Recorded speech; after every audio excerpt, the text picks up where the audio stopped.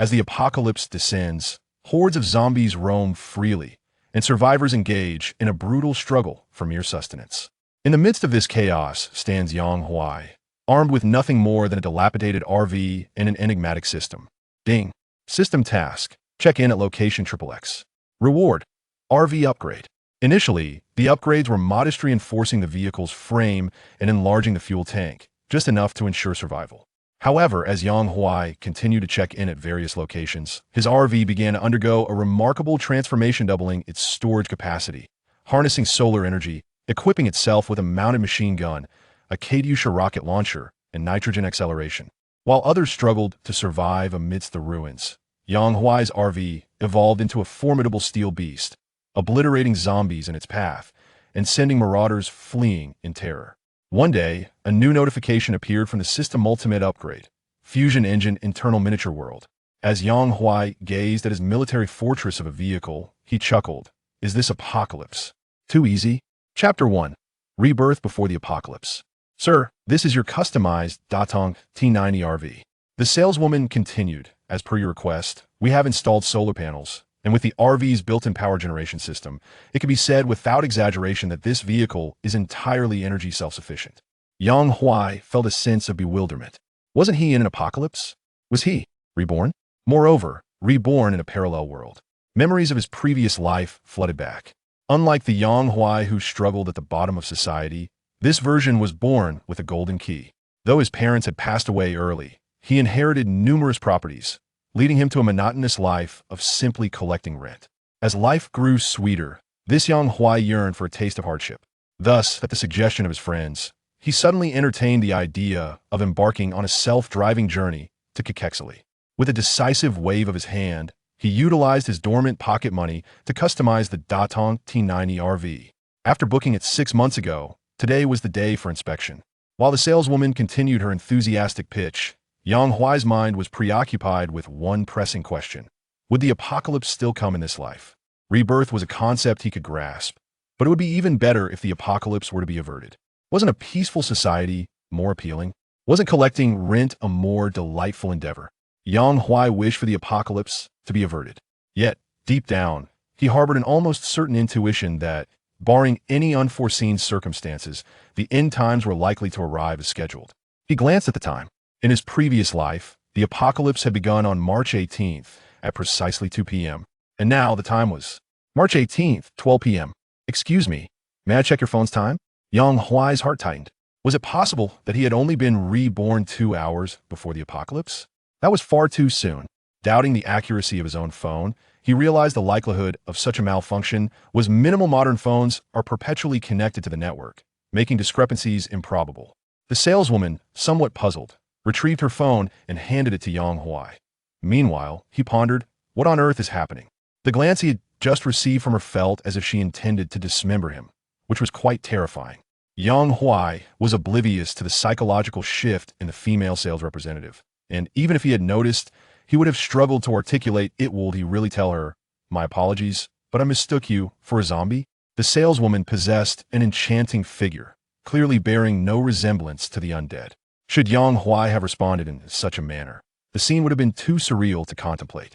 Was he destined to repeat the same fate as in his past life?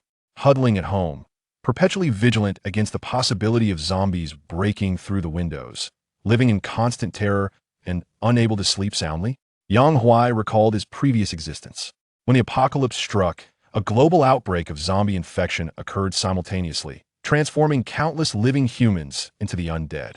The more crowded a location, the greater the number of those who succumbed, thus amplifying the danger. In his prior life, Yang Huai's chosen method was to remain at home, though it was perhaps not a choice at all. Merely a circumstance happened to be at home when the infection erupted. With limited provisions, even if he rationed his food, it would be depleted within half a month. In a peaceful society, who would think to stockpile food at home? Yang Huai's situation was relatively fortunate. He had heard tales of individuals who, accustomed to ordering takeout, had no staple items, no rice, no flour, nor even a pot, only to be left utterly helpless when the apocalypse arrived. Without food, one could not simply starve at home. Thus, they were compelled to venture out in search of sustenance. Some were fortunate enough to remain unscathed, while others were fortunate to find companions for their journey. In his past life, Yang Huai had been among the lucky, stumbling upon a small group also seeking food shortly after stepping outside. Although their rations were meager, it allowed him to survive. Gradually, the group grew stronger, enduring until the government established a refuge. In his previous life, survival had required no particular skill, merely a tenacity to endure. Now, having been granted a second chance, he could not afford to repeat the same mistakes. As these thoughts swirled in his mind, he caught a glimpse of the RV, and suddenly, a spark of hope ignited within him. Is this a system? RV check-in system, check-in point. Pearl Tower of Magic City. Task description.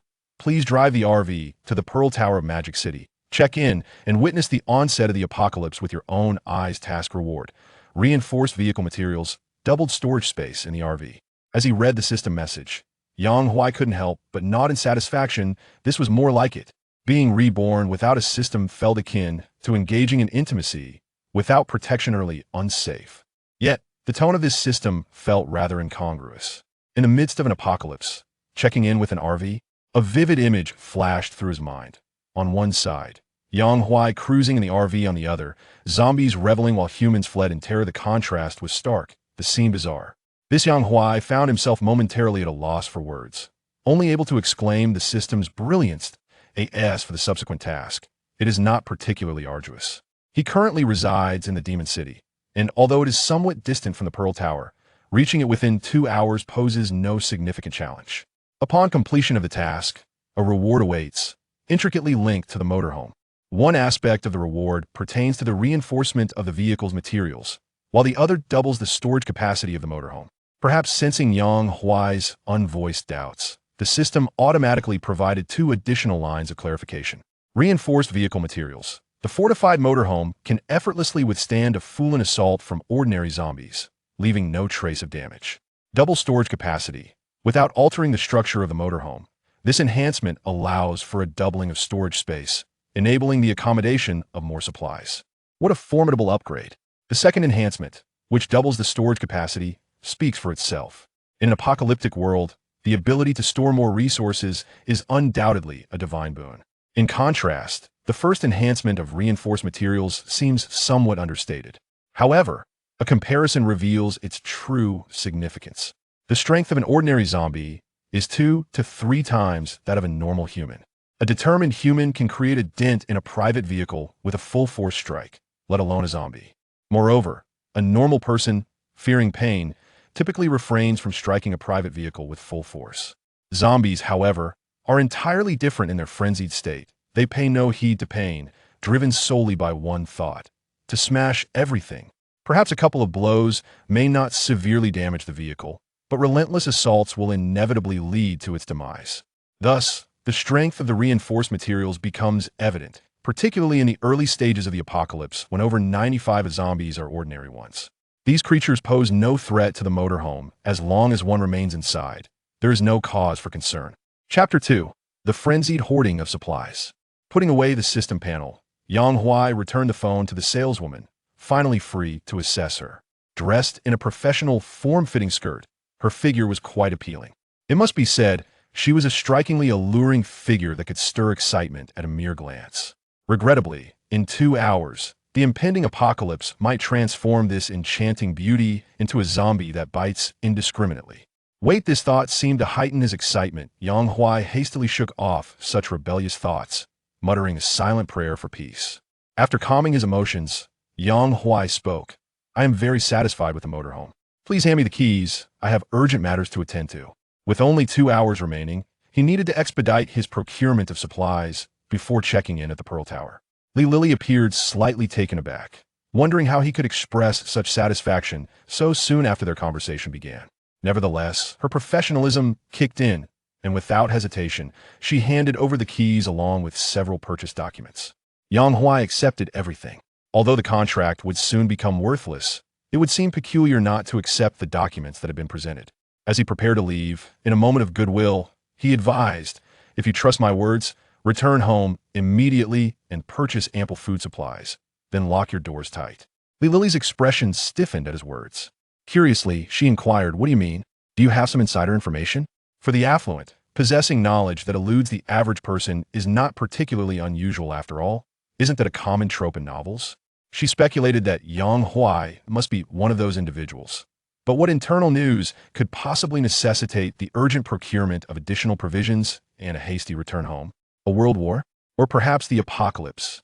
Li Lily was eager to uncover the truth. Yet the only response she received was the noxious exhaust of the car. Yang Huai pressed down on the accelerator, and the camper surged forward with a swift lurch, completely disregarding Li Lily's forlorn expression in the rearview mirror. Li Lily, filled with uncertainty, pondered for a moment before reaching for her phone to call her confidant. "Hello, Xia. As a law enforcement officer, have you heard any whispers of significant events on the horizon?" Xia, whose full name was Xia Qing, worked within the precinct near the Pearl Tower. The voice on the other end was drowned in noise, as if two individuals were arguing nearby. After stepping away for a moment, Xia Qing replied, "What significant event? Does a couple's quarrel count?" It was evident that she was currently acting as a mediator. Instantly, Li Lily understood that Xia Qing was likely unaware of the so-called internal news. It could also be due to her lower rank. However, the more probable explanation was that she had been deceived by Yang Huai. Not wishing to delve deeper, Li Lily curiously inquired about the couple's altercation. "Oh, it's nothing much. A man brought his wife to our precinct, but she appeared disoriented, likely due to substance use. Initially, we were skeptical, but her dazed demeanor was undeniably abnormal. We conducted a test and found no signs of drug use." At that moment, she suddenly regained her senses and grasped the situation, becoming highly agitated, which led to a heated argument between them. Xiaqing briefly recounted the events, but omitted the most crucial detail. The man's wife was not merely agitated had no one intervened. She would have lunged at him in a fit of rage. Her state was far from normal, and the precinct had already prepared to send her to the hospital. It was precisely for this reason that Xia Qing had the opportunity to chat with Li Lily. After a brief conversation, Xia Qing hung up the phone and glanced at the frantic woman confined in the isolation room, a sudden tightness gripping her heart. Upon exiting the camper manufacturing facility, Yang Huai filled the tank and proceeded directly to the Marriott shopping mall. The mall could be considered half of his own enterprise, as he owned the entire building, merely leasing it out for commercial use. How wonderful it would be if the end of days could be averted. At that moment, if anyone in the world wished to stave off apocalypse, it was undoubtedly Yang Huai. The reason being, his current life was already sufficiently perfect, there was no need for the world to be reset. Although Yang Huai felt a twinge of dissatisfaction, he pondered that without the apocalypse, the concept of rebirth might not exist, nor would the notion of a golden finger. Fate and destiny. It seemed while lost in thought, Yang Huai sought out the mall manager. His intention in approaching the manager was to expedite matters. The mall staff could assist him in purchasing items and transporting supplies to the camper, undoubtedly more efficiently than he could manage alone. Upon seeing the landlord, the manager instinctively thought it was time to collect rent, but then recalled that the rent had just been paid last month, resulting in a sense of relief. It was not a rent collection, but rather a shopping expedition. Yang Huai was indeed there to purchase a substantial number of items. Having just acquired the camper, it was empty and in need of various household essentials, including cookware, tableware, and bedding sets. Additionally, there exists an abundance of food. Flour, rice, and cooking oil constitute the most fundamental provisions. Fresh meat and eggs are also of considerable importance, however. Given the limited capacity of the RV refrigerator, the amount of meat and eggs that can be stored is minimal, thus necessitating only a modest purchase. Furthermore, various condiments, purified water, and instant foods that require no preparation are also included on the shopping list. The quantity to be procured corresponds to the RV storage capacity. As Yang Huai recited his list of necessities akin to a menu, the manager was left astonished. While he could comprehend the need for basic living supplies for the RV, the request for a substantial amount of rice, flour, and oil left him perplexed. The gentleman before him did not strike him as one who would engage in cooking. The rationale behind such a large purchase seemed elusive. Nevertheless, despite his confusion, the manager refrained from inquiring further, as he deemed it sufficient to process the payment shortly. The manager compiled a list of the items Yang Huai required and handed it over. Yang Huai scanned it meticulously and found no omissions. He nodded in affirmation, signaling the manager to proceed with the preparations. While the manager gathered the supplies, Yang Huai remained industrious. The fundamental necessities were accounted for, yet he still lacked defensive tools. The most effective means of protection would undoubtedly be firearms, but that would have to wait until the onset of the apocalypse, when he could seek opportunities at the local law enforcement agency. For the present, he had to settle for alternatives. A kitchen knife and an electric baton would suffice. He had already instructed the manager to procure several kitchen knives. As for the electric baton, it seemed unavailable in the marketplace, but the security office should certainly have some. He planned to take them all upon departure, confident that the manager would not object. With a strategy in mind, he proceeded to the clothing section to purchase garments. When it comes to clothing, it is far more reassuring to make the selections oneself. In the aftermath of the apocalypse, clothing would be consumed rapidly. Soiled garments could not be washed due to the scarcity of water resources. Once clothing became dirty, the most prudent course of action would be to replace it with a new set. Thus, it is equally essential to stockpile a considerable amount of clothing in advance. Yang Huai was not particular. As long as the garments fit and were durable, he would acquire several sets, even of the same style. Half an hour later, all the various supplies Yang Huai required were loaded into the RV. Gazing at the RV, now brimming with provisions, Yang Huai felt a swell of fulfillment. Even if the apocalypse were to arrive now, he would be well prepared to endure for an extended period. Chapter 3. The anomaly of the Pearl Tower. Emerging from the Wulong shopping mall, Yang Huai felt a significant lift in his spirits, having procured all necessary supplies. Consequently, his driving speed diminished considerably, albeit mainly due to the heavy traffic that necessitated a slower pace. Fortunately, time was still on his side, allowing him to reach the Pearl Tower before the impending apocalypse, provided he did not miss the system tasks. However, as Yang Huai leisurely navigated the roads, the sound of sirens, wailing incessantly, grew louder, signaling the approach of several ambulances at a nearby intersection. Ahead, police vehicles surged forward, clearing the way with an air of urgency. The formidable presence of the ambulances compelled all vehicles, including Yang Huai's RV, to halt and yield. The direction of the ambulances pointed towards the Pearl Tower, capturing the attention of many bystanders, who speculated that a calamity must have occurred to warrant such an overwhelming response. Curiosity sparked in some, urging them to follow the commotion, while the majority opted to remain detached, attending to their own affairs. Before long, the ambulances sped away, restoring normalcy to the road. Yang Huai observed numerous private vehicles making U-turns at the intersection, only a handful continuing their journey forward. Clearly, many deemed the situation unworthy of their involvement. Yet, Yang Huai was resolute in pressing onward. Having experienced the apocalypse in his previous life, he had witnessed far worse scenes. As the flow of traffic dwindled, Yang Huai found himself alone on the road, the only vehicle persisting in its forward motion. Conversely, the opposite lane became increasingly congested, filled with vehicles inching closer together until it was utterly impassable. Sensing the gravity of the situation, several drivers abandoned their cars, opting to flee on foot. A decision quickly mirrored by others who followed suit. At that moment, Yang Huai began to recognize the anomaly. This scene was reminiscent of his past experiences during the apocalypse. Yet it was occurring before the system had indicated any failure of the tasks, implying that the end had not yet arrived. Such a spectacle should not have manifested prematurely. While Yang Huai pondered these unsettling developments, a gunshot suddenly pierced the air, jolting him from his thoughts. Bang! The sound, rarely heard in peaceful society, reverberated ominously around him, prompting Yang Huai to slam on the accelerator. Nearby, Xia Qing lowered her handgun, her hand trembling slightly. It was her first encounter with the grim necessity of taking a life, and the brutal scene unsettled her.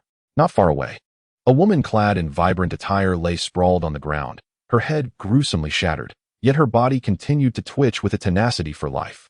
This woman was none other than the individual Xia Qing had discussed with Li Lily during their previous phone call. Originally confined to a quarantine room, the woman was slated for transfer to a hospital. Yet, in a shocking turn of events, she had suddenly gone berserk, forcefully crashing through the iron door of the quarantine room, sending its latch flying.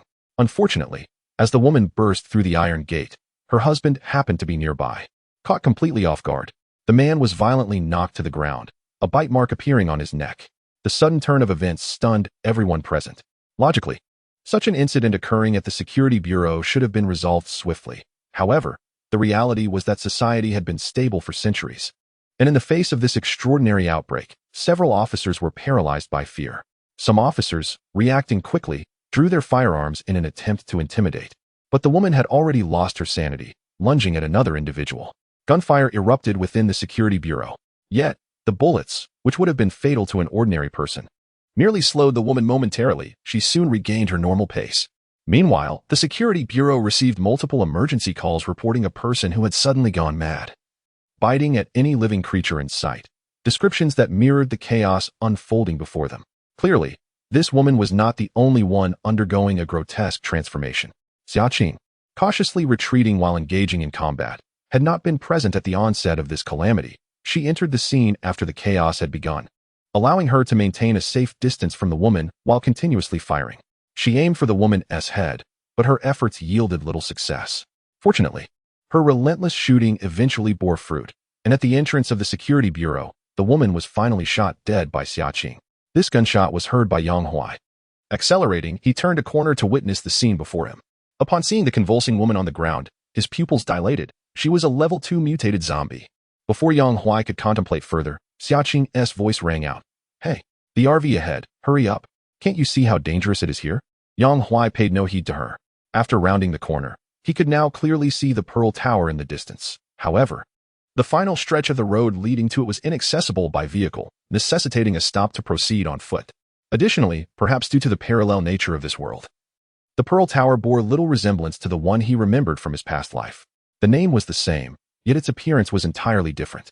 In fact, not only the architecture but also the history of this world diverged significantly from that of his previous existence. Yet, for the moment, such reflections were unnecessary, as the impending apocalypse would reset everything. Returning his focus, Yang Huai turned his attention back to the incapacitated level 2 zombie. Zombies were classified by rank. The higher the rank, the greater their power.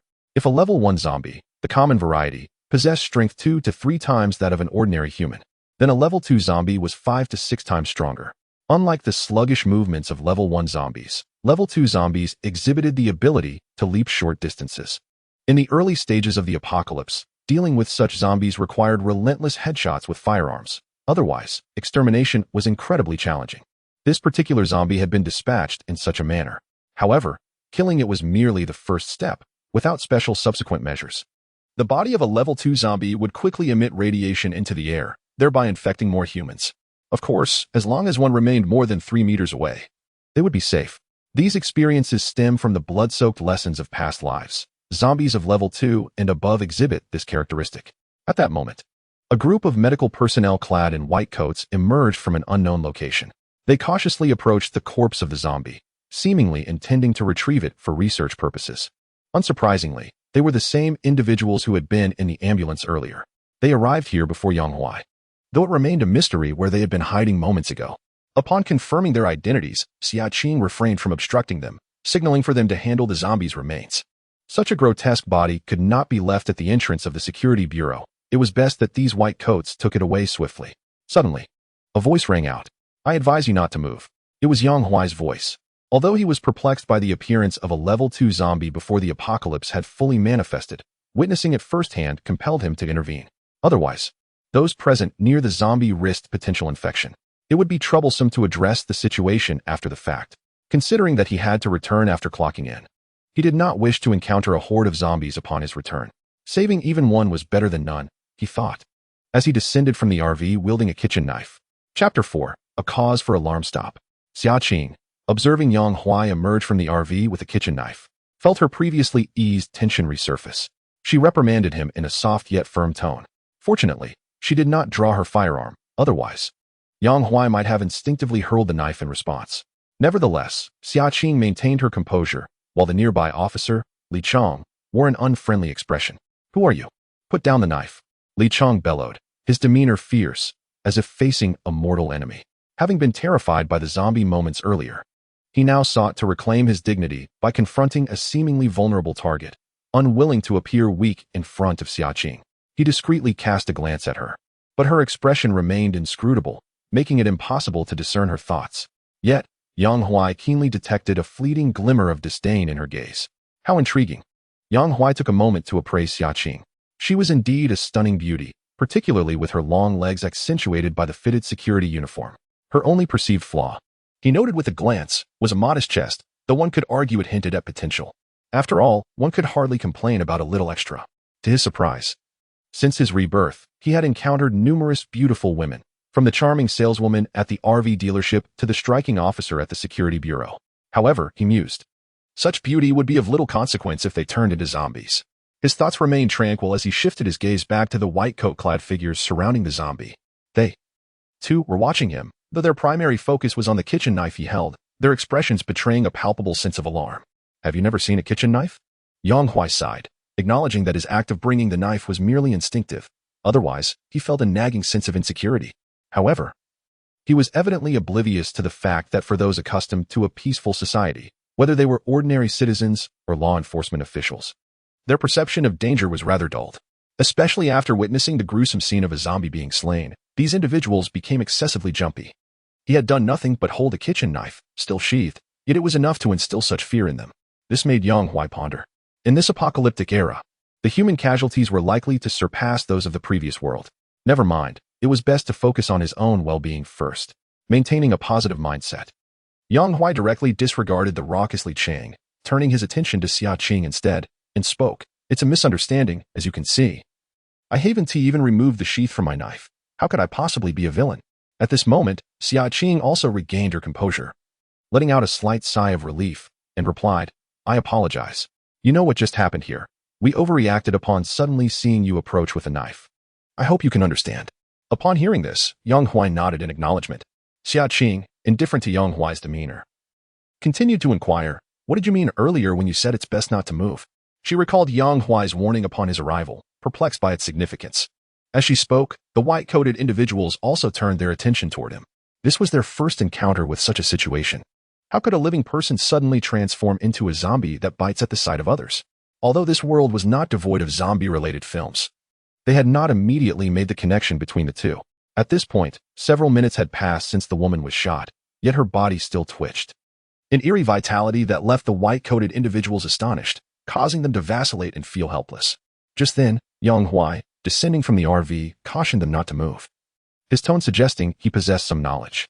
Noting their curious gazes, he remarked, I am unsure of that woman's condition, but her state resembles that of a zombie from the movies, don't you think? Yang Huai refrained from directly revealing the truth, instead employing the metaphor of cinematic zombies to subtly warn them. His intent was not to have them believe anything, but rather to instill a sense of caution, urging them to maintain a safe distance from the zombie. In truth, Yang Huai initially planned to handle the second-tier zombie in a special manner, which entailed extracting the crystal core from its heart. The crystal core was the source of the zombie's power and also the origin of its radiation. The core could only be safely removed while the zombie had not yet completely perished. Once detached, it was secure and pivotal for becoming an evolved being. However, despite the well-formed plan, the law enforcement officials had already sealed off the area. At this point, not only was it impossible to extract the core, even approaching the zombie was fraught with difficulty. Yang Huai had no choice but to settle for a lesser course of action, to warn these individuals to keep their distance from the second-tier zombie. This was not out of kindness. Rather, if these individuals were to become infected due to the second-tier zombie, when the apocalypse truly unfolded, they might ascend the ranks as zombies under the apocalypse's influence, which would undoubtedly lead to significant trouble.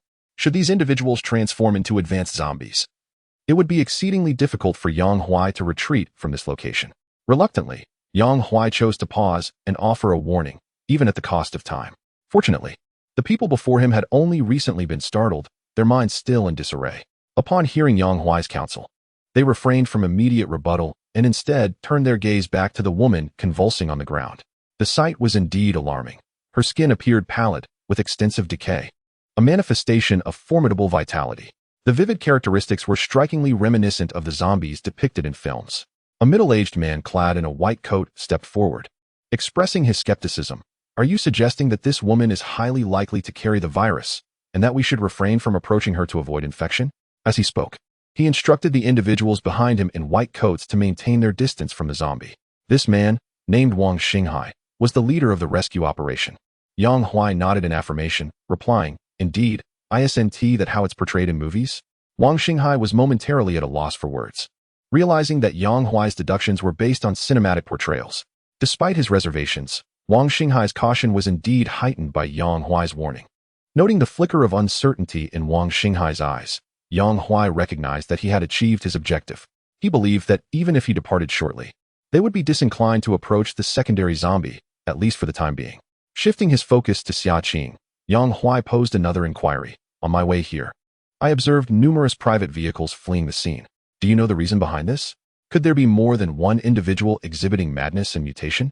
Upon hearing this question, Wang Xinghai redirected his attention towards Yang Huai.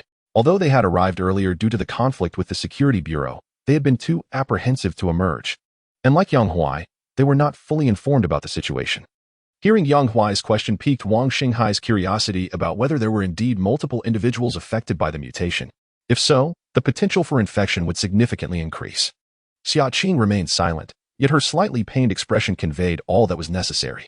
Wang Xinghai, wishing to chastise Xia Qing for her lack of communication, hesitated as he noticed her bloodstained security uniform, swallowing back his words. In contrast to Xia Qing and Wang Xinghai, the eager Li Chong interjected with fervor. Pointing at Yang Huai, he exclaimed, "On what basis should we trust him? He is merely speculating based on movies. Who knows what is true?" As Li Chong made this assertion, he believed he had uncovered a flaw in Yang Huai's reasoning. However, when he sought affirmation from Xia Qing and Wang Xinghai, he was met with expressions of incredulity. Indeed, Yang Huai's conjectures might not be entirely accurate. Nonetheless, no one could guarantee that his assumptions were unequivocally erroneous. Given the possibility that the infection theory might hold water, a more cautious approach was warranted. Even if it were ultimately revealed that Yang Huai's speculations were misguided, they would still express gratitude for his prudent warning. This was not merely a matter of right or wrong. It was about acknowledging a well-intentioned caution. However, just as their attention shifted away from Li Chong, they noticed that Yang Huai had already departed, heading towards the Pearl Tower. Chapter 5. The advent of the apocalypse and the completion of the check-in with the objective accomplished, Yang Huai had no reason to linger at the Public Security Bureau. Initially, he had intended to inquire with Xia Qing about further details regarding the emergence of the zombies. However, upon discovering that the Bureau was equally perplexed, he decisively abandoned his line of questioning. One fact could be confirmed. Several incidents of mutation and frenzy had abruptly occurred in the vicinity of the Pearl Tower for reasons unknown. Yang Huai had just guided Xia Qing and Wang Xinghai towards the direction of the infection, partly to raise their awareness and partly to ascertain whether the Public Security Bureau possessed any knowledge on the matter. For instance, where did the frenzied woman originate? Understanding her provenance might lead to the identification of the infection source. The emergence of zombies could not occur without an origin, even in the face of an impending apocalypse. It could be described as a form of radiation descending from the heavens. Although the apocalypse had yet to unfold, the premature appearance of zombies indicated the existence of an infection source near the Pearl Tower, the nature and location of which remained a mystery. Lacking answers from the Public Security Bureau, Yang Huai was left to reflect on his previous life. In that existence, there was no notion of premature mutation prior to the onset of the apocalypse, nor any mention of an infection source. All that was known was that after level 2 zombies met their demise, they would emit radiation within a 3-meter radius, classifying level 2 zombies as secondary infection sources. Yet, when it came to the original infection source, it could solely be attributed to the radiation that fell from the sky. This was the root of it all. However, in this life, with the apocalypse yet to arrive, the nature of the original infection source remained elusive, causing Yang Huai some distress. He had believed that with the advantage of foresight and prior experience, this incarnation of the apocalypse would be more manageable than the last. Yet, the unforeseen circumstances prior to the apocalypse were already presenting themselves. Shaking his head, Yang Huai dismissed the troubling thoughts. Regardless of the intricacies, the apocalypse was imminent, and the presence of a few zombies in advance was hardly a significant concern. With this in mind, he redirected his attention to the Pearl Tower. Perhaps due to a stroke of good fortune, he encountered not a single zombie, despite the several incidents of mutation and frenzy in the surrounding area. It seemed that this particular location remained untouched by chaos. Of course, this tranquility was predicated on the fact that all individuals had evacuated. Within half an hour of the zombies' appearance, news had already spread like wildfire online. Though no zombies had manifested at the Pearl Tower, the public and staff, having received the alarming news, would undoubtedly refrain from remaining in the vicinity for safety. This was, in fact, advantageous. Without any personnel on duty, there was no need to purchase a ticket. As he advanced a few more steps, Yang Huai noticed that even the door had been left unlocked, underscoring the urgency with which the staff had evacuated. It was likely that they had not anticipated anyone would visit the Pearl Tower during such a tumultuous time. Deeming the oversight of locking the door inconsequential, this inadvertently benefited Yang Huai, granting him unimpeded access. He ascended to the observation deck via the elevator. Check-in at the Pearl Tower has commenced. Time remaining until the apocalypse, 5 minutes. The system interface appeared promptly, and upon a brief glance, Yang Huai felt a wave of relief wash over him. Moments ago, he contemplated inquiring about the clock-in system, only to realize the simplicity of the matter. One merely needed to await the arrival of the apocalypse in silence. with nothing to occupy his time. Yang Huai began to appreciate the scenery around him. Suddenly, memories of his previous life flooded back. Before the apocalypse descended, he was but a humble worker, residing in the city of demons, yet devoid of any sense of belonging. After a lifetime of toil, he could not even afford a modest home, leaving him to ponder the purpose of his struggles. Even when the apocalypse finally arrived, as an ordinary individual, merely surviving was a stroke of immense fortune. The notion of seizing the chaos to elevate oneself above others was nothing more than a fanciful dream. As the apocalypse commenced, while he lamented over food in his rented room, others were already preparing for the forthcoming societal restructuring. A single misstep could lead to a cascade of failures. Aspiring to ascend to greatness as an ordinary person was not entirely impossible, but the greater likelihood was becoming a mere puppet for the powerful. Though he appeared to shine in the eyes of others, he was but a tool, having lived through a lifetime. Yang Huai had long since grown indifferent to the superficial accolades of the so-called elite. In this second chance at life, his desires were simple: to live with less burden. Just like in this very moment. After his rebirth, he found relaxation for the first time, the previously taut strings of his nerves suddenly unwinding as he silently gazed at the landscape beneath the tower, slipping into a state of transcendence. From the Pearl Tower, he observed the chaos in nearby districts, where flames erupted in places. These were likely the areas Summer Ching had mentioned, where other zombies had appeared. He also noticed the security bureau not far away, faint gunshots echoing in the air. Had there been another mutation at the security bureau? This was his immediate thought, suspecting it could be due to the earlier encounter with a level 2 zombie. Given the time that had elapsed, such a transformation was indeed overdue. In stark contrast to the chaos of zombies nearby, the distant city of demons appeared tranquil and thriving. This was the final flourish of human society, the peaceful era on the brink of dissolution, leaving one to wonder how many were truly prepared to face the impending apocalypse. Gradually, the initially clear skies began to darken. At first, only a few noticed the shift above, dismissing it as a mere harbinger of overcast weather. Yet, with not a cloud in sight, how could it be cloudy? As the darkness deepened, more individuals became aware of the unusual sky. Their gazes lifted in bewilderment, akin to early humans witnessing thunder for the first time, filled with confusion and trepidation. Nevertheless, those who took note of the ominous change remained a minority. In the bustling metropolis of the city of demons, it was the afternoon rush hour. Many toiled within the skyscrapers. Who would take the time to ponder the transformation of the sky? Better to indulge in a few videos of charming ladies. After all, if the sky were to fall, the tall ones would bear the brunt. No one anticipated the impending events. The sole bearer of knowledge, Yang Huai, remained expressionless as he observed everything from the Pearl Tower. Finally, at a certain moment, as the countdown on the system panel concluded, the city plunged into an eerie silence. Radiation envelopes the globe, descending from the heavens in silence. On the surface, all appears tranquil, yet beneath this facade, it gathers strength for the impending tempest. Yang Huai keenly perceives the arrival of radiation. After a considerable moment of contemplation, he reluctantly shakes his head. He is merely an ordinary man now, incapable of sensing the presence of radiation. However, he finds solace in the fact that, like in his former life, he has not succumbed to the infection and transformed into a zombie during the initial wave of radiation. Speaking of the first wave of infection, it is an inevitable consequence of the radiation descending from above that all individuals will be exposed, with more than half succumbing to infection and becoming ravenous zombies. Those who remain uninfected cannot afford to rejoice, for they are likely surrounded by the undead, some of whom were once their close friends and family. In such dire circumstances, they face three choices: to flee the encroaching danger, to be devoured by zombies, or to succumb to infection and assimilation. As Yang Huai ponders this grim reality, the once silent city suddenly springs back to life. However, unlike the bustling human activity of mere minutes prior, the city is now overrun by zombies, filled with howls, screams, and the anguish of a shattered social order. The apocalypse has undeniably arrived. From his elevated vantage point, Yang Huai hears little of this cacophony. Yet, the absence of sound renders the silent tragedy even more profound, striking deep into his soul. He remains speechless, even overlooking the system notification indicating his check-in has been completed, only regaining his awareness after an extended moment. Taking a deep breath, Yang Huai acknowledges the harshness of the apocalypse, yet with the advantage of his newfound abilities. He feels a sense of reassurance. He opens the system panel to inspect the updates. Check-in at the Pearl Tower completed. Please return to the RV to commence upgrades. Chapter 6.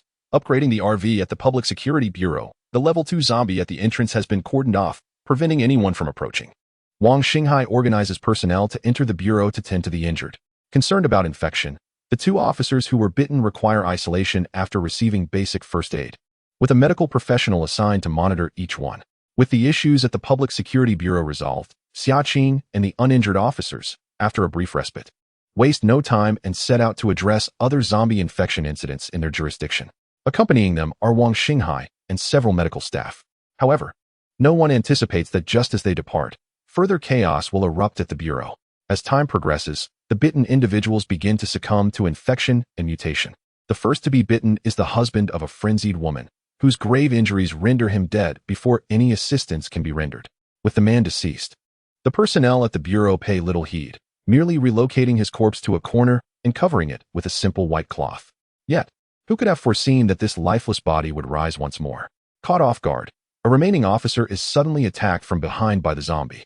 The creature bites down, tearing away half of the officer's face, even swallowing an eyeball in the process, juices spilling forth amidst the chaotic encounter.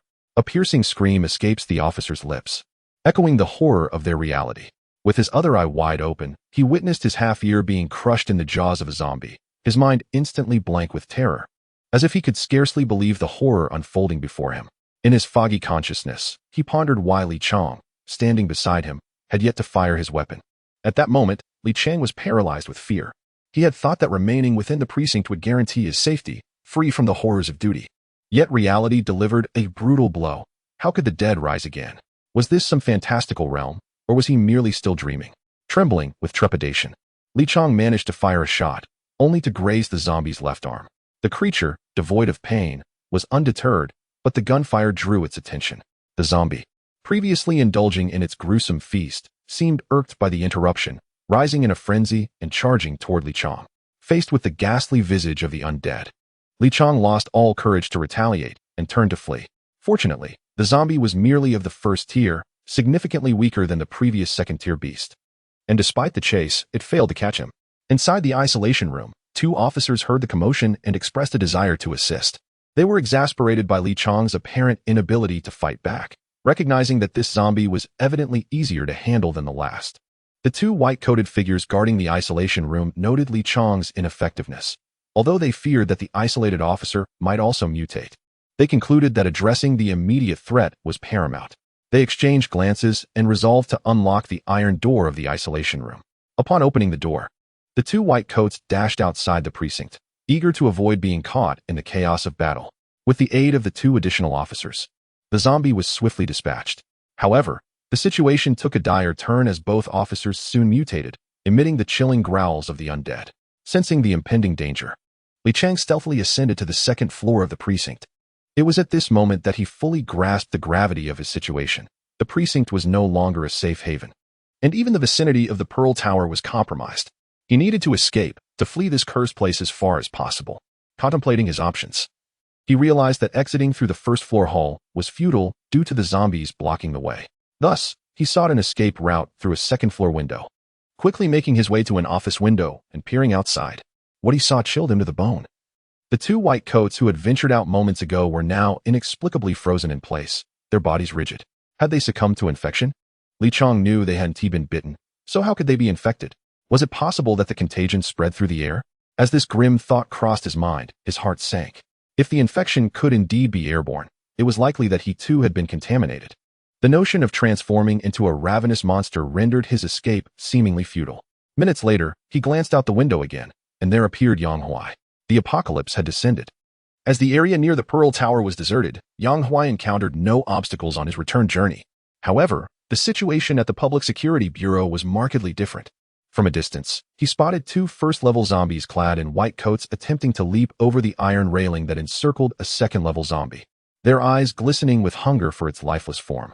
The allure of the second-level zombie not only captivated these two at the Bureau, but also drew the attention of several first-level zombies across the street.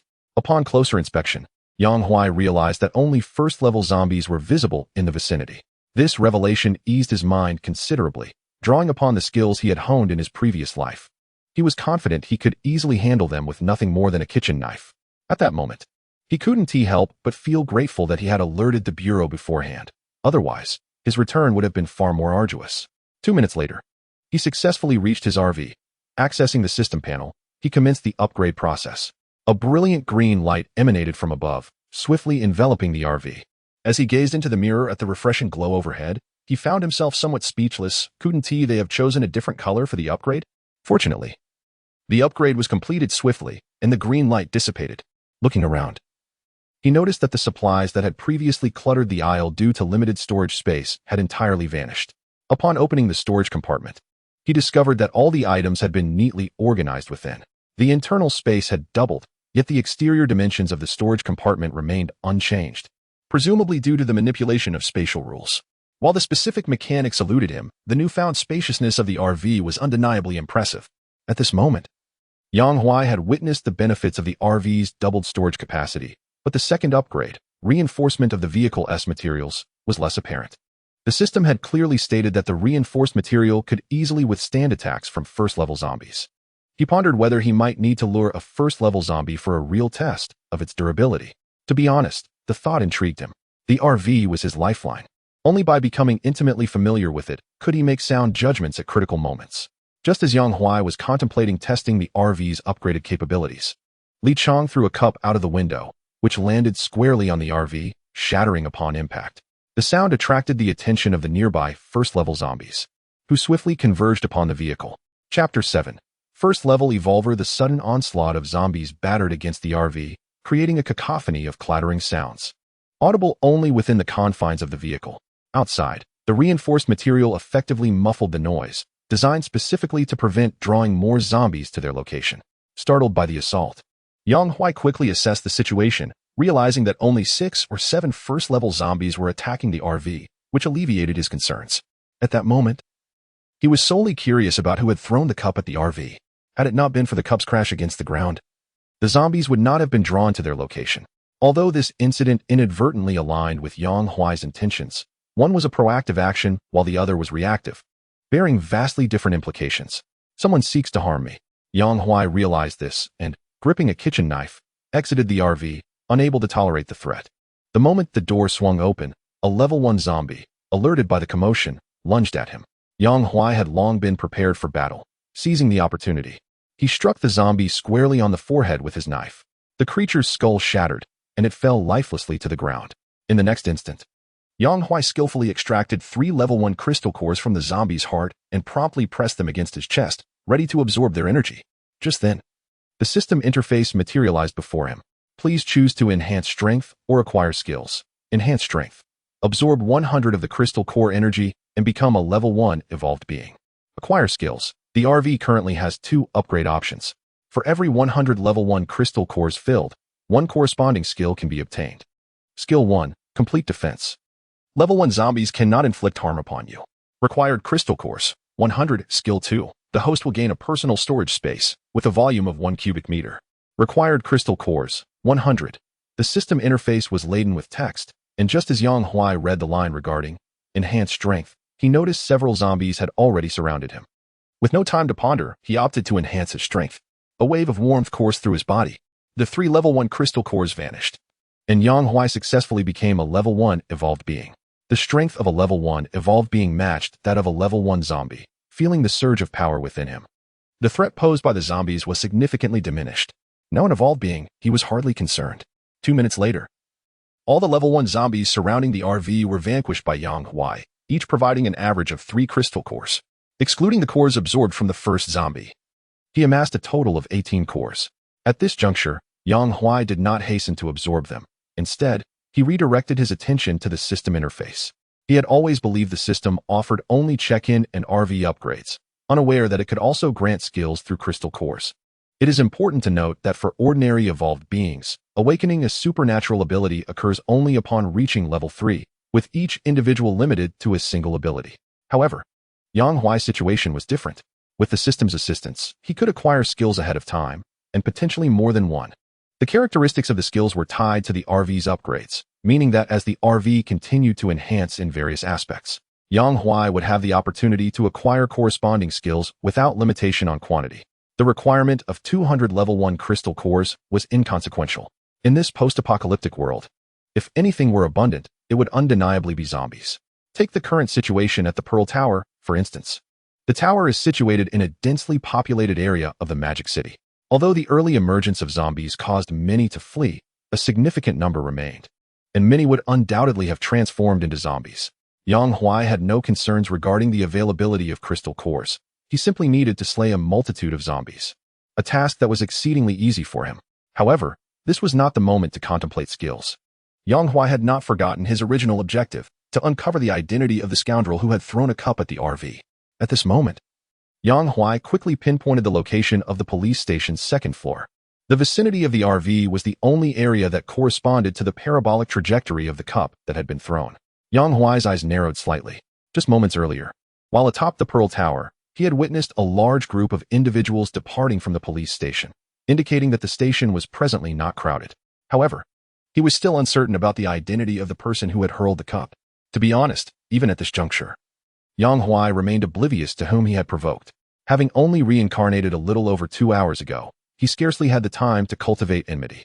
Regardless of past events, a rift had undoubtedly been forged now. Even if the individual might be a law enforcement officer, Yang Huai felt no trepidation. With such thoughts, he secured the RV and strode purposefully towards the police station. He was unperturbed by the possibility of being shot at from the second floor, for if the assailant had truly intended to do so, they would have fired when he returned to the RV, not now. Suddenly, just as Yang Huai had taken a few steps, a series of gunshots erupted from the second floor. Bang, bang, bang. Moments later, Li Chong leaped down from the second floor, followed closely by 2 rampaging second-tier zombies. Li Chong clutched 2 first-tier crystals, which he had pulled from an unknown source, and mimicked Yang Huai's earlier action by pressing the crystals to his chest. As the crystals were rapidly absorbed, he failed to undergo evolution. Upon witnessing this, Yang Huai could not contain his amusement. Li Chong had presumably seen him absorb a crystal and was evidently unaware that there existed a conversion rate for absorption. For individuals with a low conversion rate, energy dissipates during the absorption of crystals. Typically, a person with a 100 conversion rate requires only 1 first-tier crystal to become a first-tier evolved being. However, those with lower rates often need several crystals to achieve evolution. Ranging from 5 or 6 to 10 as a baseline, Li Chong belonged to the latter category. In fact, the vast majority of humanity does not attain a 100 conversion rate. According to the distribution system of the refuge base in Yang Huai's past life, an average conversion rate of 60 to 70 was considered decent, 80 was regarded as exceptional, and above 90 was exceedingly rare. As for a 100 rate, Yang Huai had only heard of one such individual in his previous life, who later became known as the guardian of the Xian nation. By comparison, the Yang Huai of his former life was insignificant. However, this life was different. Endowed with a system, Yang Huai naturally possessed a 100 conversion rate. And with the ability to acquire skills in advance, his path to evolution would not be as arduous as in his previous existence. Shaking off these thoughts, Yang Huai continued to observe Li Chong. He noticed that Li Chong was now stricken with terror. Without perceiving any change in his body, he fled towards Yang Huai in a state of panic, completely forgetting that he had recently attempted to undermine him. Crying out in desperation, "Save me!" Li Chang was in a state of shock. Initially resigned to his fate while hiding on the second floor, he had prepared himself to await death. However, Yang Huai's sudden appearance ignited a malevolent thought within him. Especially considering Yang Huai's previous disregard for him, Li Chong's frustration surged uncontrollably. In a moment of impulsive folly, he seized a nearby water cup and hurled it towards Yang Huai's vehicle. Instantly, 6 or 7 level 1 zombies were drawn towards it. Li Chong's face illuminated with excitement as he thought it would be quite a sight to witness Yang Huai being devoured by the undead before his demise. However, the next moment, he was left astounded by the sight of Yang Huai effortlessly cleaving through the zombies. Particularly striking was the moment when Yang pressed a crystal core against his chest. Li Chang watched in disbelief as the core vanished, witnessing Yang's power surge dramatically. A wave of regret washed over Li Chong as he realized he would inevitably face retribution for his actions. Simultaneously, it dawned on him that he had not been infected after all. The notion of airborne transmission had merely been a figment of his imagination. Otherwise, Yang, having been in close proximity to a level 2 zombie, would not have remained unscathed. The thought that he could escape death invigorated Li Chong's clever mind. As long as he could procure a firearm and learn to absorb crystal cores like Yang, he felt confident he could stand his ground even against Yang Huai. As for why he could not use his own gun, it was simply because he had foolishly wasted all his ammunition without knowing where to discard it. If Yang were aware of Li Chong's antics, he would undoubtedly question the legitimacy of his position as a sheriff. Yet, the truth of the matter was not far from that suspicion. Li Chong had originally been a small-time thug, later placed into the security bureau by his uncle. He had received no training whatsoever before being thrust into the role. His uncle's influence was indeed questionable. In fact, Li Chang's ineptitude had been evident from his previous actions. While other officers in the Security Bureau were also lacking, they at least possessed fundamental abilities. Though they panicked in the face of zombies, they could still fight. But Li Chang was different. He was not merely ineffectual in appearance. He truly was incompetent. Nonetheless, returning to the matter at hand, Li Chang successfully acquired a crystal core and a firearm, yet inadvertently lured 2 zombies from the first floor to the second, who relentlessly pursued him. This brought him to the present moment. Yang Huai, upon hearing Li Chang's cries for help and witnessing him approach, instinctively took a step back. Apologies, but we are not acquainted. After a moment's contemplation, Yang inquired, "Are there others in the Security Bureau aside from you?" "No," Li Chang replied instinctively. Yang's gaze flickered. "Thus, it must have been you who threw the water cup." As Li Chang drew nearer, Yang wasted no time and swung his blade without hesitation. Chapter 8. Evolution. Once more the blade gleamed with a flash, and Li Chang's head rolled away. Yang had no time to regard Li Chang's lifeless body. 4 level 2 zombies had already leapt from the second floor of the Security Bureau and charged towards him. Presumably, they were the previously bitten officers who had mutated before the apocalypse and subsequently evolved under its influence. Otherwise, it would be improbable for both to be level 2 zombies. With that thought, Yang swiftly seized the handgun from Li Chang's corpse. Upon opening the magazine, he discovered it contained but a single bullet. Damn, what was this fellow doing? Yang cursed vehemently, having expected a supply of ammunition only to find a mere offering of vegetables instead.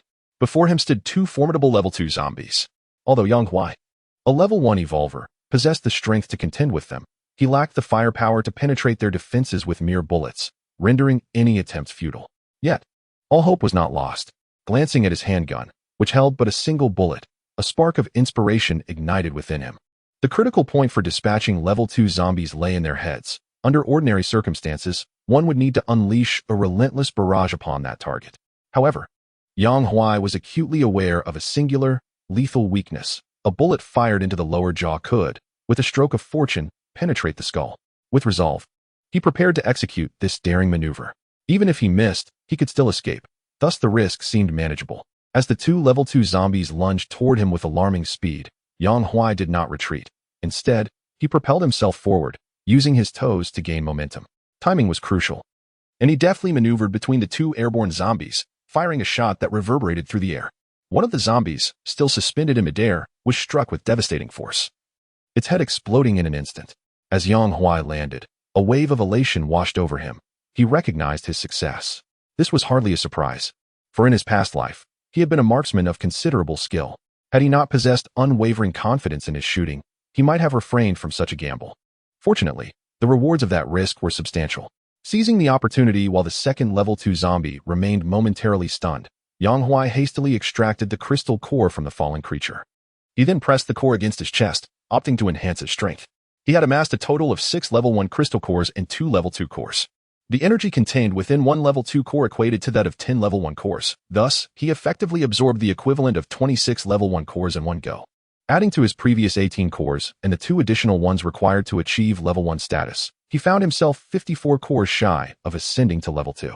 The minimum threshold for becoming a level 2 evolver was 100 level 1 cores. This requirement, however, pertained to those with a guaranteed conversion rate. The majority of ordinary evolvers would require even more than 100 cores to progress. Fortunately, Yang Huai did not need to concern himself with such matters. Nonetheless, he still faced a considerable distance before achieving level 2 status. At that moment, his handgun was devoid of ammunition, and he was confronted by a frenzied level 2 zombie. Its visage twisted in rage as it howled in fury, seemingly incensed by the mockery it had suffered. After catching his breath, Yang Huai turned his gaze to the handgun he had just pried from the zombie's grasp. It contained 5 bullets, ample ammunition for the task at hand. With tension dissipated, only the anticipation of victory remained in his heart. This time, he chose not to aim for the lower jaw. Instead, he unleashed a trio of bullets directly into the zombie's eyes, causing it to collapse instantly. From its heart, he extracted 7 level 1 crystal cores and 3 level 2 cores, once again opting to bolster his strength. In this phase of his evolution, raw power evidently outweighed skill and importance. As Yang Huai absorbed energy equivalent to 37 primary crystal nuclei in one fell swoop, he found himself just 17 primary crystal nuclei away from ascending to the rank of a secondary evolver. His gaze shifted toward the last secondary zombie enclosed by a fence. If he could account for it, he would surely meet his requirement in one go. However, that secondary zombie had already succumbed to death, and procuring its crystal nucleus was no easy task. Although Yang Huai had attained the status of a primary evolver, approaching a thoroughly deceased secondary zombie still posed a risk of infection. His attention then wandered to the dozen or so primary zombies lurking beyond the fence. Among them, 2 were originally present, while the remaining 10 were drawn over from across the street. These primary zombies exhibited an unwavering dedication. Despite the commotion caused by Yang Huai moments ago, they remained oblivious, indicating that their desire for evolution outweighed their instinct for self-preservation. Yang Huai shook his head, gripping his kitchen knife tightly as he approached them. Minutes later, the horde of zombies lay sprawled on the ground, their heart crystal nuclei extracted with precision. Yang Huai pressed the gathered crystal nuclei against his chest, a familiar warmth coursing through his body, marking his successful transformation into a secondary evolver. Remarkably, it had been less than half an hour since he became a primary evolver. Compared to his past life, the pace of evolution in this life felt akin to riding a rocket. No wonder the guardian of the Xia kingdom had remarked that evolution was remarkably straightforward. With a conversion rate of 100%, it was almost child's play. Uncertain of the circumstances surrounding other humans on Blue Star at this moment, Yang Huai was confident that he was likely the first secondary evolver globally. This was not arrogance, but rather an unshakable self-assurance. Now that he had become a secondary evolver, the threat of infection from secondary zombies no longer loomed over him. With a nimble leap, he vaulted over the iron fence and collected the crystal nucleus from the already lifeless secondary zombie. 3 primary crystal nuclei and 1 secondary crystal nucleus were his haul. The quantity was somewhat modest, diminished by radiation loss. Yang Huai had yet to devise a plan for distributing these nuclei and decided to stow them in his RV for the time being. After laboring for so long, the security bureau was finally void of zombies. He surveyed the premises and found not a single living creature. Starving, Yang Huai chose not to rush into gathering supplies. The security bureau wasn't going anywhere, and it would be wiser to first address his hunger. Upon returning to his RV, he prepared a simple dish of tomato and egg noodles. Seated at the table, he savored the view outside while relishing his meal. Unbeknownst to him, a primary zombie staggered over and came to a halt right in front of the window. Rather than being repulsed by the grotesque appearance of the zombie, Yang Huai found his interest piqued, and he enjoyed his meal even more. The zombie seemed to sense his contentment and angrily pounded on the window. Although the noise was loud, it posed no threat to the RV. Yang Huai quickly finished his noodles, even drinking the broth in a couple of hearty gulps. Letting out a satisfied burp afterward, he pulled out his phone, immediately checking for signal, only to find it had long been severed. Subsequently, he activated the radio function, scanning all frequencies, but still encountered no signals. Yang Huai was not surprised. In his previous life, the onset of the apocalypse had similarly obliterated satellites through radiation. The communication network has ceased to exist. It was only 2 months later that the nation managed to establish a rudimentary means of communication, allowing the populace to receive the latest news via radio. In a previous life, communication took 2 months to restore. One can only wonder how long it will take in this current reality. Yang Huai earnestly hopes for the swift re-establishment of communication, as it would alleviate his fears of working in isolation. Continuous awareness of external circumstances is essential to avoid making erroneous judgments. Chapter 9. Irregular fragments after finishing his meal. Yang Huai changed into a fresh set of clothing.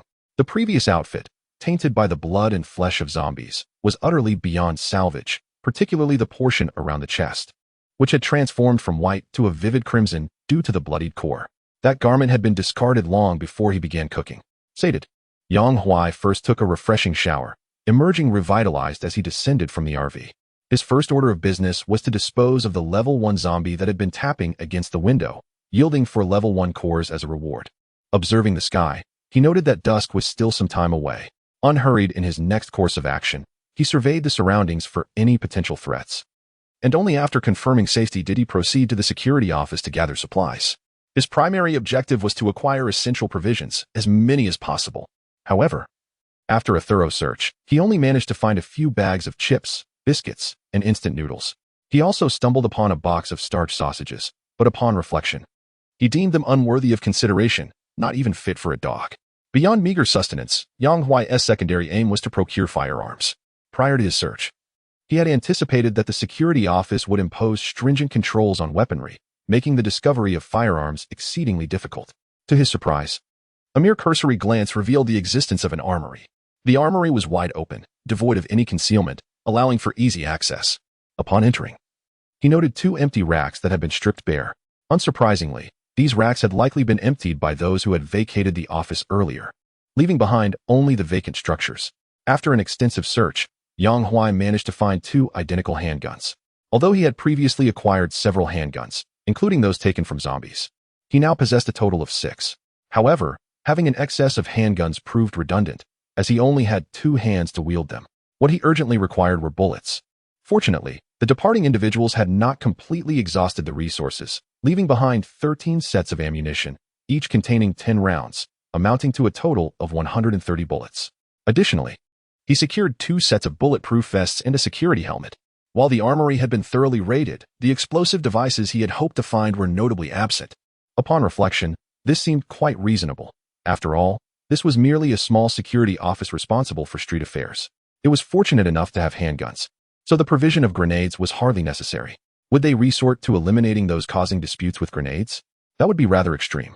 With a sense of relief, Yang Huai acknowledged that even if this search yielded no bullets, he, possessing the strength of a level 2 evolved being, remained unperturbed.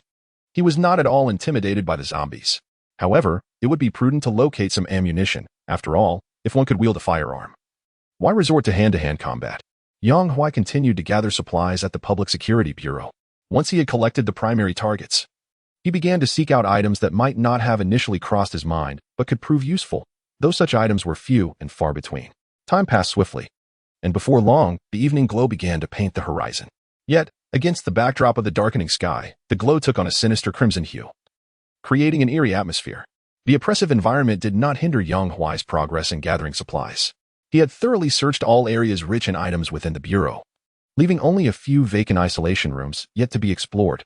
Yang Huai held little hope of discovering anything useful in the isolation rooms, but he still ventured into each one. In one of these rooms, a woman's handbag caught his attention. Through the opening of the bag, he noticed a glimmering light emanating from within. Intrigued, he hastened to approach and opened the bag.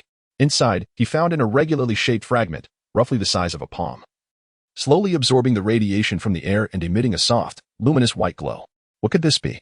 Yang Huai cautiously reached out to touch the fragment. The moment his fingers grazed it, the radiation that had been flowing toward the fragment abruptly reversed direction. Astonishingly, the fragment transformed from a radiation-absorbing object into a radiation-emitting one. As if that were not alarming enough, the radiation emitted bore infectious properties akin to those of the deceased zombies. Yang Huai instinctively drew back his hand. What does this mean?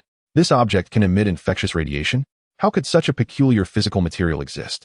Fortunately, as a level 2 evolver, Yang Huai was immune to the infectious radiation emanating from the fragment. However, his immunity did not extend to ordinary individuals. The thought of someone carrying this fragment on their person, wasn't that tantamount to a swift transformation into a zombie? Suddenly, a realization struck Yang Huai. If carrying this fragment could lead to infection, could it be the very mysterious source of infection that precipitated the emergence of zombies before the apocalypse? But where did this fragment come from? It couldn't have just materialized out of thin air. Never mind that. First, he needed to ascertain the ownership of the handbag. Was it the property of the level 2 zombie lurking at the entrance? If so, it would validate his hypothesis. Yang Huai understood that haste would not yield favorable results. He decided to proceed methodically, beginning with identifying the handbag's owner. As he rummaged through the bag once more, he discovered an identification card. The card bore a photograph. But the woman at the entrance had suffered a fatal head injury, making comparison impossible. Who could say if this handbag belonged to her? Continuing his search, he stumbled upon a dark plastic handcuff. Goodness, how extravagant. Having found nothing that could confirm the owner's identity, Yang Huai felt a wave of frustration wash over him. Just then, he inadvertently caught sight of a camera positioned in the corner of the room and suddenly had a flash of inspiration. Although the power at the Public Security Bureau had long been cut, the surveillance footage should still exist. The woman had arrived at the Bureau before the apocalypse, at a time when the power had not yet failed. Thus, the camera would surely have captured her presence. If the woman carries the very handbag before her, it can be surmised with certainty that she has succumbed to radiation contamination from irregular fragments, thus becoming a level 2 zombie prior to the apocalypse. Reflecting on this, Yang Huai could not help but commend his own astuteness. Soon, following the surveillance lines, Yang Huai arrived at the monitoring room of the Public Security Bureau. The sun was on the verge of setting, casting a dim light in the unlit monitoring room. After considerable effort, he located the hard drive storing the surveillance footage. Without delay, he brought the hard drive back to his camper to examine it. Upon opening his computer and connecting the hard drive, dozens of high-definition videos emerged. Yang Huai first navigated to the video folder of the surveillance cameras at the entrance of the Public Security Bureau, dragging the progress bar to the end. 5 minutes later, he observed a woman clad in striking attire being escorted into the bureau by a man. The handbag she held was precisely the same as the one he had seen earlier, identical in color and design. Yang Huai slapped his thigh, realizing he had indeed deduced correctly. The inexplicably luminous irregular fragments were the source of the woman's mutation. Chapter 10. The second checkpoint. After continuing to watch the surveillance footage for a while longer, Yang Huai found nothing of further value and subsequently stowed the hard drive away. A glance at the clock revealed it was 6:30 in the evening. Outside the camper, darkness enveloped everything. To avoid drawing attention, Yang Huai pulled all the curtains, ensuring not a sliver of light could be seen from outside. He glanced at the electrical control panel, noting there was a total of 10 degrees of electricity. Aside from the power used for cooking with the induction stove at noon, he had not consumed much electricity, leaving him with over 9 degrees. Yang Huai was not particularly concerned about the power situation. When he first acquired the camper, the saleswoman had assured him it was equipped with solar panels to charge during the day, as well as a generator powered by the vehicle's movement. With both modules generating power, barring any unforeseen circumstances, there would be ample electricity. With nothing pressing on his agenda, a fatigued Yang Huai quickly consumed a cup of instant noodles and lay down in bed, preparing for sleep. In the darkness, only the irregular fragments continued to emit a gentle, shimmering white light. Yang Huai gazed at the fragments, certain that he had never encountered anything like them in his past life. He was oblivious to their true nature and utility. He could only preliminarily deduce that there were likely multiple pieces of these irregular fragments. As the signs of breakage were evident, this palm-sized piece was certainly not whole. This also perfectly explained why there had been several other mutation incidents surrounding the Pearl Tower. They too might have unknowingly acquired such fragments, enchanted by their glow and subsequently collecting them, unaware that these seemingly miraculous pieces had become their death knell. With a soft sigh, Yang Huai felt a sense of helplessness. Although he had discerned the properties of this fragment, its lack of practical application rendered it useless. The notion of useless here does not stem from a lack of ideas on how to utilize it, but rather from the realization that while he had conceived methods of application, he was either unable or unwilling to employ them. The method was straightforward. Could not the irregular fragments transform ordinary individuals into level 2 zombies? In light of this, if Yang Huai so desires, he can fully exploit this characteristic to cause many individuals to become infected and mutated, transforming them into perfect secondary zombie supply sources once they evolve into Tier 2 zombies. It is essential to note that for Yang Huai, who has already ascended to the status of a secondary evolver, Tier 1 crystal cores hold no value. Only Tier 2 cores, or even those of a higher echelon, can facilitate his further evolution. To achieve another evolution, Yang Huai must vanquish a substantial number of secondary or higher-level zombies. It is worth mentioning that in the early days of the apocalypse, secondary zombies are quite scarce. Although Yang Huai fortuitously encountered 3 secondary zombies at the entrance of the Public Security Bureau during the day, this was merely a coincidence. Should he venture out now, it is certain that he would encounter not even a single hair of a secondary zombie. This is an undeniable fact that cannot be altered. After all, today marks merely the first day of the apocalypse. If a multitude of high-level zombies were to emerge, humanity would stand no chance and would be left with no choice but to surrender. As for whether the number of high-level zombies will increase over time, that is a certainty. However, for the moment, distant solutions cannot quench immediate thirst, and Yang Huai is in dire need of crystal cores. With this thought, Yang Huai gazed intently at the irregular shard emitting a white glow, his eyes deep with contemplation. This unexpected acquisition offered him a path previously unimagined. Yet it also concealed the Pandora's box of hidden demons. Yang Huai would undoubtedly refrain from utilizing it, but it remains uncertain whether the other recipients of the shards, upon discovering their properties, would be able to resist temptation. In a haze of contemplation, fatigue gradually overtook him. Yang Huai slipped into slumber, enjoying the most restful night since his arrival in this post-apocalyptic world. Countless times in his past life had he longed for a good night's sleep, and today, that desire was finally fulfilled. The following morning, as daylight broke, the newly awakened Yang Huai received the second task from the system. RV check-in system, check-in point, Disney Park, task description. Please promptly drive the RV to the magical Disney Park and check in at the highest point. Additionally, do not overlook the scenery along the way. Please take photographs with zombies at 10 different locations en route to Disney Park. Task rewards: engine enhancement, crystal creation artifact, vehicle material reinforcement, engine enhancement. The engine's horsepower will receive an epic level boost, enabling it to effortlessly break through any obstacles hindering progress. Crystal Creation Artifact. Detection indicates the host possesses a piece of radioactive material. Upon absorption by the RV, it will augment the Crystal Creation module, generating 1 Tier 2 Crystal Core daily. Vehicle Material Reinforcement. The reinforced RV will easily withstand a full force strike from a secondary zombie without sustaining any damage. As Yang Huai read through the system's text, his drowsiness evaporated instantly. Moments ago, he had been half asleep, and now he was nearly leaping with excitement, on the verge of cheering. The issuance of a second check-in point by the system was not unexpected.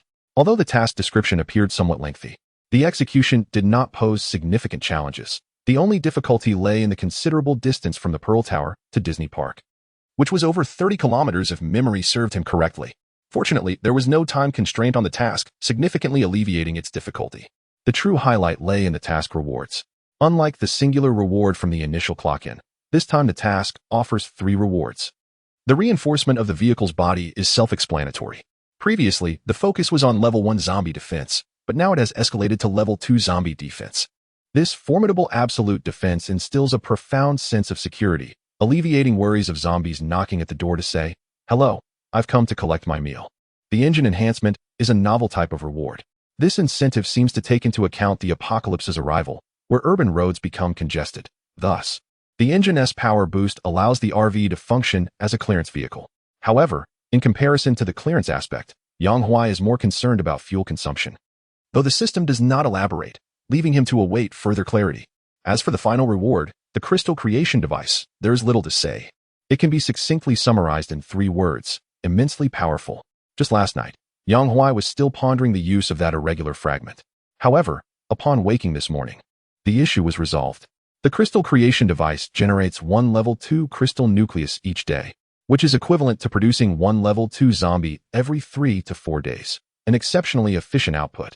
Yang Huai no longer has to worry about his Pandora's box being opened, for by the next upgrade, the Pandora's box will be rendered obsolete. Yang Huai's spirits soared instantly. A new day dawned with fresh possibilities. He brushed his teeth, washed his face, and dressed in seamless succession. Yet, his elation was short-lived, as the cacophony outside the RV shattered the tranquility of what should have been a peaceful morning. "Look, it's that RV. I witnessed the occupant annihilate the Security Bureau zombies yesterday. Their combat prowess is astounding. I saw it too. But what if that person has a bad temper? Perhaps we should seek our own food and not trouble them. What if they lash out in anger? Fear not. We are many. Why should we fear a single individual?" Such words are imprudent. When seeking assistance, we must adopt a humble demeanor. Listen to me. Regardless of the occupant's temperament, as long as they are a citizen of Xia country, we are compatriots. Shouldn't we support one another as kin? I believe they will offer us selfless help, considering we are all members of the same family. Manager Lu's sentiments resonated with me. If the person inside refuses to assist us, then they are unworthy of being called a citizen of Xia country. Chapter 11. Expulsion of Nationality. I heard there are those who have been stripped of their nationality. Yang Huai languidly opened the door and glanced at the 11 individuals blocking the entrance. 7 men and 4 women, all appearing to be respectable people by their attire. Among them, a bespectacled man was nodding in agreement with a middle-aged individual. Upon noticing Yang Huai descending from the RV, he immediately fell silent. The bespectacled man instinctively glanced at the bread Yang Huai was gnawing on, swallowing hard from hunger. He was not alone in his hunger. The others had also gone for hours without food. Since 2 o'clock yesterday afternoon, individuals in the office building had begun transforming into zombies. To evade the onslaught, this group, although from different companies, fortuitously sought refuge in a conference room. Enduring the night without nourishment, the conference room lacked any provisions, leaving them to endure their hunger in silence. As they lingered in the conference room, a sharp-eyed individual caught sight of a fierce confrontation unfolding at the entrance of the Security Bureau. It was the scene of Yang Huai vanquishing Li Chang, as well as battling the undead. Due to the considerable distance, they could not witness Yang Huai absorbing the crystal core as Li Chang did. They only vaguely perceived that Yang Huai had taken a life, and it appeared to be that of a law enforcement officer. Seizing what they believed to be leverage, they sought to cling to a powerful ally in their moment of desperation, thus braving the peril of a zombie attack. A dozen or so individuals made their way to Yang Huai's RV early that morning. On the journey, 2 had perished in a futile attempt to hold back the horde. However, upon arriving near the Security Bureau, their circumstances improved significantly. The zombies in the vicinity had been eradicated by Yang Huai the previous day, with only the occasional straggler wandering in from elsewhere. It was precisely the absence of zombies that emboldened them to speak freely, their voices disturbing Yang Huai, who was enjoying his breakfast. To his amusement, rather than inciting his ire, their discussion prompted a bemused smile. It appeared that this group of individuals intended to solicit his assistance. Setting aside their requests, he pondered the notion of helping them. Surely, he owed them nothing. Their tone suggested that failing to assist them would somehow strip him of his identity as a citizen of Xia Nation. Upon awakening, he mused humorously about the absurdity of potentially being stripped of his nationality. Stepping out of his RV, Yang Huai cast a discerning glance, his gaze landing on a bespectacled man, nervously swallowing. Judging by his attire, he seemed to be a minor leader, while the individual beside him likely held a more significant position. The others around them bore no remarkable characteristics, rendering them mere bystanders.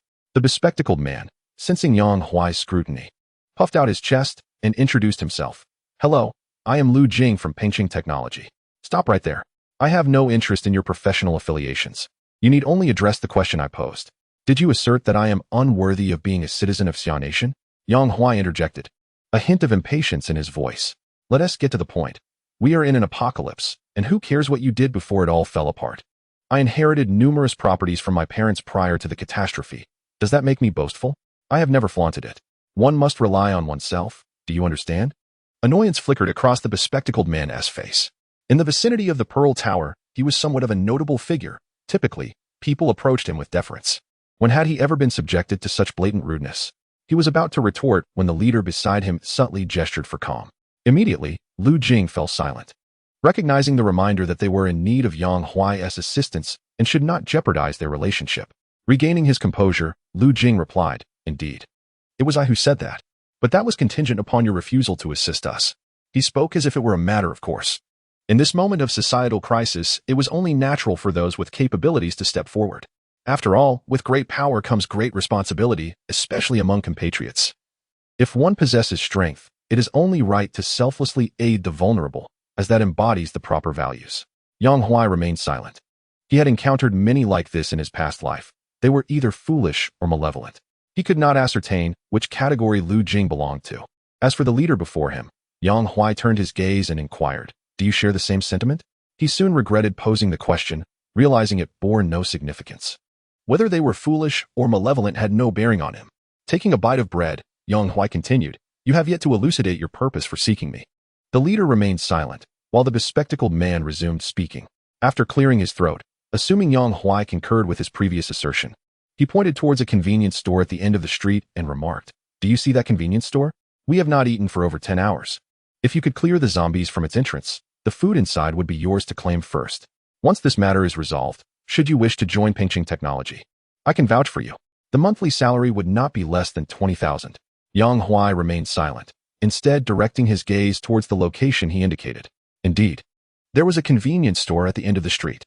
In fact, Yang Huai had discovered it the previous day and had intended to procure supplies there this morning without cost.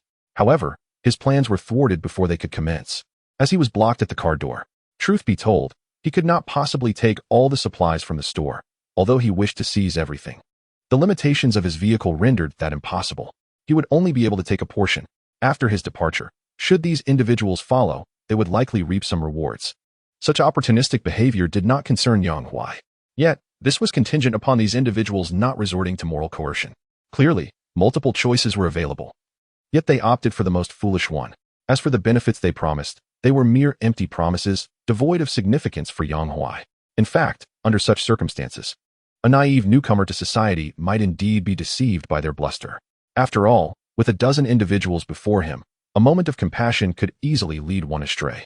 This was not a matter of strength, but rather the ability to remain resolute. Yang Huai had encountered such situations in his past life. Back then, he was young and believed that sharing surplus supplies was harmless. However, once the zombies were vanquished and the resources were at his disposal, individuals began to criticize him for utilizing an excessive share. Ultimately, what was once agreed upon as half the supplies dwindled to a mere pittance, akin to a mockery. Reflecting on this, Yang Huai felt a surge of hypertension. The hardships he endured in his past life had forged a resolute heart, one that would not soften again. Consequently, his gaze towards these individuals now bore a hint of hostility. Should they persist in their unwarranted entanglement, they would not be spared his wrath. At that moment, the bespectacled man, unable to endure Yang Huai's silence any longer, finally resorted to threats. I advise you to recognize the situation, otherwise, we cannot guarantee that your actions in slaying the constable yesterday will remain undisclosed. Should the authorities become aware, I trust you would prefer not to languish in a prison cell? Chapter 12. Departure and Acquiring Skills. Bang. Now, if I were to take another life, do you believe I should be imprisoned or executed? Yang Huai took the last bite of his bread. He casually discarded the wrapping paper onto the ground, his expression indifferent as he surveyed the people before him. Not only were they embroiled in a tangled mess, but they also dared to threaten him. Regarding the assassination of Li Chang, he felt no remorse and had no desire to explain himself to these individuals. Whether the authorities would discover that incident was irrelevant. Even if they did, what could they do? In this apocalyptic world, the law enforcement agency was too preoccupied with its own survival. The principle of survival of the fittest now governed society, where reason and rules were merely games for the powerful. Returning to the present moment, Yang Huai did not consider himself a good person. If they sought to morally bind him, then it was perfectly acceptable for him to turn the tables on his captors. The middle-aged man, upon witnessing the glasses-wearing man collapse, was instantly struck with fear, retreating repeatedly. The calm demeanor he once possessed vanished, and he quickly stammered. "This is a misunderstanding. We never intended to threaten you." It was all his unilateral decision. The others, equally astonished, could hardly believe the unfolding reality. Yang Huai was furious, unwilling to accept the middle-aged man's deceitful words. Their previous exchanged glances hinted at a prior collusion, and he was not inclined to be fooled. He prepared to unleash his wrath, but as he turned his gaze toward the other white-collar workers behind him, their expressions of confusion and helplessness extinguished his fury. Back at the RV, Yang Huai pressed the accelerator towards the convenience store. The gunshot had attracted all the nearby zombies, and their fate, whether dead or alive, was no longer of any concern to him. "See, I told you it was unwise to approach directly," Ouyang Yong remarked, casting a glance at the people behind him. They were similarly trapped in the office building, consisting of low-level employees, middle management, and even the boss. Unlike the moral coercion employed by the glasses-wearing man and his group, these individuals, under Ouyang Yong's recommendation, chose to remain still. He believed that the man in the RV, having rapidly adapted to the emergence of the zombies, must be formidable. As expected, Yang Huai wasted no time wielding his weapon. Though Ouyang Yong's group merely observed, they were sufficiently terrified. They watched helplessly as the RV departed, while the group in front of the law enforcement agency was now surrounded by zombies. It was only a matter of time before they were overwhelmed. Suddenly, several individuals in the office began to voice their outrage. "That person is too arrogant. How dare he kill indiscriminately? Indeed, he displays no humanity whatsoever. I hope the law enforcement agency can provide support soon and apprehend this outlaw." Ouyang Yong absorbed their words, and for reasons unknown, sentiments that once held some truth now felt like impotent rage. These individuals, once societal elites before the zombie outbreak, no longer seemed to hold that status. As Ouyang Yong contemplated this, a notion of independence suddenly emerged in his mind, swiftly engulfing his thoughts. Continuing to follow this group appeared futile. He might end up being dragged down with them, much like those in front of the law enforcement agency. Although Ouyang Yong was unaware of the precise events unfolding, he was acutely aware of the hypocritical conduct of certain individuals. It was evident that someone had provoked the owner of the RV. Otherwise, there would have been no reason for gunfire. However, it was unlikely that everyone had incited the owner's wrath. Among them were surely those who had been coerced, compelled to conform despite their dissent. Yet, it should be noted that these coerced individuals were not entirely blameless. One could only deem them foolish. Ouyang Yong was determined not to find himself in such a predicament one day. He prided himself on his intelligence. In the face of new circumstances, it was only by daring to shatter entrenched beliefs that one could grow stronger. With the undead rampant, the previously held societal norms were evidently outdated. He must resolutely carve out his own path through bloodshed. The notion of solitary action was increasingly appealing. Thus, Ouyang Yong proposed. "The man in the RV has halted at the convenience store. He is currently dispatching zombies. Would anyone care to assist me?" This statement was met with a profound silence. After a considerable pause, someone finally responded, "Are you serious?" "Absolutely," Ouyang Yong asserted with unyielding conviction. As for the rationale, had he not witnessed Yang Huai firing his weapon beforehand, he might have elaborated. However, now that he was prepared to act independently, he deemed it unnecessary to elaborate. Fewer people could only be advantageous. Indeed, upon witnessing Ouyang Yong's resolution, the others expressed their bewilderment. "Did you not see how ruthless that individual was? Do you truly dare to approach him? Are you not afraid of death?" Without uttering a word, Ouyang Yong gathered his belongings and resolutely departed from the office. The remaining individuals exchanged glances, returning their attention to the distant RV, where a well-proportioned young man was engaging the zombies, steadily advancing toward the convenience store. With each swing of his blade, he dispatched 1 or 2 zombies effortlessly, as if the task were as simple as eating or drinking. In that moment, everyone in the office simultaneously pondered, who exactly is this person? By the time Ouyang Yong arrived at the convenience store, Yang Huai had already collected the supplies and departed. Through the rearview mirror, Yang Huai caught sight of Ouyang Yong entering the convenience store, clad in casual attire and appearing to be in his 30s. Curiously, he was alone. Yang Huai did not dwell on this opportunistic behavior, merely reflecting that this fellow possessed a fraction of the acuity he had once exhibited. Dismissing the matter, Yang Huai regarded it as a minor interlude and moved on. As he drove, he calculated his recent acquisitions of crystal nuclei. He had amassed approximately 30 to 40 first-level crystal nuclei from a dozen first-level zombies, in addition to the 20 he had previously collected, still falling short of the 200 he required. The collection of first-level crystal nuclei was essential for skill enhancement. Each skill necessitated 100 crystal nuclei, totaling 200 for 2 skills. Yang Huai intended to unlock both skills before reaching Disneyland. Additionally, he had not forgotten his goal of photographing zombies at 10 different locations along the route. This task was not particularly challenging. After briefly contemplating his objectives, Yang Huai redirected his attention to the exterior of the RV. Today marked the second day of the apocalypse. The initial wave of zombie attacks had subsided significantly after a night of respite. Certainly, the echoes of fierce battles and spine-chilling wails still intermittently emanated from the buildings along the roadside, in stark contrast to the sporadic explosions emanating from these structures. Not a single vehicle traversed the desolate streets, save for Yang Huai's motorhome. Abandoned or burnt-out vehicles lay strewn across the road in disarray, obstructing his path in a myriad of positions. Navigating through this chaos, Yang Huai maneuvered his motorhome with great difficulty, contending with the relentless harassment of zombies while clearing the wrecks blocking his way. On average, he managed to cover a meager 5 kilometers a day, a meager achievement that underscored the utter disarray that engulfed the city since the apocalypse had descended just a day prior. 2 days later, Yang Huai finally reached a gas station. Just a day earlier, he had acquired 2 new skills, one of which involved a cubic meter of portable space. Unsure of what to fill it with, he wisely opted to store fuel. A cubic meter could hold up to 1,000 liters of gasoline, sufficient to refill his motorhome more than 20 times, a decision that could not have been more prudent. Chapter 13. The car thief, come quickly, let us take a photograph. Yang Huai parked his motorhome at the entrance of the gas station and called out to a nearby zombie. The creature, with one leg broken, struggled to crawl towards him upon hearing his voice. With his phone in hand, Yang Huai crouched down and captured a snapshot together with the zombie. Snapshot progress, 410. After dismissing the system notification, he surveyed the gas station for potential threats before cautiously approaching. As for the zombie that had posed with him, it could be said that it had found its release. Yang Huai had also obtained 3 level 1 crystals. Although these crystals held little value for him, he chose to keep them, as they might prove useful one day. However, a sudden thought struck him. His collection of level 1 crystals was nearing the capacity of an entire storage cabinet, and perhaps he no longer required more. Could the heavens perhaps drop a few level 2 zombies for me? I feel an itch to engage. Yang Huai mused idly as he approached the fuel pump, preparing to fill his storage space with gasoline. Prior to his arrival, he had worried about whether the pump would be operational without power.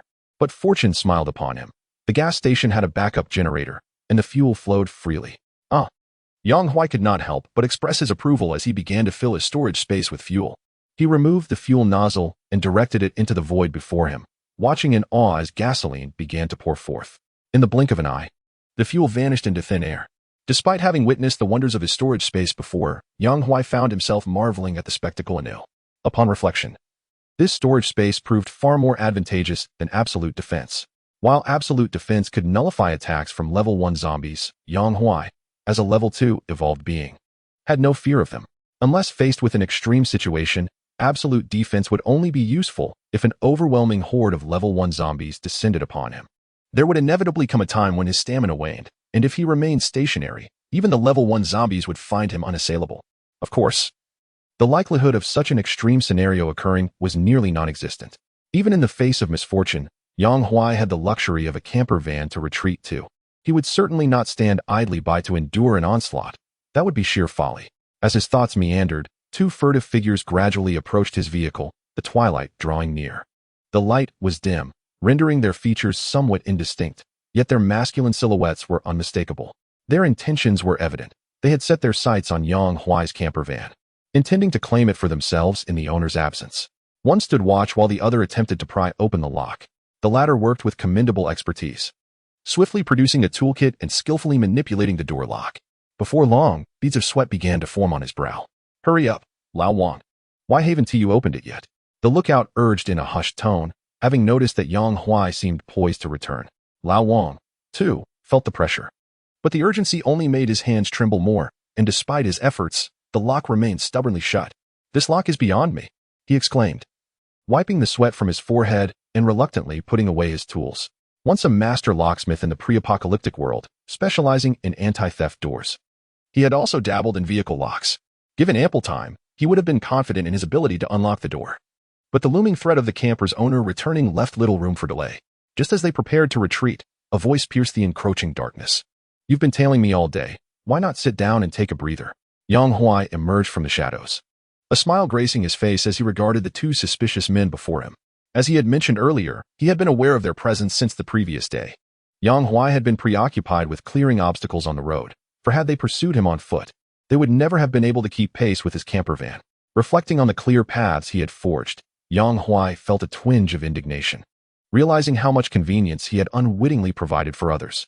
Shaking his head, he turned his gaze back to the would-be thieves. "Are you going to speak, or shall I take matters into my own hands?" The two carjackers were rendered speechless with fear. Compared to the undead, they found this seemingly harmless young man far more terrifying. Just the previous afternoon, they had hidden in a shop, witnessing through the glass as Yang Huai effortlessly lifted a wrecked car and moved it aside, while it hadn't been completely airborne. The sheer strength required to elevate even a portion of the vehicle was beyond belief. Moreover, they had observed him clearing roadblocks, and during one such endeavor, he had been momentarily ensnared by a zombie. Just when they thought Yang Huai was doomed, they were astonished to see that the creature's fierce assault had inflicted not even a scratch upon him. Initially, they had regarded his remarkable strength as inhuman. But after witnessing his disregard for the zombie's attack, he appeared almost divine. As night descended, Yang Huai chose to halt his journey for the evening, which allowed these two men, hidden in the shop, to bear witness to yet another astonishing spectacle. A multitude of zombies were lured by the enticing aroma of meat emanating from the RV, relentlessly battering against it. The sound of their assault should have been deafening. However, not a single noise could be heard. By the time dawn broke, the RV bore not a single scratch, as if the previous night's siege by the undead had merely been a figment of two car thieves' imagination. The impact that Yang Huai had imparted upon them was far more profound than that of the zombies. "Knowing my strength, how dare you attempt to steal my vehicle? Such audacity is astonishing." After listening to the two men's account, Yang Huai expressed his confusion.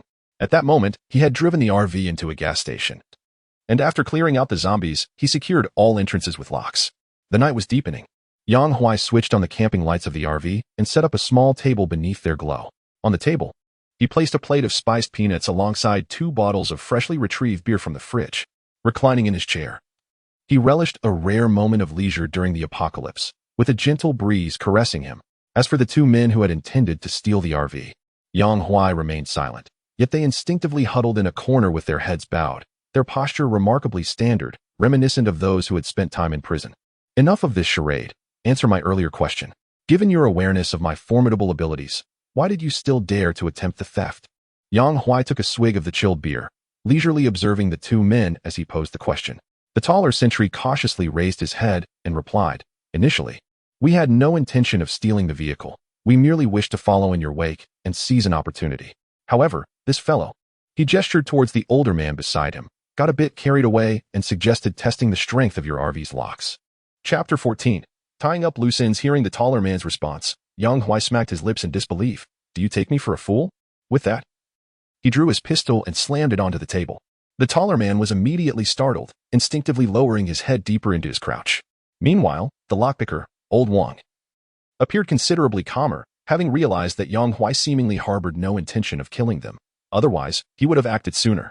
Whether Yang Huai was genuinely curious about their audacity to steal the vehicle was uncertain. After all, the act of theft had already been committed, and once they had taken action, the question of courage was moot. Had they truly been afraid, they would never have attempted it in the first place. Old Wang was oblivious to Yang Huai's true motives, but speculated that he might have a task for them, though he was unsure. "What the hell? Let us take a gamble," Old Wang thought, finally raising his head. Please, feel free to make your demands. We acknowledge our wrongdoing in attempting to steal your vehicle, but we are willing to pay the price. Just spare our lives. Upon hearing this, Yang Huai nodded. At last, a sensible individual. Indeed. I have no desire to end your lives. If you can accomplish the task I set for you, I might just let you live. Since departing 2 days prior, Yang Huai had noticed that he was being followed. The reason for this was simple. These individuals had discovered that wherever Yang Huai traversed, the zombies were invariably cleared away. Moreover, when encountering convenience stores, Yang Huai does not take everything. He often only takes a portion, leaving the rest unattended. This results in those who follow Yang Huai being not only safe, but also free from hunger. In a post-apocalyptic world, there is no better option than to scavenge behind Yang Huai. Thus, the number of scavengers steadily increases. Initially, they adhered to a semblance of order, quietly trailing behind him. Yang Huai, initially indifferent, found himself perturbed today when confronted by 2 car thieves, the first to extend their hands towards him, suggesting that many others lurked behind. Eager to act, this irked him greatly. While enjoying what was in his bowl, how dare they covet what was in the pot? What were they aiming for? To reach the heavens? Consequently, upon apprehending the thieves, Yang Huai was inclined to set an example, believing that those witnessing this would surely extinguish any unwarranted thoughts. They might even cease their following. However, just as he prepared to act, another thought crossed his mind. Punishing the thieves might only yield temporary results. In a few days, as the throngs of followers grew, no one could guarantee what might transpire. He could not afford to continuously eliminate each wave of them. It would be an incessant annoyance. To prevent future troubles, Yang Huai resolved to address the issue preemptively. Tomorrow, after I leave, you will blow up this gas station. What? Old Wang's eyes widened in disbelief. Blowing up the gas station would undoubtedly attract zombies from several kilometers away. At that point, they would have no place to hide.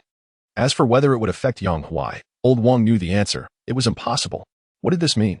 Was he suggesting that they should end their own lives? Old Wang's mind raced. Yang Huai's command genuinely frightened him. He had thought helping would spare him, yet now it seemed akin to a delayed death sentence. Are you frightened? Yang Huai asked nonchalantly. He tossed a peanut into his mouth and continued. Since you realize that your fates lie in my hands, why not simply follow behind and scavenge? Why must you be greedy? Upon hearing the word you, Old Wang finally grasped the situation. Yang Huai's true intention was to eliminate all those who trailed behind, not merely to deal with him and the tall man. No wonder he spared their lives. It was to have them confront those behind. Instantly, Old Wang understood everything. The notion of blowing up the gas station was a threat to deter those following, and he and the tall man were merely messengers. Without waiting for Yang Huai to speak further, Old Wang asked, I understand, but how can I ensure they do not continue following? Yang Huai shrugged. Do as you wish. I only care for the outcome. Old Wang nodded, realizing this meant he had to devise his own plan. In truth, there was no need for elaborate thoughts. Yang Huai's earlier threat served as the most effective deterrent. No one could guarantee that Yang Huai wouldn't one day, in a fit of anger, blow up the gas station, bringing ruin upon all those who followed. Take Old Wang as an example. Upon hearing Yang Huai mention the explosion at the gas station, he would undoubtedly choose not to follow any further. After all, being near a powder keg, he could be reduced to ashes at any moment. I believe many would opt to abandon the endeavor, though a few stubborn individuals would remain. Old Wang could not manage these people, and it is likely that Yang Huai did not expect him to dissuade them either. If they wished to follow, so be it. In addition to instructing Old Wang to persuade others to retreat, Yang Huai also planned to commence clearing only the roadblocks from tomorrow onward, leaving the zombies on the road to serve as natural impediments to progress. This dual approach aimed to ensure that he did not believe anyone could continue to follow him under these circumstances. By resolving the issue of stragglers, he could minimize unnecessary troubles and keep his secret safeguarded from prying eyes. Complete secrecy was unattainable, given the conspicuous nature of the RV, which would undoubtedly draw attention from passers-by. Unless one were to remain completely stationary in a single location, exposure was inevitable, yet that was clearly not a feasible option. The RV's check-in system was designed for mobility, traversing the world. At this moment, Yang Huai could not help but anticipate the enhancement of the engine. Once the engine was strengthened, he would no longer have to stop intermittently to clear obstacles. The RV's slow pace attracted far too much attention. In a bustling metropolis where none could venture outside during the apocalypse, a moving RV was undoubtedly the center of attention. This was an unavoidable reality. He could only await the next upgrade, when the engine would be fortified, allowing the RV to surge forward without halting. Any onlookers would merely catch a glimpse of its rear.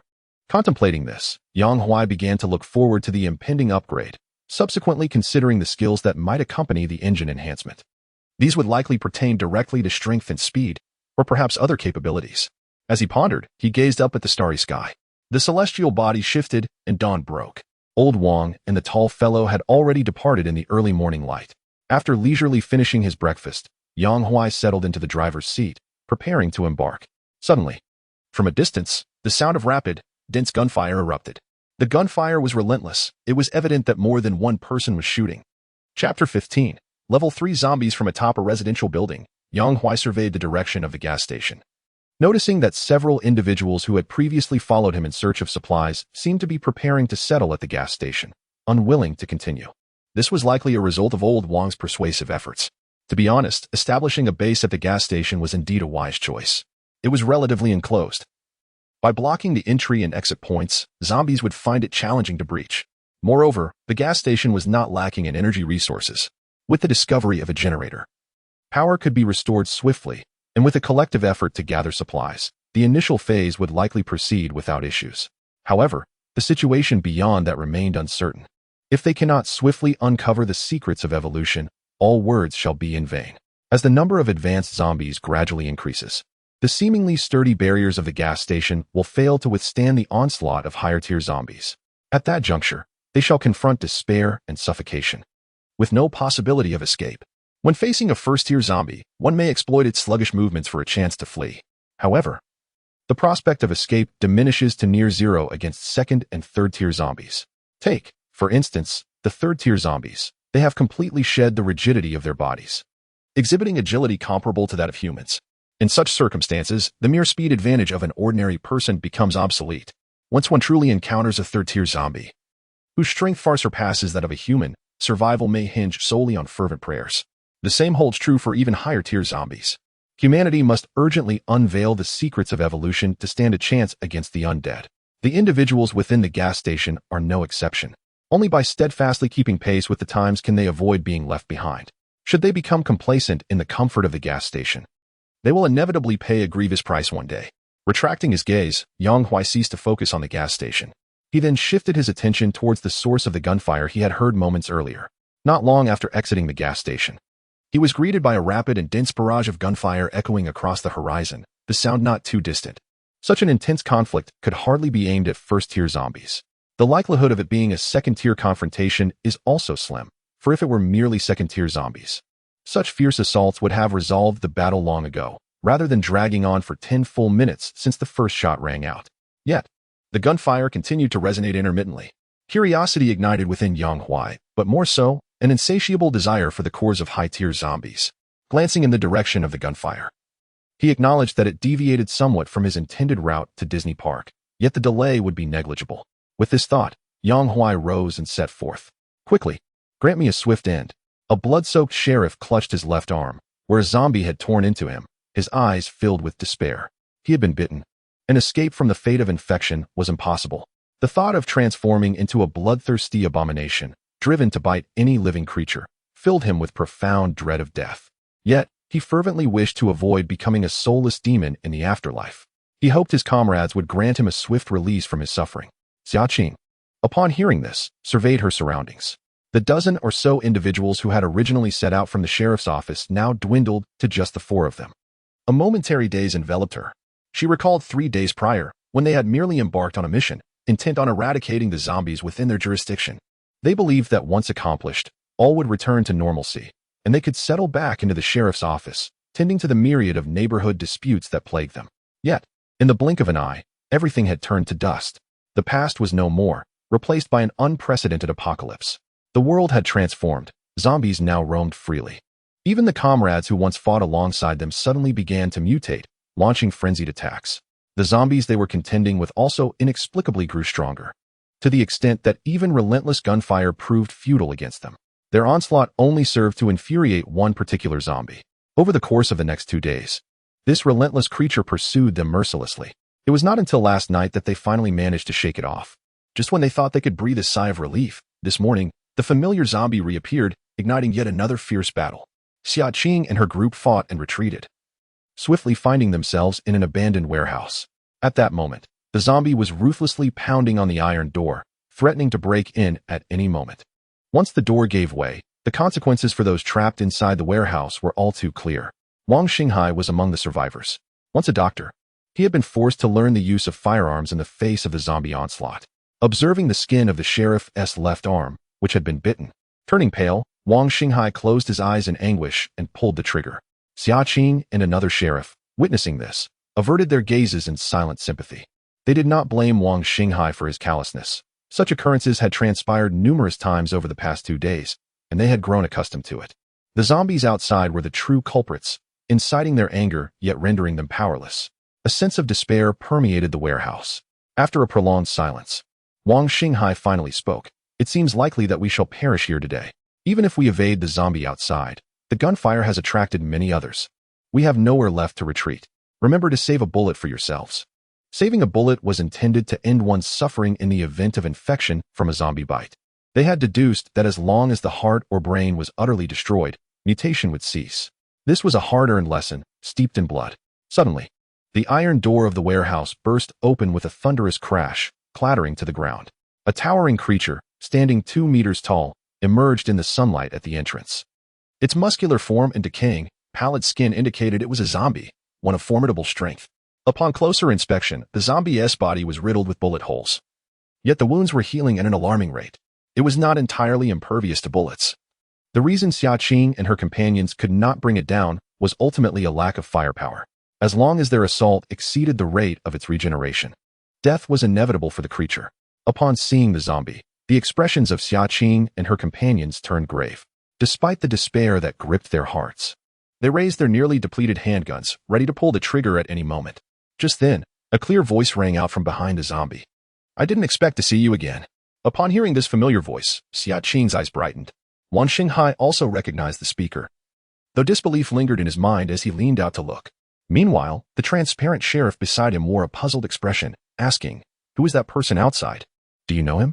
Even acquaintance holds no value. The addition of another individual cannot possibly resolve the issue of the zombie. Chapter 16. The irregular fragments. Again, the zombie at the warehouse entrance seethes with anger. It ought to be the sole protagonist of the scene, yet it finds itself overlooked. The creature turns to glance behind, where Yang Huai, frail as a sprout, appears remarkably fragile, easily susceptible to a single swipe. Yet, this seemingly insignificant human dares to discharge 3 shots at its skull with a handgun. These 3 shots pose no tangible threat to the zombie, but they are an affront of the highest order.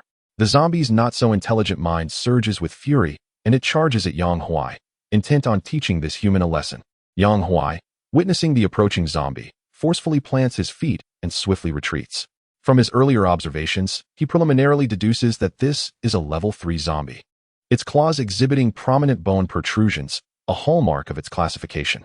Level 3 zombies can move with agility akin to that of humans. However, this particular specimen, due to its immense size and tendency towards evolution into a giant zombie, is somewhat hindered. Its movements have become less rigid, yet its speed has diminished significantly. Despite this reduced velocity, its strength far surpasses that of Yang Huai. In the previous world's evaluative framework, a level 1 zombie possesses strength 2 to 3 times that of an ordinary person, while a level 2 zombie boasts 5 to 6 times that.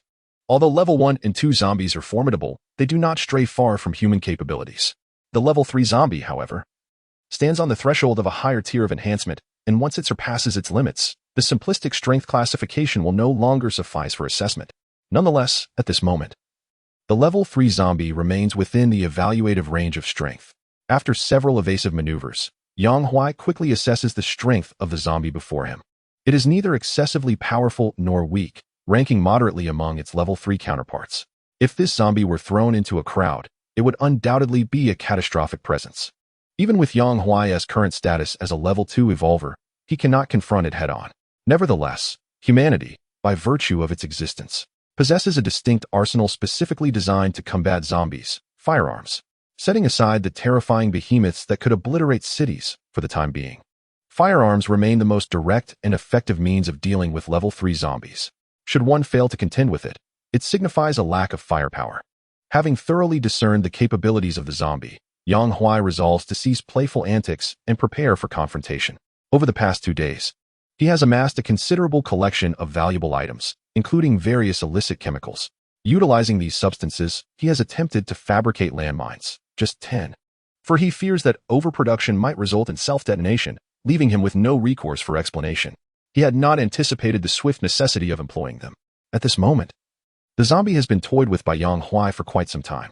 The level 3 zombie watches in frustration as Yang Huai nimbly evades its grasp, moving with the elusiveness of an eel, which only serves to heighten the zombie's agitation. The zombie's eyes glowed a menacing crimson as it uttered a fearsome roar. Its bony protrusions from the palms extending ominously. Its hands transformed into claws reminiscent of Wolverine. This was the complete form of a level 3 zombie in combat. Yang Huai, witnessing this, adopted a more serious demeanor and continued to lead the zombie back in the direction they had come. The zombie swung its arms in a frenzied assault, rampaging forward. The iron street lamp, under the claw's might, was severed as effortlessly as if it were made of tofu. The cut smooth and flawless, so much so that even a cutting machine would struggle to achieve such precision without the slightest hint of resistance.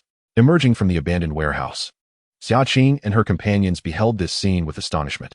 On one hand, they were shocked that Yang Huai could leap 3 meters high, but on the other, they realized that despite his acrobatics, he was merely evading the relentless pursuit of the zombie without any means to counterattack. What should we do? Do we help him? The words of the transparent sheriff resonated, and in an instant, Xiaqing and Wang Xinghai understood his implication. The zombie's focus had shifted from them to Yang Huai, and seizing this moment to flee would surely allow them to escape its clutches entirely.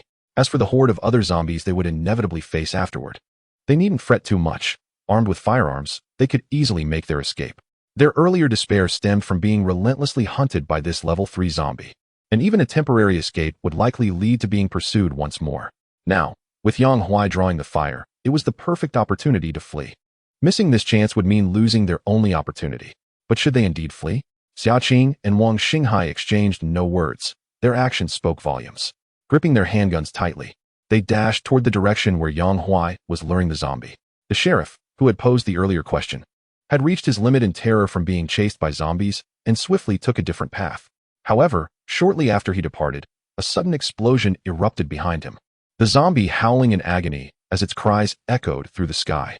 He hesitated for a moment but chose to ignore it, burying himself in his escape. Yang Huai emerged from the swirling dust, waving away the acrid scent of gunpowder, cursing under his breath, "If I had known, I would have buried fewer landmines. I nearly blew myself up." Indeed, he had set the traps along the way. His intention in provoking the level 3 zombie was to lure it in, leading to its inevitable demise. The level 3 zombie, caught at the epicenter of the explosion, was surely doomed, and had Yang Huai not been swift, he would have borne some injuries from the explosive force. Yet, even unscathed, Yang Huai's appearance was quite disheveled, his face covered in grime as if he had just emerged from a coal mine. Xiaqing and Wang Xinghai, having just arrived, paid no mind to his disarray.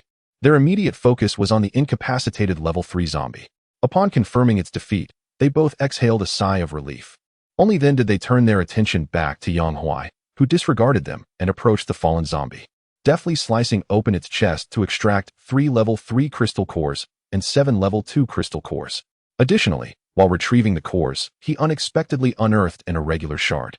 The fragment before him was similar in size to the one Yang Huai had previously acquired, roughly the size of a palm. In that moment, Yang Huai discerned the origin of the zombie standing before him and turned to Xiaqing, inquiring, "This zombie must have existed prior to the apocalypse, am I correct?" Xiaqing nodded in affirmation. Yang Huai thought to himself that this was indeed the case. Otherwise, such irregular fragments would not have manifested upon its body.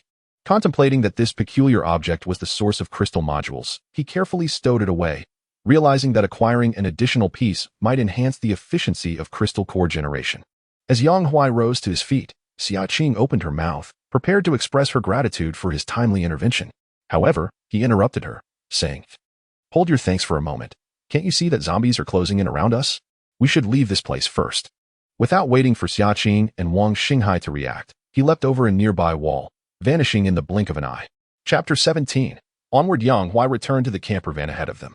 He secured the newly acquired irregular fragment and crystal core, took a shower, changed his clothes, and awaited the arrival of Xiaqing and Wang Xinghai in silence.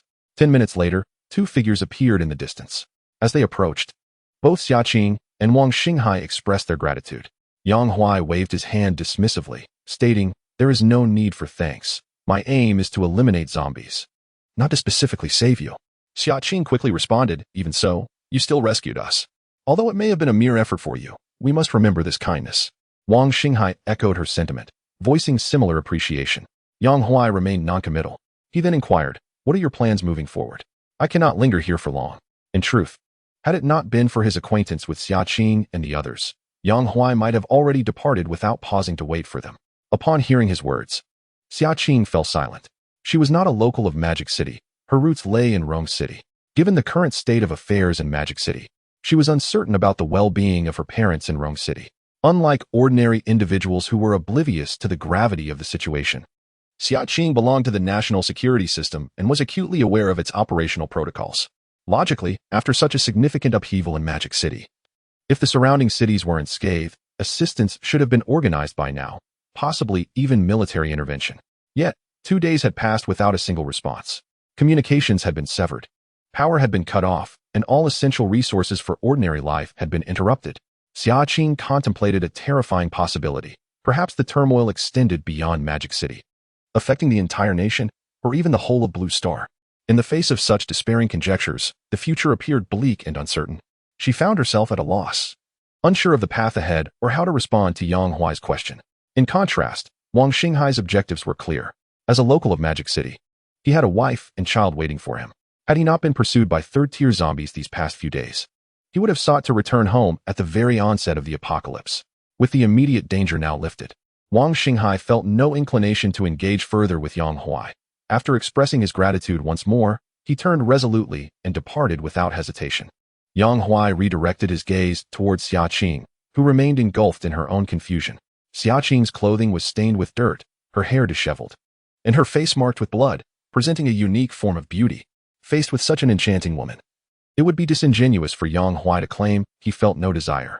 After all, in his previous life, he had spent years without even a taste of flesh, let alone an encounter with someone like her. Now that he felt a yearning, he did not conceal it. He craved her physical presence, and there was nothing to hide. Having toiled relentlessly in his past life, he thought, why should he not indulge in this one? Xia Qing sensed Yang Huai's gaze and immediately deciphered his intentions. Surprisingly, she did not feel repulsed. Perhaps it was his formidable strength that evoked a sense of admiration for the powerful within her. In a world ravaged by zombies, the strong inherently instill a sense of security. Yang Huai was evidently a strong man, as demonstrated by his effortless handling of a third-level zombie moments ago. Xia Qing believed that with a mere nod, she could secure his protection. While the apocalypse did not guarantee absolute safety, it assured her a solid pillar of support. However, with her independent spirit, Xia Qing was not destined to rely on anyone. Otherwise, she would not have braved her family's objections to venture alone into the city of magic to carve out her own path. The fleeting moment of confusion earlier was simply a temporary lapse in direction. She was genuinely concerned about her family's well-being, yet unlike Wang Xinghai, who had a home in the city, she had no such opportunity to return. Suddenly, life felt anchorless, and even the path home was obstructed, leaving her in a state of helplessness, a natural human reaction. Nevertheless, Xia Qing quickly regained her composure. Thanks to Wang Xinghai's reminder, she remembered that she had a close friend, the beautiful RV saleswoman Li Lily, also in the city of magic. She recalled Li Lily informing her over the phone about her plans to stockpile food. At the time, Xia Qing could not comprehend the urgency, but now it seemed her dear friend had foreseen something significant. She wondered how Li Lily was faring now. Determined to find Li Lily, Xia Qing resolved that even if this endeavor bore no fruit, she would strive to locate a national organization and seek the way back home. With these thoughts, she bid farewell and departed. Yang Huai did not attempt to dissuade her, silently observing her leave, realizing she was not the type to depend on others. Her departure suited him. At least her character remained intact. Rather than feeling anger, Yang Huai found himself increasingly admiring her.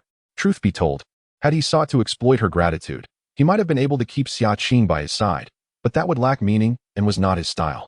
Of course, if the situation involved another woman, she would have clung to him without prompting. Such women could be entertaining, but if it came to providing protection, Yang Huai would be the first to refuse. In a world where superficiality abounds, bringing one back to revere like a deity would be nothing short of foolish. At this moment, Xia Qing's silhouette had vanished. Yang Huai collected his thoughts, setting his sights on Disneyland, and continued on his journey. With the tail issue resolved, the path ahead became significantly smoother. Yang Huai proceeded, pausing intermittently along the way.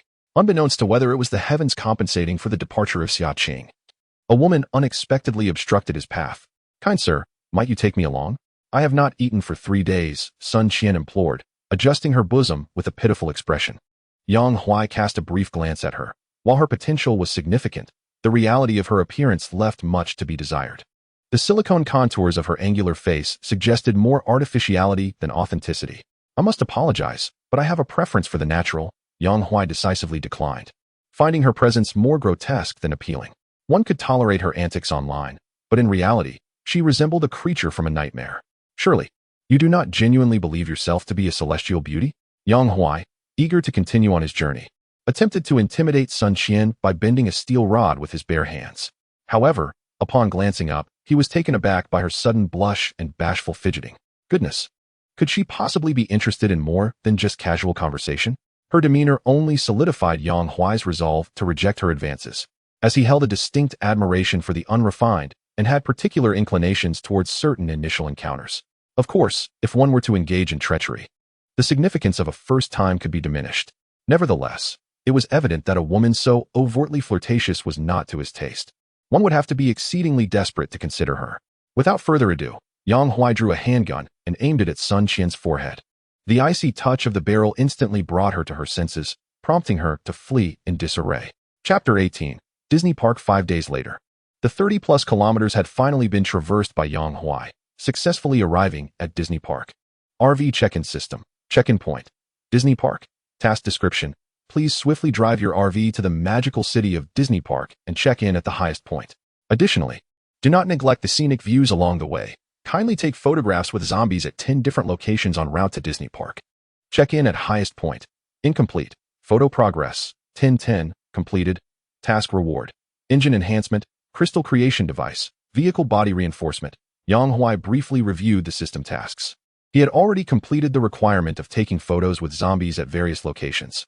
Now, he merely needed to reach the highest point of Disney Park to finalize his check-in. The pinnacle of the park was plainly visible, located in the core area, the fairy tale castle, approximately 60 meters high. The castle bore a striking resemblance to what Yang Huai had seen in his previous life, though it was possible that his recollections of Disney Park lacked the clarity of the Pearl Tower, rendering him unable to discern the differences. It could only be said that both were iconic structures. For the people, the Pearl Tower undoubtedly resonated more deeply than Disney Park. Not wishing to dwell on such trivial matters, Yang Huai pressed the accelerator, crashing through the barriers and driving into the park. The roads within the park were surprisingly clear. This was to be expected, for prior to the apocalypse, no one would have dared to drive in, as Yang Huai had just done, with the park prohibiting vehicular access. The pathways were naturally unencumbered. However, while the roads were clear, the abundance of zombies was another matter altogether. The park was teeming with zombies, densely populated as far as the eye could see. These mutated zombies had come here for amusement, many of them part of families enjoying a day out. The expansive landscape revealed a gruesome sight, with numerous dismembered bodies and various human organs strewn across the ground, painting a scene of utter carnage. This was a mere glimpse of the aftermath, days after the chaos had subsided. One could scarcely fathom the hellish reality that unfolded on the day the apocalypse descended.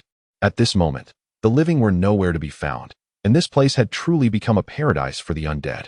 Yet, the vastness of the park left room for the possibility that some survivors might still be hiding in its nooks and crannies, though it remained uncertain how long they could endure under such dire circumstances. Being trapped in this amusement park was a genuine despair. The open spaces offered little in the way of concealment, and even if one managed to find a hiding spot, food and water would quickly dwindle. By the time they ventured out, it would likely be too late, as zombies would be lurking everywhere, unless one possessed a formidable vehicle like Yang Huai, who had a fully equipped RV that could withstand the attacks of the first-tier zombies. With it, he could charge through the park without fear of a zombie uprising, recklessly clearing a path through any undead in his way. This RV, modified from an off-road vehicle, boasted impressive power, allowing him to navigate unimpeded, and within 5 minutes, he arrived at the fairy tale castle. The castle, adorned with vibrant colors, once exuded a sense of whimsy, but now, amidst the stark contrast of the multitude of zombies, it felt disconcertingly out of place, emanating an inexplicable aura of strangeness. Yang Huai remained silent, securing the RV before dispatching a first-tier zombie before him. Given the sheer number of zombies in the amusement park, he speculated that higher-tier zombies might be lurking nearby. With a sufficient population of zombies, it was conceivable that some could have mutated directly from ordinary humans to second or even third-tier zombies. Though he had yet to encounter any, Yang Huai exercised caution. Clad in a bulletproof vest, donning a safety helmet, and with a pistol secured at his waist, he advanced, dispatching several first-tier zombies with each step. He had no time to collect crystal cores, allowing the first-tier zombies to perish unharvested. After all, first-tier zombies would not emit radiation upon death, a privilege afforded to novices, enabling them to collect crystal cores without risk. Thus, Yang Huai pressed forward, step by step. Meanwhile, in a corner of the fairy tale castle, 3 men and 2 women huddled in a moderately sized enclosed space, having not ventured outside for a week. This area was the back kitchen of a themed restaurant within the castle. Food supplies were relatively adequate, sustaining the 5 of them thus far. They were eager to escape, acutely aware that their provisions would eventually run out, and the only path to survival lay in breaking free, rather than awaiting death in their confinement. Nan, I hear movement outside. Could it be the rescue team? Speculated a middle-aged woman. The Nan she referred to was Yang Runin, a renowned actress prior to the apocalypse. A week ago, she had come to Magic City for a commercial performance and, alongside her assistant Lu Jia, had decided to visit Disney Park during her downtime, only for the world to suddenly collapse around them, leaving them trapped. Alongside them were 3 unfamiliar men, who, upon discovering that the famous actress Yang Runin was among them, were overwhelmed with excitement and spoke to her with utmost courtesy. Everyone believed that the crisis would soon come to an end, so they merely waited for the rescue forces without much thought. Days turned into weeks as they awaited assistance, yet the anticipated help remained elusive. Instead, some individuals within the amusement park grew restless and attempted to flee, only to meet a grim fate at the hands of the undead. This prolonged waiting began to alter the mindset of the survivors, particularly among the 3 men, whose gazes towards Yang Runin grew increasingly unsettling. Sister Lu quickly sensed this shift and became vigilant. Her conversations with Yang Runin dropped to a whisper, wishing to shield their words from the trio nearby. Upon hearing Lu's remarks, Yang Runin responded, I too have sensed something different this time. It seems someone has entered from outside, and they are driving a vehicle. Someone has entered from outside. Are you certain? Lu, who had complete faith in Yang's newfound abilities, questioned for confirmation. I only heard that someone came in. I can't discern whether they are part of the rescue team, Yang Runin replied, nodding and shaking her head simultaneously. Lu reassured her, let us think positively. In such a perilous place as Disney Park, it is unlikely anyone but the rescue team would venture in at this time. Yang Runin remained silent at Lu's comforting words, her clear eyes reflecting a flicker of astonishment. What do you think?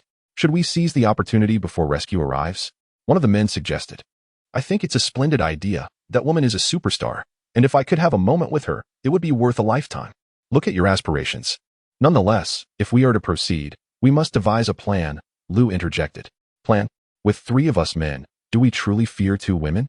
I say we confront them directly. If she refuses, we take action, another man declared. I concur, a third added, and despite their quiet discussion, their intentions towards Yang Runin became unmistakable. Meanwhile, above them, Yang Huai dispatched the last zombie blocking their path, stepping up to reach the pinnacle of Disney Park. Disney Park check-in, completed, mission reward, awaiting collection, Chapter 19. Yang Runin's counterattack. Miss Yang, I am your admirer. May I take a photo with you? A young man with bleached hair approached her with a smile. The request for a photo was merely a pretext, for after so many days, their phones had long lost power, leaving them with nothing to capture the moment. Sister Lu immediately discerned the underlying intent. She replied nonchalantly, perhaps we should wait until this ordeal concludes. Yang Runin remained silent. As previously, such matters were typically managed by Lu. Only when the situation escalated would she intervene. Now, faced with an unfriendly approach, Yang felt it prudent to observe rather than engage. This had been their strategy for coping with the trio over the past few days. Generally, after Lu dissuaded them, they would swallow their pride and refrain from lashing out, even if their expressions betrayed their discontent. However, today they seemed unable to contain themselves and had no intention of doing so. The young man with white-dyed hair remained silent, merely serving as a conduit for words, while the true orchestrator was the middle-aged relative leaning against the wall, a distant cousin. Beside him crouched a student they had recently acquainted with over the past few days.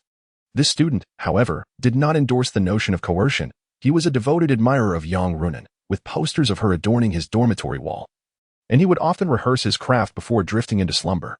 In the past, Yang Runin seemed an unattainable dream to him. Now that opportunity had presented itself, he found himself unwilling to oppose, despite his disapproval. At that moment, Sister Lu once again rebuffed the white-haired man. The cousin, unable to tolerate the situation any longer, expressed his impatience. Don't expect to be coddled. We both know the state of affairs. The prolonged lack of rescue indicates that the outside world is just as chaotic as this place. Who cares if you are a celebrity now? I'll lay it out plainly. If you fail to satisfy me today, I will cast you out to the zombies. Though he spoke with bravado, the notion of feeding someone to zombies was far-fetched. A stunning beauty was an extremely rare commodity. Even if she resisted, force would be employed if necessary. However, the surrounding area was teeming with zombies, and any attempt to use force risked attracting their attention, the outcome of which was uncertain. Ideally, Yang Runin would cooperate willingly. But such a scenario seemed implausible. Upon hearing her so-called cousin's threats, Yang Runin halted Sister Lu, who was about to retort, and softly stated, I will never agree to your terms. Abandon this line of thought. Damn, you really are ungrateful. The cousin exclaimed, his frustration palpable. Who doesn't he know how the entertainment industry operates? You pretend to be innocent here? He rolled up his sleeves and approached Yang Runin, his imposing figure radiating intimidation. Sister Lu stepped in front of Yang Runin, brandishing a fruit knife she had prepared in advance, gripping it firmly as she attempted to deter the advancing man. The cousin, instead of retreating, pressed forward, using his chest to push against the knife's blade, unafraid of any potential threat. Go ahead, stab me here. Let us see if you dare. He taunted, pointing at his heart. Witnessing his lack of fear, Sister Lu felt her resolve falter. Indeed, as he surmised, she wielded the knife merely as a threat, never truly contemplating violence. After all, not everyone could swiftly adapt to the apocalyptic environment. Most people's behaviors were still influenced by the inertia of peaceful society. Taking a life could mean imprisonment or even death, even if one were indifferent to such consequences. Asking someone who had never harmed a living creature to suddenly wield a knife against another would lead to chaos. The first to panic would likely be the victim. But what of the one holding the knife?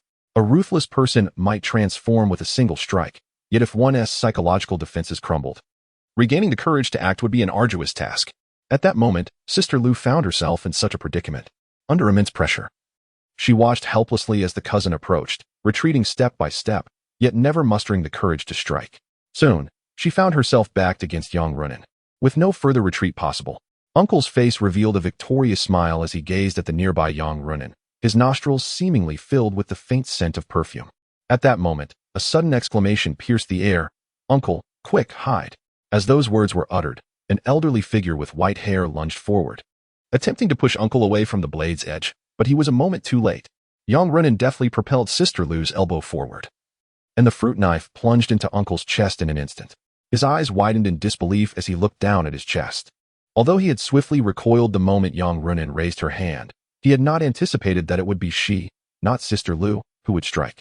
Despite his quick retreat, it was ultimately a fraction too slow. This very moment sealed his fate. A piercing pain surged through his mind, and before he could utter a cry of anguish, Yang Runin withdrew the knife from his chest only to thrust it back in again. Uncle, in terror, staggered backward, pointing at Yang Runin, his face etched with defiance as he collapsed onto the ground. In an instant, blood saturated the floor beneath him. Uncle's eyes remained wide open in death. The elderly figure, horrified, retreated from Yang Runin, unknowingly backing up to the window. However, the heavy silence was short-lived, shattered by the sound of shattering glass. Suddenly, a decayed, pale arm pierced through the chest of the elderly figure, seizing his still beating heart in its grasp. Blood dripped down, producing a sound as audible as falling needles. The abrupt turn of events stunned everyone present, even startling Yang Runin, who had just erupted in silence. It was crucial to note that they were not on the ground floor. The zombies posed no threat to the high windows, and in the days past, none had ever appeared there, leading them to believe the windows were absolutely safe. Yet this sudden emergence of a zombie utterly contradicted their assumptions. No one spoke. All eyes were fixated on the zombie's movements. The elderly figure lay lifeless, his heart ripped from his body, deprived of any chance of infection. The zombie leisurely brought the heart to its mouth, its small cherry-like lips stretching wide as it devoured the heart in one swift motion. Witnessing this scene, a phantom pain seemed to strike Yang Runin, Sister Lu, and the dumbfounded male student, all of whom felt a sharp ache in their chests. What do we do? The male student stammered, his voice barely above a whisper, fearful of attracting the zombie's attention. Neither Yang Runin nor Sister Lu responded. The male student's words were akin to a thief ringing the alarm. He thought the zombie could not hear, but it was acutely aware. With agile movements, the zombie lunged at the male student, who had no chance to react before a gaping hole was torn into his chest. Run! Yang Runin shouted, grabbing Sister Lu and dashing toward the door. This zombie was far too formidable. It was beyond their capacity to confront, leaving them with no choice but to flee. However, can they truly escape? Yang Runin was the first to dash towards the door, pulling open the kitchen entrance, ready to flee, but was abruptly yanked back by an immense force from Sister Lu. causing her to lose her balance and fall heavily to the ground. In that moment of falling, the hand she had been clasping tightly with Sister Lu was forcibly released. Before she could rise, her peripheral vision caught a heart-wrenching scene. Sister Lu was now pinned beneath a zombie, desperately struggling. "Runin, run. Survive." Sister Lu gasped, blood spilling from her lips as she uttered her final words. With tears brimming in her eyes, Yang Runin stifled her grief and swiftly rose, racing towards the exit. She was aware that someone awaited her outside. A ruthless individual who had stormed into the paradise. Yang Huai kicked the door open and, upon seeing a strikingly beautiful woman rushing towards him, instinctively stepped aside. He then hurled a grenade, the size of a bowling ball, into the room. Instantly, he slammed the door shut and ducked behind the wall. The next moment, a deafening explosion reverberated, shaking the entire castle. The kitchen door was obliterated, debris flying in all directions. Coughing, Yang Huai waved away the dust and dashed into the kitchen area to assess the situation. What met his eyes was utter chaos. Within less than a second, he grasped the entirety of the scene, yet he found no trace of the zombie's body. In an instant, alarm bells rang in Yang Huai's mind. He instinctively dodged to the side, only to witness a sharp claw whizzing past him.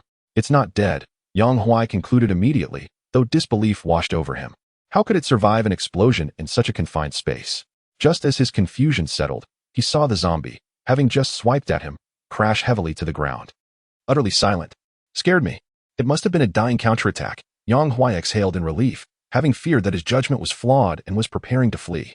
However, with the earlier lesson learned, he was far more cautious this time. After several checks to confirm that the fallen zombie was beyond salvation, he plunged a knife into its chest, extracting 5 third-tier crystal cores and 8 second-tier cores. Goodness, 5 third-tier cores. This zombie must have been on the verge of evolving. No wonder it was so powerful, managing to strike back even after being blown apart. Yang Huai realized that this third-tier zombie had more cores than the last one, with 2 additional third-tier cores making a significant difference in strength. With this in mind, Yang Huai took stock of his current crystal core collection. The first-tier cores were abundant and deemed unnecessary to count. He possessed 16 second-tier cores, 1 obtained from a second-tier zombie, and the remaining 15 from third-tier zombies. He had 8 third-tier cores, acquired from slaying 2 third-tier zombies. As a second-tier evolver, Yang Huai understood that to continue evolving, he needed to absorb either 100 second-tier cores or 10 third-tier cores. The conversion ratio between third-tier and second-tier cores stood at 1:10. Calculating his holdings, he found himself lacking merely 4 second-tier cores to achieve the next evolution. "Just 4 more," Yang Huai murmured, collecting his spoils and rising from the ground. The time spent in contemplation seemed to stretch infinitely, yet in reality, scarcely 5 seconds had passed. Peering through the shattered remnants of a window, one could observe the horde of zombies in the amusement park converging towards the castle, a chaotic throng of bodies pushing and shoving. Amidst this disarray, Yang Huai's gaze fell upon 2 second-tier zombies, igniting a flicker of joy within him. The 4 missing second-tier crystal cores were finally within reach. The third-tier purifiers were tantalizingly close. At that moment, Yang Runin quietly interjected, "Excuse me, are you part of the rescue team?" "Who are you?" Yang Huai retorted. Momentarily taken aback, Yang Runin's expression faltered. Noticing her reaction, Yang Huai chuckled. "Just a jest. You must have visited Disney Park before the apocalypse, correct?" "Unfortunately, I am not part of the rescue team, and am not here to specifically save you." Upon hearing his response, Yang Runin's eyes dimmed. She glanced at the relentless tide of zombies surging up the stairs, momentarily at a loss for words. "What? Do you need me to rescue you?" Yang Huai asked nonchalantly, brushing off the white dust that clung to his clothes. Yang Runin looked up, her swollen eyes meeting his. "You have conditions, don't you?" "Of course. In this world, there are no free lunches. I shall grant you 10 seconds to contemplate." Yang Runin surveyed the encroaching zombies and bitterly replied, "Do I even have a choice?" With this utterance, her decision was made clear. Yang Huai was not surprised. Not everyone possesses the fortitude to confront death, particularly when a glimmer of life remains. "Stay close to me," he instructed, and with that, Yang Huai advanced towards the stairwell, delivering a swift kick to a first-tier zombie, sending it crashing into the wall. Its brain matter splattering. He had long since deemed the use of a handgun unnecessary against first-tier zombies. Not only did it waste ammunition, but the noise would only attract more of the undead. Eliminating a first-tier zombie was merely to clear the path, not to create a cacophony that would lure additional foes. Yang Runin remained silent, closely trailing behind him.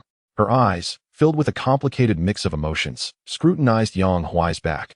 She was uncertain if her choice was correct, yet she refused to succumb to death so easily. even at the potential cost of something valuable. Moreover, she was curious about why he seemed so formidable, as if the zombies posed no threat to him. However, she refrained from asking.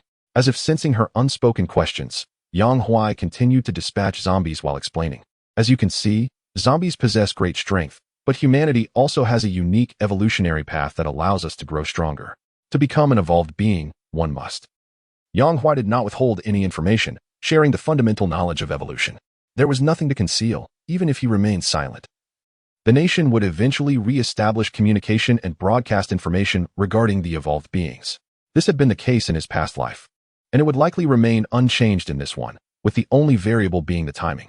Therefore, revealing this knowledge sooner rather than later could expedite her journey towards becoming an evolved being. At that moment, after absorbing his explanation, Yang Runin raised her hand to inquire. I wish to know what it is like after evolution. Will my hearing be enhanced? Indeed, evolution represents a comprehensive enhancement of humanity, encompassing not merely physical strength, but all facets of the body. This notion will become clear to you once you ascend to the status of an evolved being. As Yang Huai concluded his statement and prepared to elaborate further, he was interrupted by Yang Runin's inquiry. But I have not absorbed any crystal nuclei. Why then has my hearing improved? Yang Huai was taken aback by her words, momentarily pausing his assault on the zombies. Regaining his composure, he pressed onward with his questioning. Are you suggesting that you have begun to evolve without absorbing a crystal nucleus? Yang Runin nodded affirmatively. Indeed, over the past few days, I have noticed an increasing acuity in my auditory perception. For instance, when you first arrived at the fairy castle, I could hear the sound of the engine. Upon hearing her description, Yang Huai's emotions became somewhat complex. He had already suspected the reason behind Yang Runin's enhanced hearing. It was astonishing to discover that the individual he fortuitously saved had a conversion rate exceeding 90. For such individuals, even without absorbing crystal nuclei, they would naturally assimilate the faint radiation present in the air for the purpose of evolution, albeit at an exceedingly slow pace that requires considerable time to accumulate, far less efficient than directly absorbing crystal nuclei. Given the time required for such gradual absorption, it would be far more prudent to eliminate additional zombies. Otherwise, one would merely squander their innate talents and forsake the blessings bestowed upon them by fate. Setting aside these thoughts, Yang Huai relayed this information to Yang Runin. Upon hearing it, she did not exhibit much reaction but continued with her inquiry. If my conversion rate exceeds 90, then what about yours? Apologies, but mine is 100, Yang Huai responded, feeling a rush of exhilaration. It was his first realization that Yang Runin was not only beautiful, but also quite eloquent. Unbeknownst to him, Yang Runin was, in fact, speechless at that moment. I reasonably suspect that all your previous remarks were merely a prelude to this final statement. Chapter 21. Evolution and Advancement at Long Last. They arrived at the camper van. Yang Huai opened the door and said to Yang Runin, who was trailing behind, please step inside for a moment. I have matters to attend to. Upon hearing this, Yang Runin promptly entered the vehicle. As she stepped inside, the cacophony of the outside world faded away, replaced by a comforting atmosphere of domesticity. The warm and cozy bed, the soothing hum of the air conditioning, the energy-efficient lights glowing above, and the first-level crystal nuclei scattered across the floor from the storage compartment all contributed to this serene environment. In such surroundings, Yang Runin felt an unexpected sense of safety. This was the kind of environment humanity deserved to inhabit. It was worth noting that, even in the apocalypse, the individual possessed a camper van to reside in, which left her feeling a twinge of envy. Given Yang Runin's status, she certainly could afford a camper van.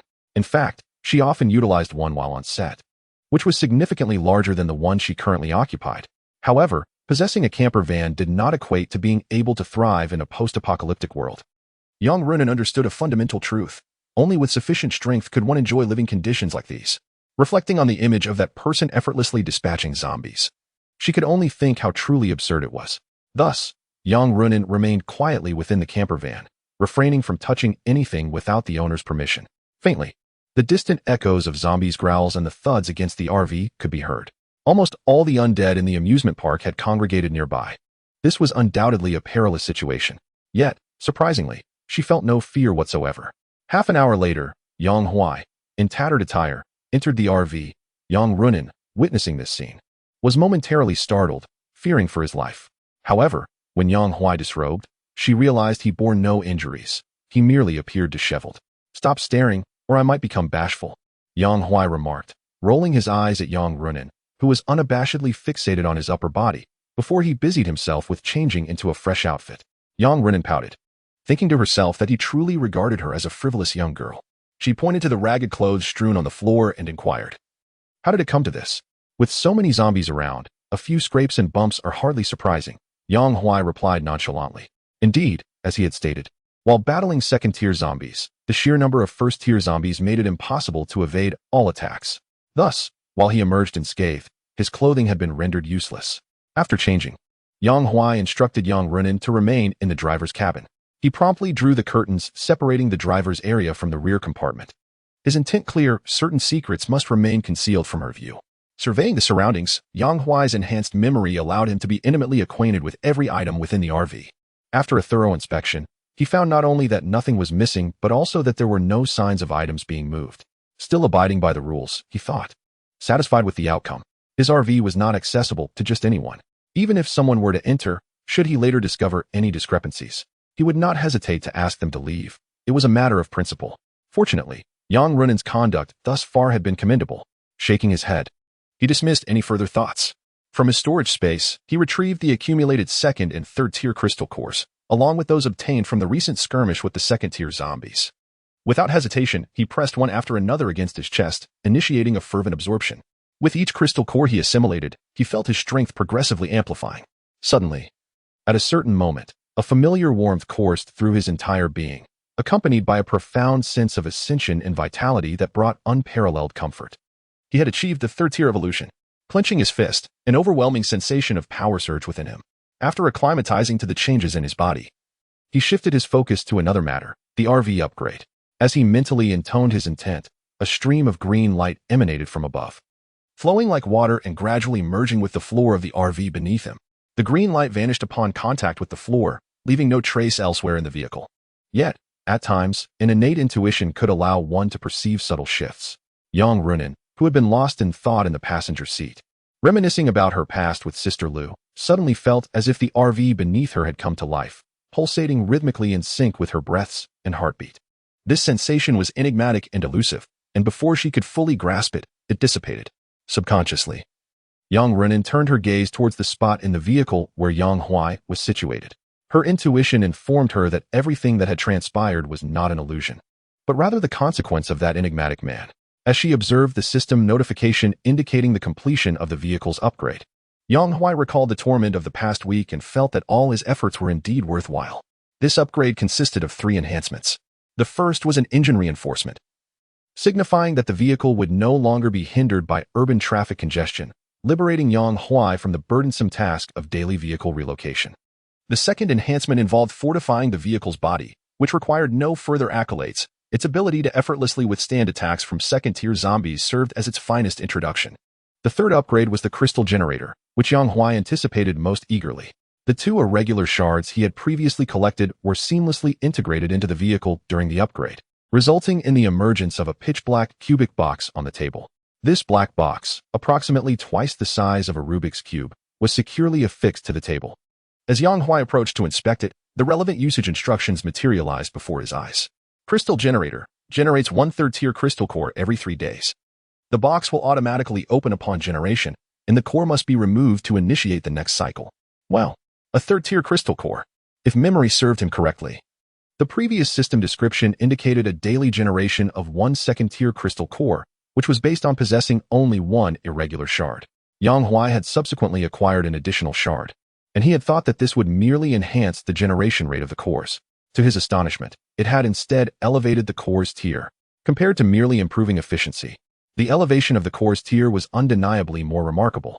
Although the current generation rate of 1 core every 3 days was significantly slower than the previous daily generation, the third-tier core was categorically superior to the second-tier core. Particularly after Yang Huai became a third-tier evolver, second-tier cores held no value for him. Had the previous upgrades persisted, the crystal generator would have been of little utility to him. However, the situation was now different. While the production of third-tier cores was somewhat slower, their stability was a crucial advantage, especially as it addressed an urgent need. To be candid, Yang Huai had initially harbored little hope for continued evolution in the near term. Given the current average strength level of zombies on Blue Star, there were indeed zombies capable of yielding a substantial number of high-tier crystal cores. Yet they were scattered across vast distances, making collection exceedingly difficult. In the short term, it was inconceivable for Yang Huai to amass a significant quantity of high-tier cores. In this context, the importance of the crystal generator was indisputable. It was an unequivocally strategic upgrade. Chapter 22. Aimlessly heading to the mall. The vehicle's upgrade also imparted 2 additional skills. For reasons unknown, both the body fortification and engine reinforcement had corresponding skills. Yet the crystal generator did not. Initially, Yang Huai felt a twinge of disappointment, but upon further reflection, it seemed rather reasonable. The second body fortification corresponded to absolute defense against second-tier zombies, while the engine reinforcement was linked to speed enhancement. These connections were relatively straightforward. However, the crystal generator was different, and he found it challenging to conceive a suitable corresponding skill for it. Furthermore, the crystal creation artifact is an additional module of the RV. Perhaps it is precisely for this reason that there are no corresponding skills associated with it. Of course, all of the above is merely self-consolation. If the system had provided a corresponding skill for the crystal creation artifact, it could have been reasonably explained, self-justified. Ultimately, the provision of skills is related to the system. If the system does not provide them, Yang Huai is left with no recourse but to accept it. Skill acquisition. The RV currently has 2 upgrade options. For every 1,000 level 1 crystal cores filled, 1 corresponding skill can be obtained. Skill 1. Complete defense. Level 2 zombies cannot inflict damage upon you. Required crystal core filling for this skill. 01000. Skill 2. The host will gain a speed boost during combat. Combat here has 2 meanings, which I leave for you to ponder. Required crystal core filling for this skill. 01000. Yang Huai read the system introduction once more. His attention primarily drawn to the description of skill 2. This description struck him as rather irreverent. He could not discern whether it was merely an illusion or truly so. Combat certainly refers to engaging in a genuine battle against zombies, but the other meaning, well, I detest that instant understanding sensation. Yang Huai steadied his grip on the gun and drew back the curtain that separated the driving cabin. Immediately, he saw Yang Runin gazing intently at the zombie clawing at the window, her expression seemingly contemplating delivering a punch. Goodness, what a bold woman. Yang Runin, hearing the commotion, displayed no reaction. Sister Lu lay lifeless before her, and her aversion towards such non-existent creatures as zombies was palpable. Yang Huai paid no heed to her thoughts, simply taking a seat in the driver's position. He started the engine and shifted gears. With the system's next checkpoint yet to be announced, he pondered where to go and then turned to ask, "Is there anywhere you wish to go?" Yang Runin looked over, confirming that Yang Huai genuinely sought her opinion. She shook her head. "I'm not from Magic City. I'll defer to your judgment. By the way, you can just call me Runin from now on. It feels odd to be addressed as you have been." Yang Huai responded with a smile. "Sure, I shall call you Runin from now on. As for whether you wish to call me Yang Huai, Brother Yang, or Huaige, it is entirely up to you. Perhaps I should call you Daddy?" "Huh?" Yang Huai was taken aback, but quickly composed himself, stating seriously, "It's unnecessary in everyday situations, though it could be fitting in certain special moments." As he spoke, he glanced at Runin. That previous comment seemed utterly out of character for her. What was going on? Runin did not respond, but the flush of her crimson earlobes betrayed her true feelings. "What on earth am I saying? It's all your aunt's fault. It's due to the way you and your uncle converse that I've developed this conditioned reflex."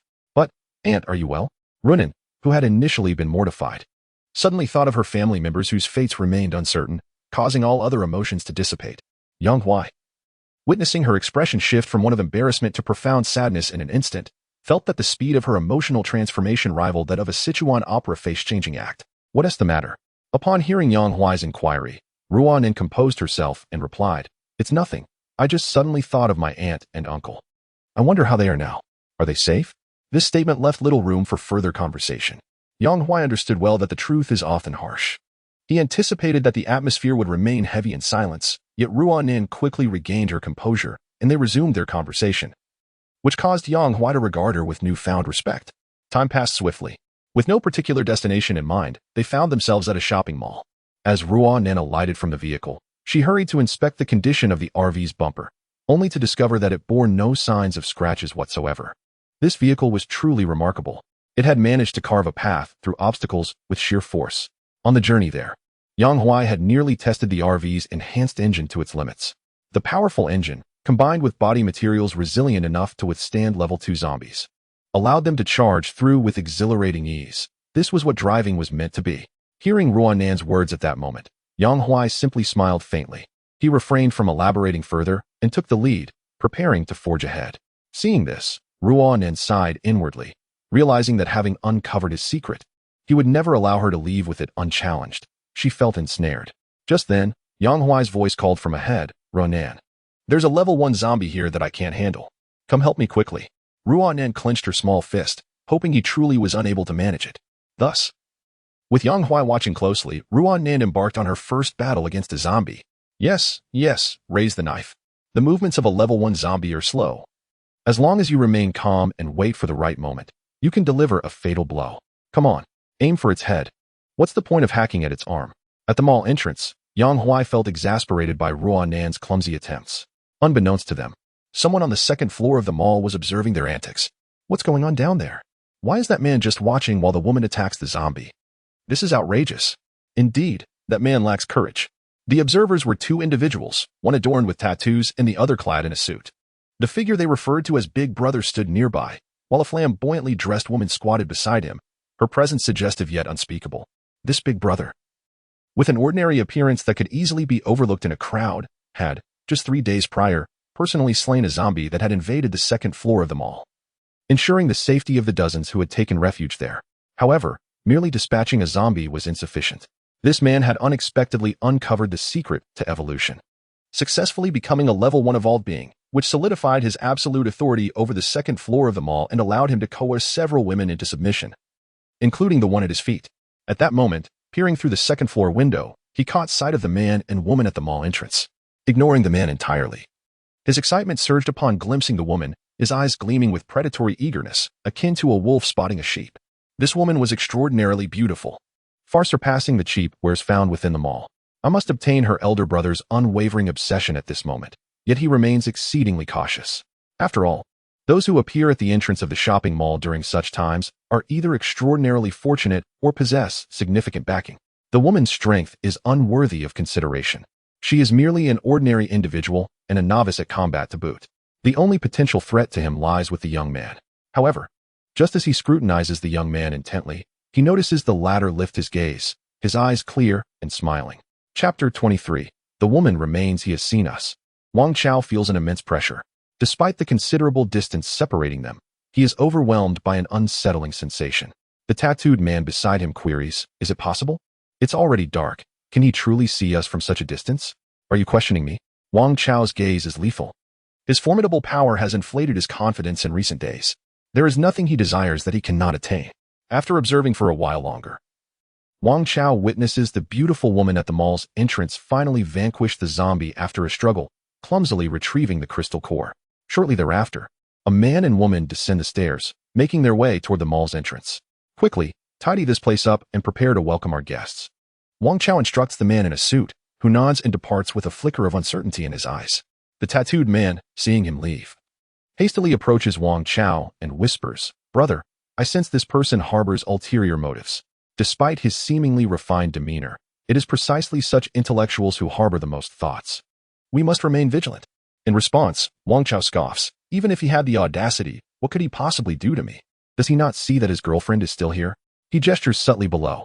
The tattooed man casts a glance at the woman's exquisite features, his worries dissipating. The man in the suit, unable to defend his girlfriend from harm, is, as a man, utterly unworthy.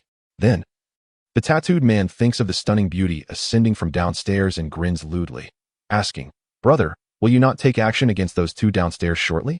Wang Chao glances at him, realizing his intent as the man's gaze remains fixed below. He pats the tattooed man's shoulder reassuringly. "Fear not. Once I have secured that woman downstairs, she shall belong to you." "Thank you, brother." The tattooed man's face radiates delight as he hastens to express his loyalty. Observing the sycophantic visage before him, Wang Chao feels a surge of satisfaction, albeit tinged with disdain.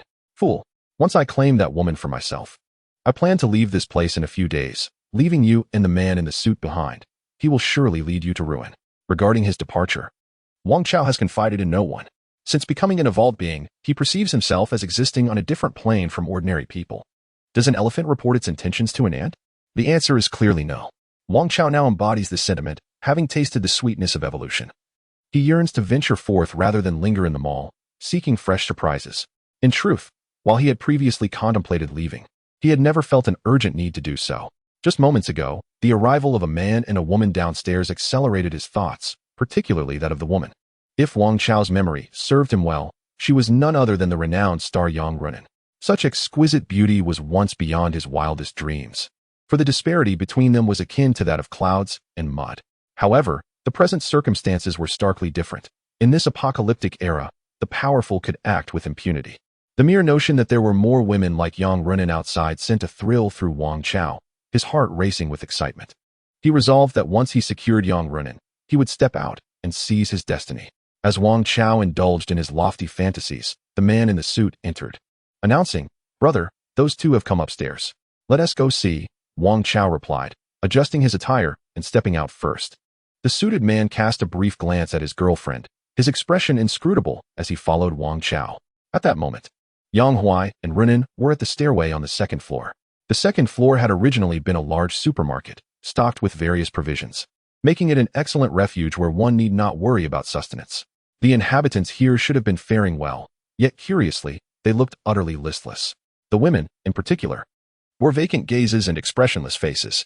Upon seeing Runin ascend, their eyes initially lit up, only to be swiftly replaced by pity. Runin was perplexed by this reaction. Yang Huai, with his seasoned experience, swiftly discerned the underlying sentiments. Just then, Wang Chao and his companions approached. As they neared, Yang Huai keenly observed that every person they passed exhibited signs of panic, instinctively recoiling, yet not daring to make their fear too apparent. Redirecting his gaze, Yang Huai focused on the trio approaching. The leader among them exuded a palpable aura, and Yang Huai recognized him as a first-level evolved being. Simultaneously, Wang Chao was sizing up Yang Huai. Lacking the discernment and experience of Yang Huai, he could only vaguely sense that the newcomers were formidable, though he could not ascertain their precise strength.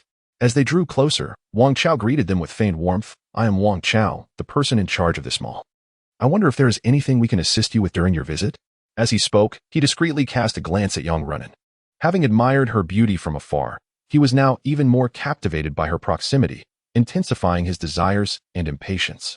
Runin instinctively sensed Wang Chao's ulterior motives and frowned slightly, unconsciously moving closer to Yang Huai. Yang Huai observed all of this and then articulated their purpose. "We are here at the mall to gather supplies and hope you can facilitate our needs." Upon hearing this, Wang Chao's expression turned troubled. "Firstly, we are all compatriots, and given the current dire situation outside, I genuinely wish to assist you. However," he glanced around, gesturing towards the others, and continued, "as you can see, we have dozens of people here, and we are severely short on resources. I must prioritize their welfare, and unfortunately, I cannot spare any supplies. I sincerely apologize." Yang Huai maintained his composure, replying, "Then what do you propose we do?" Wang Chao hesitated for a moment, as if he had suddenly made a resolute decision, then spoke. "Perhaps it would be best if you all consider joining us, as wandering outside is unlikely to yield any benefits. In return, you will naturally receive a portion of the supplies." Yang Huai coldly scoffed inwardly. After the apocalypse struck, this shopping mall had essentially become a lawless territory, and it was not surprising that Wang Chao and his group claimed it as their own. Acknowledging this reality, Yang Huai had initially maintained a semblance of civility in his discourse. However, if the issue were truly a shortage of resources, he would have turned on his heel without a second thought. He prided himself on being reasonable. Yet, the current situation deviated from that premise. Setting aside the question of whether the supplies were genuinely insufficient, Wang Chao's prolonged discourse culminating in a proposal for them to join was quite intriguing. If the mall had been free of chaos, Yang Huai might have considered Wang Chao's words as a genuine attempt to assist others. However, the atmosphere was palpably unsettling, particularly with the women, each displaying a listless demeanor, clearly having endured inhumane torment over the preceding days. In this context, Wang Chao's desire for them to stay could only imply one thing: raw nan. The truth hit Yang Huai like a ton of bricks. After a moment of silence, he spoke again with calmness. "However, I cannot remain, for I must take the supplies out to save others." This statement was pure fabrication. He was curious to see how far Wang Chao would take his charade. Yet, he severely underestimated the patience of his adversary. Although Wang Chao remained silent, the tattooed man stepped forward, plainly stating, "The women can stay." Chapter 24. A sleepless night. Upon hearing his subordinate's words, Wang Chao feigned indignation and kicked the tattooed man. He then added, "Do not heed his foolishness. This man speaks without thinking. However, he is correct about one thing. If you desire supplies, you must be willing to pay a price." As for what that price was, Wang Chao's gaze towards Ruo Nen conveyed everything. Yang Huai pretended to be incensed and turned to leave. In an instant, Wang Chao dropped the pretense. He swiftly drew a revolver from his coat and aimed it at Yang Huai, pulling the trigger without a moment's hesitation. The event unfolded so abruptly that there was scarcely a second for reaction.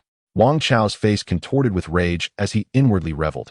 No matter how powerful you are, can you withstand a bullet? The gunshot rang out, and just as he expected Yang Huai to collapse, he suddenly found his vision blurred. It felt as if a hammer had struck his chest, and his body was sent flying backward. Upon hitting the ground, he struggled against the pain and spat out a mouthful of blood. Before he could fully comprehend the situation, he looked up to see Yang Huai, a mocking expression on his face, holding the very revolver that had just been fired. He aimed and pulled the trigger. A gaping wound appeared on Wang Chao's forehead as he fell to the ground, lifeless. In his final moments, he seemed to hear Yang Huai murmuring, "You dare to act against me? A first-level evolver? Is it the courage bestowed upon you by Liang Jingru?" And just like that, Wang Chao slipped into oblivion. The scene fell into a profound silence. The event had transpired so suddenly that no one had a chance to react.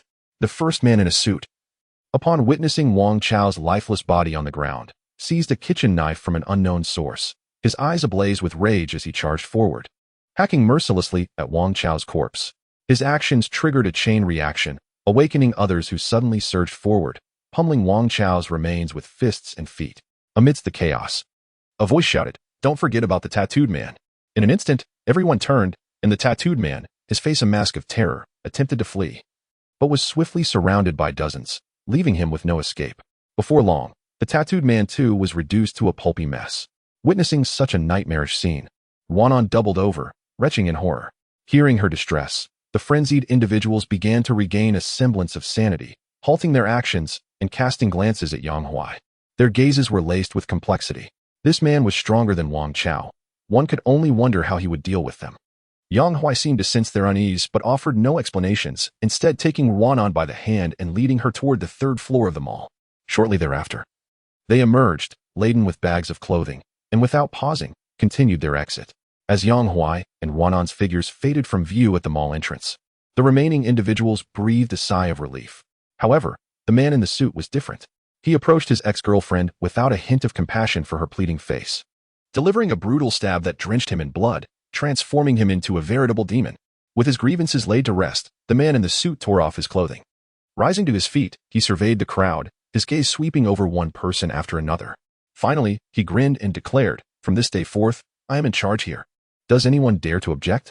Yet, just as he reveled in his madness, a dagger plunged into his back. In his final moments, the man in the suit managed to turn and recognize his assailant. It was none other than the one who had led the charge against the tattooed man earlier. Who would have thought the seemingly simple individual could harbor such ruthlessness? Pathetic fool, who do you think you are to command us? Back in the RV, Ruanan struggled to calm her tumultuous emotions.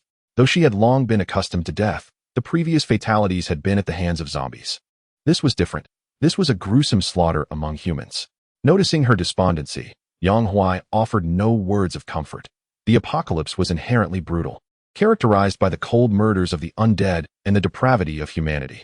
Without the constraints of morality and law, the demons within people are unleashed. After a considerable time, Wanan finally ceased her retching. At that moment, Yang Huai placed 2 bowls of instant noodles on the table, opening one for himself to begin eating. He had expected Wanan to remain silent longer, yet when a bowl was pushed toward her, she picked it up without hesitation and began to eat. "It seems you've come to terms with it?" Yang Huai inquired between slurps of noodles. Wanan took a breath, relaxing as she replied, "What good would it do to remain conflicted? Wang Chao and the tattooed man surely provoked the wrath of the masses. Otherwise, they wouldn't have been met with such hatred.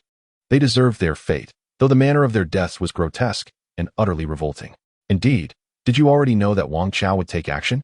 The moment I think of Yang Huai's inexplicable turn, followed by his swift evasion and then the decisive kick that sent Wang Chao flying, all executed seamlessly as if foreseen."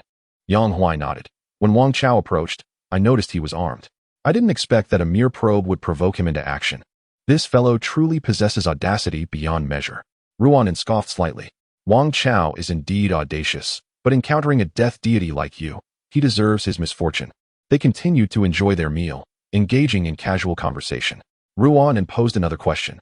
"Why do you think they did not eliminate the suited man as well, considering he is in league with Wang Chao?" Upon hearing this query, Yang Huai finished the broth in one gulp and wiped the sweat from his brow with a tissue before responding, "How do you know he will not be killed? Are you suggesting he is already dead?" Ruanan was taken aback. She could hardly fathom such a swift turn of events. Yang Huai chuckled. You underestimate the power of hatred, as well as the strength of ordinary individuals. They may remain silent, but when they act, it is astonishing. Ruan nodded. Just moments ago, she was puzzled as to why Yang Huai allowed the suited man to live. Given Yang Huai's vengeful nature, which demands that grievances be avenged and roots be eradicated, it seemed inconceivable that he would permit someone clearly allied with Wang Chao to survive. She had just been contemplating this, but now everything became clear. It was evident that Yang Huai had long sensed someone was poised to act. Thus he did not need to intervene. Assistance would naturally arrive to resolve the issue. If this is indeed the case, this man possesses not only formidable strength, but also profound cunning. Enough of daydreaming. Weren't you filled with questions just now? Are you satisfied now? Yang Huai gazed at her with a smile, devoid of the previous gravity he had displayed, as if that depth was merely a fade. Yet Ruan understood it was not so. In her view, being profound is inconsequential. The true peril lies in maintaining a seemingly innocent fade while harboring such depth. If Yang Huai were aware of her thoughts, he would undoubtedly be speechless. I share all this with you to help you recognize reality, not to incite slander against me, Yang Huai said, rising to draw the curtains. Ruan glanced outside. The night was deepening. She seemed to realize something, her movements suddenly becoming constrained. In truth, if the earlier rescue could be viewed as a transaction, she had felt some internal resistance to it, given its transactional nature. However, after an afternoon of interaction, she found that resistance had dissipated. Ruan was uncertain whether this change stemmed from Yang Huai's charisma or her desire for stability in this apocalyptic world. Or perhaps a combination of both. Regardless, it seemed that tonight would likely be a sleepless one. A radio wave was silently enveloping the entire city of Mo. Chapter 25. The radio is operational. A beautiful morning dawned. Zombies wandered the streets, seemingly alerted by an unusual commotion. Their gaze drawn to a recreational vehicle that appeared to be gently swaying. Small heads, large questions. Then, an air conditioning unit unexpectedly fell from the sky, teaching the zombies a lesson in discretion. An hour later, the door of the vehicle swung open. Yang Huai, clad in slippers, stepped out of the RV, stretched his back, and embraced the refreshing air. After last night's persuasion, Ruan finally came to a realization. Her actions were resolute. Once she decided, she acted decisively, transforming from a novice to someone eager to soar to great heights.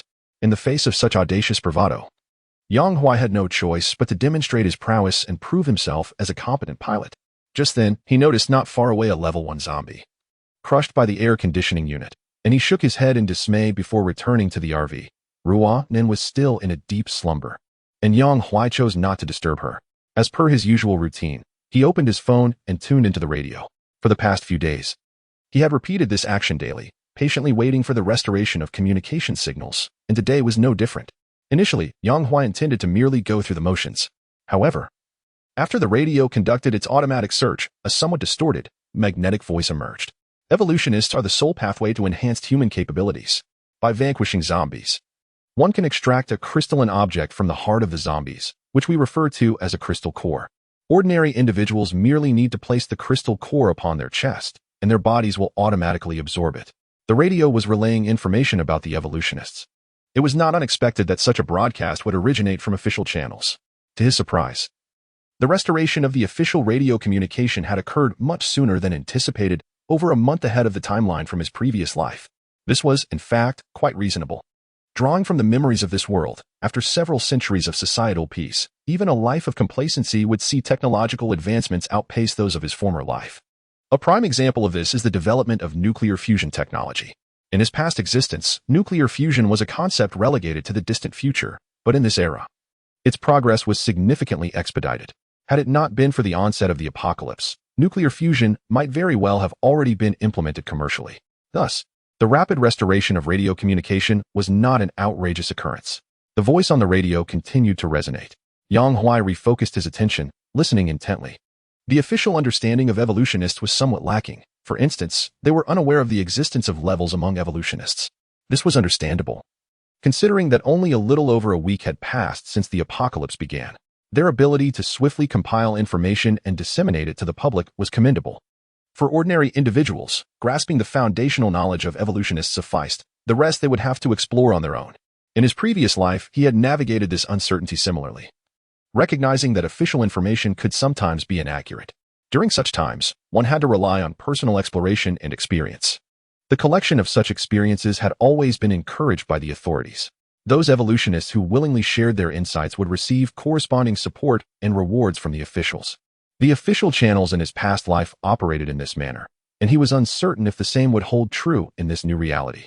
After listening for a while longer, the broadcast reached its conclusion. For the time being, this was all the information available regarding evolutionists. The officials of the Magic City would endeavor to gather more information swiftly to aid the citizens in navigating their tribulations. Finally, a call has been issued for all citizens scattered across the various corners of the Magic City to swiftly converge to the west of the city. In 2 months, the authorities will organize the migration of citizens to the inland. Greetings to my fellow compatriots of the Magic City. I am Liang Jintao. Listening to this self-introduction, it appears that this audio has been played on repeat for some time. Overall, there is little useful information. The news regarding the evolvers holds no significance for Yang Huai. The only pertinent detail is the final appeal to gather west of the Magic City in 2 months. The notice did not specify the reason, but Yang Huai is well aware. On one hand, coastal cities are densely populated areas, teeming with zombies, rather than exhausting human resources here. It is wiser to relocate inland and re-establish the foundations of humanity. On the other hand, which is equally crucial, it must be noted that the infection by zombies does not discriminate between humans and flora and fauna. Any living organism can undergo mutation. When considering where the most diverse life forms on Blue Star reside, the ocean undoubtedly claims that title. The authorities likely anticipated this scenario. Hence the organization of coastal city residents to migrate inland, in order to prevent the marine zombies from conquering the land. This possibility is not unfounded, as it has indeed occurred in Yang Huai's previous life. The day when shrimp soldiers and crab generals become a reality may come. However, the silver lining is that, compared to the rapid infection of humans, the infection and mutation of flora and fauna tend to be significantly slower, approximately delayed by a month relative to humans. This is a lesson learned from humanity's past. The authorities in this era likely have yet to accurately discern these nuances, but even in their precautionary measures, it is necessary to relinquish perilous areas like coastal cities. Thus, the plan for relocation inland has been established. Gather in 2 months, Yang Huai murmured, imprinting this information firmly in his memory. Although he may not necessarily adhere to this plan, it is imperative to remain aware of others' movements. To speak candidly, should high-ranking officials impulsively decide to launch nuclear strikes to eradicate the zombies in coastal cities after the relocation, Yang Huai, should he still be in the city, would find himself reduced to ashes. Such a scenario is not without precedent. During the period of refuge in his previous life, the authorities declassified information regarding this matter, including the decision to deploy nuclear weapons in the early days of the apocalypse. However, weighing the future implications, they ultimately opted against this choice. This decision carries both advantages and disadvantages. Looking back from the refuge period, had nuclear weapons been deployed initially, the large-scale clearing of zombies in coastal cities might have resulted in fewer high-level zombies emerging. Yet, there exists another possibility. Under the compounded effects of nuclear radiation, the surviving zombies could become significantly enhanced. The situation on land might be manageable, even if there are a few more powerful zombies. However, coastal cities present a different dilemma. Marine organisms, sheltered by the ocean's waters, would not experience the same level of devastation as those on land, leading to a proliferation of marine zombies gaining strength, thus posing a greater threat to the land. As for why this knowledge was retained from the past, it suffices to say that just because our nation refrains from such actions does not imply that others do as well. For instance, the neighboring nation, with its vast population. After the detonation of the nuclear bomb, the coastal city was irrevocably transformed into a veritable paradise for the undead, rendering it utterly inaccessible to ordinary people due to the pervasive nuclear radiation. In essence, the use of nuclear weapons is a last resort, employed only when absolutely necessary. However, that was in a previous life. In this existence, who knows what may transpire? Yang Huai must remain vigilant regarding the government's movements, not solely concerning nuclear arms, but also in relation to a plethora of other valuable information.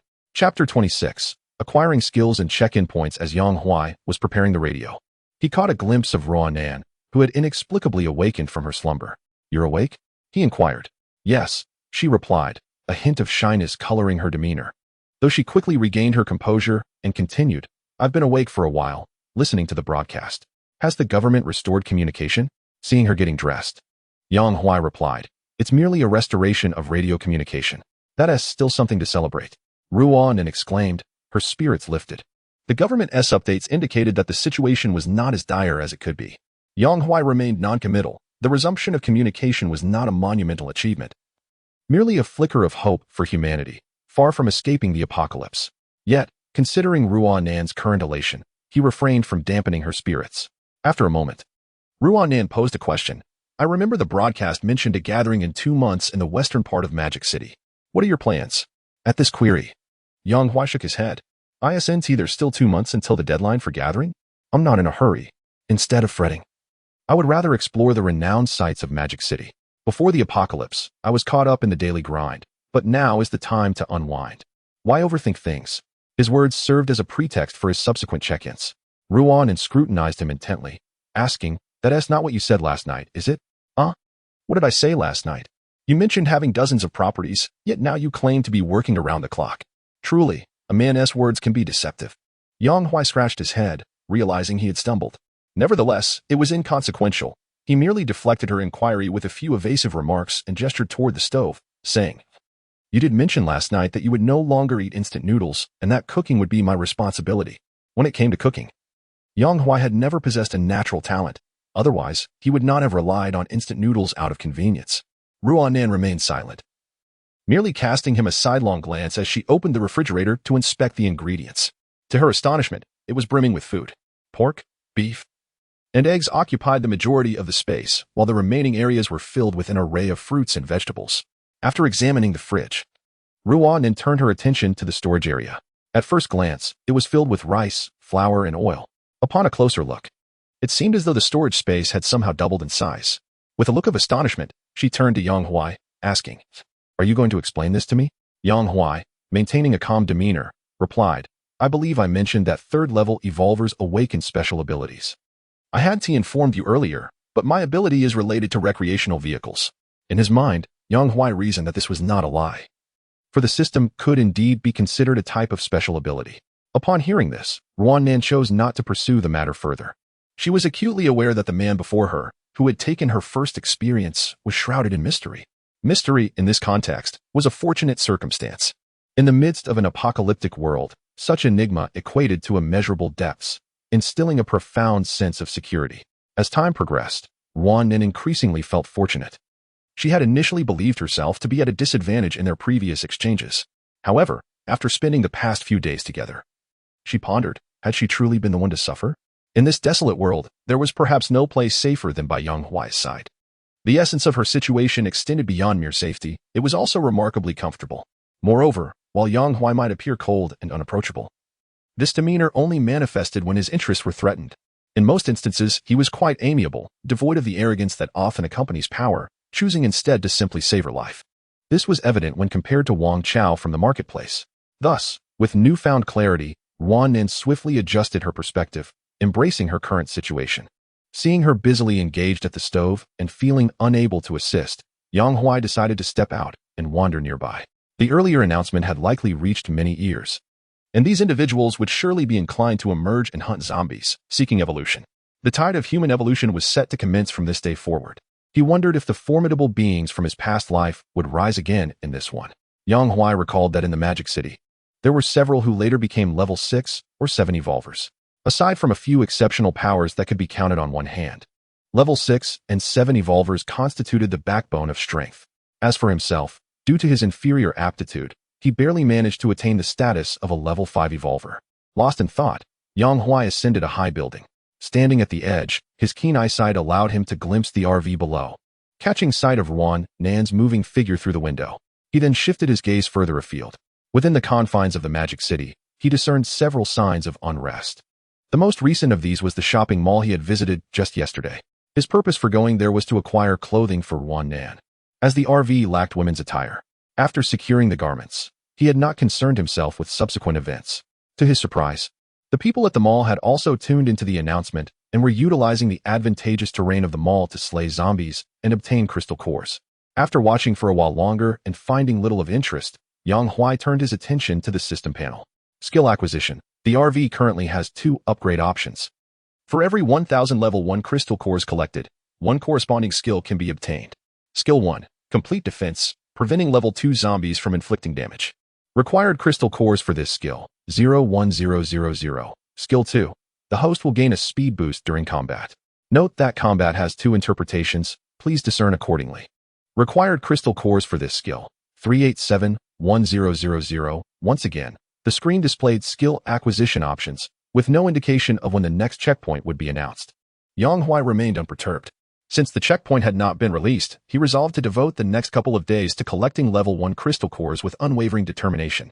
The crystalline cores that he had previously hoarded within the RV had all been absorbed, yet the unlocking of a certain skill remained a distant goal, while the other skill was even further out of reach. Fortunately, only a level 1 crystalline core was required. After pondering where he could procure a substantial quantity of level 1 zombie cores, Yang Huai's gaze naturally drifted towards Disneyland. 2 days later, at the entrance of Disneyland. As the last crystalline core was absorbed by Yang Huai, he finally acquired both skills. Simultaneously, through days of practical combat practice and the elimination of zombies for their course, Ruan successfully ascended to the rank of a level 2 evolver. At that moment, they stood before the RV, observing the zombies within the amusement park. The undead gawked at them, yet showed no signs of aggression. It seemed that after the recent killings, the zombies had been sufficiently intimidated. They, who would typically attack on sight, now preferred to keep their distance, for these two were fiercer than themselves, executing decapitations and heart extractions at every encounter. Ruan felt a twinge of nostalgia, realizing that she could make the zombies avoid her path. Yang Huai remained silent, gradually sensing an increase in the radiation levels in the air, an indication that the zombies were beginning to evolve. Meanwhile, a system panel appeared before him. RV check-in system. Check-in point. Dripping Water Lake. Chapter 27. Let us start a game. Stop staring. We must depart, Yang Huai stated. Retracting the system panel and turning to the still distracted Ruan. Ruan snapped back to reality and inquired, "Where to?" "To Dripping Water Lake," he replied. The system had already announced the next check-in point, leaving no room for discussion. They needed to set off promptly. Upon hearing this, Ruan appeared puzzled. "Aren't we supposed to rendezvous west of Magic City?" "No," Yang Huai shook his head. "At least not for now. The official notice states that the rendezvous deadline is 2 months away. Leaving now would be futile. Instead of wasting time, wouldn't you prefer to explore other locations? Don't you wish to see what the seaside is like in the aftermath of the apocalypse?" Dripping Water Lake was situated by the sea, a mere 50 kilometers from Disneyland. Ruan pursed her lips, pondering the value of her curiosity. Their conversations had grown considerably more relaxed over the past 2 days, allowing them to speak their minds freely. Consequently, when Yang Huai heard her response, he chuckled and shrugged. Of course, it's of no use. With that, he boarded the RV, leaving behind only his silhouette. Ruan followed closely behind, initially believing that Yang Huai meant to depart immediately, only to discover otherwise, as he rummaged through various items in search of something. "Where'n't we heading to Dripping Water Lake?" she questioned. Yang Huai glanced at her and replied, "There's no rush today. Before we set off for Dripping Water Lake, I need to craft some grenades." With Dripping Water Lake unexplored, it was imperative to make thorough preparations before their journey. Additionally, as dusk was fast approaching, it would be wiser to prepare adequately and depart the following day rather than hastily rushing into the unknown. Upon hearing that Yang Huai was making grenades, Ruan was astonished. "You can make grenades?" Yang Huai retorted with mild annoyance. "Of course. Where do you think the grenade I used to save you came from?" It was only then that Ruan recalled that during their visit to Disneyland, Yang Huai had indeed used a grenade to eliminate a level 3 zombie. If memory served correctly, that grenade was rather large, resembling a bowling ball. It turned out to be homemade, which explained its size. The thought sent Ruan instinctively retreating a few steps. Homemade explosives were perilous. Yang Huai, noticing her reaction, guessed her thoughts and replied, "You don't think I'm going to make grenades inside the RV, do you? I'm not that confident yet." With that, he lifted 2 large boxes of chemicals and exited the vehicle. This time, Ruan chose not to follow him. Instead, she rolled up her sleeves and washed her hands, preparing to cook. Outside, Yang Huai arrived at an open area. He had learned the methods of grenade making during his time at the armory in the survival base of his previous life. While he wouldn't say he was an expert, he certainly remembered the process clearly. A few days ago, he had attempted to create several grenades, and a few remained unused. Drawing from his prior experience, he decided to make a few more this time for future use. He didn't need landmines. Grenades would suffice. Compared to standard grenades, the ones Yang Huai crafted were significantly larger and contained a greater amount of explosives, allowing them to inflict more effective damage on zombies. However, these homemade grenades were only suitable for his use. Anyone unfamiliar with them might inadvertently harm themselves. They were designed specifically to meet his needs, and he never intended for others to utilize them. Truth be told, the best option would undoubtedly be standardized grenades, which are not only effective but, crucially, safe. However, after days of searching, he had yet to come across even a trace of them. Thus, he had no choice but to rely on his own ingenuity to ensure his survival. As time passed, 2 hours swiftly flew by. A dozen grenades were completed. Yang Huai stretched and rubbed his aching neck, only to realize that night had fallen. Just as he began to gather his belongings to leave, he noticed Ruan and had quietly approached him from behind. Dressed in a cool outfit, her long, fair legs were exposed, an enchanting sight that made one dizzy with temptation. "What brings you here?" Yang Huai found himself staring intently at her legs. Although he had seen them multiple times before, the allure of the evening made this encounter feel different. With a playful smile and a twinkle in her eye, Ruan curiously inspected the freshly made grenades. Aside from their considerable size, they appeared quite impressive, though her interest in such items was minimal. Retracting her gaze, she responded, "Dinner is ready. I noticed you hadn't returned for a while, so I thought I'd come check on you." The mention of food made Yang Huai realize he was indeed hungry. "All right then, I'm finished here as well. Let us head back and eat." Upon returning to the RV, the enticing aroma of the meal wafted through the air. The table was set with 2 dishes and a soup, sauteed greens, braised pork ribs, and egg drop soup, accompanied by rice. Yang Huai gave Ruan a thumbs up, impressed by her culinary skills over the past few days. He hadn't expected a superstar to possess such talent. After inquiring, he learned that her cooking skills were a family tradition. After washing his hands, they sat down to enjoy their meal. Yang Huai picked up a piece of braised pork rib and took a bite, savoring the perfect balance of flavors and the delightful aroma. "Who did you learn this from?" "It's absolutely delicious." Yang Huai did not hesitate to extol the virtues of the meal before him, which far surpassed his humble bowl of boiled noodles. Such culinary skill could not have been attained without dedicated study. Previously, he had heard from Ruan that it was a family tradition, although she did not specify from whom she had learned. Upon inquiring again during a casual conversation at the dinner table, Ruan candidly revealed that her culinary prowess was taught by her aunt. Their family had a lineage of serving as imperial chefs, thus instilling in both sons and daughters the necessity of culinary skills from a young age, a tradition that had somewhat faded by their generation.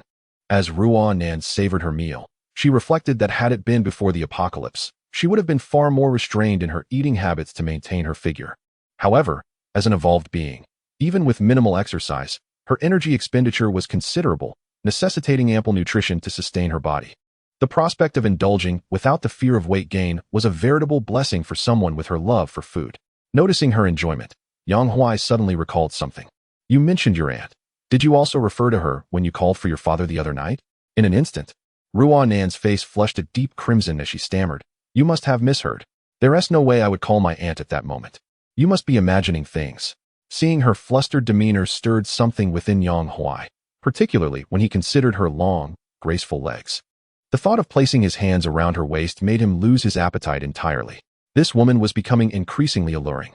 Setting aside his meal, he decided it was time for a different kind of engagement. Chapter 28. The roadblock. The following day, a refreshed Yang Huai rose early. He first inspected the various systems of the RV to ensure they were functioning properly. Once satisfied, he began transporting bottles of purified water from the nearby convenience store, diligently filling the RV's water tank. With Ruan's arrival, the demand for water surged. Fortunately, although tap water had ceased, the supermarkets and convenience stores still offered purified water, which was sufficient to meet their needs without hygiene concerns. After replenishing the water supply, and while Ruan was still asleep, Yang Huai utilized the storage space to fill the fuel tank. With preparations complete, he had a few slices of bread for breakfast, took his place in the driver's seat, and set off towards Dishui Lake. The lake was approximately 50 kilometers away, and if all went smoothly, they would arrive in just over an hour. Thanks to the enhanced engine, Yang Huai no longer needed to clear obstacles. They sped along, effortlessly overcoming zombies and abandoned vehicles alike, drawing considerable attention from onlookers. Among them were those who remained isolated at home, despondently idle, as well as small groups venturing out together, hastening westward toward the city of chaos. All of whom approached the zombies with utmost caution. Until they spotted a rapidly speeding motorhome, they widened their eyes in disbelief, as if encountering a ghost in broad daylight. The motorhome barreled forward, colliding with various obstacles yet producing not a single sound. Had it not been for the noise of the debris scraping against the ground, they might have doubted their own senses. What on earth was that? Did you see it? In a corner, 3 or 4 young individuals gathered to discuss the recent passage of the motorhome. The others nodded in agreement, confirming they had witnessed the same spectacle. One of the young men suggested, "Could it be an official recovery vehicle? Look, The path is just clear enough for the vehicle to pass. His words sparked a glimmer of understanding among the others. Indeed, if it were not an official recovery vehicle, why would it be heading toward the coastline at such a perilous time? The thought of the authorities being unexpectedly reliable encouraged them to search for any operational vehicles nearby. After some effort, they set off down the road in the opposite direction of the motorhome. Many others, similarly inclined, joined them on this route. However, after traveling a short distance, they soon discovered that the so-called clear road was merely a limited stretch. Nevertheless, this did expedite their journey. As they arrived at the rendezvous point, rumors regarding the motorhome circulated among the crowd. Some claimed the owner was a psychopathic killer, luring zombies to slaughter humans. Others argued the owner was benevolent, aiding them through the initial crisis. Opinions varied widely. One individual recounted seeing the motorhome's owner coldly execute several people, though he refrained from divulging the reasons behind such actions. This incident transpired as Yang Huai was en route to Dishui Lake. Initially, his journey seemed promising, leading him to believe he could complete this checkpoint within a day, significantly faster than his previous attempt. Yet, before he could revel in his fortune, he encountered 6 women blocking the road ahead. These women appeared disheveled and gaunt, clearly having gone days without proper sustenance, presenting a pitiful sight. Yang Huai intended to ignore them and navigate around, but they swiftly positioned themselves in front of the motorhome once more, clearly intent on preventing any passage. Left with no choice, Yang Huai exited the vehicle to inquire about their intentions. One woman stepped forward, pleading, "Please, we beg you for some food. We have been starving for days. If you provide us with food, we will agree to any condition." As she clung to Yang Huai's arm, rubbing against him, Runin, who had just awakened, could no longer bear the scene.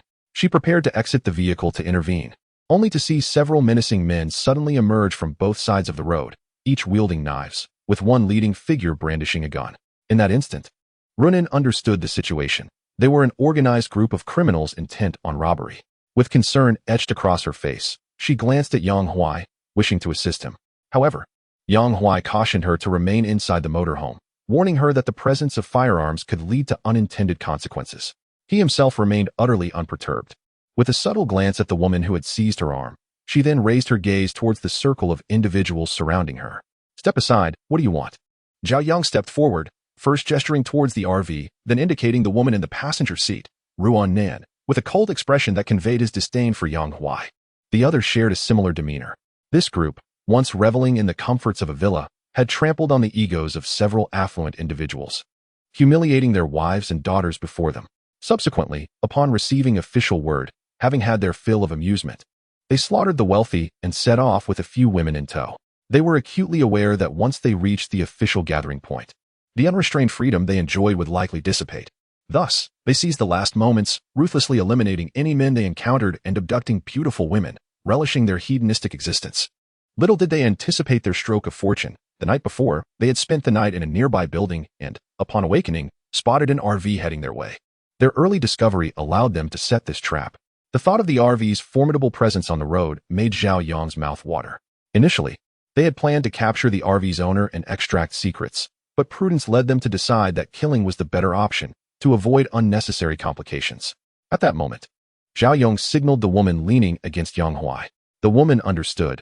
Her previous pleading gaze transformed into one filled with malice. However, before she could act, Yang Huai swiftly knocked the dagger from her grasp and drew a concealed handgun, pressing it against her forehead as a warning to Zhao Yang. The group was taken aback by his quick response. Yet, it mattered not. He pulled the trigger, ending the woman's life. The other 5 women, witnessing this, shrieked and scattered in terror. In the next heartbeat, the men surrounding Yang Huai lunged at him, all evolved beings, wielding their superhuman strength with impunity. Yang Huai released the lifeless woman, reflecting on the ruthlessness of these individuals. No wonder they had all evolved. Their tenacity could carry them far in this apocalypse. Unfortunately for them, they had made the gravest mistake in provoking him. Regarding his current strength, Yang Huai found it difficult to gauge accurately. Had these individuals known about the hierarchy among evolved beings, they would never have dared to confront him so brazenly. At the very least, they would have crafted a more foolproof plan. One could only conclude that their newfound evolution had rendered them both greedy and ignorant. Minutes later, Yang Huai systematically dealt with these overconfident individuals. A brief interlude occurred when Zhao Yang, sensing the shift in circumstances, attempted to barter a piece of information for his life. But Yang Huai dismissed him entirely, delivering a fatal shot instead. He then apprehended a fleeing woman to inquire about the information Zhao Yong had mentioned. The woman stammered, unable to articulate clearly. She had been under the control of Zhao Yong and his associates and was wholly ignorant of the external situation.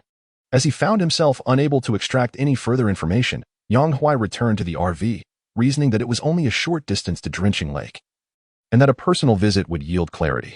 Chapter 29. Drenching Lake submerged. The situation was peculiar. Yang Huai did not dare to delay and pressed the accelerator to its limit. After half an hour, he finally arrived at Drenching Lake. However, the lake had long since merged with the ocean, with wave after wave engulfing the central sculpture and inundating much of the surrounding structures. What is happening? Yang Huai exchanged glances with Ruan Nan, both reflecting uncertainty in their eyes. Could it be the rise in sea levels due to glacial melting? Ruan Nan suggested hesitantly. After a moment's contemplation, Yang Huai shook his head. That seems unlikely. Have you noticed that the sea is currently receding? This isn't a permanent rise in water levels, but rather a temporary surge, or perhaps more aptly, a tsunami.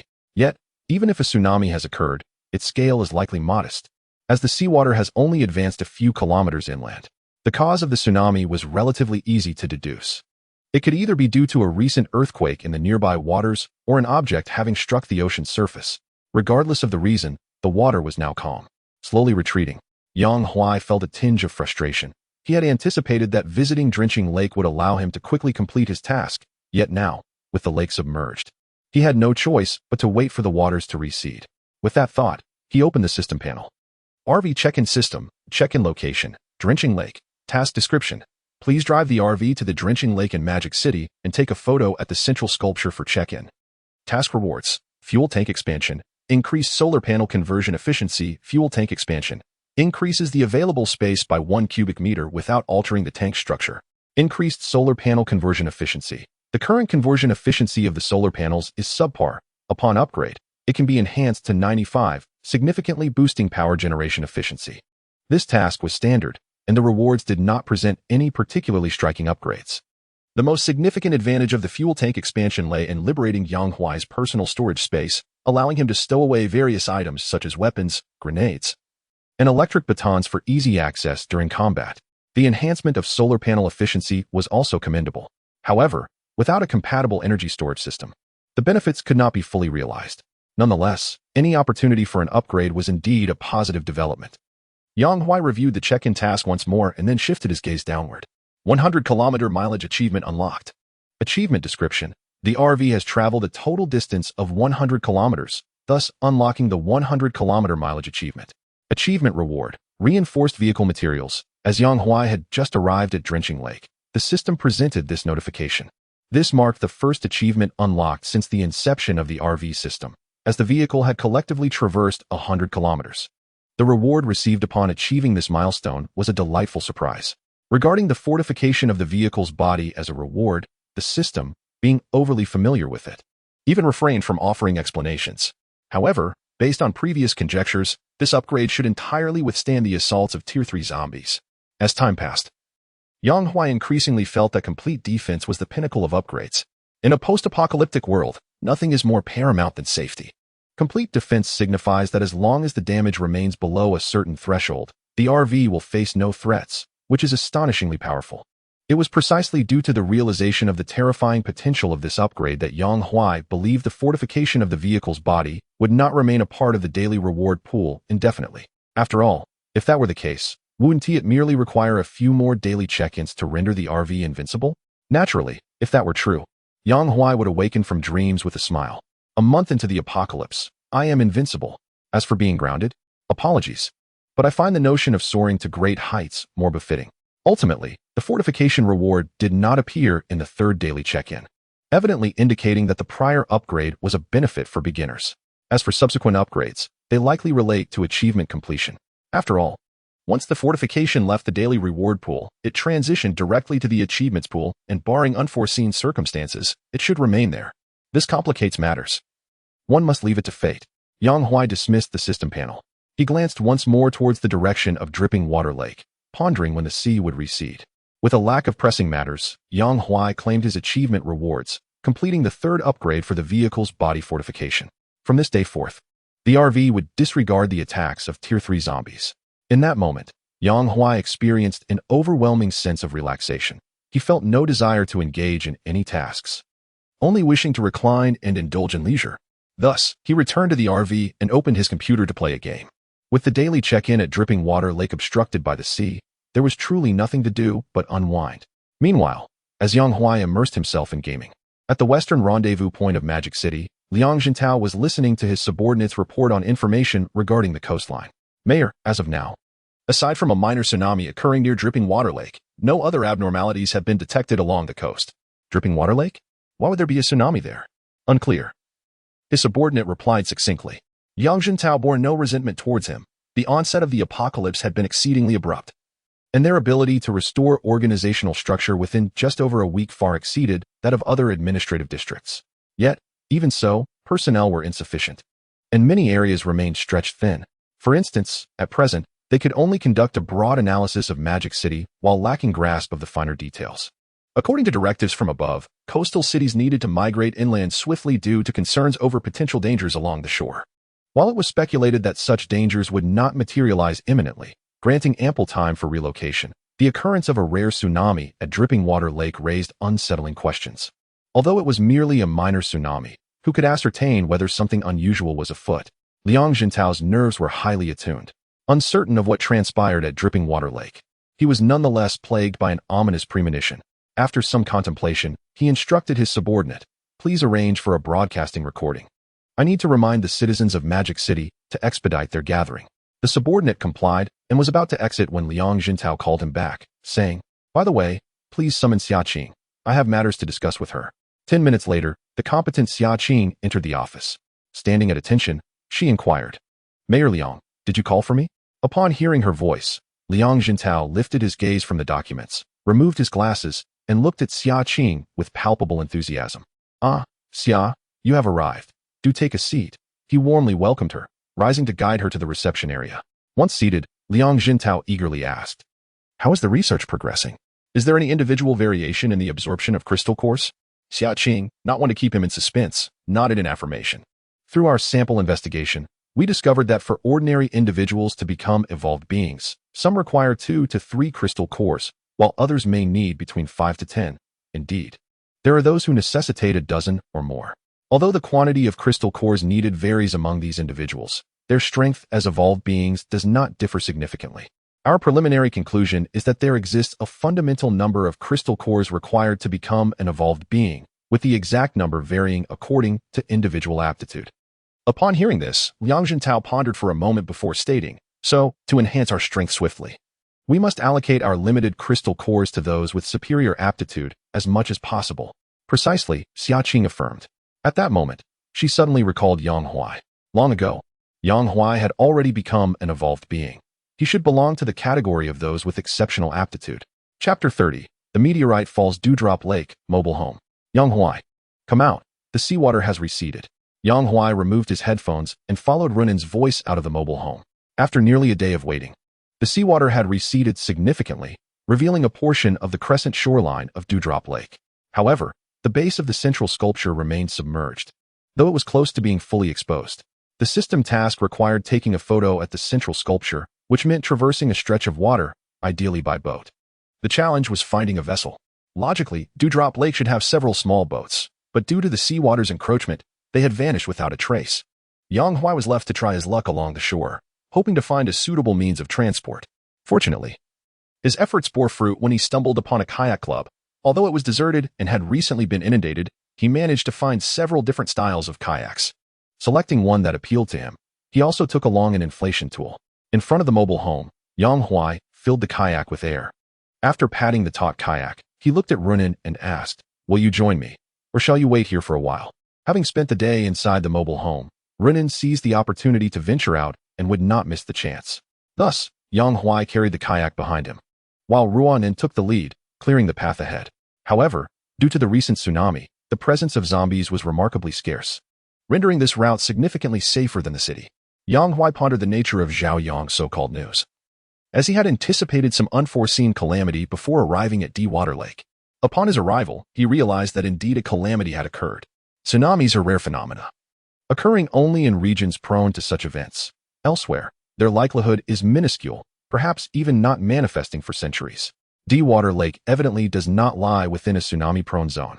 And although a minor incident had recently transpired, its impact was limited, only advancing a few kilometers inland, thus posing little threat. Therefore, the tsunami itself could not be the news Zhao Yong had mentioned. The only other possibility was the cause behind the tsunami's occurrence, a mystery that even Yang Huai, equipped with knowledge from his past life, could not unravel. The ocean of his previous life was steeped in enigma. Who could fathom the events that transpired here? Regardless, Yang Huai had resolved to leave post-haste after completing the check-in, to avoid any unforeseen complications. Upon reaching the lakeside, Yang Huai tossed the kayak onto the surface of the water. He and Ruonin swiftly boarded the kayak, propelling it forward with their paddles as it glided across the lake at a noticeable speed. The center of the lake was not far from the shore. 5 minutes later, they arrived at the lake's central sculpture. The sculpture, entirely white and ring-shaped, captivated Yang Huai's attention momentarily. Noticing nothing particularly extraordinary, he retrieved his phone, found a suitable angle, and pressed the shutter button. Check-in completed. A surge of joy filled Yang Huai's heart as the system notification appeared. Another check-in accomplished, allowing the RV to upgrade once more and granting him corresponding skills.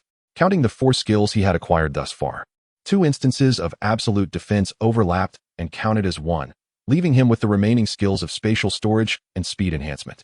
Overall, none were exceptionally powerful. Yet small accumulations could lead to significant transformations. With the check-in complete and nothing left to linger over, Yang Huai glanced at the photo on his phone, where he and Ruonin posed in front of the sculpture. The weather was splendid, and the sea breeze was refreshingly pleasant. Were it not for the concern of unknown risks, Yang Huai would have relished the prospect of lingering here for several days, awaiting the next system-designated check-in location. Alas, he had no choice but to depart. As Yang Huai stowed his phone and prepared to leave, a sudden realization struck him. He opened his phone and examined the latest photo, directing his gaze to the upper left corner. At first glance, it appeared to be merely a clear sky. However, upon closer inspection, a distinct line of fire became evident beneath the serene facade of the sky. Ruonin, noticing Yang Huai's sudden change in demeanor, approached him to inquire about the matter. Together, they both discerned the anomaly within the photograph. Without exchanging a word, they both lifted their gazes toward the sky. There, in the image, what had initially been a faint line of fire began to stand out with increasing clarity. The term meteorite flashed in Yang Huai's mind. Only a meteorite plummeting from outer space, experiencing intense friction in the atmosphere, could present such a scene before them. For the blue planet, the fall of meteors is not particularly extraordinary. At this moment, it may merely be a coincidence that Yang Huai witnessed the descent of a meteor. Observing its trajectory, it is highly likely that it would be obliterated in the atmosphere. Even if a small fragment were to survive, its descent into the ocean would hardly stir any significant waves, let alone reach the land. However, just as Yang Huai believed all was well, the sky revealed another anomaly. What began as a solitary streak of fire transformed into a vast expanse illuminating the heavens. The number of falling meteors far exceeded a single one. Yang Huai was rendered speechless by this spectacle. In the face of such celestial grandeur, humanity appeared woefully insignificant. Ruonin, too, was momentarily at a loss for words, before suddenly retrieving her phone to capture the moment, snapping photographs of the sky. Such a large-scale meteor shower is exceedingly rare, perhaps a sight one might witness only once in a lifetime.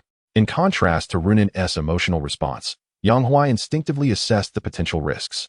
Fortunately, despite the multitude of meteors, the majority, judging by their trajectories, would likely fall into the depths of the ocean, slightly northeast, and should pose no threat to Yang Huai's location. However, one particular meteor's descent trajectory appeared rather concerning. It seemed to be heading towards a point within a range of several dozen to 100 kilometers from Doomsday Lake. Suddenly, Yang Huai realized the implications. He gazed at the receding sea, and his previous uncertainties evaporated. The news that Zhao Yong had mentioned concerned the meteors falling into the sea, thereby triggering a tsunami. The earlier tsunami had only advanced less than 10 kilometers inland, but now, as meteors continued to descend, Yang Huai could not ascertain whether this particular meteor would disintegrate in the atmosphere. He hurriedly urged Ruonin to row faster. They needed to distance themselves from the shoreline. Yang Huai, do you know why so many meteors are falling all of a sudden? Ruonin inquired curiously as she rowed. Given Yang Huai's seemingly omniscient demeanor, she instinctively assumed he understood the reasons behind the meteor shower. Yang Huai was at a loss for words. While he might grasp terrestrial matters, how could he possibly fathom the mysteries of outer space? From the situation at Doomsday Lake to the current meteor shower, he could only speculate that this period might be a climax for meteor falls. As for anything beyond that, he deemed it unnecessary to ponder. He was not here for an expedition, as long as the meteors did not threaten the annihilation of Earth. Naturally, the destruction of the planet seemed unlikely. The prospect of a tsunami appeared far more plausible. Chapter 31. The tsunami surge in the boundless expanse of the ocean. The surface lay tranquil. A solitary seabird gliding from the heights and landing on a nearby isle. Its talons grasped the branches, captivated by the celestial phenomenon unfolding above. A meteor, trailing flames, descended from the heavens, its reflection fleetingly captured in the bird's eye before it crashed heavily upon the sea. In an instant, the waters at the impact site began to evaporate dramatically. A colossal plume of white vapor surged into the air, briefly obscuring the ocean's surface. Yet, in the next moment, an immensely powerful shockwave disrupted the calm of the seabed, radiating outward in all directions. The seawater was thrust skyward, reaching heights of several dozen meters. As tumultuous waves surged and crested, accompanied by the anguished cries of seabirds, the ocean darkened ominously. Soon, a colossal tsunami surged forth from the depths, radiating outward. The first to bear the brunt of this natural calamity was a small island inhabited by the seabirds. In the blink of an eye, the island was engulfed. The frightened birds flapped their wings in a desperate bid for escape, narrowly evading the tumultuous waves of the tsunami. After a brief interruption by the island, the tsunami surged forward relentlessly, initially rising only a few meters, but as it approached the coastline, its height soared to several dozen meters. This was undoubtedly a cataclysmic event. Fortunately, there were no living souls along the shore when the tsunami struck. Yet, it was precisely this absence of witnesses that rendered the urban populace unable to react in time. By the moment the tsunami crashed upon them, it was far too late. The tsunami hit the undulating coastline with astonishing force, and the coastal city was instantly subjected to overwhelming devastation. Buildings collapsed like a line of dominoes, one after another. While several vessels that had been anchored offshore were swept into the city, crashing into structures like cannonballs, obliterating everything in their path. A man at home, indulging in instant noodles, heard the thunderous noise. He leaned over the balcony to gaze outside, and was met with a towering wall of water advancing towards him. The wall surged forth at a speed visible to the naked eye, leaving him no avenue for escape. As he stood there, watching the tsunami engulf him, his heart was devoid of despair. Instead, he felt a sense of liberation. As the first individual became aware of the tsunami, an increasing number of people were stirred by the sounds emanating from the heavens. Due to the obstruction of buildings, some could not perceive the unfolding chaos. But the mere sound invoked an ancestral fear buried deep within their genes. For a fleeting moment, they forgot the threat of zombies, and many sprinted onto the streets in a frantic dash for survival. These fleeing individuals were oblivious to the fact that the tsunami advanced at a pace far beyond their comprehension. In contrast to the human instinct to flee, the mindless zombies remained largely stationary. Some even, upon hearing the commotion, charged towards the approaching tsunami with unthinking ferocity. Thus, beneath the deluge of the tsunami, countless zombies were submerged, akin to dumplings in boiling water. However, even when submerged, the vitality of the zombies far surpassed that of humans. As long as they suffered no fatal injuries, any opportunity to escape the water would allow them to revert to their former state. In such dire circumstances, amid the calamity, all beings were not created equal. The tsunami pressed onward, seemingly endless, recklessly unleashing its energy. Some on the streets, upon realizing the nature of the tsunami, understood their chances of escape had dwindled, yet they summoned every ounce of their instinct to push forward, even if just one more step. One more step meant living another second. Among them, some lamented their decision not to flee in a vehicle, recognizing they had the opportunity to do so when they first heard the sounds. But in a moment of hesitation, those who had driven away were already far ahead. While they remained, compelled to face the wrath of nature, zombies, tsunamis, contemplating the series of calamities that had unfolded, many were utterly shattered. What on earth had transpired? In the span of a single night, everything had changed. 2 hours later, at long last, after advancing several kilometers inland, the tsunami finally subsided. Yang Huai had arrived at a safe zone ahead of time, standing atop a skyscraper, gazing at the city ravaged by the relentless waves. He bore witness to the latter part of the tsunami's onslaught, and the overwhelming force of nature, which could not be resisted by human strength, made him acutely aware of his own inadequacies. By this time, a significant portion of the city had been devastated. This was merely the aftermath of a meteorite's impact. It was challenging to fathom what devastation might occur in the northeast, where the meteorites fell in concentrated numbers.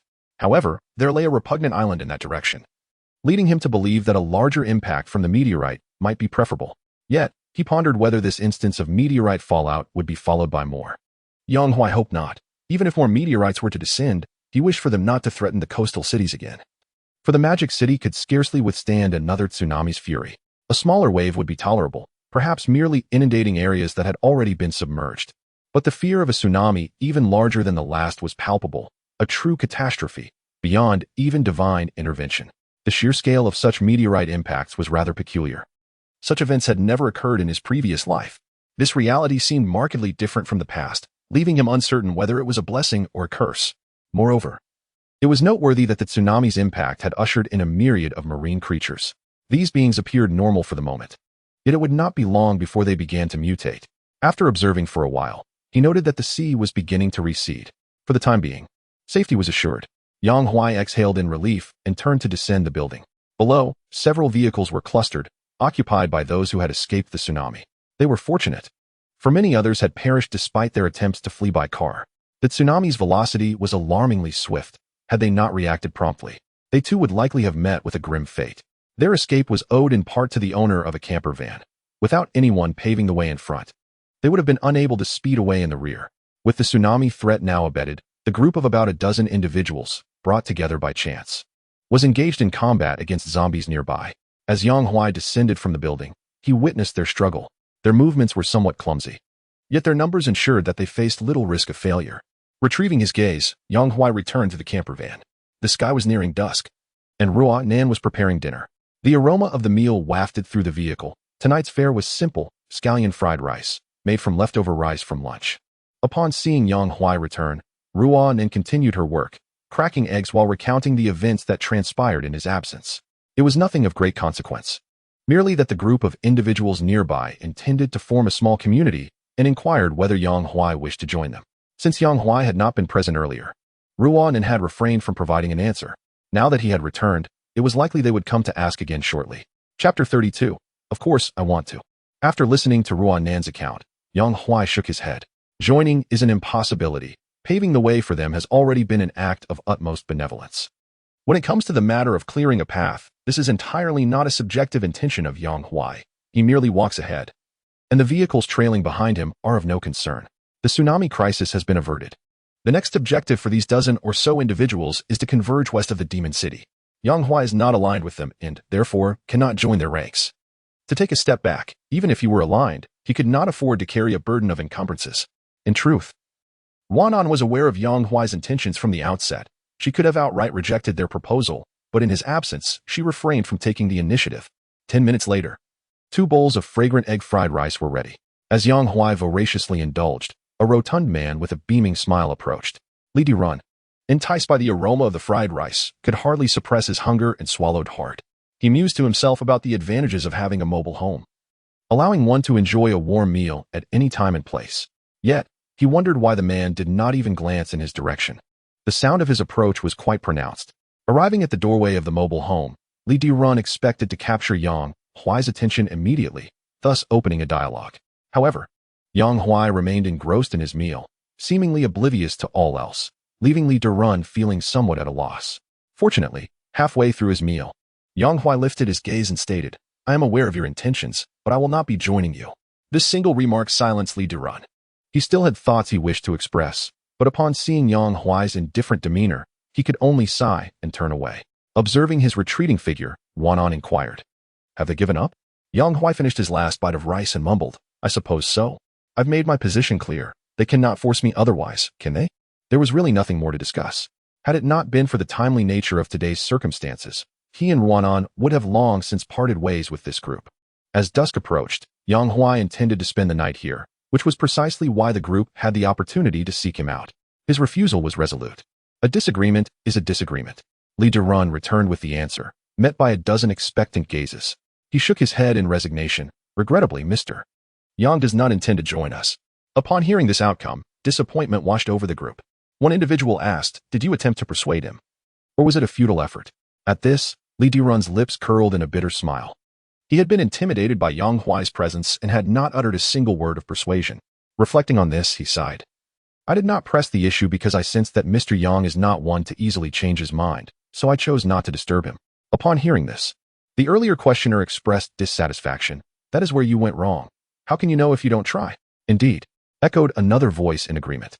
Observing the shared sentiment among many, Li Derun felt at a loss for words. Before the apocalypse, he was the owner of a moderately sized company, and the ability to discern character was fundamental to his role. When he encountered Yang Huai, he could distinctly sense a chilling indifference that kept him at arm's length. At that moment, Li Derun realized that any attempts at persuasion would be futile, despite his eagerness for Yang Huai to join their ranks. Having witnessed him effortlessly dispatch zombies while maneuvering an RV during their escape from a tsunami, he understood the gravity of the situation. Upon reaching a safe zone, where the undead were plentiful, none of the group dared to exit their vehicle, yet Yang Huai descended without hesitation, managing the zombies with apparent ease. Li Derun had never witnessed such decisiveness in the face of danger.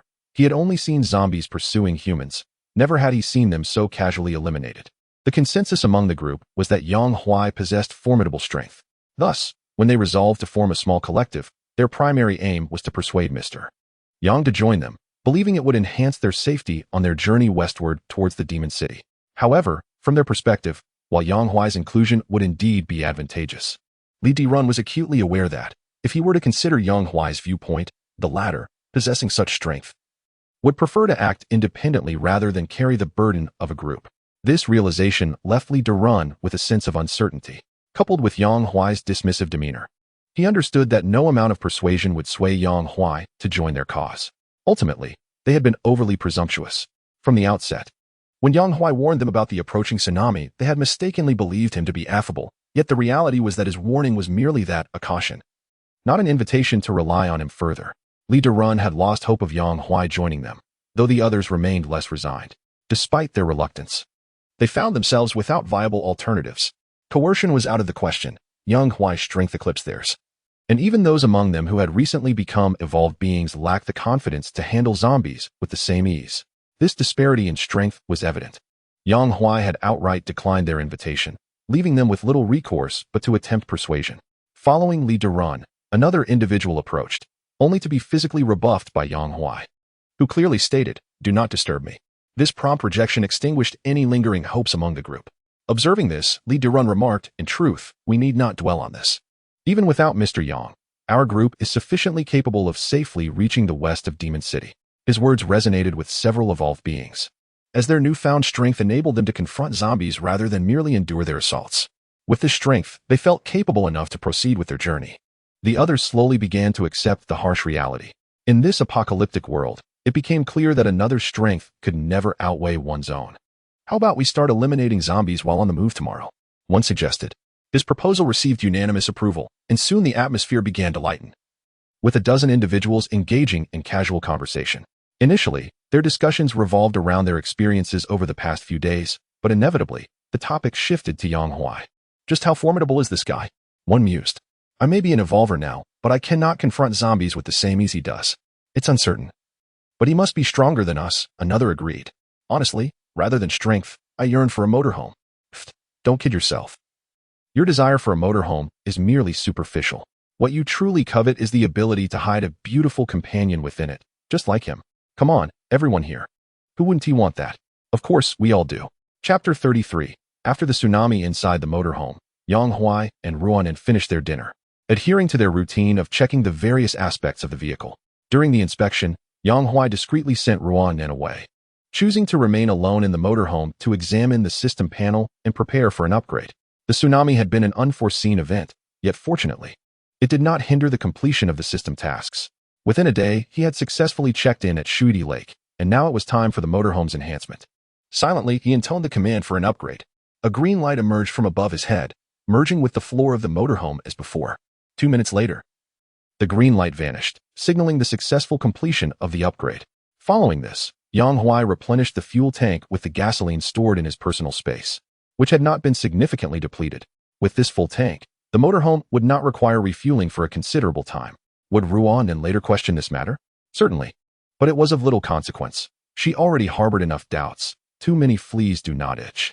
With the upgrade completed, Yang Huai returned to the motorhome and selected a science fiction film related to tsunamis. He and Ruan reclined on the bed to watch. The film's portrayal of the tsunami was striking, yet it paled in comparison to the visceral experience of the day's events. The despair and suffocation of that moment were sensations no one wished to endure a second time. After the film concluded, Ruan tightened the summer blanket around her. Enveloped by the warmth of the motorhome, and the day's panic swiftly dissipated, she wrapped her arms around Yang Huai's waist, burying her face against his chest. Yang Huai instinctively embraced her, relishing the gentle closeness as he needed the dough of tranquility after a busy day. This marked the 10th day since the apocalypse had begun. He had successfully completed 3 system check-ins, a notably swift pace. Furthermore, his evolver level had advanced to level 3. Reflecting on this time in his past life, Yang Huai remembered merely surviving in a rental apartment, entirely ignorant of what it meant to be an evolver, an experience incomparable to this life. Despite the earlier appearance of zombies, the meteorite's fall, and the tsunami's eruption, one event after another signified that this life was markedly different from the last. Nevertheless, the enhancement of his abilities was tangible, providing him with an undeniable sense of security. Moreover, with the abundance of supplies in the RV and the various enhancements brought about by upgrades, living in this apocalyptic world while enjoying a safe and comfortable haven is something I could scarcely have imagined in my former life. Everything progresses in an orderly manner. However, there is one aspect that leaves Yang Huai somewhat dissatisfied. Despite the upgrades to the RV thus far, none have pertained to weaponry. Although he possesses the strength to handle most problems, how much more exhilarating would it be to have an RV capable of overcoming all obstacles, allowing him to sip afternoon tea inside daily? Lost in such thoughts, the weary Yang Huai soon succumbed to slumber, cradling the softness and fragrance of jade in his embrace. Meanwhile, this evening marked an unequivocal sleepless night for the officials. The sudden tsunami had devastated a significant portion of the city, and the most alarming aspect was that they remained oblivious to the cause of the calamity, an utterly unacceptable situation. Even more disheartening was the delayed news of the tsunami's intrusion into the demon city, rendering the officials powerless to act in the face of such tardy information. At this moment, Liang Jintao sat in his office, rubbing his temples in frustration. Long before the tsunami struck, he had harbored a sense of foreboding, and he never anticipated it would materialize so swiftly. With the situation at hand, he could only contemplate subsequent response strategies, though there was little that could be done, as many areas of the demon city had already slipped beyond their control. All they could do was urge the populace to gather at designated meeting points. At this juncture, Xiaqing suddenly inquired, "Mayor Liang, what is the upper management's stance on this matter?" Liang Jintao looked up and noted the weary expression on Xiaqing's face, aware that she had sacrificed several nights of sleep in her pursuit of power. Recalling her earlier question, he shook his head. This incident occurred too abruptly, and the transmission of information has been slow. They likely only received word recently. However, even if they have been informed, it is of little consequence, as zombies roam freely across the nation, leaving everyone preoccupied with their own survival. Xiaqing expressed disappointment. "So, we must rely solely on ourselves in this matter?" Liang Jintao nodded affirmatively. "Indeed, but our capabilities are quite limited. Our personnel are insufficient, and we can only depend on the populace for self-rescue. Is there truly no other option? Can the military stationed here not assist?" She pressed. The camp they resided in had military presence, and although the army had faced its own outbreak of infection, they were armed to the teeth. If someone could procure weapons, the zombies could be swiftly dealt with. This military unit was arguably the quickest means to dispel the zombie threat. Yet even so, their numbers had diminished by over 60%, resulting in significant losses. The official body of the demon city, under Liang Jintao's leadership, had only managed to restore its structure with the military's aid. It was precisely because they possessed a certain level of armed strength that Xiaqing had posed her earlier question. Hearing her inquiry, Liang Jintao offered a wry smile. "While there is a military presence here, you must understand that I have no authority over them." Sighing, he continued, "This military is merely here to assist in escorting displaced citizens. They will certainly not engage in any extraneous tasks. Their focus is on preserving their strength." "Ah, preserving strength?" Xiaqing scoffed. Indeed, preserving her strength, yet for whom she did so remained a mystery. Liang Jintao, aware of her frustration, could not deny his own feelings of helplessness and replied, "There is no other choice. The demon city has been abandoned." Xiaqing fell silent. Although she had anticipated this outcome, her heart still ached at the thought of such a magnificent metropolis, a testament to human civilization, facing the prospect of abandonment. After a considerable pause to gather her spirits, she spoke, "In that case, I request to lead an investigation into the cause of the tsunami." Yang Jintao, upon hearing this, concurred. "I share the same sentiment. We cannot remain in ignorance of what has transpired." He continued, "Moreover, I hope your investigation extends beyond merely uncovering the causes. I wish for you to enhance your strength during this endeavor. Understanding the mayor's intentions, Xiaqing realized that her newly formed team comprised solely of evolved individuals, tasked with exploring both the evolved and the zombies. This team not only bore significant combat capabilities, but also needed to wield considerable influence in a world fraught with uncertainty. To secure their voice in such tumultuous times, they must possess commensurate power. Chapter 34. 2 check-in points released simultaneously. Yang Huai stirred from his slumber, his eyes blinking open in a daze. The previous night had been restless. He feared that another meteorite might trigger yet another tsunami, prompting him to rise frequently to observe the outside world. It was not until 6 in the morning, when Ruan Nan awoke, that he found a moment of respite to doze off again. By the time he next roused, it was already past 10. Dressed in his sleepwear, he ventured outside the RV, only to discover that the group of over a dozen individuals from the previous night had long since departed, leaving the area eerily deserted. The zombies had also been largely eradicated by their efforts. Looking up at the sky, which was marked by unpredictable weather, he sensed the impending threat of rain. Such conditions were hardly conducive to outdoor activities. Resting in the RV would surely be most comfortable. Nonetheless, the thought of the tasks awaiting him today quickly revitalized his spirits. The first order of business was to replenish all the supplies consumed by the RV the previous day, primarily water. Given that the apocalypse had only recently begun, the overall availability of resources in Demon City remained substantial. The reason many were going hungry stemmed from their inability to obtain these resources. Locations like supermarkets, convenience stores, and farmers' markets, previously bustling with people, had become infested with zombies post-apocalypse, rendering the abundance of supplies nearly inaccessible. Consequently, many were left to endure hunger, venturing out only when desperation struck, risking it all for a chance at sustenance. If fortune favored them, they could stave off hunger.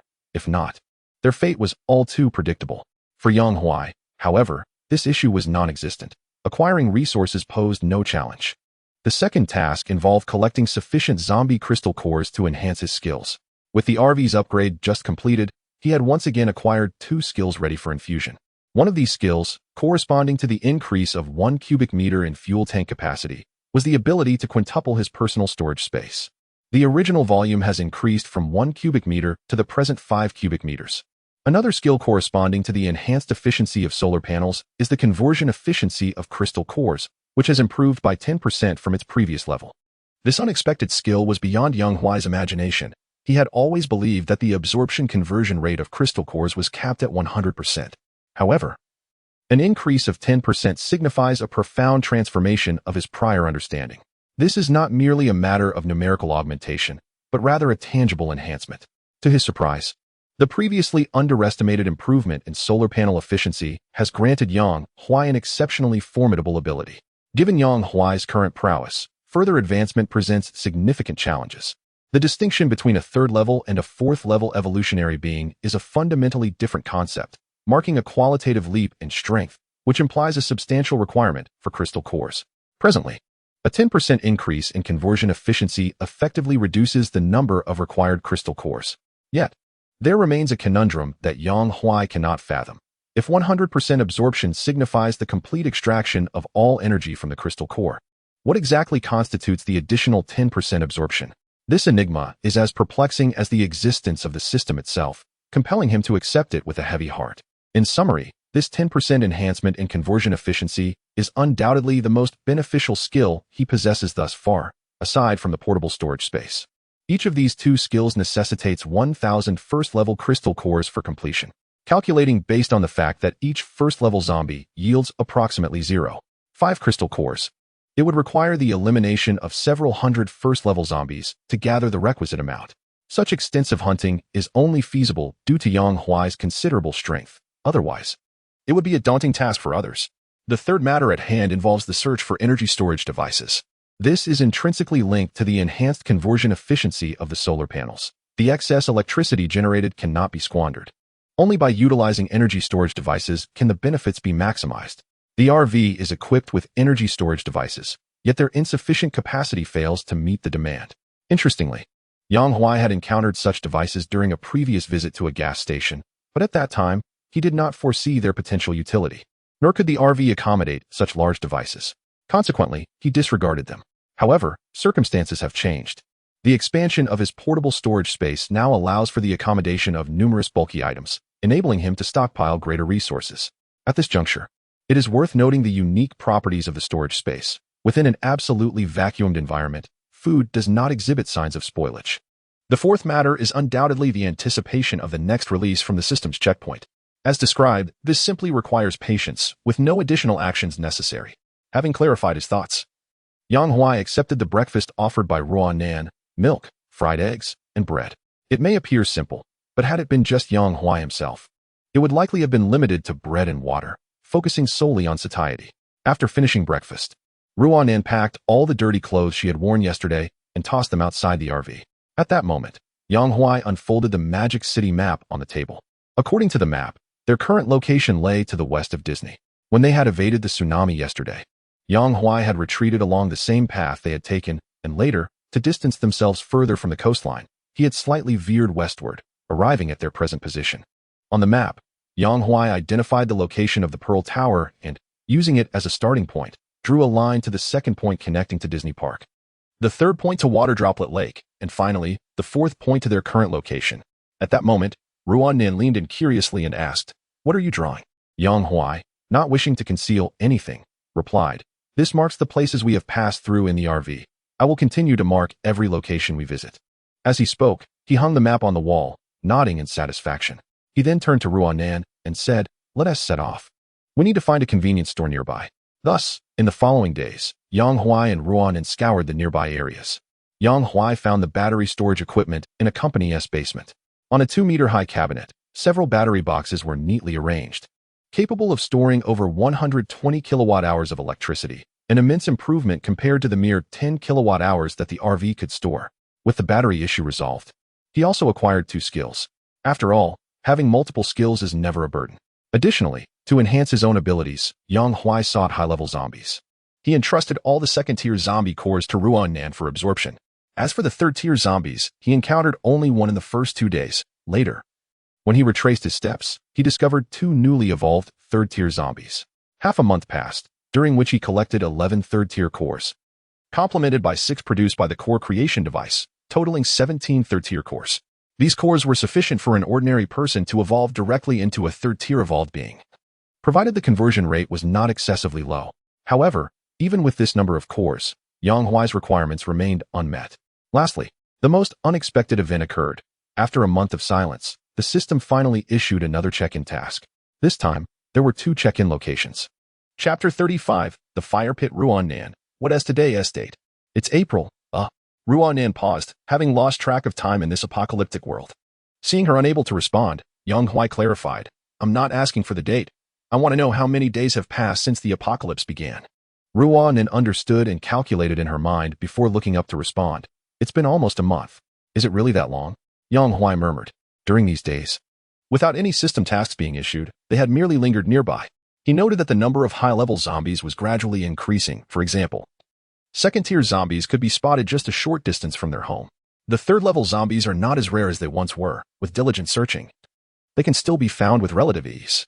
As for the higher-tier 4th and 5th-level zombies, they may already exist, but none have been discovered as of yet. Yang Huai inquired with Ruan Nan, "Are there any newly appeared third-level zombies nearby?" In recent days, to expedite their search for high-level zombies, he and Ruan Nan had been conducting separate searches in designated areas each day, with their primary target being the third-level zombies. Upon discovering one, they would join forces to eliminate it and collect the crystal core. This morning, they had done just that. Now, as they returned to the RV to share updates, Yang Huai reported no new findings in his assigned area, uncertain about Ruan Nan's progress. Upon hearing Yang Huai's question, Ruan Nan pointed in a direction and said, "This morning, I found a third-level zombie over there. I was just about to tell you. We can go and deal with it shortly." "Excellent," Yang Huai exclaimed, thrilled to finally encounter another third-level zombie after so many days. He had yet to check the 2 newly announced check-in points by the system, planning to do so after resolving the situation with the third-level zombie. Meanwhile, Yang Huai and Ruan Nan busied themselves packing their belongings in preparation for departure. At that moment, a dramatic scene was unfolding where the third-level zombie resided, a residential complex. "Sister-in-law, my brother is already dead. You should just come with me," a buzz-cut youth implored a strikingly beautiful woman. Su Qingxiu cast him a sidelong glance, her lovely eyes tinged with derision. "How dare you mention your brother? He perished at the hands of zombies, and instead of seeking vengeance, you say this to me?" Feeling the disdain from his sister-in-law, Deng Bo, undeterred, gazed at her voluptuous figure and explained, "Once a person dies, they cannot return. We who remain must live well. That way, my brother's spirit can find solace." Huh. Su Qingxiu scoffed coldly. Solace? It would be a miracle if I don't die from anger. The past few days of Deng Bo's relentless pursuit had left no doubt in her mind about his blatant and unrestrained desires. Su Qingxiu had never anticipated that this seemingly admirable younger brother-in-law would reveal such base character. Perhaps he had always been this way, merely concealed by the veil of a peaceful society. Deng Bo, however, paid no heed to her words. His gaze remained fixated on Su Qingxiu, her shapely form, high nose, thin lips, and delicately arched brows, with hair effortlessly pinned back, exuding both grace and beauty, a true enchantress. What captivated him most were her eyes, which radiated an irresistible allure. Deng Bo internally assessed her as a captivating siren. In the pre-apocalyptic world, he had harbored feelings for this enchanting sister-in-law, but back then, he had not dared to act on them, fearful of revealing his inner desires. However, the apocalypse had changed everything, especially as his useless older brother failed to even become an evolved being, justly meeting his demise at the hands of the undead. 2 days prior, Deng Bo, his brother, and Su Qingxiu had ventured out to search for food. Initially, everything proceeded smoothly. After successfully eliminating a few zombies together, Deng Bo had become an evolved being. After absorbing his share of the crystal core, his elder brother not only failed to evolve, but, in his obstinacy, ingested Su Qingxiu's portion as well, resulting in no reaction whatsoever. Ultimately, among the trio, only Deng Bo emerged as the sole evolved being. They prepared to continue their assault on the zombies. However, Deng Bo's brother inadvertently attracted a massive horde of zombies, some of formidable strength, rendering even the evolved Deng Bo incapable of facing them. After a harrowing escape, Deng Bo's brother was left behind forever. Subsequently, Deng Bo and Su Qingxiu fled back home. Initially, Deng Bo was deeply sorrowful. For witnessing the death of his own brother was a heavy emotional burden. No one could remain unaffected by such a tragedy. Yet, he soon came to realize another perspective. With his brother gone, Su Qingxiu, who had recently become engaged to him, was now free. This realization sparked an instant excitement within Deng Bo. As for his brother, he could rest easy in the afterlife, for he would ensure Su Qingxiu was well taken care of. However, despite his noble intentions, Su Qingxiu remained resolute and unyielding.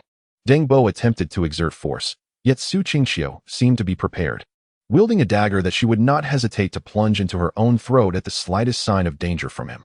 Deng Bo couldn't help but admire her resolve. He pondered that had his brother not consumed the crystal core that rightfully belonged to her, he might not have been able to keep Su Qingxiu under control. Reflecting on this, he felt a sense of gratitude, believing it to be his brother's covert assistance. Nevertheless, Deng Bo could only limit Su Qingxiu's outings. Watching his sister-in-law, whose face bore the marks of fatigue yet was filled with vigilance, Deng Bo began to feel anxious. Sister-in-law, it is not a solution for us to remain in this stalemate. The official rendezvous deadline is merely a month away. Let us set aside other matters and embark on our journey, he urged. In recent days, pairs of people had been departing from the community, leaving fewer and fewer behind. Deng Bo observed this with concern and urgency. He reluctantly suppressed his thoughts and made a compromise. Upon hearing Deng Bo's softened tone, Su Qingxiu's weary eyes glimmered slightly. The prospect of leaving signified more chances for escape. Noticing her lack of refusal, Deng Bo sighed in relief, busily gathering their belongings as he spoke. Why do you refuse to accept me? You and my brother were merely recently engaged. Now that he is gone, what harm is there in turning to me? Su Qingxiu remained silent. The engagement had stemmed from her nearing 30 years of age, a desire to comply with her parents' wishes, and the arrangement made by them. She had only met Deng Bo's elder brother a few times, and her impressions were neither particularly good nor bad. At least, that was before the apocalypse. Since the day before, when her ill-fated fiancé had presumptuously consumed the core that rightfully belonged to her, Su Qingxiu's disappointment had deepened. In fact, she had never held much hope from the start. With such a brother as her fiancé, it was only natural to suspect that his sibling would not be much better, and Deng Bo's recent actions only confirmed her suspicions. In this scenario, Deng Bo inquired of Su Qingxiu why she would not accept him. Was it truly the case that she had leapt from one pit of fire only to plunge into another? Chapter 36 thus became more exciting. Having packed their belongings, Deng Bo opened the door, leading the way, while Su Qingxiu followed behind, wielding a knife. Soon, they emerged from their residential unit. Just outside the entrance, they beheld a zombie gnawing on a corpse directly ahead. Surrounding zombies also appeared to covet the body, yet none dared to approach. Deng Bo instantly recognized the identity of the corpse. It was Uncle Li from the adjacent building, a fellow who had evolved before him. He was shocked to discover that such a person had met a gruesome fate at the hands of a zombie. A chill ran down Deng Bo's spine as he surmised that this zombie must possess considerable strength. With no desire to provoke it, he maneuvered slowly alongside Su Qingqiu to circumvent the creature. However, his actions were nothing more than self-deception. For zombies, the aura of an evolved being was akin to a beacon in the night, rich and intoxicating. Consuming the body of an evolved individual would enable zombies to expedite their own enhancement. Thus, not far into their escape, the zombie raised its head and gazed at them, its eyes gleaming with a mocking, almost human-like expression. In the next moment, it lunged toward its new target. Deng Bo's heart raced. He realized that this zombie's speed was astonishingly swift, a stark contrast to the sluggishness of those he had previously encountered. He was no match for this creature. That thought dominated his mind. Yet, it was too late to consider fleeing. With a fierce determination, he gripped Su Qingqiu's shoulder and hurled her forward, then turned to run. Unexpectedly, the zombie disregarded Su Qingqiu entirely and, with a swift motion, continued its pursuit of him. In just a few strides, Deng Bo was knocked to the ground by the zombie. As he struggled, he swung the kitchen knife at the creature's head. The zombie did not flinch, absorbing the blow with no apparent injury. Infuriated by the attack, it sank its teeth into his neck. A minute later, Deng Bo's breath had ceased. Reacting to the scene, Su Qingqiu found refuge in a corner, terrified as she observed the events unfold. She dared not flee, acutely aware that her speed could not match that of the zombie. The fear of attracting the creature's attention through her movements loomed large, potentially hastening her demise. Rather than risk it, she resolved to remain hidden, hoping for a chance to slip away unnoticed. Moreover, she noted that the zombie seemed disinterested in her, surmising that as an ordinary person, she lacked the allure that Deng Bo possessed for the creature. If this were indeed the case, she stood a substantial chance of evading this calamity, escaping not only the zombie's pursuit but also Deng Bo's entanglement. However, before Su Qingqiu could revel in her misguided optimism, she realized her grave mistake, for the zombie, having dispatched Deng Bo, turned its gaze toward her. With just a glance, Su Qingqiu realized that the zombie had detected her presence. Despair and fear enveloped her heart, and she suddenly yearned for someone to rescue her at that moment. Regardless of who it might be, she would comply with any request they made. Of course, this was merely a fleeting thought. She did not believe that at this precise moment, anyone would happen to pass by here, let alone possess the ability to deal with such a zombie. The likelihood of her imagined savior appearing was nearly non-existent, and death seemed to be her only fate. However, just as she closed her eyes to embrace her demise, a figure abruptly materialized before her. In disbelief, she opened her eyes wide and beheld that the figure truly existed, delivering a powerful kick that sent the zombie flying. Yang Huai, eager for action, found the timing of this level 3 zombie quite fortuitous, providing an apt opportunity for him to showcase his skills before embarking on his next journey. He eschewed the use of firearms or grenades, relying solely on his physical prowess to engage in a fierce struggle with the undead. This particular zombie had likely just recently advanced from a level 2 state, rendering it relatively weak and manageable. Moreover, Yang Huai's speed far surpassed that of the zombie, ensuring that while it could not inflict harm upon him, he could easily strike it. After a series of intense exchanges, he ultimately dispatched the level 3 zombie and skillfully extracted its crystal core. As he turned to leave, a woman emerged from the shadows. At first glance, Yang Huai recognized her, or rather, the Yang Huai of this world did, as she appeared to be the same woman who had sought to rent a room from him 6 months prior. Subsequently, the Yang Huai of this world had pursued her, captivated by her beauty, but she had vacated the premises after just 2 months, unable to endure his persistent advances. Su Qingqiu, too, immediately recognized the man before her. She stepped forward from the corner, bowing slightly in gratitude. "Thank you for saving my life. If you need anything, I am willing to do whatever you ask unconditionally." Intrigued, Yang Huai regarded her with a raised eyebrow. "Anything at all?" Su Qingqiu was momentarily speechless, although she had felt an impulsive urge to disregard everything in her near-death state. The reality of survival made the proposition difficult to accept. Nevertheless, she steeled herself and replied, "Yes." She anticipated that her words would elate Yang Huai, but instead, he shook his head dismissively. "I'm sorry, but I'm not interested in you." With that, he turned and walked away, left in stunned silence. Su Qingqiu could hardly comprehend the turn of events. She had never expected such a response. Hadn't he pursued her before the apocalypse? Now that she had offered herself to him, he was simply walking away. However, Yang Huai had not gone far when he suddenly turned back and remarked, "How does it feel to be rejected?" Su Qingqiu's lips twitched. She hadn't expected him to harbor such a vindictive streak. By the way, I heard you have a fiancé? Yang Huai inquired suddenly. Su Qingxiu, puzzled, responded, "How do you know that?" With a mysterious smile, Yang Huai replied, "You don't think I just got here, do you?" Suddenly, Su Qingxiu understood everything. It turned out that this fellow had long been present, quietly observing the dramatic play between her and Dang Bo. The reason for his delayed intervention was undoubtedly her. However, at that moment, Su Qingxiu harbored a question. Just now, I saw you eliminate the zombie and prepare to leave. If I hadn't emerged from that corner, what would you have done? Yang Huai shrugged and replied, "Then I truly would have had no interest in you. Do you mind that I have a fiancé? Don't you find that more thrilling?" Upon overhearing this exchange, Runin, who was not far away, couldn't help but curl her lip. It was evident that this man was no good. The thought of sharing the vehicle with another person made her heart ache slightly. Yet she also understood that Yang Huai could not possibly have only her as a woman. Although she felt somewhat uncomfortable, there was a consolation. After all, she was Yang Huai's first woman. This was a sentiment he had expressed to her personally. Reflecting on it now, it seemed he had likely been planning for this moment long ago. No, tonight I must extract every ounce from him. It's all his fault for treating me this way. Chapter 37. Availability, RV Check-in System. Check-in Point 1. Normal University. Task Description.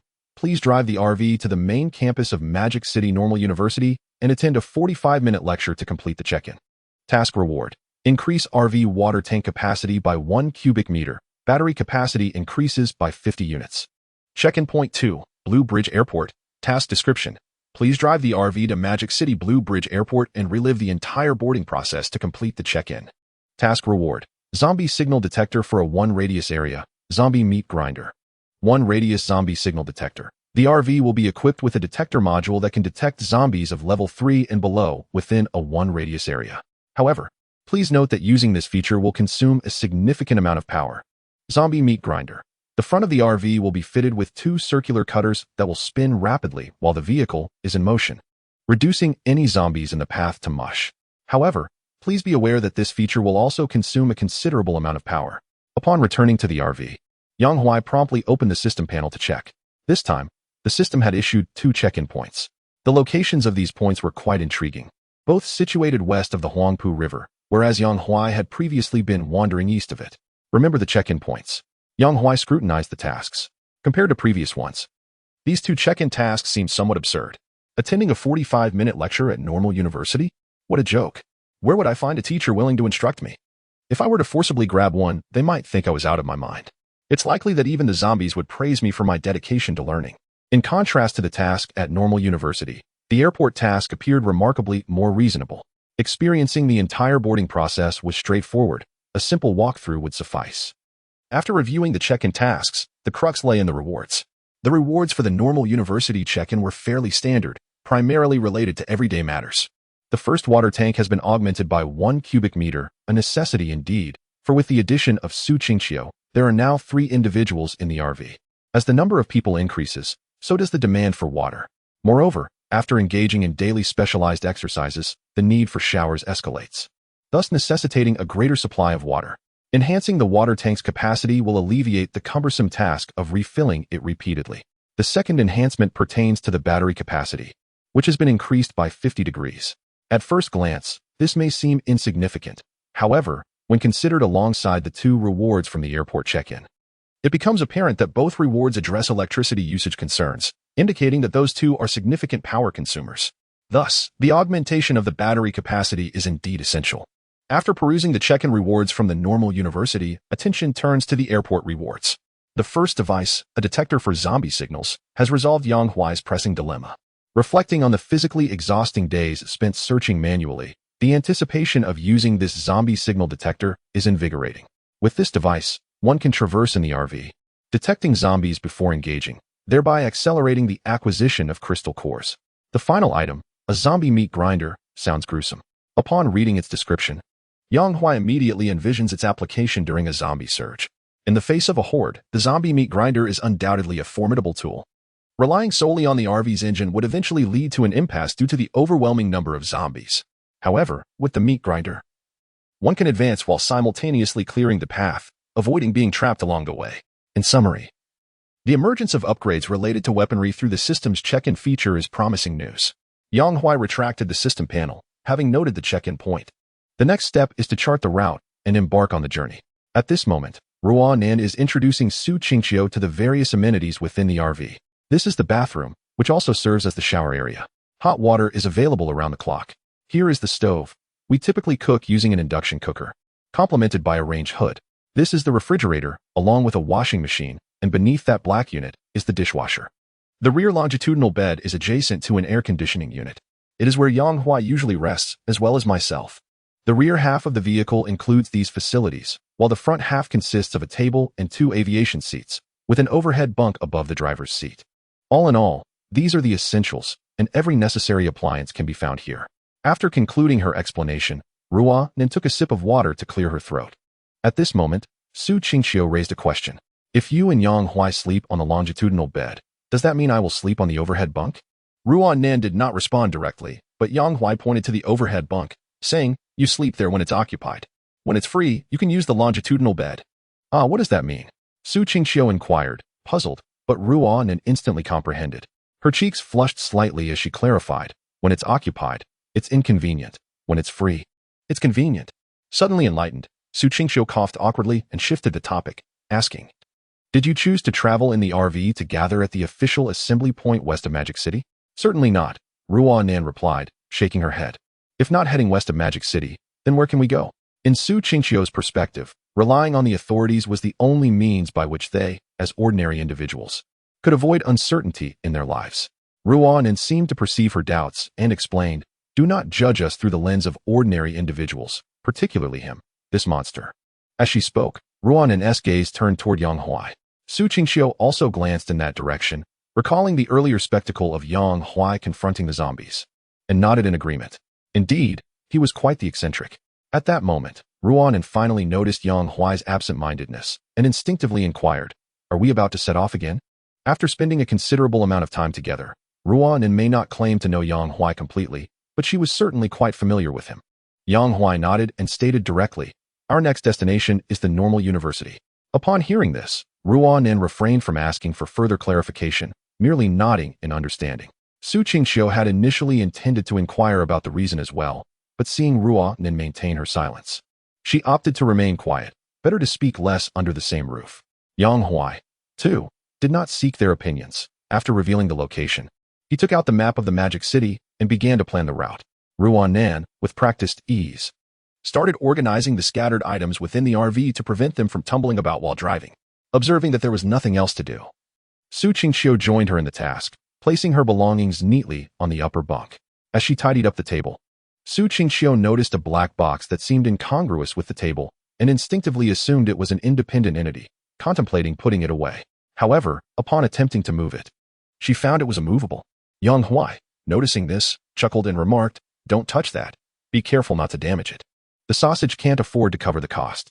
At that moment, Ruan interjected, indeed, I keep my distance from it. Chapter 38. Toll fees. Qingqiu, can you drive? Yang Huai suddenly turned to Su Qingqiu as he was about to take the driver's seat. Caught off guard by the question, she quickly responded, although I possess a driver's license, I do not drive often. Upon learning that she could indeed drive, Yang Huai's eyes lit up. Splendid. Since you can drive, I won't have to anymore. Ruan, overhearing, immediately recognized Yang Huai's intention to shirk responsibility. She recalled that he had posed a similar question to her before, which he had deftly deflected by asking if he could manage to press the gas pedal with his left foot. Feeling the weight of Yang Huai's eager gaze, Su Qingqiu found it difficult to decline, nodding in agreement. However, she had another concern. What about the abandoned vehicles on the road? If we do not address them, the RV won't be able to move forward, will it? Hearing this, Ruan chuckled. Do not worry, just drive straight ahead. So long as you do not veer into a ditch, we will surely make it through. Yang Huai added, exactly. Even if we do end up in a ditch, we can lift it out. Su Qingqiu remained perplexed by their words. Yang Huai simply suggested that she take the wheel, and she would understand soon enough. 10 minutes later, having tested the RV's capabilities, Su Qingqiu was exhilarated, unable to believe that such an unassuming vehicle could navigate effortlessly through obstacles. All right, enough with the astonishment. Let us depart. Yang Huai sat in the passenger seat, urging Su Qingqiu to drive. Their plan was to traverse the Shupu Bridge and cross the Huangpu River to the other side. If time permitted, it would be splendid to take a longer route. Regardless, they must reach the opposite bank by nightfall. Speaking of the Shupu Bridge, in a previous life, it had been destroyed to prevent the passage of zombies.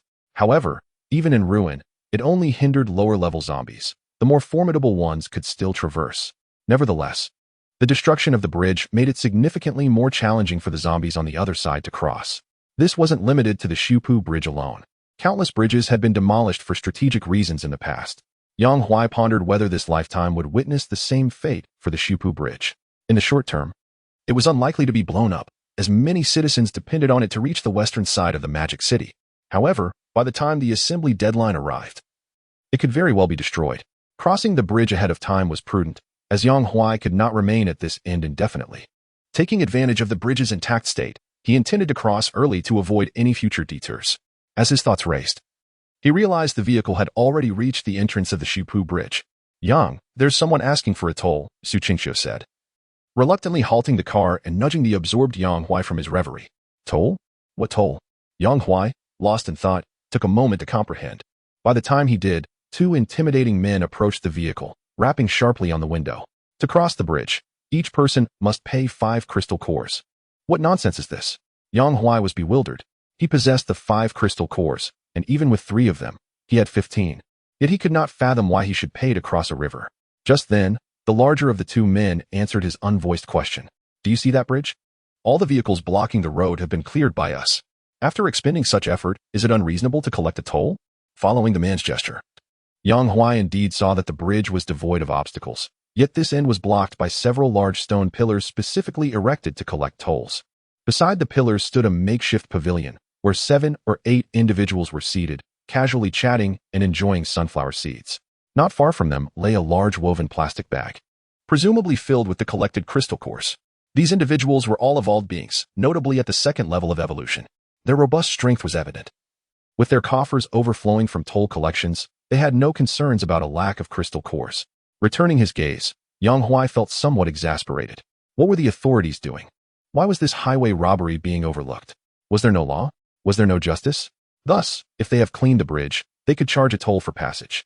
Reflecting on the countless conveniences I have provided along my journey, I thought to myself, if I were to collect fees all along the way, I would effortlessly reap the rewards. How had I not considered this sooner? Yang Huai smacked his forehead, feeling as though he had missed out on a fortune. The 2 burly men observed Yang Huai's exasperation, but their silence did not deter them. They began to furiously pound on the car windows. To their astonishment, their blows left the glass unscathed. Given their strength, they could easily lift a vehicle with a couple of individuals. How could it be that they could not shatter the glass? They had initially intended to break the window to intimidate Yang Huai. However, after several futile attempts, not only did the window remain intact, but it also emitted no sound. This unusual occurrence finally caught the attention of a group of 7 or 8 individuals nearby, who turned their gazes towards the scene. When they noticed Su Qingxiu in the driver's seat, several of them brightened and approached. The leader of the group inquired about the situation from the 2 imposing men. After listening to their account, Li Hongliang cast a surprised glance at the RV. He did not doubt the men's words. It was evident they had encountered someone formidable. Consequently, Li Hongliang feigned anger and kicked one of the burly men. Apologizing to Yang Huai in the passenger seat, "My apologies, these 2 fools fail to recognize the gravity of the situation. I shall have them move the stone barrier, and you may pass freely." Throughout this exchange, Li Hongliang maintained a congenial demeanor, lowering his stance. Yang Huai remained expressionless, nodding to signal Su Qingxiu that she could proceed. Just as she considered questioning their intentions and letting them go, Yang Huai gestured for her to remain silent and simply drive. Under Li Hongliang's orders, 2 individuals hurried to the stone barrier and moved it aside. At that moment, one of Li Hongliang's companions whispered, "Are we truly letting them go? They might be a significant opportunity." Li Hongliang's eyes flickered. "How do you know I intend to let them leave?" He swiftly approached the RV, proclaiming, "I nearly forgot. We possess information from the other side of the bridge. Are you interested in purchasing it?" Chapter 39. Speak if you have news, or trade your life for silence. "What news do you have?" Yang Huai inquired, directing his gaze toward Li Hongliang. Observing Yang Huai's reluctance to exit the RV, Li Hongliang invited, "This information cannot be conveyed in just a few words. Perhaps we should find a more suitable place to converse, like that pavilion over there." Upon hearing this, Su Qingxiu quietly expressed her concerns. "I sense a trap." At that moment, Ruanan from the rear compartment leaned in, agreeing, "I feel the same." Yang Huai, fully aware of the deceit, recognized that only a fool would be oblivious to it. If time permitted, he might have entertained their game. But with nightfall approaching and a pressing need to cross the river, he replied directly, "Speak if you have news, otherwise, you risk your lives." He was weary of engaging in their trivialities. Night was swiftly approaching. As dusk descended, those in the know understood the gravity of the situation. Yang Huai had already prepared himself for an impending battle that would span 300 rounds. At this moment, he had little inclination to engage with the individuals before him. Li Hongliang's expression stiffened. He had not anticipated such blatant disrespect from this man, a clear affront to his dignity. Initially, he had no intention of resorting to violence, intending instead to test the waters. However, upon witnessing the shift in atmosphere, Li Hongliang's demeanor darkened, while others around him began to incite confrontation. "Brotherly, why waste our breath on him? Let us just take action," exclaimed one. "Indeed, what is there to fear? It's merely a dilapidated RV. I refuse to believe we can't dismantle it. Once we do, I'll make sure to flaunt it in front of him and his woman."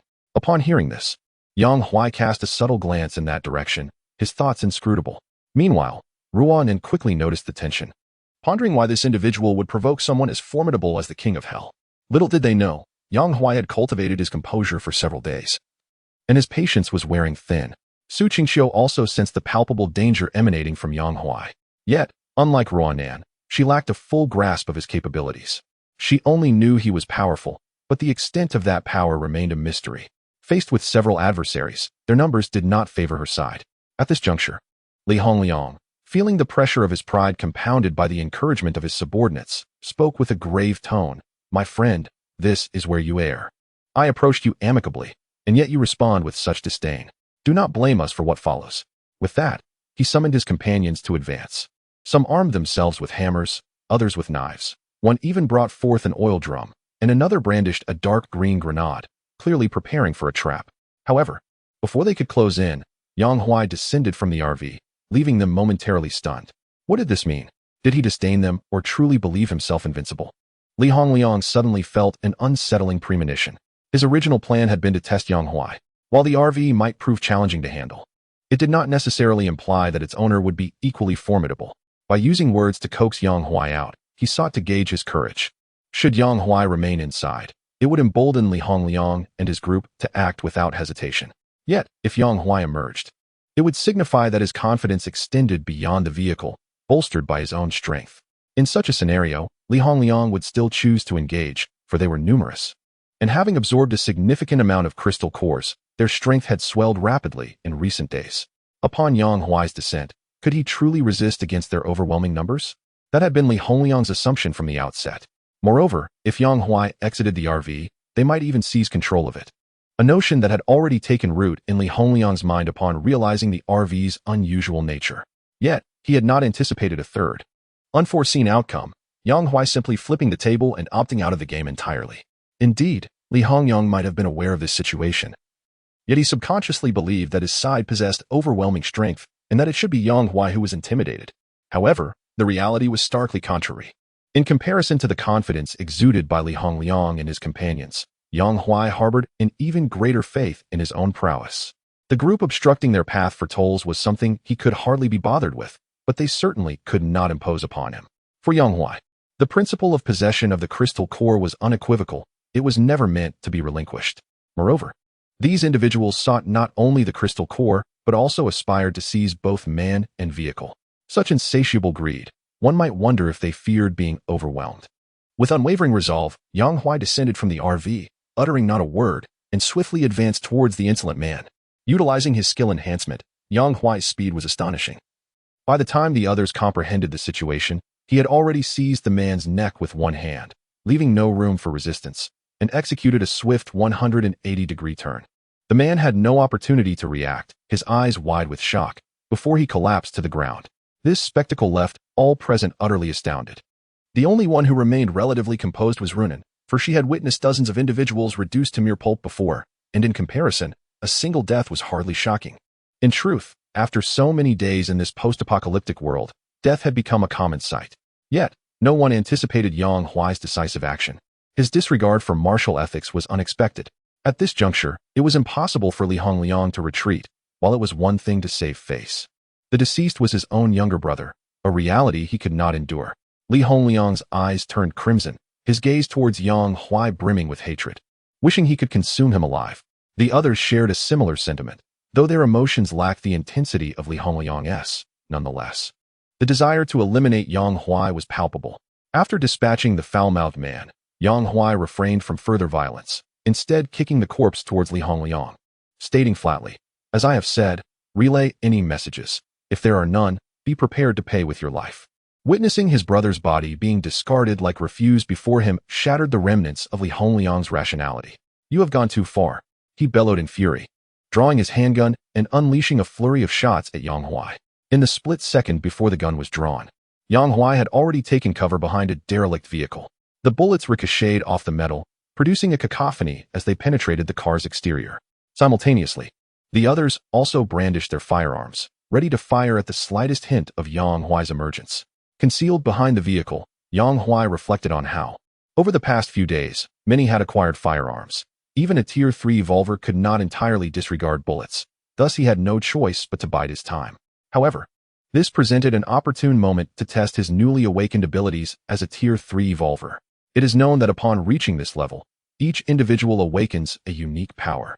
In the days prior, Yang Huai, with his formidable physical strength, had not employed his abilities. Yet today was different.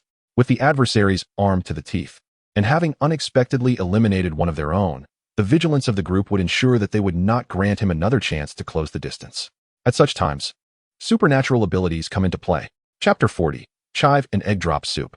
Observing that Yang Huai remained hidden, Li Hongliang and his companions cautiously edged towards the vehicle. This fellow also feared firearms, causing everyone to breathe a sigh of relief. If Yang Huai harbored any fear of guns, then despite his superior strength, it likely wouldn't be excessively formidable. The earlier lightning strike from Yang Huai had indeed startled them. However, with the advantage of firepower, they regained their confidence. As long as Yang Huai feared firearms, their situation was manageable. There were 8 of them, each armed with a gun, and given the opportunity, they would ensure that Yang Huai was riddled with bullets. They crept closer to the abandoned car, and upon reaching its front, Li Hongliang signaled for a pincer movement. The 8 men split into 2 groups, circling around the vehicle from either end. Just as they were about to catch sight of the rear of the car, their pace quickened, and they swiftly aimed for their target before pulling the trigger. In an instant, a barrage of bullets struck the ground. "Stop, stop, stop!" Li Hongliang shouted emphatically. It turned out there was no one behind the car. Their concentrated fire had been directed at thin air. But how could this be? They had kept a vigilant eye on the back of the vehicle, and there was no way for Yang Huai to escape. If he wasn't there, where could he possibly be? At that moment, a voice suddenly resonated behind Li Hongliang. "Are you looking for me?" Upon hearing the voice, the closest Li Hongliang felt a chill run down his spine, and he propelled himself forward with all his might. However, immediately after, the sound of a gunshot rang in his ears, and a bullet struck the back of his head. He didn't even have the chance to glance back before collapsing onto the street. Meanwhile, Yang Huai stood unfazed, blowing away the gunpowder residue from the muzzle. At this moment, the others finally turned to look, only to be met with several bullets coming from various directions. The next second, they witnessed an unforgettable scene. Yang Huai's figure vanished in an instant, not merely disappearing swiftly, but rather evaporating into thin air, a living person simply gone. Shortly thereafter, they, like Li Hongliang before them, heard the gunfire echoing from behind. Then, their consciousness faded to black. Indeed, this was the manifestation of Yang Huai's awakened supernatural ability after his 3rd evolution, the power of space manipulation, space shifting. Within a 10-meter radius, he could reach any location at will. This ability could be employed once every 3 seconds, with a maximum of 10 high-intensity uses within a minute. Each use required a substantial replenishment of crystal core energy, irrespective of the core's grade, as any crystal core would suffice. The replenished energy functioned as a reserve. The highest amount of energy that could be stored at once could support the ability's use approximately 20 times. To continue using it thereafter, one would need to replenish the corresponding crystal core energy. The utilization of supernatural abilities necessitated crystal core reserves, a commonality among all 3rd-level evolvers, and Yang Huai was no exception. At this juncture, one cannot help but draw a comparison with the skills provided by the system. The utilization of these skills is far less restricted than that of supernatural abilities. They can be employed at will, devoid of any side effects, and do not necessitate the absorption of energy cores. Returning to the main subject, in less than a minute, aside from Yang Huai, who remained standing, all others had succumbed. Their postures identical in defeat, as the recent gunfight had attracted nearby zombies. Yang Huai collected a sack filled with energy cores from beside the pavilion and returned to the RV, where he was met with the incredulous gazes of Ruan Nan and Su Qingqiu, who were observing him as if he were a monster. Ruan Nin was the first to speak. Is this the reason you were out all night a few days ago? Recalling those nights when Yang Huai frequently ventured out, returning only after a long while and constantly padding energy cores to his chest, she noted that he now resembled his former self, frantically absorbing the contents of the sack. Su Qingxiu, lacking the knowledge imparted to her by Ruan Nan, felt a sense of confusion. Could an evolver possess such abilities? Or was it unique to Yang Huai? Sensing their bewilderment, Yang Huai shrugged and explained, "There is no need for astonishment. When you both reach level 3 evolver, you will awaken your supernatural abilities just like I did." Upon hearing this, Su Qingxiu pondered what a level 3 evolver entailed, while Ruan Nan, already exasperated, recalled that Yang Huai had previously mentioned the RV was also part of his supernatural abilities. Just how many powers does this fellow possess? The longer they spent together, the more enigmatic Yang Huai became. Each time she thought she had peeled back a layer of mystery, another layer emerged in its place. Nevertheless, she decided to set aside her thoughts, vowing to extract every ounce of his abilities tonight. While Ruan Nin indulged in her musings, Su Qingxiu had already started the RV, driving onto the bridge. After absorbing a sufficient number of energy cores, Yang Huai rummaged through the remaining contents of the sack. Discovering there were hardly any level 2 cores left, he casually tossed them to Ruan Nin to collect. At this moment, he found himself reflecting on the battle they had just endured. This encounter had undoubtedly demonstrated the formidable nature of his spatial translocation ability. For level 3 evolvers, the awakening of supernatural powers manifests in myriad forms. The majority of individuals exhibit abilities that enhance physical prowess, earning them the designation of warriors. In contrast, a select few, like Yang Huai, are special awakeners whose powers may include pyrokinesis, hydrokinesis, aerokinesis, electrokinesis, and control over various other elements. Beyond manipulating natural elements and objects, abilities such as beast transformation and flight also exist. The diversity of supernatural powers is vast, defying simple categorization. Sometimes, abilities may appear similar on the surface, yet subtle distinctions lead to vastly different effects.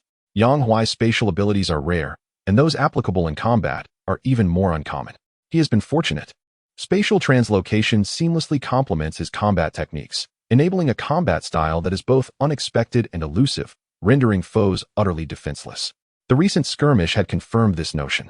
However, even if Yang Huai's awakened skills were not particularly impressive, it mattered little as the system served as an unparalleled safety net. Although his recent abilities had proven rather lackluster, there would inevitably be moments of brilliance. Thus, Yang Huai did not dwell on his thoughts for long. As he contemplated, the RV had successfully reached the other side of the bridge and was steadily approaching the direction of the normal university. With their objective for the day accomplished, Su Qingxiu parked the vehicle at the roadside in a secluded corner. As soon as the vehicle came to a halt, Ruan Nin leaned into the driver's compartment to inquire about dinner plans for the evening.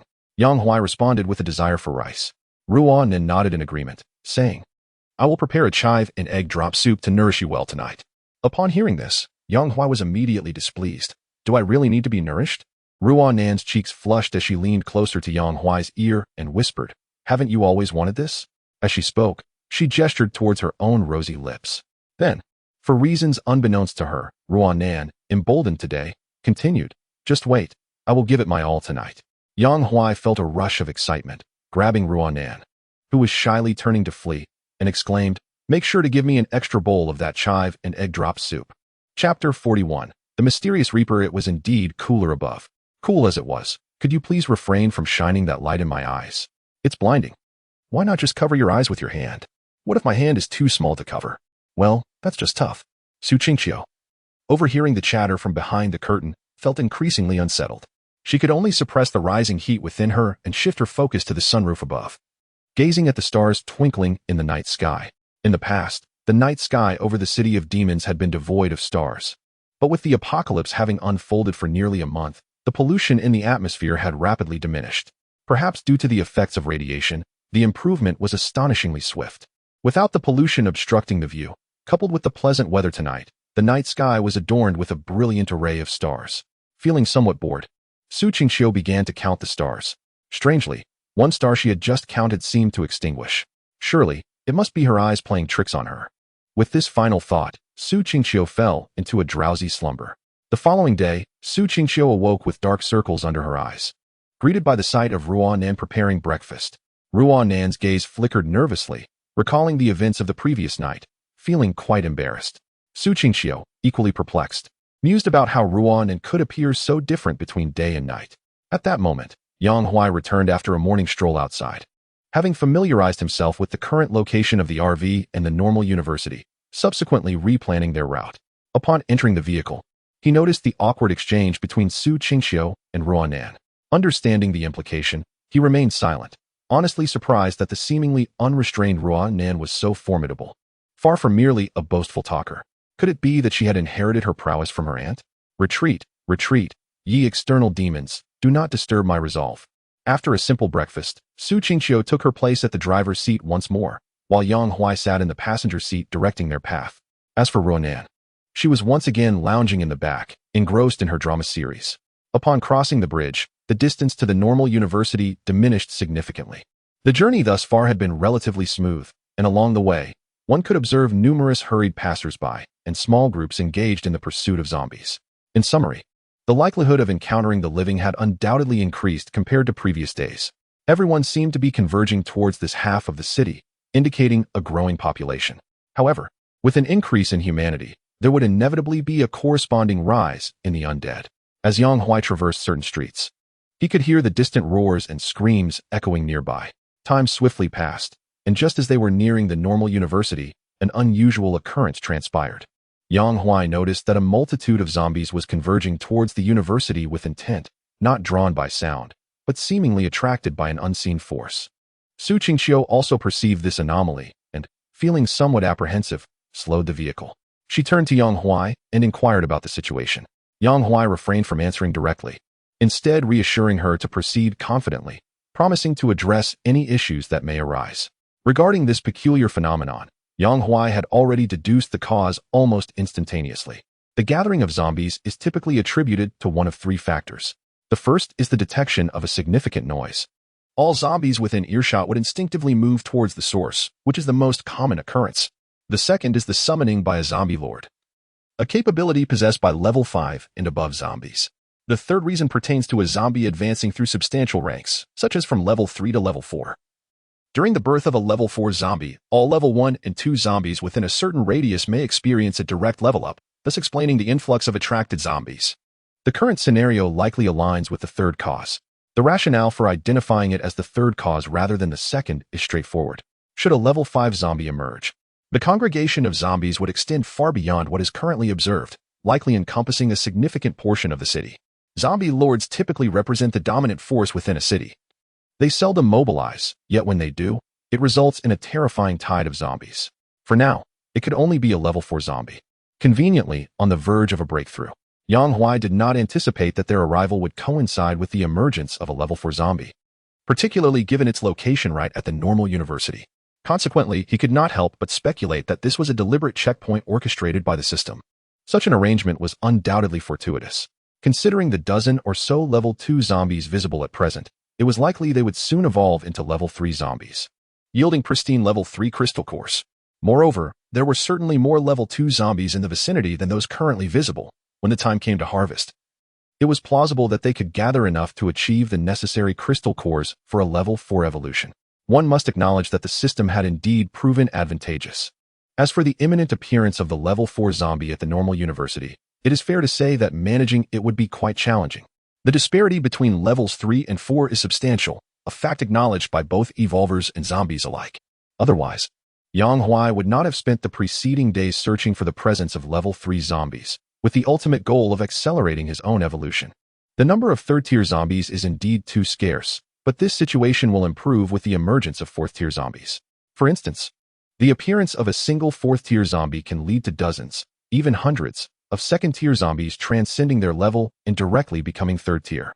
This is merely one instance. Should more fourth-tier zombies manifest, the acceleration of higher-tier zombies will be significantly enhanced. Meanwhile, as Yang Huai and his team hurried towards the normal university, another group, led by Xiaqing, was nearby, engaged in discussion. Does anyone know why so many zombies are converging on the normal university? Xiaqing inquired. Yet, she was aware that no one would have an answer. After a brief silence, she pivoted to another matter. Regardless of the reasons for this zombie congregation, we must adhere to our primary objective, finding a way to infiltrate the normal university and rescue the trapped students. At this juncture, Xiaqing turned to Baiyaj, who was positioned beside her, and requested, You visited the normal university last night. Please share your observations. By Yaij. A third-tier evolver in their team with the ability of night stealth had been dispatched by Xiaqing to assess the situation at the university. To recount the events concerning the normal university, one must travel back a week. A week prior, while their team was hunting zombies, they stumbled upon an odd occurrence. They noticed that occasionally, a third-tier zombie would appear nearby, only to vanish before they could act. At this point, it is essential to mention another member of their team endowed with a unique ability, information perception. This individual could sense the presence of zombies at their own tier. For some time, Xiaqing's team had relied on this person's perceptions to navigate their missions. Due to this ability, they identified the anomaly. Initially, they presumed that the unfortunate third-tier zombie had merely encountered an untimely demise shortly after its enhancement. However, in the following days, similar incidents occurred with alarming frequency, indicating something was amiss. The zombies would vanish immediately upon their appearance. Such a phenomenon could hardly be attributed to mere coincidence.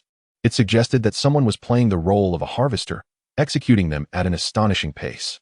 It felt as though the zombies were fortified only to be eliminated moments later. This situation was undeniably peculiar. Consequently, Xiaqing's team promptly ventured to investigate the locations where the third-tier signals had dissipated. To their astonishment, they discovered that these spots were occupied by a large number of captives, all appearing ashen and terrified. Their gazes directed at a middle-aged man with the intensity of dread reserved for a demon. When Xiaqing's team arrived, the man was leisurely extracting crystal cores from the chest of a recently slain third-tier zombie, meticulously cleaning each piece before returning it to his own chest. Uncertain of the circumstances, Xiaqing's team quickly discerned that the middle-aged man was clearly no benevolent figure, given that he had imprisoned others. As an official team, they wasted no time in launching a rescue operation. Realizing he was outnumbered, the middle-aged man chose to flee. Due to the peculiar nature of their abilities, Xiaqing's team found themselves unable to catch up with him, and reluctantly had to rescue the imprisoned individuals before inquiring about the events that transpired. It turned out that the middle-aged man had confined them in order to cultivate Tier 3 zombies through infection. The method of infection involved the man pressing his hand onto a person's head, causing them to decay at an alarming rate, ultimately transforming into a zombie. This peculiar technique was the reason he could swiftly eliminate zombies. Although it seemed unfathomable, this method indeed aligned with the previous anomalies they had encountered. Upon uncovering the astonishing truth, Xiaqing's team was left in disbelief. To investigate further, they dedicated a week to tracking the middle-aged man's whereabouts. Their perseverance bore fruit as they finally located him at the normal university. However, to avoid alarming him and allowing his escape, Xiaqing had sent Bai Yaij to scout the area the day before, and today they were ready to act. At this moment, when Bai Yaij was prompted by Xiaqing to report on his findings from the previous night, he puffed out his chest and stated, "I discovered that the middle-aged man has imprisoned dozens of students. The location is right here." As he spoke, he pointed to a specific spot on the campus map he had casually pocketed during his investigation. Upon seeing the location he indicated, Xiaqing inquired further, "Is there any additional information?" Bai Yaij nodded and replied, "Indeed. I believe this man has grown significantly stronger since our last encounter. It might be my imagination, but I have the unsettling feeling that he sensed my presence, yet he chose not to expose me. It's quite perplexing. Are you certain?" Xiaqing's expression grew somber at his words. Bai Yaij, sensing the seriousness of his captain, fell into a brief silence. But suddenly, with unwavering conviction, he declared, "I'm certain. I recall that before I left last night, he seemed to utter a phrase, 'This time, I don't have to escape.' What does this time? I don't have to escape mean?"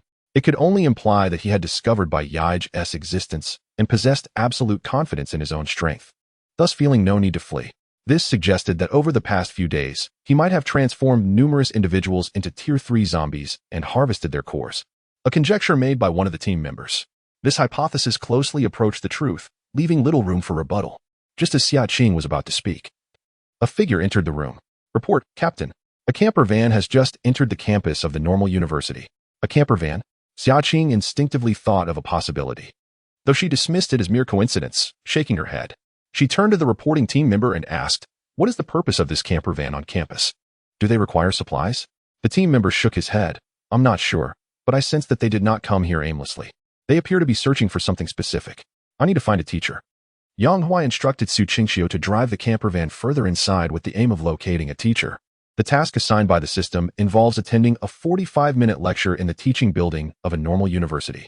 The first step is to locate the instructor. Then, through virtuous persuasion, compel him to willingly conduct a class for me. At this moment, Su Qingqiu seems unfazed by Yang Huai's objective. It appears he cannot fathom issues through the lens of conventional reasoning. If one adopts this mindset, nothing seems particularly strange. At that moment, Wan Nin approached from the rear compartment, inquiring, "What do you need the teacher for?"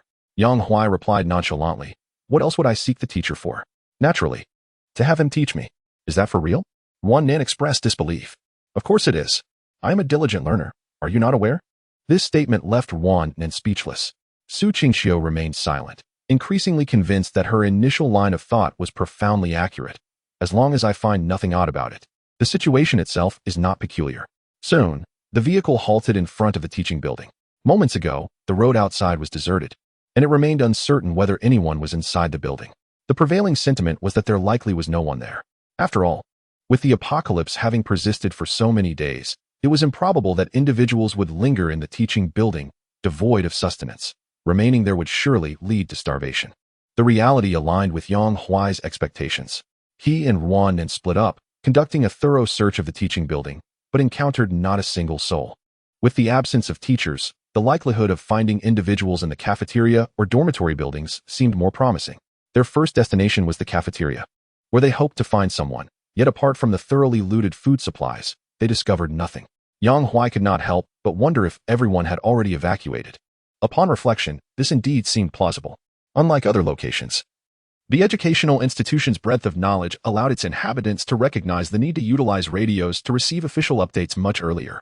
Conversely, those unaware of the radio's significance might still be holed up in their homes. However, the probability of such a scenario occurring within the school was quite low, suggesting that the students and teachers had likely evacuated well in advance. What to do if there were no teachers to conduct classes? Yang Huai had contemplated this dilemma beforehand.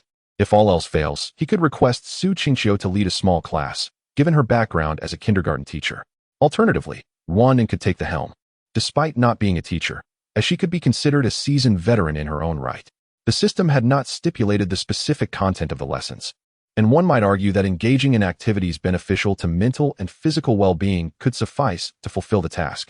Yang Huai's thoughts wandered as such. However, they had yet to search the dormitory building, so it was premature to deliberate on alternatives. Locating a teacher remained the optimal outcome. Yet, as they drove toward the dormitory building, the fourth-level zombie's enhancement had already concluded. Suddenly, a fiery red zombie leaped from one of the dormitory buildings, emanating an intense, searing aura. With a powerful leap, it ascended to the rooftop, accompanied by a thunderous roar. The zombie exhaled a fireball, which detonated like a cannonball, creating a massive hole in the adjacent dormitory building. Following closely was the silhouette of a middle-aged man, someone Yang Huai seemed to recognize. Although unaware of the man's name, Yang Huai distinctly remembered his appearance. If memory served him right, he was the middle-aged man who had entered the convenience store right behind him when he left the Public Security Bureau. Yang Huai had caught a glimpse of him in the rearview mirror and had etched his visage into his memory.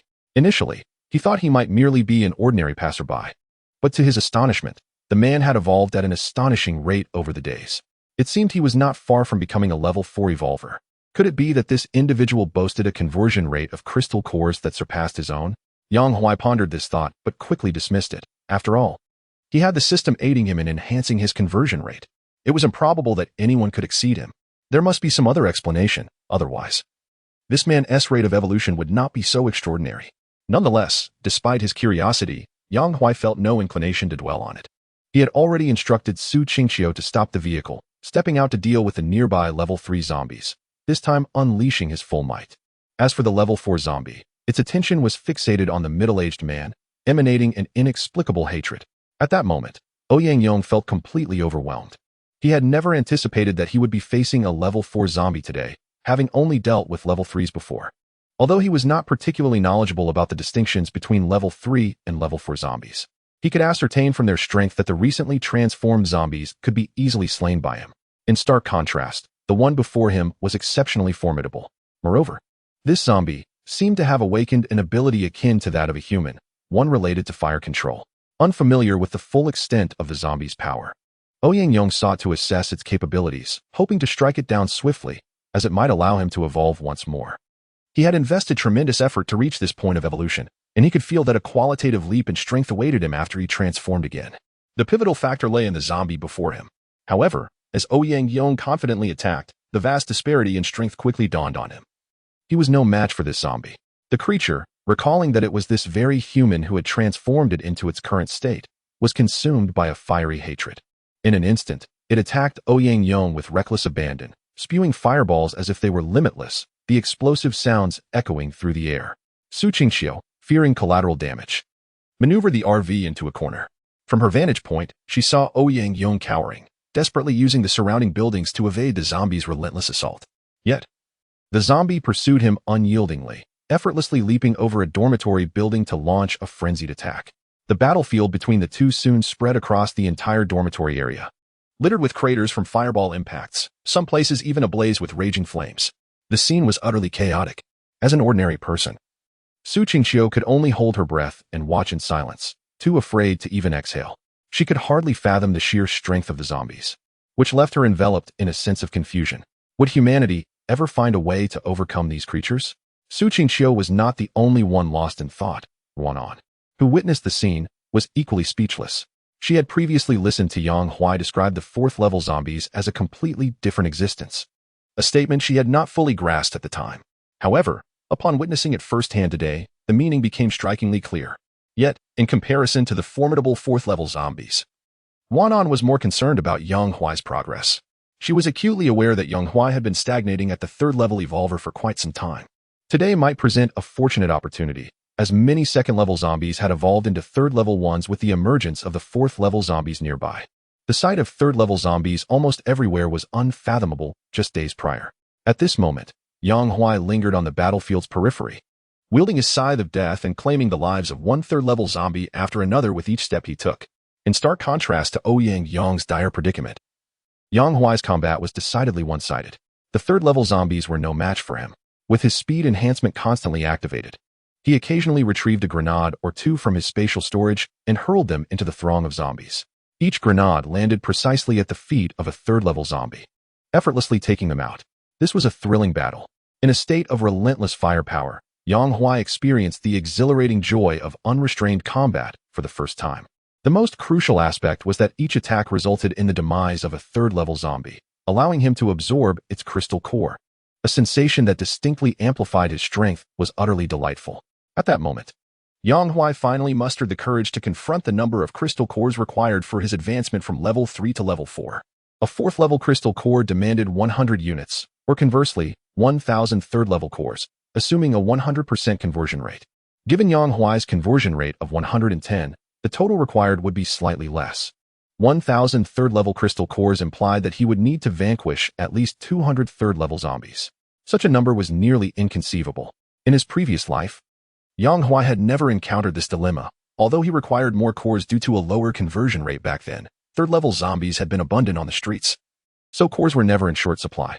However, this lifetime had not yet reached the explosive period of zombie enhancement, and third-level zombies were remarkably scarce, making the requirement of 200 seem overwhelming. Yet, from another perspective, the greater the number of crystal cores absorbed, the larger the disparity in strength, thus making it increasingly challenging for others to catch up.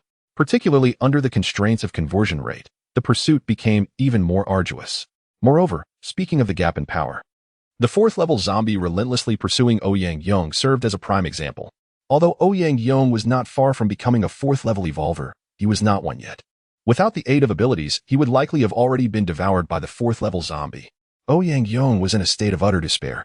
His once pristine attire had been reduced to rags by flames, and his face was streaked with soot. Realizing that fleeing was not a viable solution, he suddenly spotted Yang Huai at the edge of the battlefield. Like Yang Huai, Yang also remembered him, which exemplifies a mutual pursuit. The moment Yang spotted Yang Huai, his eyes sparkled, and he quickened his pace, leading a horde of level 4 zombies towards Yang Huai's position. Su Qingxiu and Nan, who were keenly observing the battlefield, were the first to witness this scene. Nan hastily ran out of the vehicle to alert Yang Huai. Upon hearing the warning, Yang Huai glanced in Yang's direction and, noticing the considerable distance yet to cover, turned back to continue dispatching level 3 zombies. He could no longer recall how many level 3 zombies he had slain, but he felt his body growing increasingly robust, tantalizingly close to another evolution. At this juncture, absorbing more level 3 cores was futile. To achieve the final breakthrough, he required a level 4 core. Just one would suffice. Just then, Yang approached, shouting, Let us combine our efforts to take down this zombie, and we shall split the core. Chapter 44. The stalemate 10 minutes earlier, at the location of Xiaqing's team. A member entered to report, Captain, a formidable zombie has emerged at the normal university. According to our classification, its strength exceeds level 3. Furthermore, the previous gathering of zombies may be linked to this one, as the appearance of this zombie has resulted in the nearby level 1 and 2 zombies being enhanced by 1 level. There are numerous level 3 zombies at the normal university. I recommend we set out immediately. Upon hearing the report, Xiaqing promptly led her team of 6 towards the university. Along the way, they indeed encountered a significant increase in the number of level 3 zombies. A new discovery that Xiaqing ensured was documented. The team, comprising astute individuals, quickly grasped the profound implications of this situation. If each emergence of a level 3 or higher zombie was accompanied by such changes, a period of outbreak was inevitable. However, this matter was clearly not the current priority. The focus was on Yang Huai and that level 4 zombie. This newly emerged zombie needed to be understood as soon as possible to prepare for what lay ahead. As for Yang Huai, they were fully prepared and would not allow this deranged individual to escape again. By the way, what is the status of that RV? Xiaqing inquired on the way. She had not forgotten that a recreational vehicle had entered the normal university during the zombie gathering. An audacious act likely indicative of a skilled individual. The reporting team member, hearing this question, refrained from answering, stating they would know soon enough. They moved swiftly. The 6 of them, all level 3 evolved beings, reached the site of the battle between Yang Huai and the level 4 zombie within 2 minutes, where chaos reigned. Yang Huai had already led the zombies to where Yang Huai was located, where an intense battle was unfolding. Although obscured by buildings, the occasional explosions and the collapse of a structure attested to the ferocity of the conflict. Zombies in the vicinity were converging towards that location, but the overwhelming aftermath of the battle prevented them from drawing near. These relentless zombies charged forward, undeterred by death, sometimes succumbing to the fireballs that erupted. Xiaqing exchanged glances with her 5 team members, and in their eyes, she discerned a profound astonishment. The ferocity of this battle was clearly beyond what could merely be attributed to a tier 3 zombie. If they were indeed facing a higher level of the undead, what kind of prowess would the humans engaged in combat need to possess to contend with such foes? Their team comprised elite fighters who had, in recent days, dominated the urban landscape, their formidable abilities leading them to believe that the apocalypse's zombies were no cause for concern. The notion of abandoning the magic city had seemed laughable. However, witnessing the present situation, they were not only taken aback by the sudden emergence of a high-level zombie, but also found the unfolding battle utterly unimaginable. Even Yang Huai, who was currently embroiled in the fight, found it hard to believe. He realized that, with Yang Huai's assistance, this tier 4 zombie was being overwhelmed. The reason for its subjugation was not simply a matter of raw strength. Rather, Yang Huai appeared to possess an uncanny foresight, always managing to respond in advance to the zombie's every move. This created an illusion for Yang Huai that Yang Huai had faced this tier 4 zombie numerous times before. Take the current scenario, for instance. The zombie's fireball attack seemed insurmountable to Yang Huai, who could only evade. Yet Yang Huai was different. Instead of dodging, he charged directly at the fireball, inexplicably appearing behind it and, seizing the moment when the zombie's mouth gaped wide, produced a soil grenade from seemingly nowhere and stuffed it into its maw. The explosion elicited furious roars from the creature. If Yang Huai had acted only after the zombie expelled the fireball, it could be understood as a feat of his powers. However, the crucial point was that sometimes the zombie hadn't even opened its mouth, and Yang Huai appeared to have anticipated the fireball attack, preparing himself accordingly. He repeated this maneuver as the zombie unleashed another fireball. After being bombarded repeatedly, even the resilient tier 4 zombie hesitated to endure such an assault, subsequently reducing the frequency of its fireball attacks. Besides spewing fireballs, the tier 4 zombie's strength and speed were incomparable to those of tier 3 evolved beings. For instance, it could easily leap to the rooftop of a 6-story building, while Yang Huai would require 2 to 3 spatial maneuvers to achieve the same feat as for Yang Huai. While he could evade the zombie's attacks with his agility, matching the tier 4 zombie's mobility was beyond his capability. At this juncture, as the zombie had tempered its offensive, the battle had reached an impasse. This was an unavoidable situation, as the tier 4 zombie had ceased to fear bullets, which was why Yang Huai had opted for grenades rather than relying on a handgun from the outset. Initially, when Yang Huai led the zombie to this location, it had been in a frenzied state, allowing Yang Huai to take advantage of the opportunity to feed its several grenades. The results were evident. The zombie's movements had noticeably slowed compared to its initial frenzy, and the damage from the grenades was not something it could recover from quickly, leaving its mouth in a state of disarray. At this moment, Yang Huai sensed that the zombie was beginning to retreat. Yet on the surface, he still exuded a fierce demeanor, relentlessly targeting Ouyang Yang, the easy prey. Yang Huai naturally relished this situation, thus he continued to bide his time. On one hand, he gradually depleted the 4th-level zombie's stamina, while on the other, he maintained his own vigilance, ever watchful for the prying eyes of others. Not long after the battle with the 4th-level zombie commenced, Yang Huai noticed the arrival of newcomers. He feigned ignorance, remaining motionless as he observed their intentions. At this moment, Bai Yaij, who had witnessed the entire battle, marveled. This guy is also a 3rd-level evolver, yet his strength is formidable. Initially, from a distance, they had assumed that the combatant against the zombie was of the same caliber. However, upon closer inspection, they realized one was Ouyang Yang, and the other a young man unrecognized by them, both 3rd-level evolvers. The astonishing fact was that a 3rd-level evolver could contend with a zombie far superior in power, which was more unbelievable than facing an equal adversary. In terms of raw power, Yang Huai's strength and speed were inferior to that of the zombie, yet he compensated for these shortcomings with his combat skills. This level of combat finesse was something they had not cultivated during their days of teamwork. While the average observer might overlook it, those who had practiced deliberately against zombies understood that every movement Yang Huai executed was devoid of superfluousness, each action flowing as if honed through countless trials. This was the reason behind Bai Yaij's assessment of Yang Huai's prowess. In a contest of equals, superior combat skills signified greater strength. Bai Yaij recognized that he was no match for Yang Huai. The other members of their small team nodded in agreement, albeit silently. Xiaqing's emotions were complex. Unlike her teammates, she was all too familiar with Yang Huai. Observing his calm demeanor now, she suddenly realized that he had maintained this expression since his first appearance. It had never wavered, as if nothing could genuinely harm him. Thus, while one side watched from the shadows and the other pretended to be idle, Ouyang Yang found himself in a precarious situation. Chapter 45, The Pursuit Boom. A car in front of Ouyang Yang was propelled by a fireball, exposing him once more to the zombie's line of attack, prompting him to hurriedly dodge aside. Glancing at the nonchalant Yang Huai, he urgently exclaimed, "Attack quickly. I can't hold on much longer." Yang Huai, feigning innocence, replied, "What does your predicament have to do with me? You were the one who lured the zombies here without even asking." He had not forgotten the fact that Ouyang Yang had previously drawn the zombies without a second thought, let alone notions of collaborating in the assault and sharing the spoils. Ouyang Yang had certainly not intended that when he brought the zombies in, his plan was likely to draw fire away for himself, leaving someone else to bear the brunt. Had it not been for Yang Huai's considerable strength, another individual might have already met a grim fate. From the beginning, Yang Huai had never acquiesced to Ouyang Yang's terms. Observing Ouyang Yang attract the zombies, he had merely capitalized on the opportunity. After all, why would he refuse the assistance of a free scapegoat to draw fire? At this moment, it seemed that the unfortunate fool could no longer endure, especially upon hearing Yang Huai's response.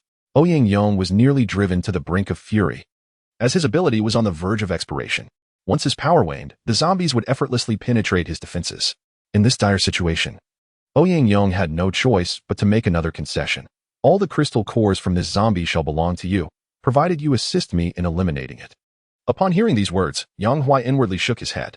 A level 4 zombie was not so easily dealt with, and his only means of inflicting harm was through grenades. His previous hesitation stemmed from the difficulty of finding an opportune moment to strike.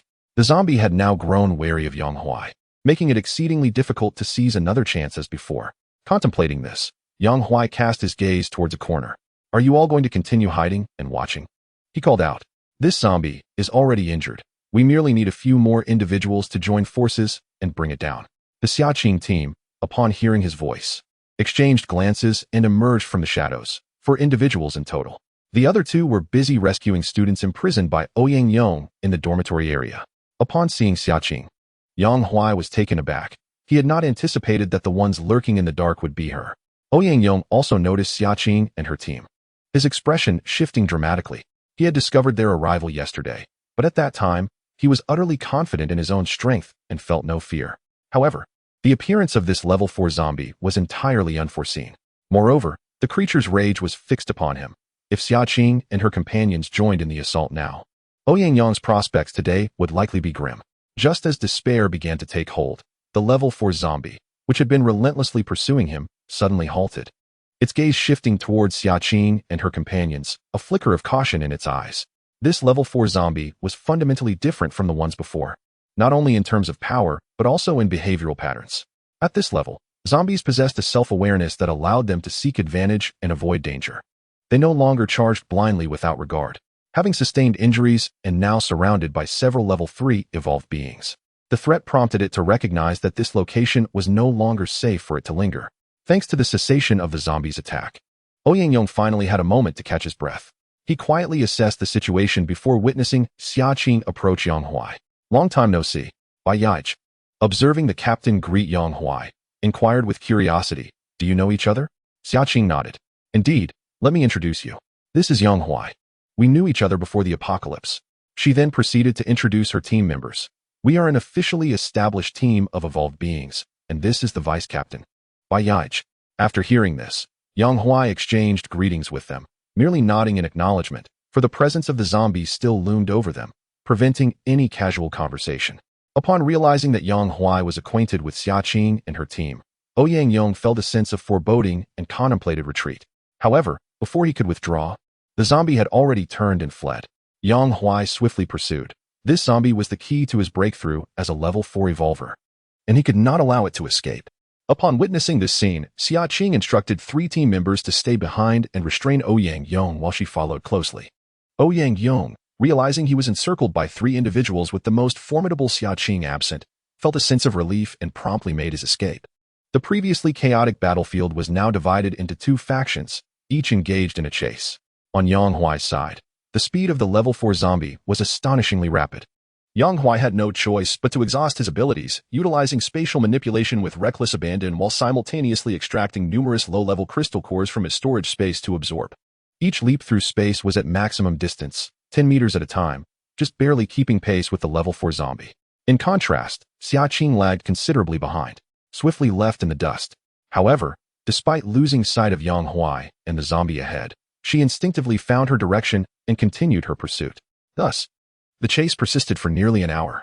The zombie, unable to shake off Yang Huai's relentless pursuit, was eventually driven to a frenzy. Taking advantage of a moment when Yang Huai surged forward, it suddenly turned, striking out with a claw at the spot where it anticipated Yang Huai would appear. Having previously calculated Yang Huai's every movement as maximum distance, it assumed this would be no different.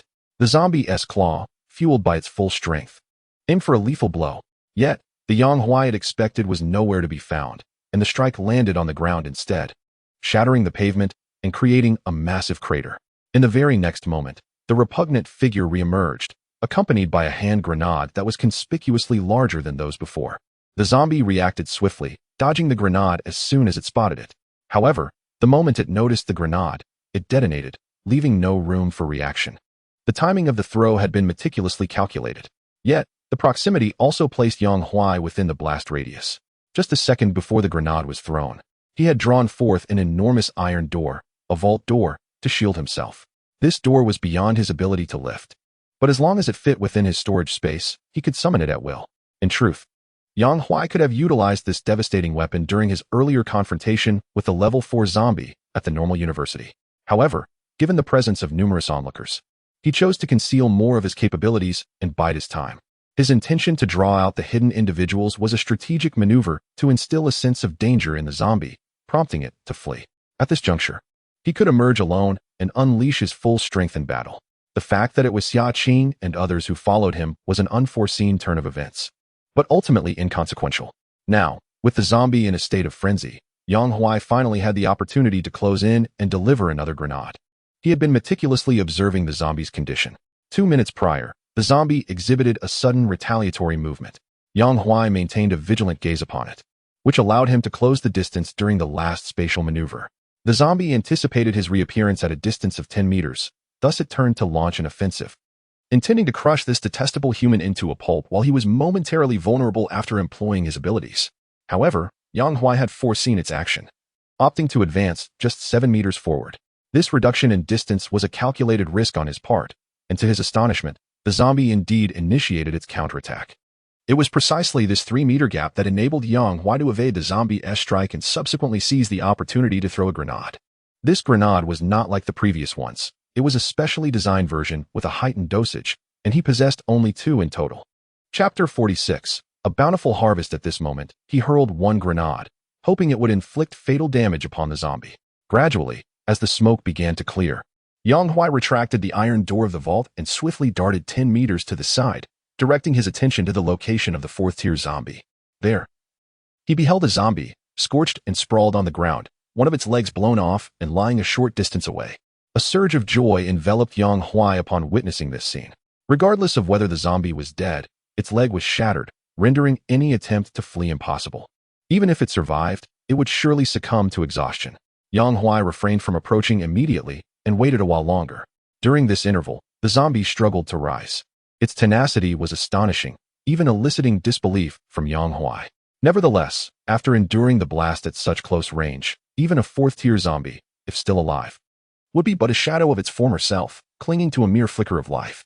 After a brief wait, Yang Huai decided to gift it 2 more ordinary grenades. Finally, the zombie lay completely still. At last, it is dead, Yang Huai exhaled in relief, expertly discarding its heart to extract a dozen crystal cores from within. He acquired 13 third-tier crystal cores and 4 fourth-tier crystal cores. Just then, Xia Qing, who had been pursuing him, finally arrived. Witnessing Yang Huai in the act of collecting the cores, Yang Huai stood and greeted her. "Well done. I just dealt with this fourth-tier zombie. And you arrived just in time. Quite swift, I must say." Xia Qing was speechless. She had assumed her arrival was to offer assistance, only to find herself witnessing the aftermath. "Could you have resolved it on your own?" She pondered, her gaze toward Yang Huai tinged with a hint of reproach. Yang Huai shrugged. "How could that be? If I could have dealt with it directly, I wouldn't have needed to venture out this far. To put it plainly, my strength is lacking. I still have much to train." Xia Qing fell silent, for she had no retort, and turned away, eager to return and address the matter concerning Ouyang Yong. Yang Huai caught up with her, inquiring, "I noticed you left someone to handle that middle-aged man. What crime did he commit? Could you enlighten me?" Xia Qing, uninterested in prolonged discourse, replied, "If I am not mistaken, the zombie you just dispatched likely appeared because of him." Yang Huai, taken aback by her response, exclaimed, "I thought you weren't going to answer me." Unbeknownst to him, Yang Huai had just inadvertently provoked Xia Qing, yet to his surprise, she did not express anger. Instead, she responded to his inquiry. Upon hearing this, Xia Qing halted, fixating her gaze upon Yang Huai, and with a dismissive huff, continued forward. Oblivious to the social nuances, Yang Huai trailed behind her without a second thought. Subsequently, Yang Huai gleaned information regarding Ouyang Yong from Xia Qing's narrative. Upon learning that one could be transformed into a zombie, his mind immediately conjured images of the irregular shards. Coupled with the fact that Ouyang Yong had previously been sighted near the Mingzhu Tower, a clear trajectory of events began to take shape in Yang Huai's mind. It was highly likely that after Yang Huai's departure, Ouyang Yong had acquired the irregular shards in proximity to the tower. The quantity of such shards could be more than one. Otherwise, it would not have resulted in an immediate transformation into a level 3 zombie, or even a level 4. Reflecting on the irregular shards, Yang Huai recalled having formed similar conjectures upon understanding their properties. Little did he expect that someone would actually materialize that speculation into reality. No wonder Ouyang Yong had progressed so rapidly in his evolution. The reason was now apparent. This led Yang Huai to ponder that Ouyang Yong might possess more than one irregular shard. With this thought, Yang Huai formulated a proposition. He turned to Xia Qing and said, "I have a trade proposal. Would you be interested in hearing it?" Of course. Xia Qing's curiosity surged upon hearing that Yang Huai had a trade, given that he seemed to be a person driven by self-interest. She was eager to discover the nature of his proposal. Yang Huai, not one to withhold information, candidly stated that there was something Ouyang Yong possessed that he required, which he could exchange for a level 4 crystal core. Upon hearing the mention of the level 4 crystal core, Xia Qing contemplated and altered the terms of the trade. "Rather than the crystal core you speak of, I am more interested in acquiring information about zombies." It was evident that the zombie information she sought was not merely about the level 4 zombie they had encountered, but rather a more comprehensive and detailed understanding that resided within Yang Huai's mind. Xia Qing harbored an instinct that Yang Huai possessed a profound knowledge of zombies. A peculiar feeling indeed. For, in terms of zombie knowledge, the official channels should ostensibly hold the most information. Yet, reflecting on the earlier encounter with the level 4 zombie left her feeling perplexed, while Yang Huai exuded an air of familiarity. It was Xia Qing's hypothesis that Yang Huai likely possessed extensive knowledge about zombies. If her suspicions were correct, then the enduring value of information would certainly surpass that of a one-time crystal core acquisition. Yang Huai, upon hearing her words, thought to himself that this woman was indeed astute and had a keen sense of foresight. However, he shook his head and replied, I am merely an idle wanderer. Please. You are part of the official forces. What zombie information could you possibly want from me? Xia Qing remained skeptical. She was uncertain whether Yang Huai truly possessed knowledge or was merely pretending ignorance. Regardless of the answer, Yang Huai had clearly communicated that this trade would only be conducted for crystal cores. All other discussions were moot. The journey continued in silence. And soon the two returned to the normal university, where they encountered Bai Yaij and the others, with Ouyang Yong bound tightly behind them. Xia Qing stepped forward to inquire. Did you find anything of significance on Ouyang Yong? Bai Yaij extracted several level 3 crystal cores. Is this what you meant? Xia Qing shook her head. Given that it was something Yang Huai needed, it could not possibly be as simple as a level 3 crystal core. She continued to inquire. Did you find anything in the basement of the dormitory? No. Aside from the dozens of students and teachers over there, we discovered nothing of value, Bai Yaij replied. Upon hearing this response, Xia Qing turned to glance at Yang Huai, who was equally perplexed by the situation. According to his conjecture, Ouyang Yong should possess irregular fragments that emitted light, which would have surely caught Bai Yaij's attention. Could it be that Ouyang Yong concealed the irregular fragments elsewhere? With this thought, Yang Huai directed his gaze toward the battered and bruised Ouyang Yong. Speak, where did you hide the glowing fragments? Meanwhile, at the location of the RV, Ruan Nan gazed at the backpack in her hands and retrieved a glowing fragment the size of a wash basin. At that moment, Su Qingqiu approached from the driver's cabin, stating, The RV still won't start. I have no idea what the issue is. Yang Huai has been gone for an hour, and we can't pursue him. She then glanced at the glowing fragment. Just as she reached out to touch it, Ruan Nan warned her, Don't touch it recklessly. This thing is infectious. Be careful not to turn into a zombie. Is that the reason you insisted on going out earlier? Of course. Chapter 47. Mission check-in on the playground of the normal university. Upon hearing Yang Huai mention the glowing fragments, Ouyang Yong looked over in astonishment. How do you know about the glowing fragments? As soon as he posed the question, he already anticipated the answer. Yang Huai had also spent time near the Mingzhu Tower and was well aware that glowing fragments were not unusual. Realizing this, Ouyang Yong fell silent. Xia Qing, perplexed by their discussion of glowing fragments, interjected, What are glowing fragments? Yang Huai glanced at her and explained. Haven't you always wanted to know the reason Ouyang Yong turned people into zombies? The glowing fragments are the reason. Upon hearing Yang Huai's explanation, Xia Qing appeared thoughtful. Ouyang Yong then looked over, his expression laden with meaning. So you know the function of the glowing fragments. That implies you possess some as well, with your strength. Could it be that you have used them like I have? His insinuation suggested that Yang Huai's formidable prowess was likely due to his use of glowing fragments. A point he was making not solely for Yang Huai's benefit, but rather for Xia Qing and the others. Yang Huai, understanding his intent, retorted disdainfully. Keep your little schemes to yourself. Don't think that because Xia Qing and the others are here, I hesitate to kill you. While saying this, Yang Huai's expression remained unyielding, yet Ouyang Yong felt an intense murderous intent directed at him. He immediately fell silent. Yang Huai, disinterested in further conversation with him, turned to Xia Qing. So, how do you all plan to deal with this guy? Should we just eliminate him? He did not feel the need to explain to Xia Qing about his possession of the luminous fragments. Whether one chose to believe Ouyang Yong was a matter of personal conviction, and his own actions remained his own concern. Before Xia Qing could respond, Bai Yaij interjected. I believe it is necessary. This individual is utterly deranged, and the students in the dormitory have been tormented beyond measure. What purpose does his continued existence serve? Just as Bai Yaij was about to continue, Xia Qing shot him a glare, causing him to swallow his words. Subsequently, she turned her attention to Yang Huai. I think it is prudent to delay. We should first inquire about the luminous fragments, she suggested. Yang Huai nodded in agreement, indicating he shared her sentiment. Very well. You may proceed with your inquiries. I shall return to the RV for a moment, he said, turning to leave. Having been away from the RV for over an hour, he wondered how Su Qingqiu and Ruo Nim were faring. As long as they remained inside, they should be safe. Suddenly, Yang Huai recalled another matter. Following the RV's initial upgrade, a feature had been implemented. If he were to be away from the RV for more than 1 hour, it would enter a locked state. In this state, the vehicle could not be started and could only be exited from within.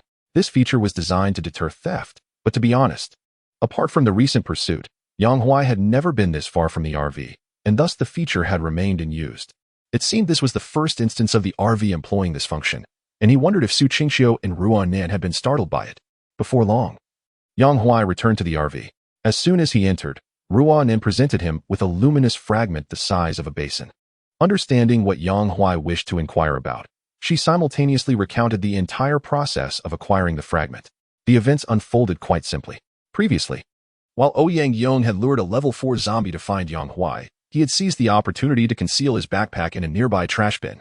At that moment, Yang Huai had been engrossed in combat and had not witnessed this occurrence. However, Su Qingxiu and Ruan Nan, hidden in the shadows, had observed everything clearly.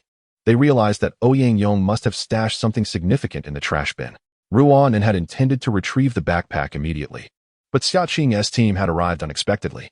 Subsequently, 2 individuals remained behind to assist the teachers and students trapped in the basement of the dormitory. Due to the presence of onlookers, Ruan Nan had refrained from acting at that moment. Once the two had escorted dozens of teachers and students to safety, she finally exited the vehicle, and thus, the present circumstances came to be. Upon hearing her account, Yang Huai embraced Ruan Nan and planted a kiss on her forehead. "Well done," he exclaimed. To his surprise, the luminous fragment that Ouyang Yong had chosen to withhold had found its way into his possession ahead of time, an unexpected delight indeed. Thus, the so-called transaction with Xia Qing could be rendered null and void.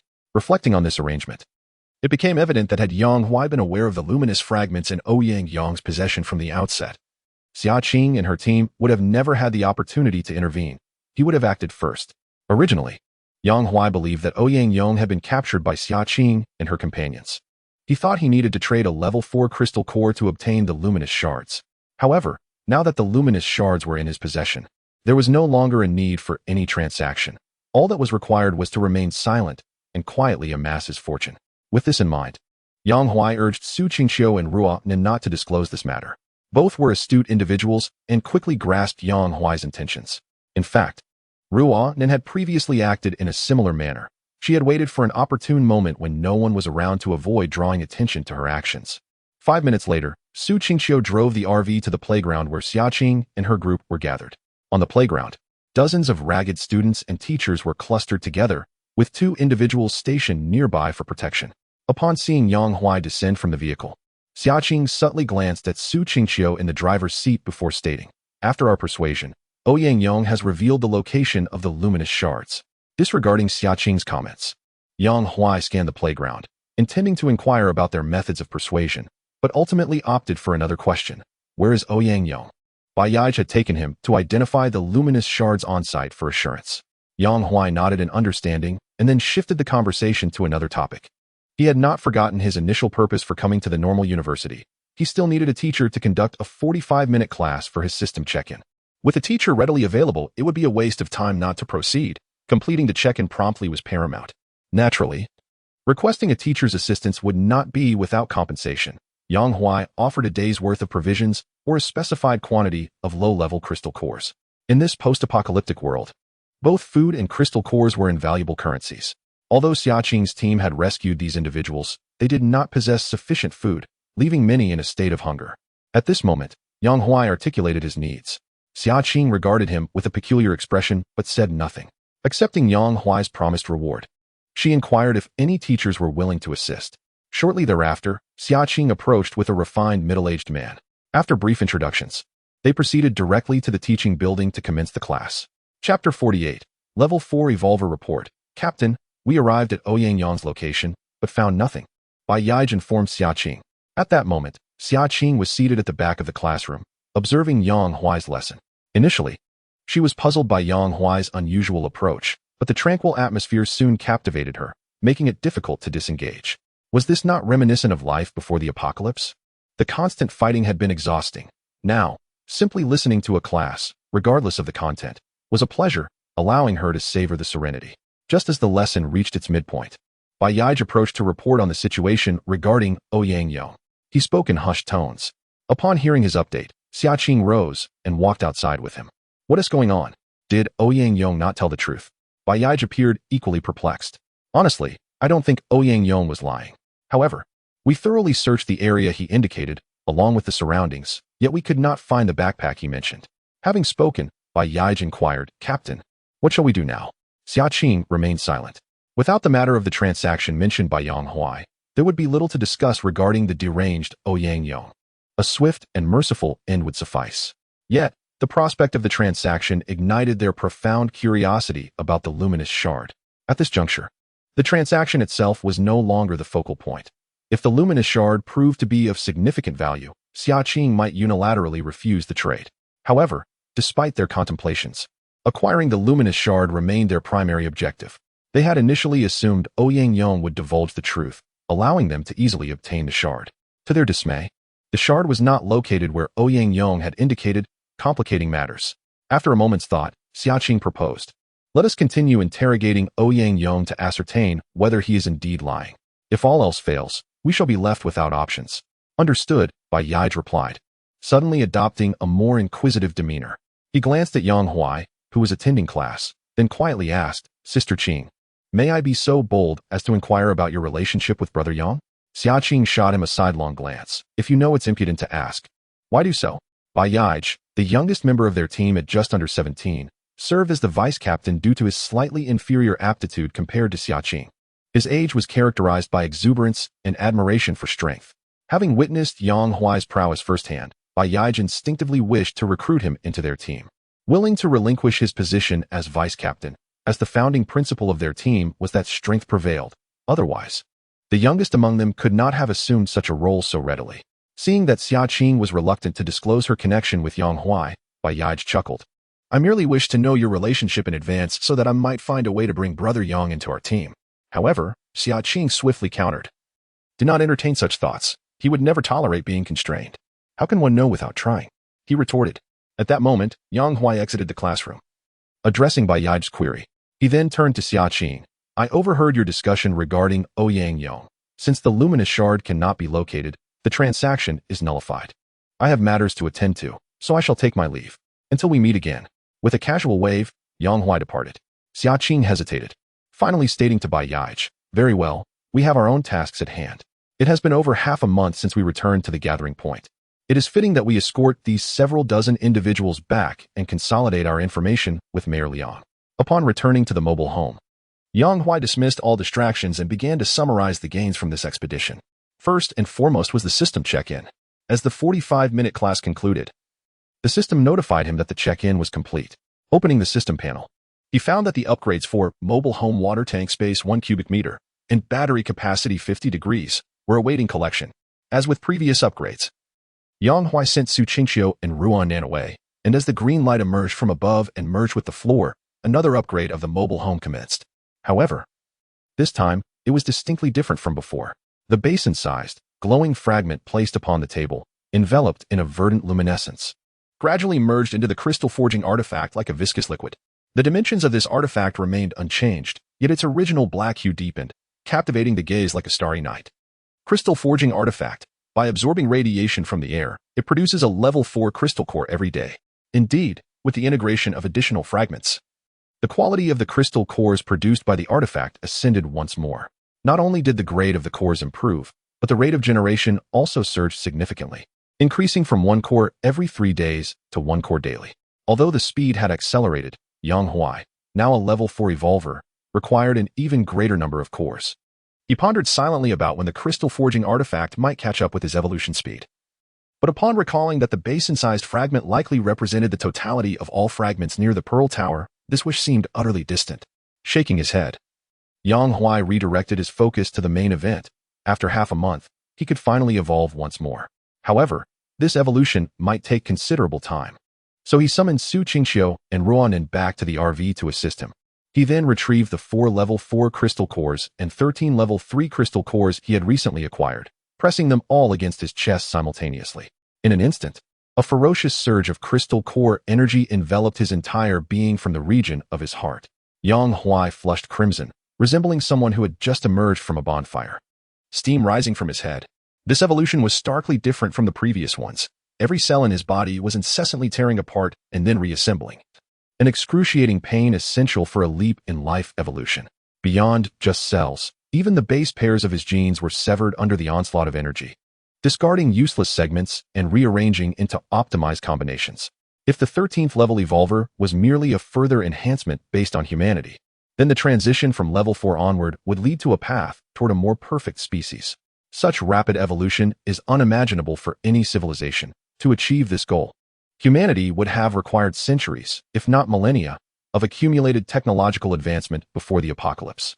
Yet, at this moment, a mere handful of crystal cores facilitated an organic evolution of life. Ruan Nan looked at Yang Huai with concern.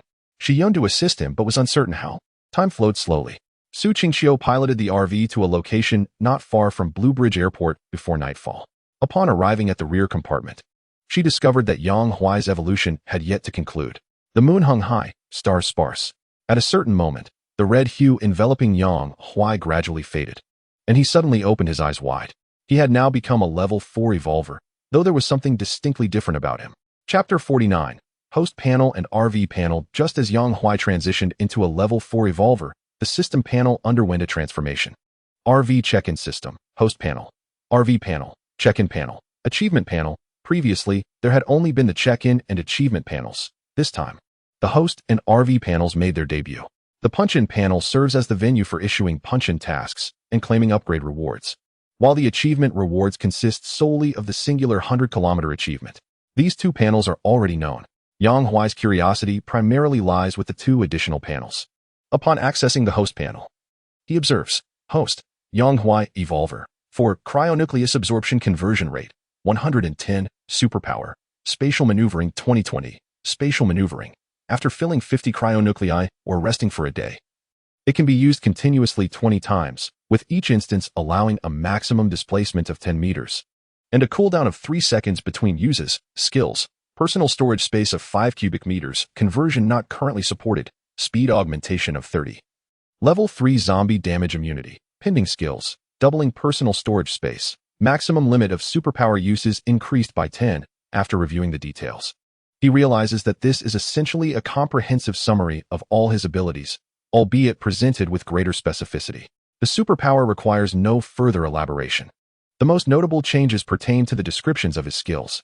The speed augmentation is now quantified, and the personal storage space has been endowed with a conversion function, though it is currently indicated as unavailable. Upon a thorough examination of the conversion function's description, Yang Huai discovers that his personal storage space can be equivalently converted into internal space within the RV. As the personal storage diminishes, the RV space increases correspondingly. The precise amount of space to be converted is at Yang Huai's discretion. He may opt to convert only a portion or the entirety in one go. The sole caveat is that the conversion is irreversible, meaning that once converted to RV space, it cannot revert back to personal storage space. To be candid, this conversion holds immense potential. Currently, 3 individuals reside within the RV, and the living conditions are rather cramped, lacking distinct compartments, which compromises privacy. With this space conversion, the RV could be expanded, presenting the opportunity to create separate quarters. The additional space could also accommodate more supplies and larger equipment. For instance, the energy storage devices originally positioned in the storage space could be relocated directly into the RV, connecting to the power system, thus enhancing the RV's energy capacity, a veritable upgrade. As for the reduction in personal storage space, it poses little concern. Its primary function is to store items essential for Yang Huai's battles, and as long as it suffices. Excessive capacity is unnecessary. The more he contemplates this, the more exhilarated Yang Huai becomes, almost eager to execute the conversion of his personal storage space immediately. However, since the conversion function has yet to be activated and the system has not specified the conditions for its availability, this tantalizing anticipation is quite unbearable.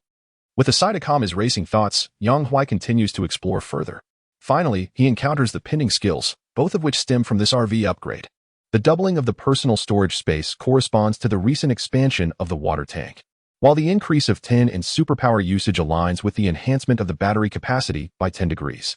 Upon seeing the prospect of doubling his storage space, Yang Huai is reminded of the earlier conversion feature. With this doubling included, his personal storage space would reach a total of 10 cubic meters.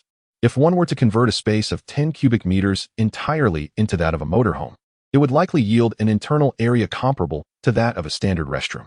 However, this raises another concern. Would the motorhome be able to bear the weight? Never mind. The more he thought about it, the more he drifted from the topic. It was still too early to ponder such matters, especially since the transformation function had yet to be activated. He would address it when the time came. While musing, Yang Huai accessed the motorhome panel. Motorhome panel, model, Daitong 90 motorhome. Body, level 3 zombie damage resistance. Engine, level 1 enhanced performance boost. Storage space, twice the original capacity. Fuel tank, 80 to 1000 liters. Power generation, solar power generation. Conversion efficiency 95.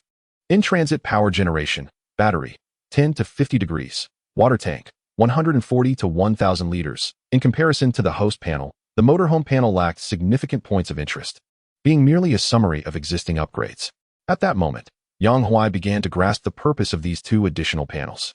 With the increase in subsequent upgrades, a plethora of miscellaneous items would inevitably emerge. Thus, having a system panel to help streamline the information would help prevent potential confusion due to oversight later on. After browsing for a while and finding no new additions, he retracted the system panel, finally allowing himself a moment to appreciate the strength of a level 4 evolver. Just then, Ruanan approached him. Yang Huai lifted his gaze, and immediately, a line of identification information appeared before him. Evolver 3. Ability. What are you expecting? Do you really think the system will provide everything for you? Damn. Yang Huai felt a surge of irritation. If it wasn't he going to provide, why couldn't he just ask verbally?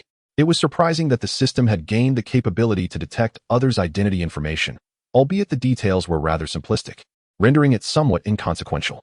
Yang Huai, you're finally awake. Hearing Ruanan's concerned voice, he smiled and reassured her, don't worry. I mentioned before that this evolution would take quite a while. All right then, it's already evening. I'll warm up the meal I prepared in the fridge for you. Good. While you heat the food, I'll step outside to assess my current condition. With that, Yang Huai descended from the motorhome. The moment he stepped out, he spotted Su Qingqiu clumsily battling a zombie with a kitchen knife. At that instant, 2 lines of information materialized before him. Evolver 0, ordinary person. Zombie 1. At this point, other than Su Qingqiu and the level 1 zombie, there were no other undead in the vicinity, likely due to Ruanan's efforts in clearing them out. Yang Huai mused silently. I didn't even instruct this woman to engage with the zombies. I didn't expect her to be so proactive. He had never provided either of them with the crystal cores necessary to become evolvers, a fact that applied equally to both Ruanan and Su Qingqiu. The crystal core that enabled Ruanan to become a level 3 evolver was obtained solely through her own efforts in slaying zombies. Yang Huai was able to offer a timely rescue when she found herself in peril. Suppressing her thoughts, she noticed Ruanan keeping watch from the RV, while Yang Huai's figure swiftly moved further away. Arriving at the foot of a 6-story building, he bent his knees, and with a sudden surge of muscle power, he forcefully propelled himself off the ground, shooting upwards like a sword. In the blink of an eye, he reached the rooftop. Unable to contain the tumultuous energy within him, Yang Huai struck the rooftop with his hand, creating a thunderous boom that pierced through the surface. As the ground beneath him gave way, he found himself plummeting uncontrollably. However, in the next instant, Yang Huai utilized his spatial manipulation to return to the rooftop, surveying the shattered remnants around him with satisfaction. With just a slight exertion, he had already reached the pinnacle of mortal achievement. Chapter 50, Masterful Driving Skills. After calming his exhilaration, Yang Huai observed the zombies below, drawn by the noise, and contemplated the skills he needed to enhance. In a flash, he leaped down to engage in a fierce massacre. Half an hour later, both skills had been fully acquired. In a fleeting moment of pause, a zombie lunged at him, but Yang Huai vanished, leaving the creature without a target.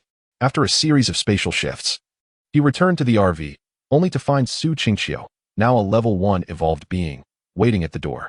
Where's Ruanan? Yang Huai inquired. She is already asleep and asked me to wait for you. Dinner is ready on the table. Would you like to eat first? Su Qingqiu replied. Instinctively, Yang Huai nodded. Initially, he hadn't thought much of it, but suddenly he looked up at Su Qingqiu, who had her head bowed in silence. After a sleepless night, having just battled zombies, he was now thrust into another blood-pumping confrontation. If Ruanan represented youthful vitality, then Su Qingqiu embodied an incomplete maturity. What he thought was mere indifference turned out to be a complex character, an enigmatic and alluring presence that revealed itself only in subtle ways. Unlike the previous night, it was now Ruanan who tossed and turned in bed. She had expected her heart to be troubled, given Yang Huai's association with another woman. Initially, she felt discomfort, but as time passed, an inexplicable thrill began to stir within her, a sensation both elusive and undeniably real. With such thoughts lingering, Ruanan finally succumbed to sleep as dawn approached. The next day, with the sun high in the sky, the 3 of them gradually rose. Ruanan and Su Qingqiu exchanged awkward glances, each clearing their throat before attending to their own tasks. Ruanan prepared breakfast, while Su Qingqiu accompanied Yang Huai to search for a convenience store nearby, transporting barrels of water to replenish the RV's water tank. Due to the recent expansion of the tank's capacity, a greater volume was required, specifically 140 liters. This amount would suffice for an extended period, even accommodating laundry needs. However, considering the necessity of washing clothes, it seemed rather pointless, as the soiled garments were tainted with zombie blood, making them difficult to clean and unpleasant to wear. In contrast, the prospect of acquiring new clothing at no cost from the mall was far more appealing. Regarding bathing with water, the notion of wasting water is non-existent. What is the purpose of traveling in a camper van? Naturally, it is to ensure one's comfort. How can one achieve such comfort? By enjoying good food, drink, attire, and rest. Each is indispensable. Soon, the water tank of the camper van was filled to the brim. Su Qingqiu wiped the sweat from her forehead, lamenting that the tank might be leaking. It was only when the tank reached its capacity that she found herself at a loss for words.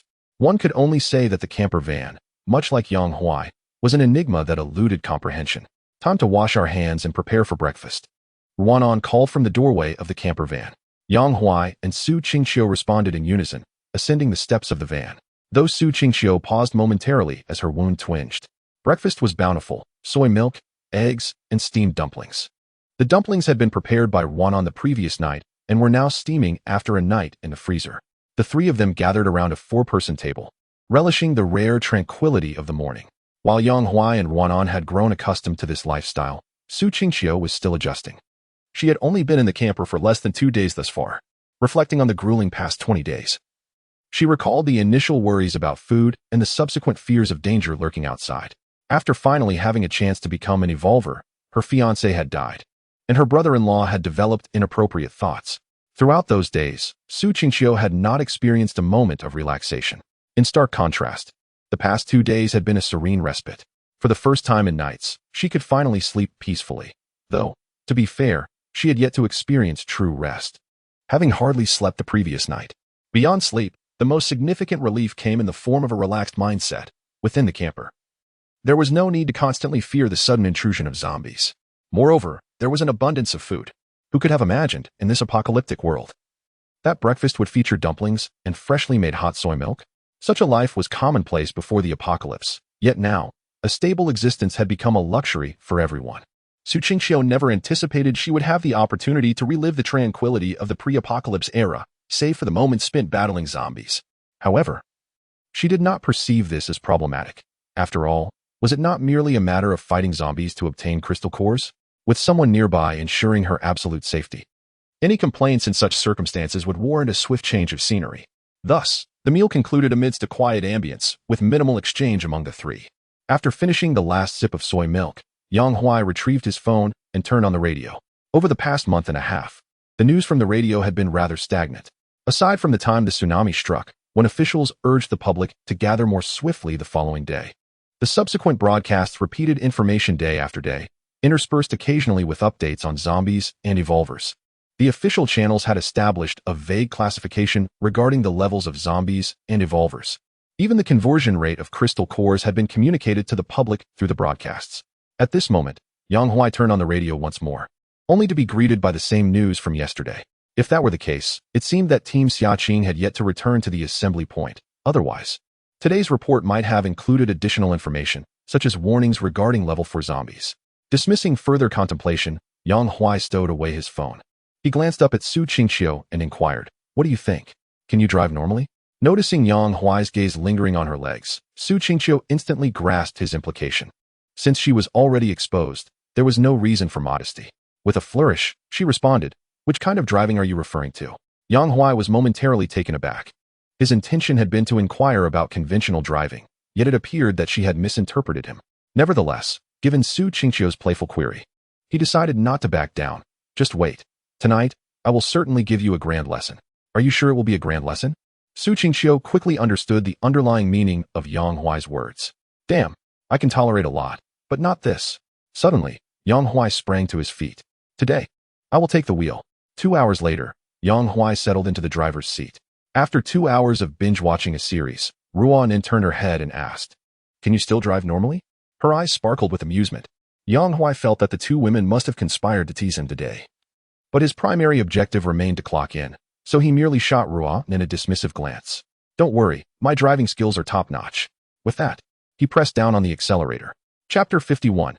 Airport Retreat at the Blue Bridge Airport. Yang Huai gazed at the enormous sign adorning the terminal, murmuring to himself. Ruanan glanced over at that moment, recalling her arrival in the city for a commercial performance before the apocalypse, stepping off the plane at Blue Bridge Airport. Back then, throngs of fans had awaited their arrival, and the terminal's entrance had been bustling with vehicles shuttling back and forth. The atmosphere had exuded the vibrancy and inclusiveness of an internationally renowned city. However, in stark contrast, the current scene was one of devastation. Several cars at the terminal entrance lay in ruins, charred remnants of their former selves, while dried bloodstains marred the pavement. In addition, dark red, foul-smelling remnants of bodies, swarmed by flies, littered the ground. Despite it being broad daylight, the locale bore the unmistakable visage of a demon's passage. Yet, even in the face of such horror, Ruan Nin exhibited no signs of distress. After witnessing similar scenes over the past few days, she had grown accustomed to the grotesque. As for Yang Huai, he had already found a suitable spot to park the RV and was busy gathering his belongings to disembark. Ruan Nin donned her bulletproof vest and helmet, following closely behind him to get some fresh air. According to the system task description, checking in at Blue Bridge Airport required completing the entire boarding process. While the rationale behind the system's insistence on such ceremonial procedures was unclear, the experience was undeniably novel. In a place devoid of any living souls, engaging in a self-directed performance felt like a surreal reflection of a world gone mad. As Yang Huai and Ruan Nin prepared to exit the vehicle, an individual within the airport was observing them. Dressed in a sleek black suit, he appeared to be a bodyguard, and upon noticing their presence, he quickly made his way to the airport supermarket. At the airport supermarket, four other individuals donned similar attire, while at the center of their protective circle was a man dressed in casual wear, likely in his 30s. As Lin Xiangbei noticed his bodyguards rushing in, he abruptly rose to his feet. "Is it time for my flight?" he inquired, only to be met with a shake of the head from the bodyguard. Upon hearing that the flight had not yet arrived, disappointment washed over Lin Xiangbei. "Then what brings you here?" the bodyguard replied. "I was monitoring the perimeter of the airport and just spotted two individuals approaching in an RV. Should we take preemptive action?" As he spoke, he gestured across his throat with his palm. Lin Xiangbei waved dismissively. "There's no need for that. We are not bandits, we don't kill on sight." Yet, the bodyguard remained silent, his gaze shifting to the man beside Lin Xiangbei. The man subtly shook his head, indicating it was best to heed Lin Xiangbei's wishes for the time being, avoiding unnecessary complications.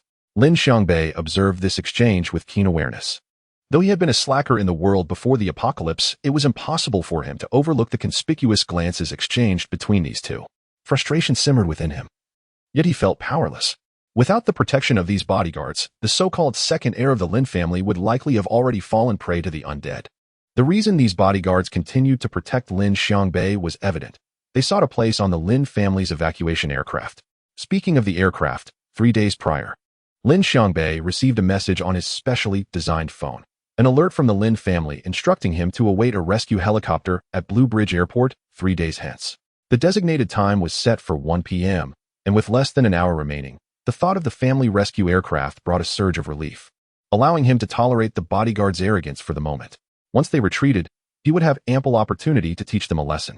However, despite his optimistic musings, it was naive to assume these bodyguards were oblivious.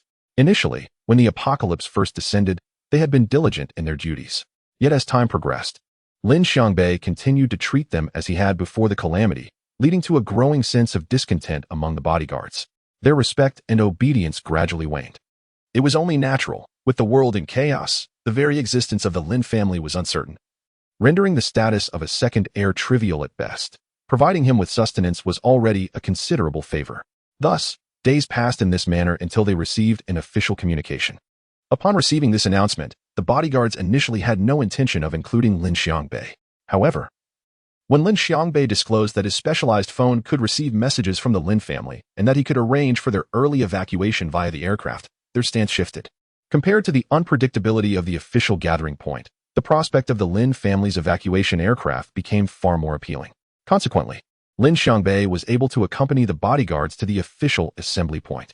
As they journeyed halfway, specifically 3 days ago, Lin Xiangbei received word that the group had altered their course and arrived at Blue Bridge Airport yesterday morning. The airport supermarket still had a considerable amount of leftover supplies, prompting them to temporarily establish their base there while awaiting the arrival of the Lin family's rescue helicopter. The bodyguards were not oblivious. They understood that they had offended Lin Xiangbei and would likely face retribution. Thus, they decided to reframe their situation. At that moment, two bodyguards outside the supermarket were engaged in conversation. "The Lin family's rescue plane is imminent. Are we truly going to seize it? Isn't that obvious? If we don't, what awaits us once Lin Xiangbei returns to the Lin family? And what else more?" Do you genuinely believe that, given the Lin family's nature, they would bring us bodyguards along? That makes sense. The helicopter has limited seating. Do you think they will only arrange a spot for Lin Xiangbei? I do hope that that's the case. Then we can turn against them without hesitation. Ah, it's such a pity, after nearly a decade with the Lin family. I never expected. Cut it out with the lamentations. I know your nature well. You were the first to agree when the boss proposed this. I'm merely reflecting, but truth be told, the Lin family remains remarkably resilient. Even in the apocalypse, their influence continues to operate normally. Who could argue otherwise? Do you think there's a possibility that these prominent families knew about the apocalypse long before it arrived? That is uncertain. My only concern is that if we seize the helicopter and the news leaks, what will the Lin family do to us? Don't overthink it. As long as we execute our plan flawlessly, the news won't escape. Remember, this is the apocalypse. It's not unusual for a helicopter to encounter an accident during its sortie. Let us hope so. The two bodyguards continued their idle chatter until Yang Huai and Ruan rounded a corner and spotted them. Oh, there are still living people at the airport? Yang Huai remarked, somewhat surprised. Yet, it was merely a fleeting astonishment. Encountering the living was not particularly strange. At that moment, the two bodyguards at the supermarket entrance ceased their conversation and turned their attention to the newcomers. Upon seeing a man and a woman, they immediately recognized them as the duo who had arrived in a motorhome. The man was unfamiliar, yet the woman was strikingly recognizable. Wasn't that the famous star Yang Ruanan? Before the apocalypse, she was renowned for her pure and innocent image, with no scandals ever reported. What could possibly be the story behind her now being accompanied by a man? The bodyguards simultaneously reached a conclusion, casting their gaze towards Yang Huai. To be frank, Ruanan's beauty stirred their hearts, and heartbeats often lead to actions. However, they remained cautious. Having been trained as bodyguards, their perception of strength was markedly sharper than that of the average person. Moreover, as evolved beings, their senses were more acute, and upon seeing Yang Huai, they felt an overwhelming sense of invincibility. Upon realizing this, they exchanged glances, promptly extinguishing their intentions. One individual stepped forward and stated, "We have taken over this supermarket. If you wish to search for supplies, you may explore the other nearby supermarkets." It was evident that the airport contained more than just this one small supermarket. They had already scoured several others, yet due to their limited numbers, they could not have exhausted all the resources. If these two individuals had indeed come to the airport in search of provisions, it was certain that the other supermarkets would possess the items they required. The rescue helicopter was set to arrive imminently, and it would be best to avoid any unnecessary complications. Initially, to conceal their secret plan to commandeer the helicopter, they had considered eliminating these two individuals at the airport. However, with the helicopter yet to arrive, there was no need for haste. Should circumstances become untenable, they would, of course, resort to action. They merely hoped that these two would gather their supplies promptly and depart without causing discomfort to either party. Yang Huai nodded in acknowledgement and then turned to lead Ruan in another direction. There was nothing more to be said. They were mere strangers, having crossed paths briefly. Yet, for reasons unknown, Yang Huai felt an inexplicable urgency emanating from the two individuals, seemingly directed towards him and his companion. This was perplexing. If their initial intentions were aimed at Ruanan, it would be understandable, but their subsequent urgency was baffling. Unable to fathom the situation, Yang Huai dismissed the thoughts. Whatever the other party chose to do was their prerogative, as long as it did not impact him. Thus, he quickly redirected his focus to the task at hand. In truth, there was little to concentrate on. It was simply a matter of wandering the airport and awaiting the system's confirmation of the completion of his check-in task. Meanwhile, as Yang Huai and Ruan meandered through the airport, the bodyguards who had been observing their movements grew increasingly anxious.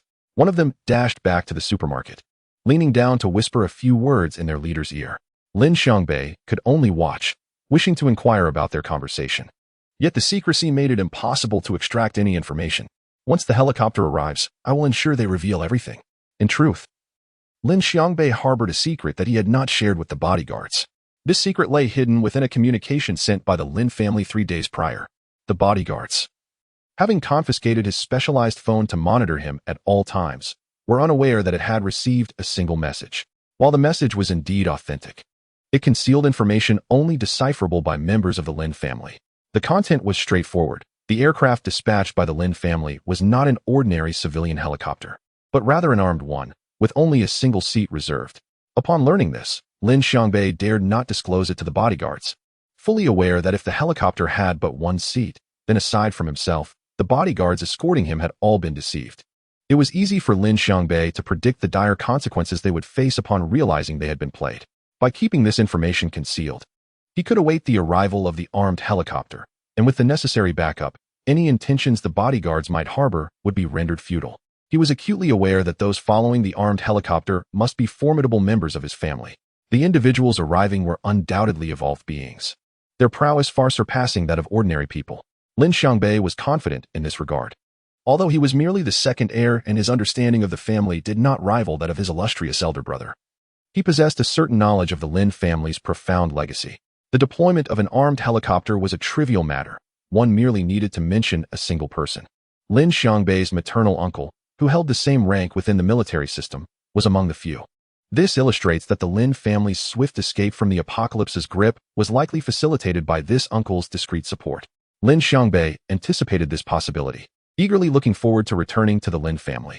By then, he would once again be the elevated second heir, and it would be even better if that detestable elder brother were to perish. The more he pondered, the further his thoughts wandered. At that moment, the bodyguard leader, Wu Tao, narrowed his eyes after hearing the report from his subordinate. The two individuals had inexplicably lingered at the airport, practically courting death. Were they planning to hijack a plane, and moreover, one belonging to the Lin family? This matter could not afford the slightest error. Thus, any irrelevant parties present had to be cleared away in advance. As Wu Tao was preparing to give orders, a bodyguard suddenly dashed in from outside, visibly excited. Without needing to utter a word, Lin Xiangbei immediately surmised that the plane had arrived. He promptly rose and urged the bodyguard beside him to escort him forward. Wu Tao hesitated momentarily, but ultimately stood up, leading 5 bodyguards, along with Lin Xiangbei, towards the airport runway. According to the report from the bodyguard who had just entered, the plane was landing on the runway. The choice of the airport as a rescue point was deliberate. It was fully enclosed, particularly the runway, where the presence of zombies was nearly non-existent. Only in such an open space could the helicopter land more safely. On their way to the runway, Wu Tao leaned closer and whispered, "Those two have not left yet?" The bodyguard beside him shook his head. "Not yet. They have been wandering around the airport and have not searched the supermarket for supplies, which is quite strange. Are we certain they are only within the terminal?" Wu Tao continued to inquire. Indeed. Upon hearing the response, Wu Tao hesitated, contemplating whether to deal with the two individuals first. After a brief silence, he sighed deeply. "Forget it for now. Let us assess the situation first." They were still unaware of the specifics regarding the helicopter. If circumstances became dire, they could always retreat. However, regrettably, this situation was not one that could simply be abandoned at will. From the outset, there were only 2 choices, to act or to refrain from action. Lin Xiangbei's animosity had already taken root, and at this juncture, he could not be allowed to return to the Lin family. Preventing his return could unfold in 2 ways, either by abandoning him from the start or by hijacking the plane and silencing him thereafter. Both paths are equally valid. Yet the notion of halting halfway is utterly absurd. Chapter 53. Please begin your performance. Having completed their check-in at the Magic City Blue Bridge Airport, Yang Huai and Ruan Nan meandered through the terminal when the system unexpectedly indicated that the check-in was complete. Instantly, Yang Huai exhaled in relief. After traversing the entire boarding process, he had grown anxious due to the absence of prompts, fearing he would need to board an actual aircraft for completion. Thankfully, it turned out that the system had merely been slow to respond. Nevertheless, even boarding a real plane would not pose a significant issue, as several commercial aircraft were stationed on the airport runway, currently idle. At this juncture, Yang Huai and Ruan intended to gather supplies before departing. However, suddenly, with his keen hearing, Yang Huai detected the distant approach of a helicopter. He was the first to recognize the sound, and after a moment, Ruan also discerned the whirring of the rotor blades. Judging by the sound's origin, it was coming from the direction of the airport runway. The arrival of a helicopter at this hour certainly warranted investigation. Soon, they reached the waiting area and peered through the glass towards the runway. Initially, they spotted a small black dot in the sky that rapidly enlarged. A camouflaged armed helicopter came into view. Lowering their gaze, they observed a group of 6 individuals exiting the terminal, advancing towards the center of the runway. Yang Huai instantly recognized them as the same individuals from the airport supermarket earlier. Understanding the implications of this sight, Yang Huai realized that they had been waiting for a helicopter at Blue Bridge Airport. Yet, could the helicopter accommodate them all? The contradiction struck him immediately. However, considering that there were 5 bodyguards accompanying a single individual, he surmised they might be a specialized escort team. While the bodyguards might not board the helicopter, the person they were protecting certainly would. At this moment, Ruan Nan, filled with curiosity, inquired, "Yang Huai, do you think this helicopter is official?" Glancing at the helicopter's markings and the heavy machine gun mounted on it, It was evident that this was indeed an armed helicopter, most likely belonging to the military. It should be. This is an armed helicopter, Yang Huai replied with a degree of certainty. If it doesn't belong to the military, could it possibly belong to a private entity? Yet, in this apocalyptic scenario, anything is conceivable. Recalling events from his past life, Yang Huai remembered that during a period of official dominance, certain unrest had arisen early on. As for this life, he shook his head. It seemed unnecessary to ponder deeply, as the already tenuous organizational structure had undergone changes, likely leading to fragmentation.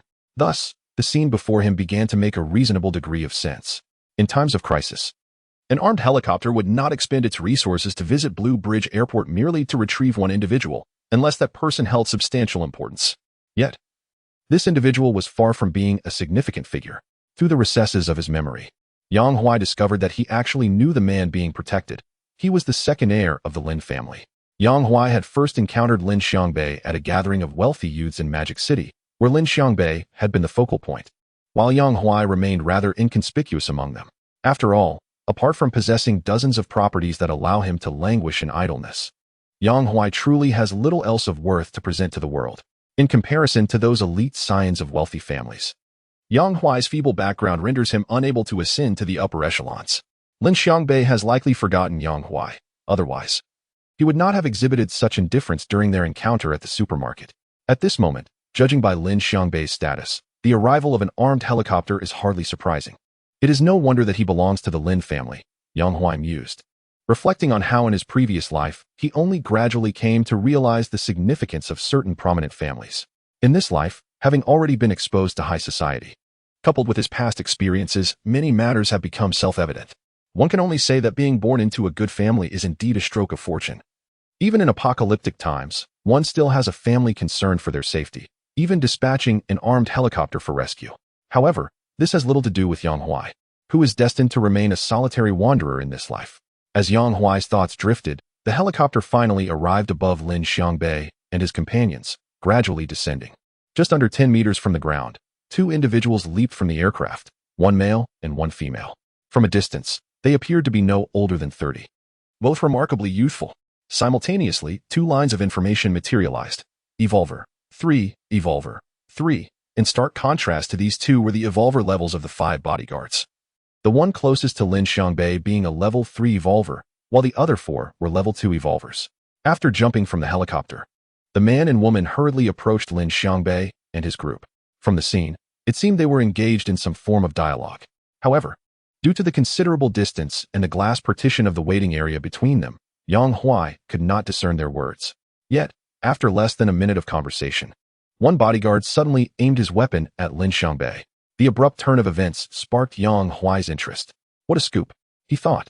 What had initially seemed quite dull suddenly unfolded into a dramatic spectacle.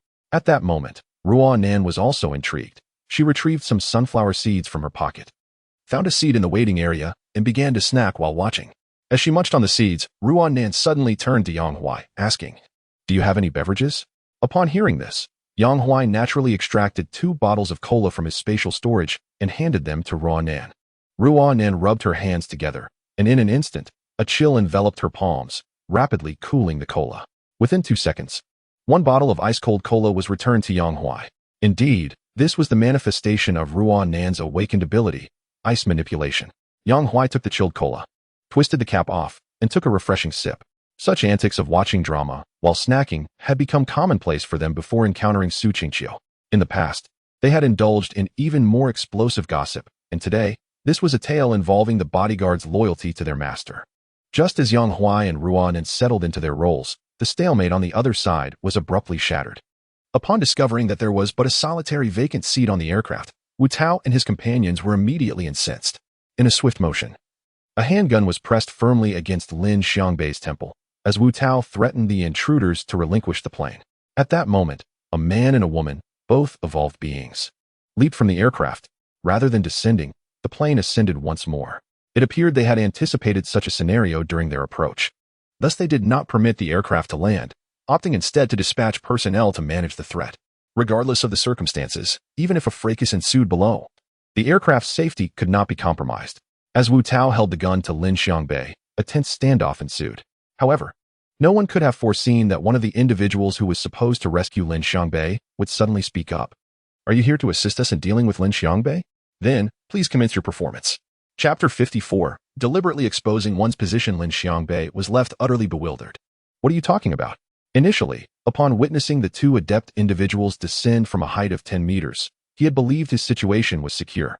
Yet, in the blink of an eye, his supposed saviors had transformed into hunters. The notion of a helicopter sent for his rescue was merely a ruse, a bait to ensnare him. As for who orchestrated this entire scheme, it was undoubtedly his so-called elder brother. No. You must be jesting. Surely, you are jesting. Panic gripped Lin Xiangbei as he gazed into the hopeful eyes of the man and woman, only to be met with their icy, cruel mockery. Wu Tao and his associates were equally confounded. At that moment, he was uncertain whether the two before him were indeed deceitful or if, as they claimed, they had come specifically to eliminate Lin Xiangbei. Seemingly to address Wu Tao's doubts, and perhaps out of frustration at their inaction, Lu Yin suddenly drew her firearm and, without hesitation, pulled the trigger aimed directly at Lin Xiangbei. Wu Tao, reacting instinctively, pulled Lin Xiangbei aside to evade the shot. The bullet grazed Lin Xiangbei's temple, sending a jolt of terror through him, causing him to lose control of his bladder. Subsequently, he collapsed to the ground, utterly devoid of strength. Wu Tao cast a disdainful glance at him before refocusing on the two individuals before him. That single shot unequivocally confirmed their intent to kill Lin Xiangbei, as it had been fired without a trace of hesitation, aimed with lethal precision. Thus, it became apparent that Lin Xiangbei had lost all value to Wu Tao and his companions. Moreover, there loomed an even more intolerable realization. Wu Tao understood that they might be scapegoats in this grim affair. The true objective of these two individuals could not be revealed, and it was likely that the blame for Lin Xiangbei's murder would be laid at Wu Tao and his comrades' feet. This was sheer coincidence. Their insurrection had aligned perfectly with the intruders' intentions, akin to delivering themselves on a silver platter. Such an overt justification would undoubtedly be seized upon by the assailants. Although to some it might seem inconsequential, the truth was irrelevant. Only the cover-up mattered. Consequently, upon their arrival, Lu Yin and his companions displayed no pretense whatsoever. The purported justification was merely for the benefit of those who followed. In the present moment, silencing witnesses was paramount. From the perspective of Wu Tao and his associates, the only path to extricate themselves from this predicament was through the same grim resolution, eliminating those who could expose them. Should the Lin family become aware of their involvement, the repercussions would be dire. Unless they could miraculously escape and thereafter live in obscurity, the prospect of such a life was fraught with anxiety, a mere contemplation of which rendered it unbearable. The discord was irreconcilable. It appeared that only through tangible confrontation could the truth be revealed. As the chaos unfolded, Yang Huai and Ruanan, observing from a distance, relished the spectacle. It was fascinating that these bodyguards sought to leverage Lin Xiangbei's situation to seize the aircraft, while the two individuals who had arrived by helicopter expressed their intent to eliminate Lin Xiangbei as well. This was utterly absurd. Yang Huai had previously heard rumors of the rift between the Lin family's elder and second brother, initially taking it as mere entertainment. Yet he had not anticipated the extent of their animosity. Of course, this was merely speculation on his part. The actual truth mattered little compared to the amusement derived from such conjecture. Meanwhile, Yang Huai and Ruanan were thoroughly engrossed in the unfolding drama. In the distance, Wu Tao, nursing a wound on his left arm, witnessed the swift loss of two of his comrades and realized with stark clarity that their chances of survival were dwindling.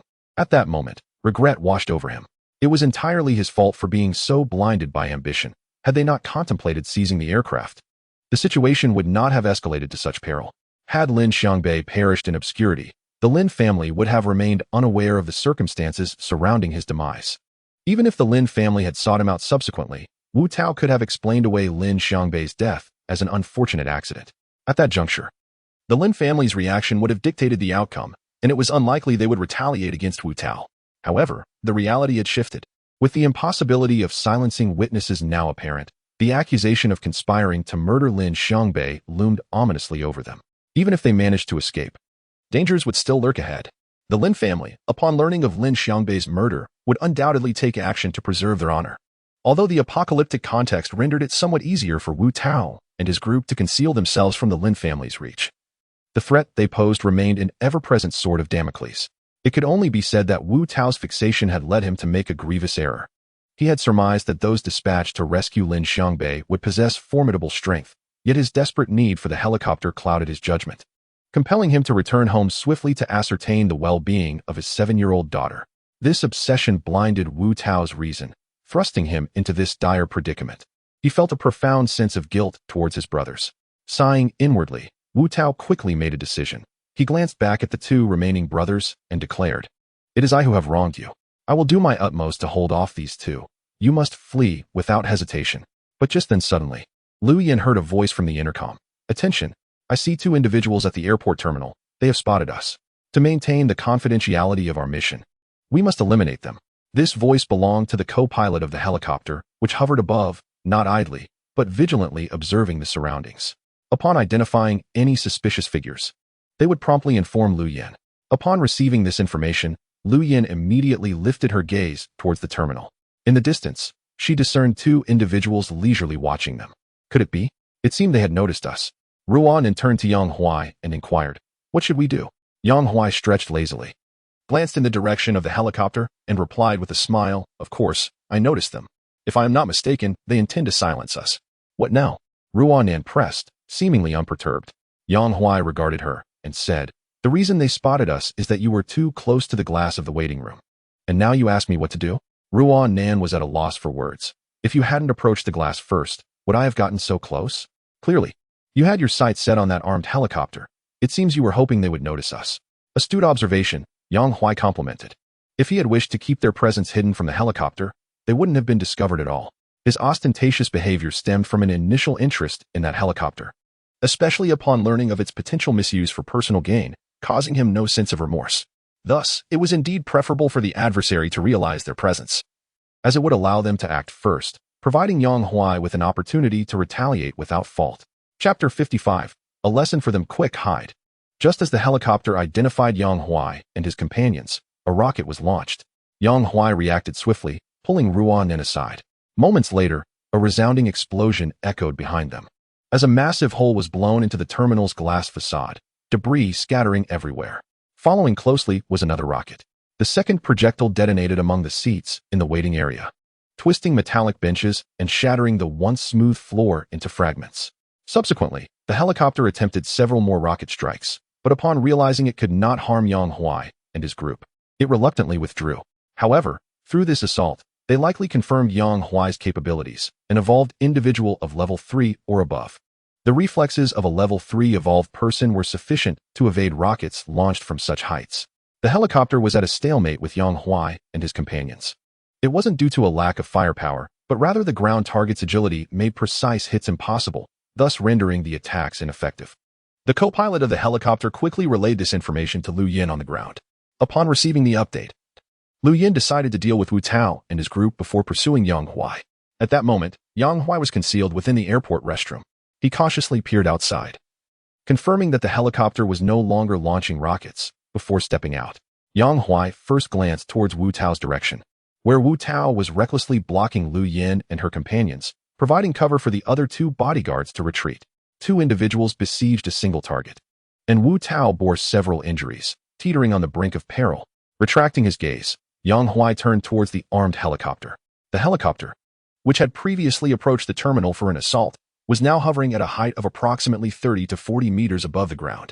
Narrowing his eyes slightly, Yang Huai could not tolerate the indiscriminate bombardment he had endured.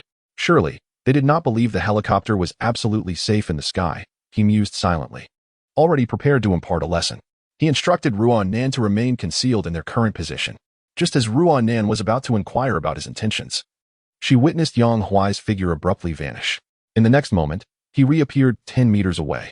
Within mere seconds, Yang Huai had traversed through the shattered glass opening and leaped down onto the airport runway. The co-pilot of the helicopter immediately noticed this and promptly alerted Lu Yin and her companion. However, they remained oblivious to any imminent danger, convinced of their absolute safety at such an altitude, far removed from any threat of a counterattack. Nonetheless, as Yang Huai approached from below, they instinctively ascended to a higher altitude out of caution and tentatively opened fire with their machine guns, though to no avail. As the helicopter climbed higher, Yang Huai discerned that it was time to exert his strength. He abruptly halted, lowered his knees, and summoned all his might to propel himself skyward. His speed was astonishing. Yet the force of gravity soon impeded his ascent, and as he reached nearly 20 meters in height, his velocity dwindled to a standstill. The helicopter pilot, witnessing this spectacle, was initially startled. He had thought the individual could leap onto the aircraft, only to realize he had underestimated the situation. The man had only jumped about 10 meters high. And as his speed diminished, he was destined to plummet back to the ground. The scene conjured the term foolish jester in the pilot's mind. He exchanged a glance with the co-pilot, both sharing a mutual amusement reflected in their eyes. This individual, in a fit of frustration, had attempted to strike at the helicopter, yet his abilities were evidently insufficient, rendering his performance before them a mere farce. Meanwhile, the two factions engaged in combat on the ground also beheld this scene. Lu Yin and her comrades, while deeming Yang Huai's actions reckless, simultaneously recognized that his ability to leap nearly 20 meters suggested his prowess likely surpassed theirs by a considerable margin. As a third-tier evolved being, Lu Yin was acutely aware that she could not replicate Yang Huai's feat crucially. Yang Huai had executed this jump solely through physical prowess, without the aid of supernatural abilities, indicating a stark disparity in raw strength between them. This was a significant variable. Lu Yin swiftly relayed this assessment to the helicopter's co-pilot, eager to discuss their subsequent strategy. Yet, at that moment, the very Yang Huai, whom they had anticipated to be in free fall, suddenly vanished and reappeared 10 meters above them. However, even at this elevation, he remained a considerable distance from the helicopter's height. This segment of displacement may appear to have transpired over an extensive duration. However, in reality, less than 3 seconds have elapsed since Yang Huai launched himself. Within such a fleeting interval, he ascended nearly 30 meters, and the helicopter loomed perilously close.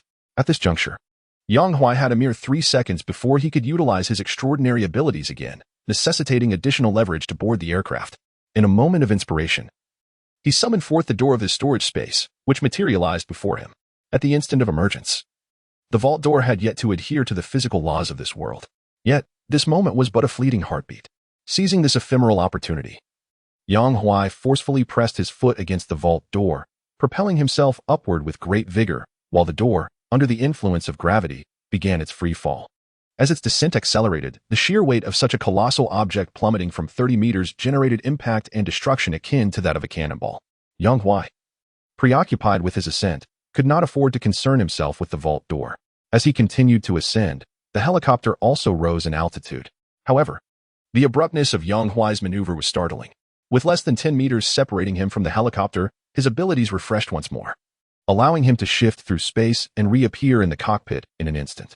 Time seemed to freeze.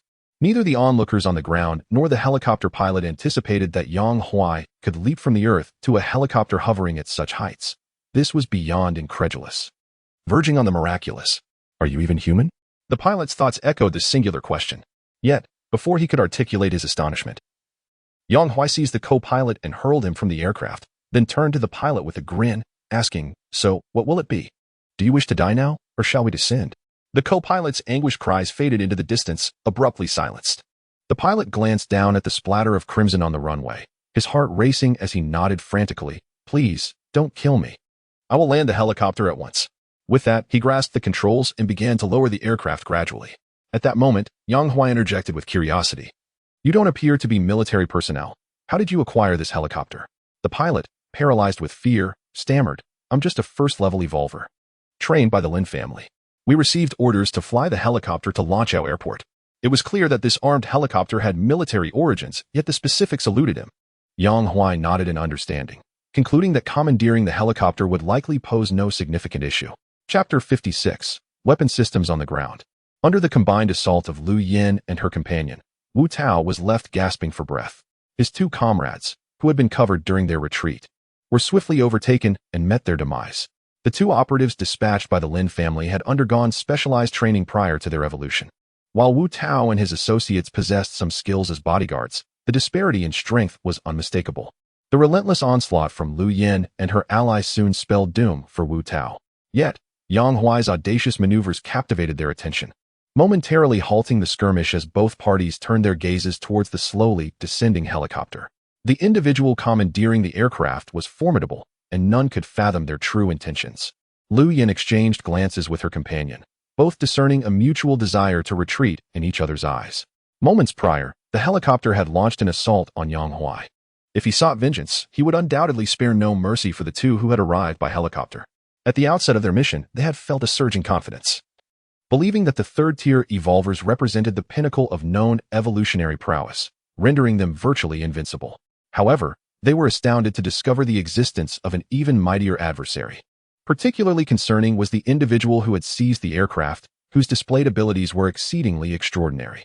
While one could comprehend his ability to leap several meters due to sheer physical strength, and even his capacity for teleportation over a distance of 10 meters was understandable, they found it utterly baffling how he could conjure a vault door out of thin air after already employing one supernatural ability. Could it be that he possessed a second ability? According to the information currently held by the Lin family, an evolver was only capable of awakening a single ability. This rule had never been breached, but if this individual truly possessed two abilities, their value would be beyond imagination. If they could relay this information back to the Lin family, and even potentially bring Yang Huai with them, any losses incurred during this mission could be redeemed. At that moment, a slender figure suddenly emerged from the terminal. It was none other than Ruan Nan. Lu Yin recognized her as the woman who had previously been in Yang Huai's company. From a distance, her identity had been unclear, but now, up close, it became evident that she resembled the once celebrated Yang Ruan Nan from the world before the apocalypse. Instantly, a nefarious thought crossed Lu Yan's mind. Should she seize Ruan Nan before Yang Huai could descend, using her as leverage? Yet, this notion was fleeting, as it was simply impractical. The moment they attempted to confront Ruan Nan, Yang Huai could effortlessly leap down to provide assistance. Moreover, this renowned star appeared to possess formidable strength, likely on par with their own capabilities. However, in terms of raw combat skill, Ruan Nan would undoubtedly fall short against them. But did she need to be alarmed? The answer was self-evident. Panic was beyond the realm of possibility. Yang Huai's extraordinary prowess had already defied belief, and his recent display had once again reshaped Ruan Nan's perception of him. Although she had been subtly aware of the immense strength possessed by fourth-tier evolvers, she also recognized that even among them, Yang Huai was likely an unparalleled entity. This was not mere intuition but an undeniable reality before her. After all, even a fourth-tier evolver could not perform the astonishing feat of leaping onto an aircraft, as Yang Huai had just done. For even Yang Huai, without an array of strategies, would find such an act unachievable. His success was attributed to a confluence of fortuitous circumstances. Primarily, the helicopter pilot lacked the requisite awareness. The inertia of the pre-apocalyptic world led them to subconsciously believe that high altitudes were inherently safe. However, it was evident that, even in the absence of Yang Huai, they would eventually encounter similar lessons. When that day arrived, it may not be an evolver they faced, but rather an unreasoning, high-level zombie. Once the driver learned his lesson, Yang Huai would likely have no opportunity to act as he had moments before. Thus, the sound of the propeller gradually intensified, and the armed helicopter swiftly descended to the ground. Yang Huai escorted the driver as they disembarked from the helicopter, and upon seeing Lu Yin and her companions still present, he expressed his surprise. "What are you still doing here? Are you waiting for death?" Having resolved to seize the helicopter, Yang Huai was prepared for lethal measures. Although he was not particularly concerned about the threat posed by the Lin family, he preferred to minimize any potential troubles. Lu Yan's expression darkened at his words. "You are overly confident, sir. Even if you possess greater strength than us, once we exert ourselves to escape, you will not catch us." She continued, "I urge you to recognize the reality. We are members of the Lin family. Once we report this incident upon our return, you, no matter how formidable, would not wish to confront the entirety of the Lin family." As she spoke, Lu Yin brimmed with pride in her lineage. Although she was merely a pawn cultivated by the Lin family, she always felt a sense of superiority in the presence of outsiders. Her companions shared this sentiment. Having been indoctrinated with such beliefs since childhood, Yang Huai was at a loss for words. Who had endowed them with such audacity to speak of escape in his presence? Were they excessively confident, or was it he who lacked the means to act? Renan found the situation equally absurd. The only one maintaining a proper mindset was the helicopter pilot, who had previously mocked Yang Huai. However, after witnessing Yang Huai leap onto the helicopter, all remnants of his pride were shattered. As the saying goes, only after enduring a severe beating can one truly comprehend reality. Lu Yin was evidently still trapped in her delusions. There was little to say. Since the other party intended to eliminate witnesses, they must be prepared for retaliation. Not allowing Lu Yin the chance to speak further, Yang Huai acted decisively. Renan quickly followed suit. In the face of a Tier 3 evolver, firearms remained the most effective weapon. Renan utilized her ice abilities to hinder Lu Yin and her companions' movements. After a brief skirmish, Lu Yin realized she was outmatched. Yang Huai's elusive abilities were exceedingly difficult to counter. Several times, had it not been for her quick reflexes, bullets might have already pierced her skull. Faced with defeat, her only option was to flee. Lu Yin and her companion quickly regrouped, with the companion remaining behind to obstruct Yang Huai. while Lu Yin dashed toward the airport exit. Lu Yin and her companions had long recognized that only Yang Huai posed a threat to them. As long as they could delay him, the other could evade Runin's pursuit. Their confidence stemmed from Lu Yan's ability to confuse visual perceptions. If she could reach a more densely built area, there was a genuine possibility of escaping successfully by leveraging the terrain. The near misses earlier were also attributed to this ability. However, the participants were often blinded by their own circumstances, while observers remained clear-headed. Wu Tao, barely clinging to life, watched this scene unfold, reflecting that he had just witnessed a similar occurrence. He had indeed contemplated such actions moments ago, yet reality delivered a heavy blow. When the disparity in power is insurmountable, one must relinquish any illusions. Moreover, with firearms in play, no matter how swiftly one runs, can they outpace a bullet? The situation unfolded as Wu Tao had surmised.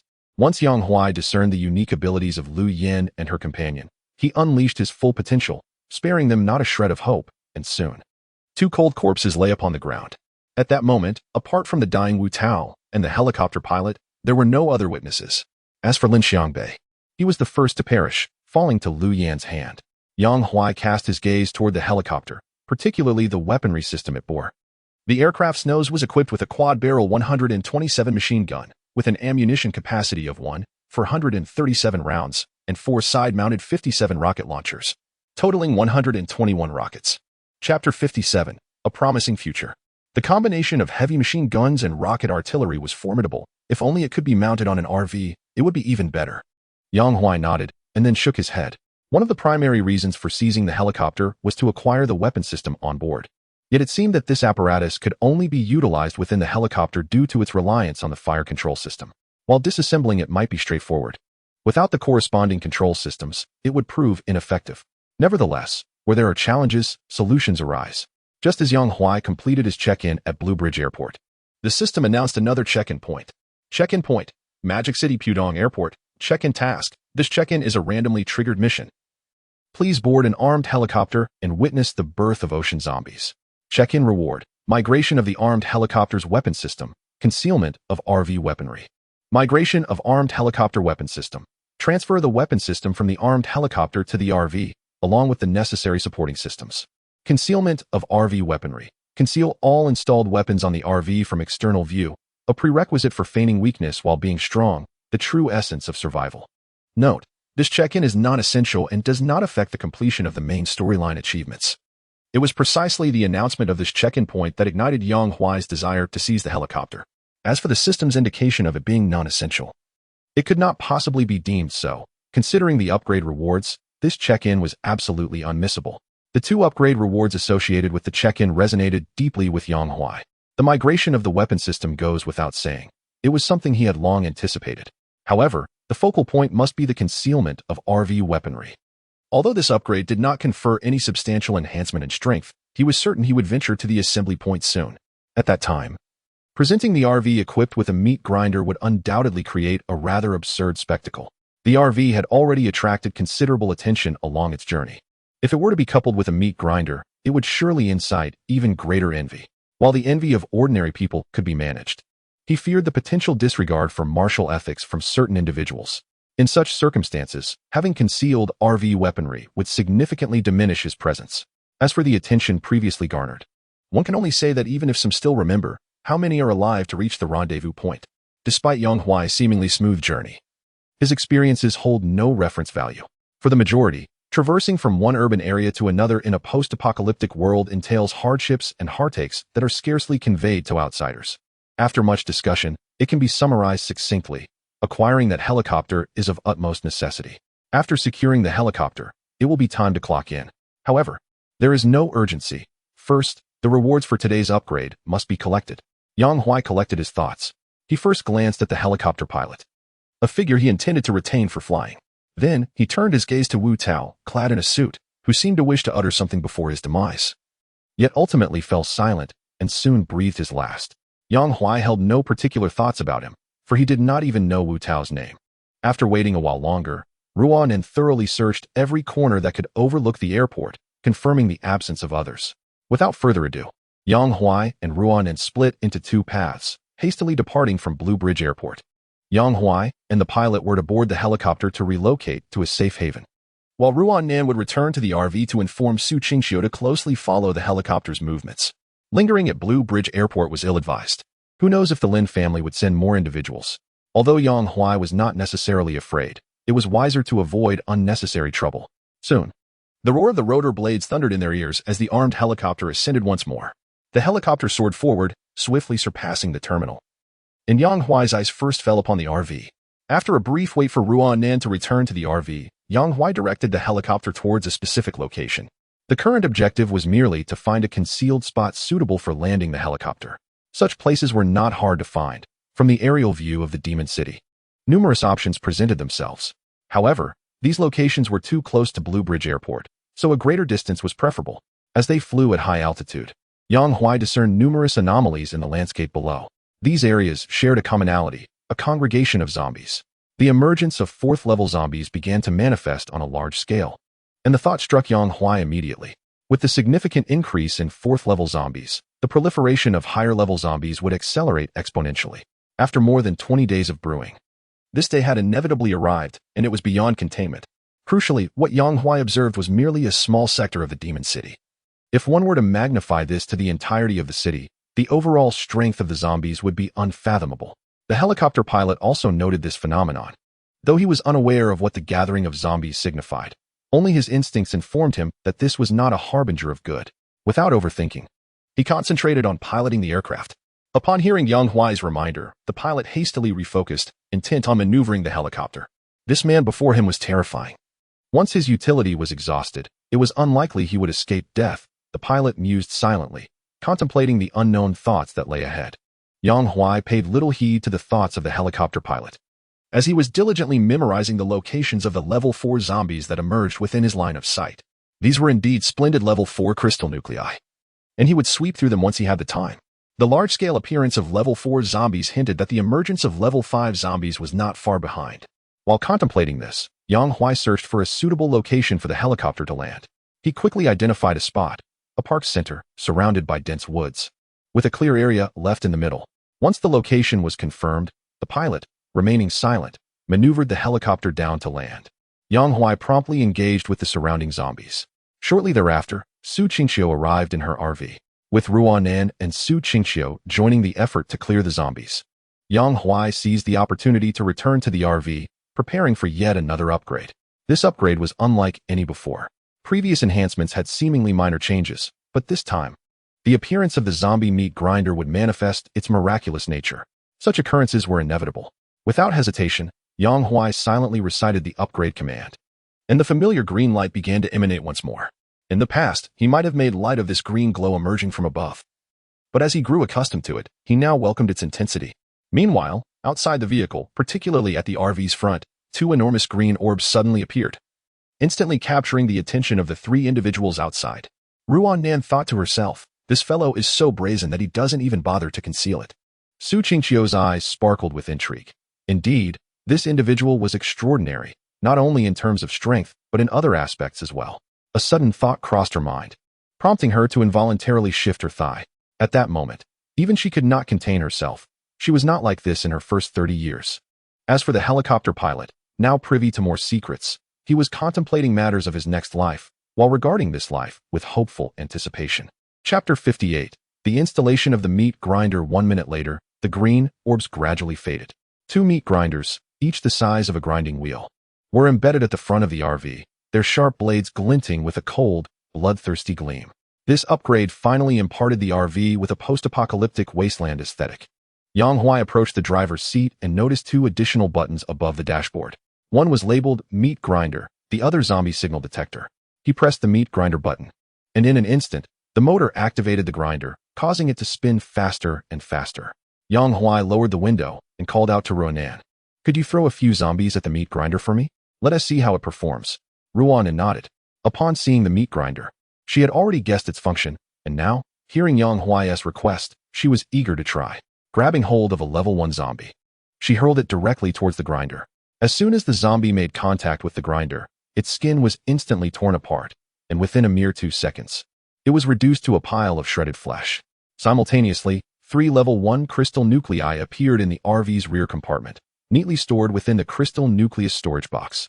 Before Yang Huai's eyes, the remnants of zombies were scattered, creating a scene of grotesque carnage.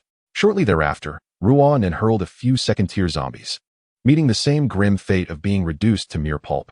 The meat grinder demonstrated its efficacy against first- and second-tier zombies, yet the performance against third-tier zombies remained uncertain. To test this, Yang Huai took matters into his own hands. After exiting the vehicle, he seized a third-tier zombie and flung it into the grinder. Upon contact, the segment of the zombie that met the grinder sustained severe damage, yet the third-tier zombie quickly regained its composure and escaped from the grinder's grasp. Yang Huai persisted in his trials with several third-tier zombies, discovering that the outcomes were largely consistent.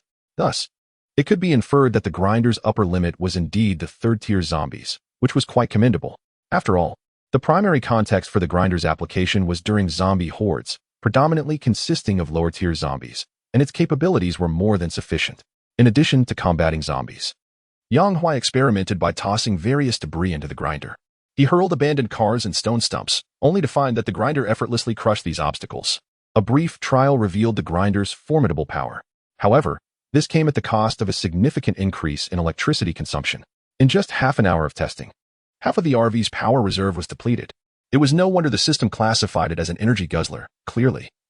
The grinder could not be operated continuously outside of critical moments. To conserve power, Yang Huai promptly shut down the grinder. Next, he turned his attention to the zombie signal detector, a device capable of detecting third-tier and lower zombies. While it had some utility in the past, Yang Huai, now a fourth-tier evolved being, found it to be of little worth. Nevertheless, it represented a newly added function within the system, though the detector was not particularly effective. Its corresponding skill was undoubtedly extraordinary. The skill associated with the zombie meat grinder was handblade. As the name suggests, when this skill was employed, Yang Huai's hands could serve as blades. While this skill was not particularly potent for him, it was better to have it than not. In stark contrast, the skill linked to the zombie signal detector was truly remarkable. The skill, biological perception, endowed Yang Huai with the ability to sense various life forms within a 10-meter radius. Upon learning of this skill, he even devised a strategy for future battles. Like a cat lurking in the shadows, he would perceive his surroundings, identify targets, and then use spatial maneuvering to close in on enemies. At the moment of approach, he would activate his speed skill, ensuring that whether employing the handblade or a pistol, he would likely strike with lethal precision during the enemy's moment of vulnerability. The mere thought of such a combat style left Yang Huai pondering potential counters, though the vast world was replete with peculiar abilities that might provide solutions. However, that was of little concern. If this combination of skills proved ineffective, it merely indicated that he had yet to acquire sufficient abilities. Of course, it was futile to dwell on distant possibilities. Yang Huai's immediate objective was to enhance these two skills before preparing to check in at Pudong Airport. It was evident that this check-in could not take place today, as the day's earlier exertions had insidiously ushered in the encroaching night. The area surrounding the RV had been cleared of zombies, and today marked another bountiful harvest. In high spirits, Yang Huai prepared to indulge in hot pot for dinner. He first cleared a clean space beside the RV and set up a small table. Then, he connected the power cord and arranged the induction cooker. With the hardware fully prepared, it was now up to Ruanan and Su Qingqiu to ready the hot pot ingredients. In the interim, Yang Huai ventured a short distance away to dispatch some zombies and acquire crystal cores for skill enhancement. The cores he needed were all low level, posing no challenge for him. He swiftly accomplished his objective and returned.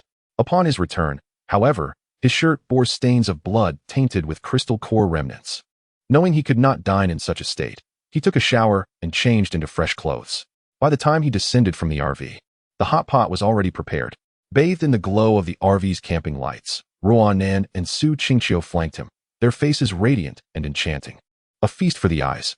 The pot bubbled with a vibrant red tomato base, while an array of ingredients, slices of meat, fish, potatoes, enoki mushrooms, tofu, and various vegetables, were neatly arranged nearby. A case of beer sat at the corner of the table, glistening with condensation from chilling, a clear indication of Ruanan's handiwork. As the gaze panned out, shadows of trees danced in the distance, revealing one or two zombies wandering aimlessly. Yet, these zombies dared not approach, merely observing from afar, serving as natural guards. The reason Yang Huai had not eliminated them was precisely this. With zombies watching over, it deterred any intruders from encroaching. Returning his attention to the table, Yang Huai took his seat. In this steaming atmosphere, the three of them enjoyed hot pot amid the apocalypse. Meanwhile, the helicopter pilot could only sit nearby, forlornly clutching a cup of instant noodles. He gazed longingly at the hot pot, for since the onset of the apocalypse, even at the Lin family, his meals had been strictly rationed. The thought of hot pot seemed a distant dream, one he believed he would never experience again in his lifetime. The juxtaposition of enjoying hot pot amidst the apocalypse felt utterly absurd to him. Yet, as this scene unfolded before his eyes, he found himself at a loss for words, especially at the thought of savoring a large slice of meat freshly pulled from the pot, dipped in sauce and devoured. Just contemplating it made him feel as though he were ascending to the heavens. Simultaneously, in Liang Jintao's office, Xiaqing was reporting on the day's work. After more than a day's journey, Xiaqing's team had finally returned to the assembly point with dozens of individuals. They were the first to report back, noting the alarming appearance of numerous level 4 zombies along the way, a matter that warranted attention. Liang Jintao felt a headache coming on. The number of people at the assembly point was increasing daily, and the food situation was becoming dire. Hearing Xiaqing's report, he realized that they could no longer afford to sit idle. He spoke up. I have recently devised a plan. I would like your opinion on its feasibility. Xiaqing's interest was piqued. Liang Jintao continued. It is not sustainable for the populace at the gathering point to remain idle. I intend to organize them to clear out the zombies. What do you think? Chapter 59, Preparations before departure. Having eaten and drunk sufficiently, Yang Huai deliberately refrained from processing the alcohol in his body and fell into a hazy slumber on his bed. In his dreams, he felt himself enveloped in a soft cloud, surprisingly fragrant. He smacked his lips, burying his face deeper into the comforting embrace. The following day, Yang Huai awakened to find Ruan peacefully asleep in his arms, his hands skillfully resting upon a soft surface, smooth as water. As Ruan drowsily opened her eyes, Yang Huai, who had initially intended to rise, changed his mind and rolled over to press against her. Ruan let out a soft cry, her tone quickly shifting. An hour later, Su Qingqiu, sensing the cradle's stillness, finally donned her clothes and descended from her bed. Pulling back the curtain, she cast her gaze toward the rear bed, discovering Ruan cocooned in a summer quilt, while Yang Huai could be heard showering. The three took turns refreshing themselves, due to Ruan's late rising. Breakfast was a simple affair of bread and milk. As they opened the car door, the sunlight was blinding. The helicopter pilot had also risen, tidying up the bedding from the previous night. As a first-level evolver, the pilot's physical resilience was robust enough to endure the elements, with only the discomfort of sleeping on the ground as a minor concern. With the dawn of a new day, Yang Huai began to contemplate the day's agenda.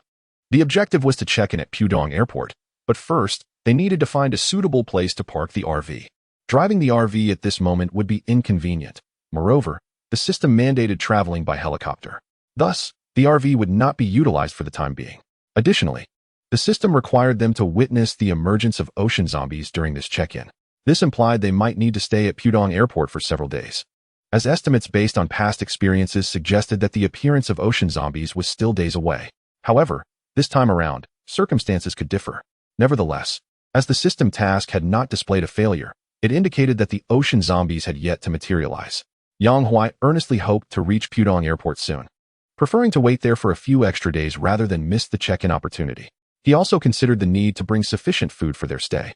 As for sleeping arrangements, airports typically offered VIP lounges, alleviating concerns regarding rest. After thorough contemplation, Yang Huai shared his plans with Ruan Nan and Su Qingqiu. Both women expressed no objections, and upon hearing Yang Huai's strategy, they contributed valuable ideas to fill in the gaps. Thus, after a discussion, the trio commenced their preparations. Their first task was to find a place to conceal the RV.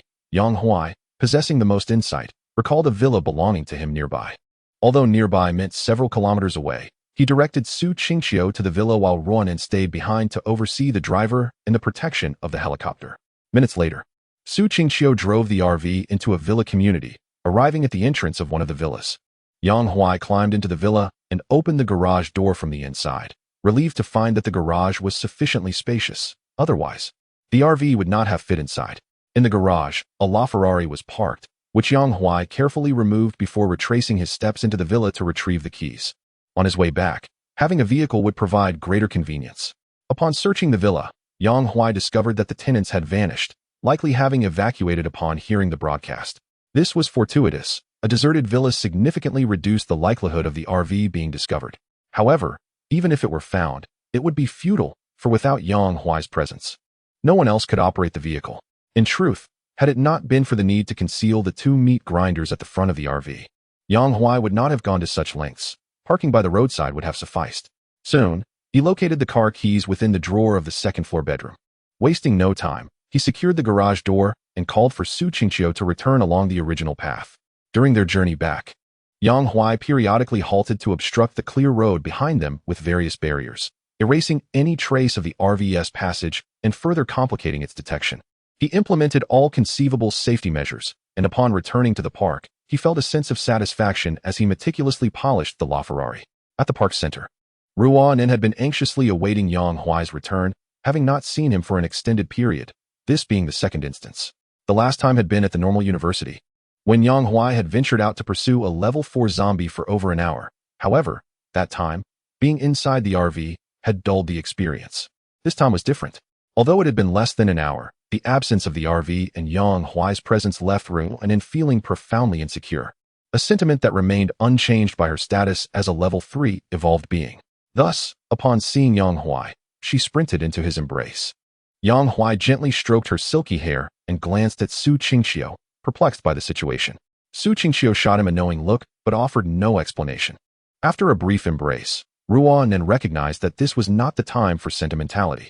They quickly divided into 3 groups, taking along a driver, and began to gather supplies around the helicopter as the epicenter.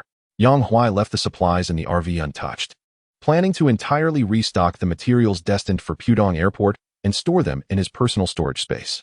This storage space was no longer a secret to Ruan and Su Qingqiu. It had become too frequently utilized to conceal. The key was ensuring that outsiders remained unaware of its existence. At Pudong Airport, an elderly man stood at the door of the cockpit, inquiring of a young man fiddling with the controls, "Can this plane still fly?" The young man, Qin Wenlong, along with the elderly man's group, had been stranded at the airport for several days.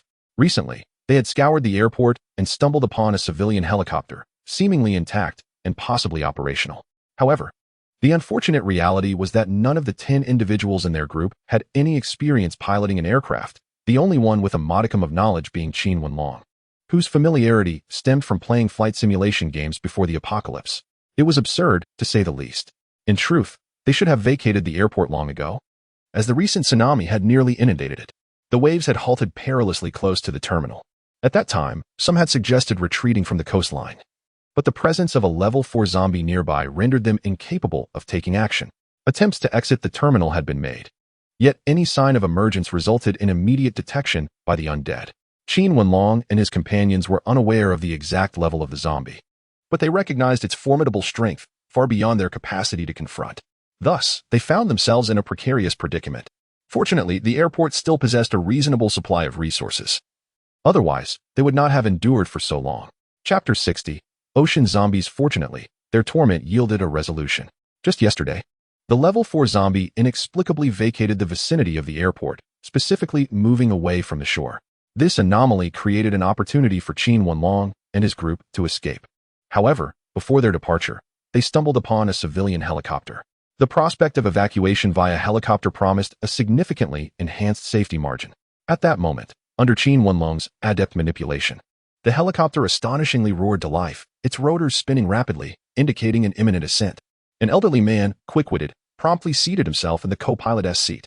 The others, albeit a moment delayed, swiftly scrambled for the remaining 3 seats in the rear. Just then, Qin Wenlong interjected, "I believe there is no need for such a fracas. This is my first time piloting an aircraft. Should we plummet mid-flight, we shall all meet our demise together." As Qin Wenlong's words echoed, the fierce competition among the group momentarily paused, yet soon resumed unabated. In such dire circumstances, who would heed the inexperience of a novice pilot? The opportunity to safely traverse an entire urban expanse was far too enticing, especially compared to the perilous ground route that could lead them to be devoured by zombies.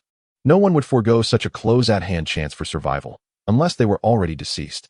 As the fracas continued, with over a dozen individuals vying for merely 3 seats, the elderly man could no longer bear the spectacle. Earlier, someone had even attempted to drag him from his seat, reaching the limits of his patience. He drew a pistol from his coat and fired a shot into the air. The resounding blast halted all movement. He then aimed the weapon at a few individuals occupying the rear seats, commanding, "Get off, now!" Under the threat of the firearm, a woman who had already secured her seat protested, unwilling to vacate. "I'm already seated. Why should I leave?" Her defiance resonated with 2 others who had similarly managed to squeeze into their seats. Even those without seats could not stand idly by, a blonde youth, irked by the elderly man, shouted, "You've lived long enough, old man. Do you really need to take up space? Have you no shame?" This remark swiftly garnered unanimous agreement among the crowd as they urged the elderly man to relinquish his position. A flash of fury ignited in the old man's eyes. He suddenly recalled the individual who had attempted to drag him down was indeed the blonde youth, and thus he raised his gun and took aim. The moment the yellow-haired youth felt a sudden puncture in his forehead, disbelief washed over him as he collapsed to the ground. Those beside him recoiled in terror, creating an empty zone around him. Silence enveloped the surroundings. The old man glanced back at the rear seats, revealing a set of yellowed teeth. "What? Aren't you all getting down?" In an instant, the three individuals seated in the back hastily disembarked from the helicopter, trembling. An open area automatically materialized around the aircraft. Without the old man's permission, no one dared to approach the helicopter. Satisfied, the old man nodded and turned to Qin Wenlong. "All right, we can proceed now." Qin Wenlong hesitated. "What do you mean? Are we leaving without anyone?" The old man grinned cruelly. "I am Lao Deng. It is only reasonable not to take them along, isn't it?" Qin Wenlong was rendered speechless, privately pondering that the old man had lost his sanity. Yet, under duress, he clumsily piloted the helicopter, gradually ascending into the skies. Meanwhile, the gunshot had attracted the attention of numerous zombies. Strangely, as these zombies approached the seaside, each came to an abrupt halt, as if the ocean harbored an unfathomable danger that deterred them from advancing. Some zombies that had already been near the shore suddenly shifted their focus, collectively migrating towards the city, unwilling to linger by the coast. As the helicopter ascended, Qin Wenlong keenly observed this transformation. However, he merely acknowledged it, continuing to steer the helicopter westward towards the magic city, contemplating how to leverage this information for resources at the designated assembly point. Earlier that morning, while attentively monitoring the radio, Qin Wenlong had heard the official announcement of a new directive aimed at the populace at the assembly points. Citizens could exchange information or crystal cores for food and other supplies. A newly established security organization was formed, characterized by its loose structure, allowing individuals or groups to affiliate under its banner for resource exchanges. Typically, the authorities would not impose strict mandates on members of the security organization. However, this was under normal circumstances. In the event of a crisis, all members must adhere to commands, particularly in the face of zombie hordes, as such occurrences had already manifested in other cities. In the face of a zombie outbreak, the frantic scattering of civilians only hastened their demise. Thus, a unified defense line was imperative to withstand the onslaught. This necessity underpinned the establishment of the security organization. All this information was disseminated via broadcast, along with explanations. Simultaneously, the existence of the military was revealed, aimed at reassuring the populace. Inside the helicopter, Qin Wenlong gazed down at the swiftly passing urban landscape, feeling an unexpected sense of stability as they neared the assembly point. Just then, a louder helicopter roar approached from the distance. Raising his gaze, he spotted a camouflage-painted armed helicopter flying towards them. Could this be military personnel? Qin Wenlong speculated. However, as he brushed past the armed helicopter, two women clad in light garments aboard it promptly dismissed his conjectures. Unfortunately, he could not discern the appearance of those on the helicopter. Yet, it was perhaps fortunate that he remained oblivious. Otherwise, he would likely have been met with a rocket barrage. The reason for his lack of clarity was that, including Yang Huai, Ruan Nan, Su Qingqiu, and the pilot, all had donned hoods. These hoods, a uniform green fishskin design, were sourced from a shop. The pilot, seeking a clear line of sight, had fashioned a large opening around the eye area of his hood. This precaution stemmed from their earlier encounter. Yang Huai's initial intention was not to conceal themselves from the helicopter, but rather to shield against any individuals on the ground who might possess extraordinary abilities, capable of recognizing the faces of those aboard the aircraft. Such knowledge could lead to complications. Once they wore the hoods, the situation changed. They became unrecognizable to the occupants of the helicopter, who would only be aware that a craft had traversed this vicinity, rendering the information rather inconsequential. After all, Yang Huai could not utilize the helicopter for long. Once the weapon systems were relocated, it would be rendered obsolete. Shifting focus to the armed helicopter, Ruan tightened her hood and inquired via radio. What was the situation with those two just now? They appeared to be coming from Pudong Airport. Yang Huai, seated in the co-pilot's seat, turned to look, greeted by the sight of the green fishskin hood. In that fleeting moment, he almost believed he had encountered an oceanic zombie. Chapter 61, Oceanic Journey Pudong Airport. A camouflage-patterned armed helicopter stood stationary at the terminal, adjacent to the airport runway, enclosed by a perimeter of iron fencing. It deterred nearby zombies from encroaching. The helicopter was devoid of occupants. Upon arriving at the airport, Yang Huai ventured alone to the seaside, while Su Qingxiu found her way to the VIP lounge, busying herself with cleaning. Ruanan scoured the airport for zombies. The remaining undead were few. Many had unconsciously drifted away from the shoreline. Yet, due to their lack of awareness, they could not locate the airport's main entrance, repeatedly colliding with walls, making no progress whatsoever. At this moment, at the seaside where Yang Huai stood, the once azure waters of the pre-apocalyptic world now appeared darkened under the sun's gaze. This was no mere illusion, but a stark reality. The helicopter pilot, standing not far off, gazed at the color of the water, feeling an inexplicable dread. The sea evoked a sense of predation. He could not fathom why Yang Huai would venture to the shore at such a time, especially considering the actions of the two women upon landing, which suggested they might intend to linger by the coast for several days. To him, this was utterly incomprehensible. The earlier signs of numerous zombies retreating from above, coupled with the ominously darkened waters before him, indicated that the shoreline was exceedingly perilous. Shouldn't they be distancing themselves from such danger instead? Yet here was Yang Huai, approaching it. From the pilot's perspective, Yang Huai stood barefoot in the water, picking up a crab from the sea, seemingly inspecting it closely. The crab showed no signs of mutation, and Yang Huai casually tossed it back into the water. Subsequently, he reached out to touch the seawater, attuning his body to the radiation intensity present within the ocean. The distinction between the sensation and the air was negligible. After a thorough observation, Yang Huai failed to discern any anomalies, primarily because he was not a scientist. Even if there were irregularities, he might have dismissed them. Shaking his head, Yang Huai chose not to dwell on it further. Since he could not find anything unusual by the seaside, he contemplated whether to venture into the water. Once this thought crossed his mind, he resolutely made a decision. At least at this moment, when the oceanic zombies had yet to emerge, the sea appeared relatively safe. He intended to take a swim in the coastal waters to observe the changes in the ocean. After all, in his past life, the ocean had become a symbol of mystery for humanity following the apocalypse. This opportunity to glimpse the ocean's transformation was one not to be missed. In fact, during his previous visit to Dishui Lake, Yang Huai had harbored a desire to explore, but the sudden tsunami had forced him to postpone it. This time was different. He had ample time to linger by the sea, and it would be a waste not to take advantage of it. Thus, amidst the astonished expression of the driver, Yang Huai plunged into the water. For over an hour, he remained submerged, not once surfacing, and even when Ruanan arrived after clearing the zombies, Yang Huai's figure was still nowhere to be seen. Holding his breath, Yang Huai sealed his respiration the moment he submerged. He was uncertain how long a level 4 evolver could hold their breath, but he was confident that it would be a considerable duration. The visibility beneath the surface was relatively clear. Although the water appeared somewhat dark from above, it was not as pronounced when viewed from below, under the sunlight. The deeper he swam, the more marine life he encountered. While he could not name these creatures, they seemed largely unchanged from the pre-apocalypse era. Although he had never swum in the ocean in his past life, he had seen numerous videos of ocean swimming online. At the very least, Yang Huai could discern whether these creatures had undergone mutations. The areas near the shore exhibited no abnormalities, and before he realized it, he had swum further out to sea. Eventually, after drifting several kilometers from the land, he stumbled upon some anomalies. Numerous fish lay lifelessly adrift in the water. He casually seized a yellow-patterned fish, employing his hand blade skill to slice it open, revealing early signs of zombification within its body. It was evident that this fish was undergoing mutation. As for the exact duration required for the infection to complete its transformation, Yang Huai could not ascertain, but he speculated it would likely occur within the next few days. Having confirmed the ocean's abnormalities, Yang Huai continued to swim further into the depths. Suddenly, a massive shadow materialized in his line of sight, startling him. However, upon closer inspection, he discovered that this shadow was composed entirely of sponge. It did not rest upon the ocean floor, but rather floated in the water. Its size astonishingly large, 3 to 4 times that of a heavy truck.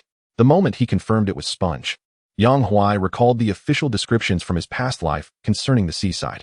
The colossal sponge absorbed vast amounts of seawater, encroaching upon the land, where it housed countless marine zombies unable to survive far from the ocean, effectively becoming a mobile fortress on land. However, such mobile fortresses could not venture too far inland, as they required a constant supply of seawater. In the official description, the emergence of such a mobile castle signifies a substantial loss of the ocean's resources dedicated to its service.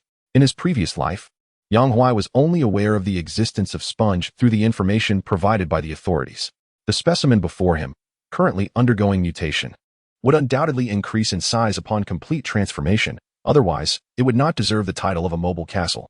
Truth be told, Yang Huai harbored a profound curiosity about this entity, contemplating whether to bring it back for further examination. Once the thought crossed his mind, he acted on it.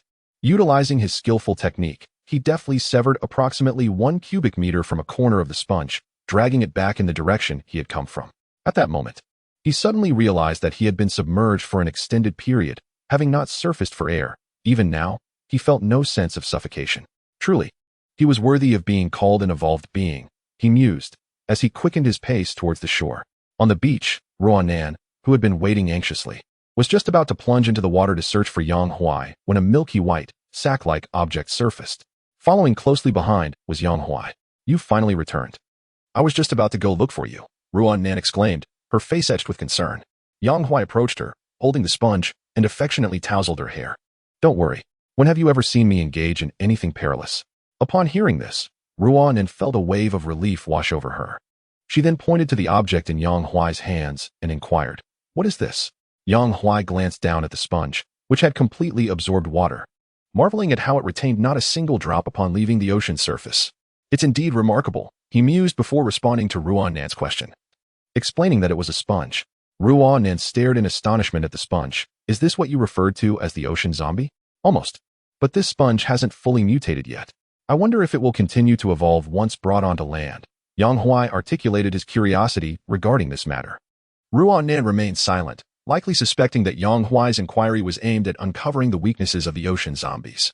However, her assumption was, regrettably, misguided. Chapter 62. 3 days of anticipation yield results. The sponge held significant importance for the ocean zombies.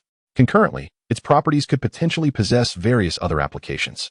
In his past life, the official adventurers, upon acquiring a piece of sponge, harnessed its characteristics to create a specialized sponge bomb targeted at zombies. The construction of this bomb was rather straightforward. It involved wrapping a conventional bomb in sponge. The original bomb's power would be exponentially enhanced by the sponge's presence. Initially, the authorities were unaware of the underlying principles. It was only later, as their research into the crystal core deepened, that they discovered the sponge itself functioned as a large-scale diffusion crystal core. Unlike other zombie crystal formations, the sponge lacked a crystal core because it was, in essence, a crystal core itself. It was precisely this trait that allowed the bomb's power to be amplified through the infusion of crystal core energy. This brings us to another intriguing point. If the bomb's potency could be augmented through the sponge, what would happen if one were to directly detonate the crystal core?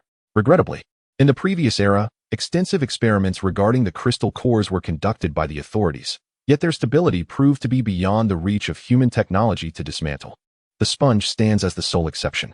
However, what could be achieved in that era was limited to the application of sponge bombs. Even upon discovering the sponge bombs, their large-scale utilization remained a formidable challenge. The authorities attempted to cultivate the sponge acquired from their discoveries, but the results were far from satisfactory. Artificial cultivation necessitated the feeding of a significant number of zombies in human flesh, with the condition that the zombies contained crystal cores. For humanity, crystal cores were inherently scarce. Allocating a portion for feeding was already pushing the limits, thus rendering the widespread adoption of sponge bombs unfeasible. Those suggestions to recklessly manufacture sponge bombs to push through the zombie hordes were not unheard of in the previous era. Such proposals amounted to a complete abandonment of nurturing human warriors. The extremity of the suggestion led to its eventual dismissal, the specifics of which remained unknown to Yang Huai. However, the prevailing rumors indicated that the authorities had indeed explored this proposal, only to find that after extensive feeding with crystal cores, the sponge ultimately spiraled out of control. This scenario held a high probability. After all, with an abundance of crystal cores used for feeding, the sponge would not only increase in size, but also in rank. While low-ranked sponges lacked consciousness, the same could not be said for higher-ranked ones. Faced with the potential of inadvertently cultivating a colossal threat, it was only natural for the authorities to abandon the endeavor. Consequently, sponge bombs were deployed only during significant battles in the past. This was the extent of information regarding sponges from the previous era, and it was precisely due to this understanding that Yang Huai contemplated retrieving some upon his first sighting of a sponge. However, the sponge was currently undergoing mutation, and he was uncertain whether its transformation would cease upon being removed from the ocean's surface. Yang Huai preferred not to delve into this matter. For precautionary measures, he secured a rope to the sponge, allowing it to float in the visible waters. Whether it succeeded or not was of little consequence. If it failed, he could always return to the shore at a later time to procure another piece of sponge. Having addressed the matter of the sponge, Yang Huai instructed the driver to keep watch over it by the seaside while he and Ruonan made their way back to the terminal. In the first-floor hall, Su Qingxiu, having tidied up the VIP room, found herself with little to do and engaged in combat practice with a few level 1 zombies that Ruonan had deliberately left behind. Su Qingxiu's aptitude was somewhat inferior to Ruonan's, thus requiring a greater number of zombie crystal cores to ascend to the rank of a level 2 evolver. By the time Yang Huai and Ruonan arrived, Su Qingxiu's battle was nearing its conclusion. Upon spotting Yang Huai's return, she swiftly wrapped up her combat. And after absorbing a wave of zombie crystal cores, she finally achieved the status of a level 2 evolver. She then approached Yang Huai and led them to the now cleaned VIP room. The various bloodstains that had once marred the space were thoroughly eradicated, though this cleansing came at the cost of clearing out all the miscellaneous items. The VIP room appeared quite vacant, with only a few sleeping pods remaining, alongside a television and a coffee table. Fortunately, these 2 items could be cleaned, otherwise they would have likely been discarded like the sofa. Moreover, due to the lounge's location at the heart of the airport, it is nearly devoid of natural light, rendering the space somewhat dim in the absence of electricity. However, this was not a significant concern. Yang Huai merely retrieved the necessary items from his personal storage space. First, he took out a tall power storage device. Since recharging it with his RV, this was the first time he employed it again. With over 120 degrees of electricity, if used sparingly for illumination, it could last several months. Yet, it was evident that mere lighting was insufficient. The induction cooker required power as well. Indeed, this time, Yang Huai had brought along the induction cooker, as he was determined not to neglect his culinary needs. Of course, he would never admit that his indulgence was a result of the RV spoiling him. Thus, he extracted some of the life necessities he had prepared in advance. There was no need to retrieve food, as concerns of spoilage and mold would be better addressed by leaving it in storage, where it could remain indefinitely. The lounge was now arranged, and the issues of food and accommodation for the next few days were entirely resolved. All that remained was to await the emergence of the oceanic zombies. In the blink of an eye, 3 days had elapsed. The vigilant driver, who had been monitoring the sponge's changes by the sea, finally noticed something unusual. In his line of sight, the sponge tethered by ropes suddenly appeared to come alive, consciously attempting to break free from its restraints. He promptly used the intercom to notify Yang Huai in the lounge. This intercom, previously utilized by Lu Yin and her companions, had ultimately fallen into Yang Huai's hands. Upon receiving the news, Yang Huai, along with Ruonan and Su Qingxiu, hurried to the seaside, where they too witnessed the sponge striving to escape its bindings. Initially, Yang Huai had not tied it too tightly, primarily because the sponge had been growing. An excessive restraint might hinder its development. It was indeed peculiar that, despite its increasing size, the sponge showed no inclination to expel the seawater absorbed into its body. This peculiar situation led to a tighter binding with each increment of growth. However, today was different. It seemed that the mutation had reached completion, granting the sponge awareness as it rapidly expelled water, on the verge of liberation. Without hesitation, Yang Huai seized the rope and pulled it onto the ground for closer inspection. Upon sensing the threat, the sponge's previously active cells ceased movement abruptly, feigning death. After 3 days of growth, this sponge had expanded from 1 cubic meter to nearly 5. The crucial point was that it had just been expelling water. Otherwise, its size would have increased even further. As Yang Huai and his companions observed the sponge, a robust crab leg slowly emerged from the water near the shoreline, followed by a crab body nearly the height of a calf. The appearance of this mutated crab sounded the alarm, and soon, more crabs began to surface from the depths. Yang Huai quickly recognized this development. At that moment, there was no time to study the sponge further. He swiftly expelled a significant portion of water from it and stowed it in his storage space, preparing to retreat. There was no alternative, for alongside the mental notification indicating that the system had recorded completion, the oceanic zombies had indeed made their appearance. Chapter 63. The ever more perilous demon city. Quickly, urged Yang Huai, as he and his 3 companions hastily departed from the seaside. Boarding a helicopter that ascended into the sky, he did not return to the airport's VIP lounge, for prior to their journey to the coast, all supplies had been meticulously packed and stowed away in their personal storage space. The thrum of the helicopter's rotors echoed in their ears as the aircraft swiftly gained altitude under the pilot's skillful control. At a height of over 100 meters above the ground, the armed helicopter hovered momentarily. Yang Huai looked down at the shoreline, where countless crabs, resembling a swarm of locusts, surged inland. This scene would surely send shivers down the spine of anyone afflicted with a fear of densely packed creatures. The sheer number of crabs was overwhelming. Even a solitary zombie encountered by the roadside would be swiftly engulfed by the advancing horde, leaving no trace behind. Unlike the aimless zombies, these crabs advanced with purpose, clearing away any obstacles in their path, such as airplanes on the airport runway and the terminal itself, all of which were reduced to rubble in less than half an hour. Their actions seemed to pave the way for some impending presence behind them, and indeed, this was the case. After the crab army had pushed several kilometers inland, they suddenly halted, coming to a standstill on the flat land behind them. At that moment, the once tranquil sea underwent a transformation. A specific area of the surface began to undulate, indicating that a colossal marine creature was stirring beneath the waves. As the tide surged, two immense entities were carried ashore by the waves. These behemoths were none other than the mutated sponges known as the moving ocean. Each massive sponge was as large as a 6-story residential building, and this was merely the beginning. Their growth was boundless, with no upper limit in sight. As sunlight illuminated the land, dark shapes began to swim within the sponges, revealing a variety of fish, shrimp, sea turtles, and numerous large octopuses, alongside some bizarre marine annelids. Moreover, an array of marine life accompanied the waves to the shore. Among these creatures, only a small fraction had mutated to possess the ability to survive on land. Most still required the ocean for their existence. The mutated marine organisms capable of terrestrial survival quickly congregated around the two gigantic sponges, resembling soldiers guarding a royal city. This scene, reminiscent of Pudong Airport, was simultaneously unfolding along the entire coastline. The milky white mutated sponges spread along the shore like a malignant tumor taking root. As time progressed, an increasing number of mutated sponges would emerge on land, gradually encroaching upon the territory of the Earth, albeit at a sluggish pace.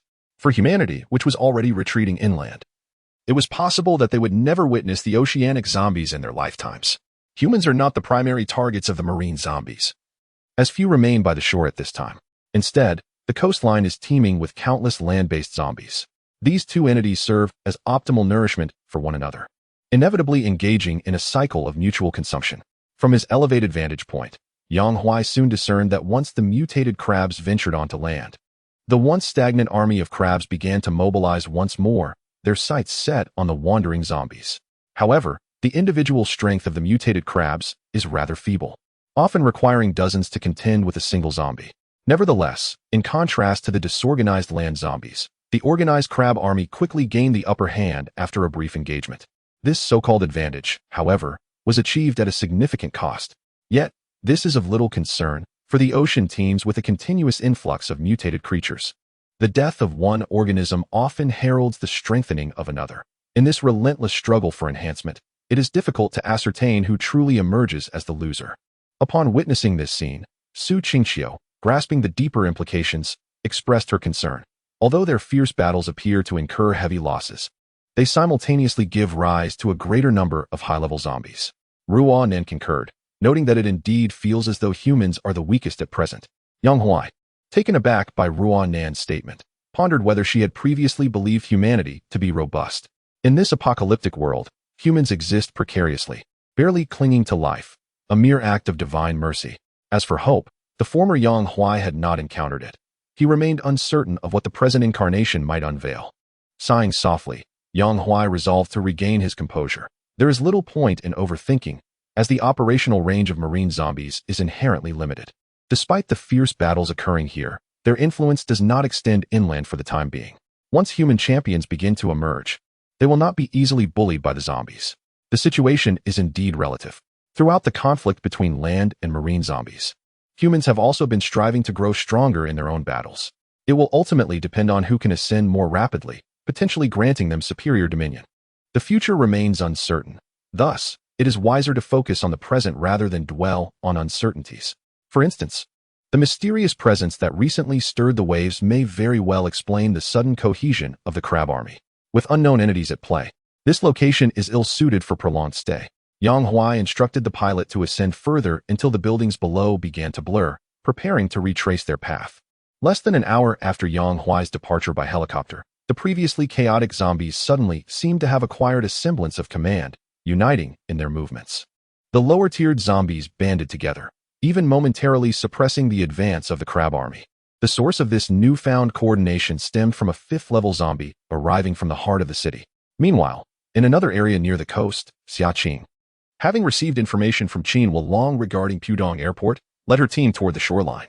They initially intended to travel to Pudong Airport by helicopter. However, a level 4 zombie with awakened flight abilities appeared near their assembly point.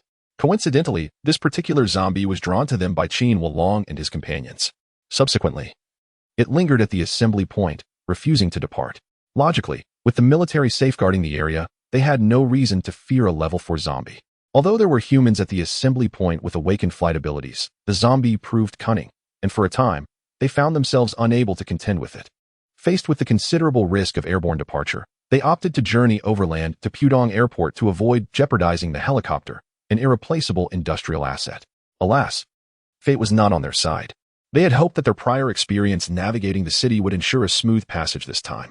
Yet, the sudden surge in level 4 zombies forced them to abandon their plan to traverse the city center and instead take a detour to a different coastal area.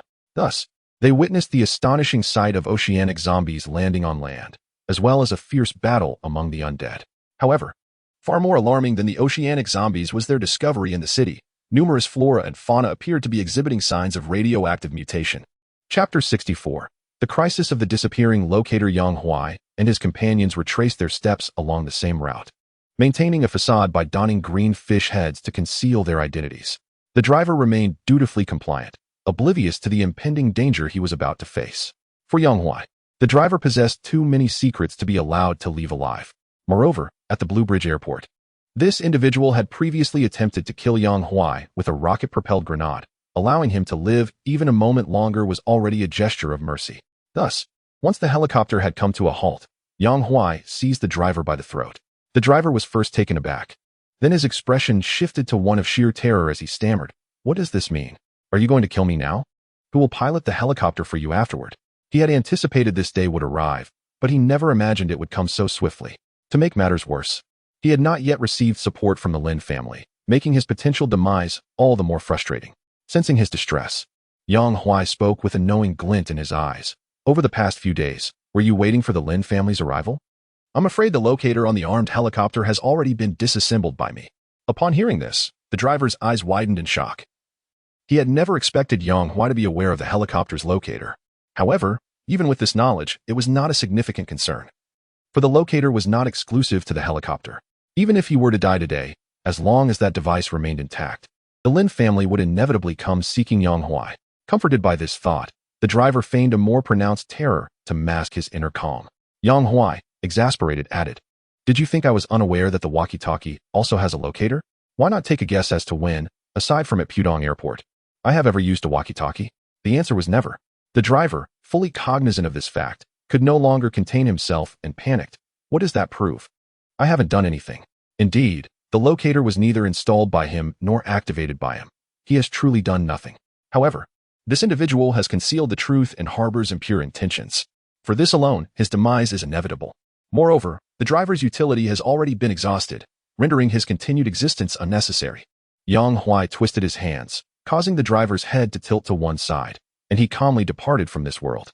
At that moment, Ruanan inquired, "Yang Huai, you have been with me and Sister Qingxiu these past few days. When did you dismantle the locator?" Reflecting on the past few days, due to the need to remain vigilant regarding movements by the seaside, Yang Huai and his companions had continuously lingered in the terminal. The terminal, devoid of any life and lacking in activities, naturally prompted them to find something to occupy their time. One must ask, in the company of a lone male and female, what else could they possibly engage in, especially considering they're all evolved beings with extraordinary stamina? Consequently, numerous corners of the terminal bore the marks of their exertions. This exercise amidst the once thriving areas of the apocalypse presented a unique charm, the essence of which is difficult to encapsulate in mere words. But I digress. In the perceptions of Ruanan and Su Qingxiu, it seemed as though Yang Huai had never left their side. Thus, when had he dismantled the locator on the armed helicopter? Sensing their inquiries, Yang Huai rolled his eyes. "What are you two thinking? Do you believe I resemble someone who would dismantle a locator?" His earlier assertion had merely been a ruse to deceive the driver, yet it unexpectedly bore fruit. It is quite normal for a helicopter to possess a locator. Yang Huai had been aware of this for some time. Nevertheless, he found himself powerless to act. Ruanan and Su Qingxiu did not strike him as individuals capable of dismantling locators, so they could only feign ignorance of the situation. As for the walkie-talkies, Yang Huai had indeed surmised that they contained locators. Out of caution, he had placed all the walkie-talkies into his personal storage space upon acquiring the helicopter. rendering any potential locator useless. It wasn't until he arrived at Pudong Airport that he pretended to utilize the walkie-talkie. In truth, he was testing whether the driver would attempt to use the device for any purpose, but it was evident that, aside from the locator, the walkie-talkie lacked any direct communication capabilities with the Lin family, or perhaps the driver was simply too fearful to use it, regardless of the reason. Even if the Lin family became aware of their location at that time, Yang Huai was prepared for any eventuality. Unfortunately, after waiting several days, the anticipated members of the Lin family never materialized. Frankly, as he departed Pudong Airport, Yang Huai began to doubt whether his suspicions had been misguided, contemplating the possibility that there was, in fact, no locator at all. However, the driver's calm demeanor convinced him that there was undoubtedly something amiss. Hence, the earlier scene unfolded. Judging by the driver's demeanor, it was clear that both the helicopter and the walkie-talkie were equipped with locators. This implies that the Lin family may have been monitoring Yang Huai's every move, yet their failure to take action remains a perplexing mystery. Could it be that they were preoccupied with matters beyond their control? Yang Huai speculated aimlessly. Contemplating this possibility remains quite high.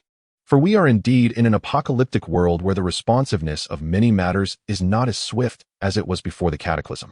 Should the Lin family be further delayed by unforeseen events, the current predicament would be entirely within the realm of normality. In fact, reality aligned closely with Yang Huai's suspicions.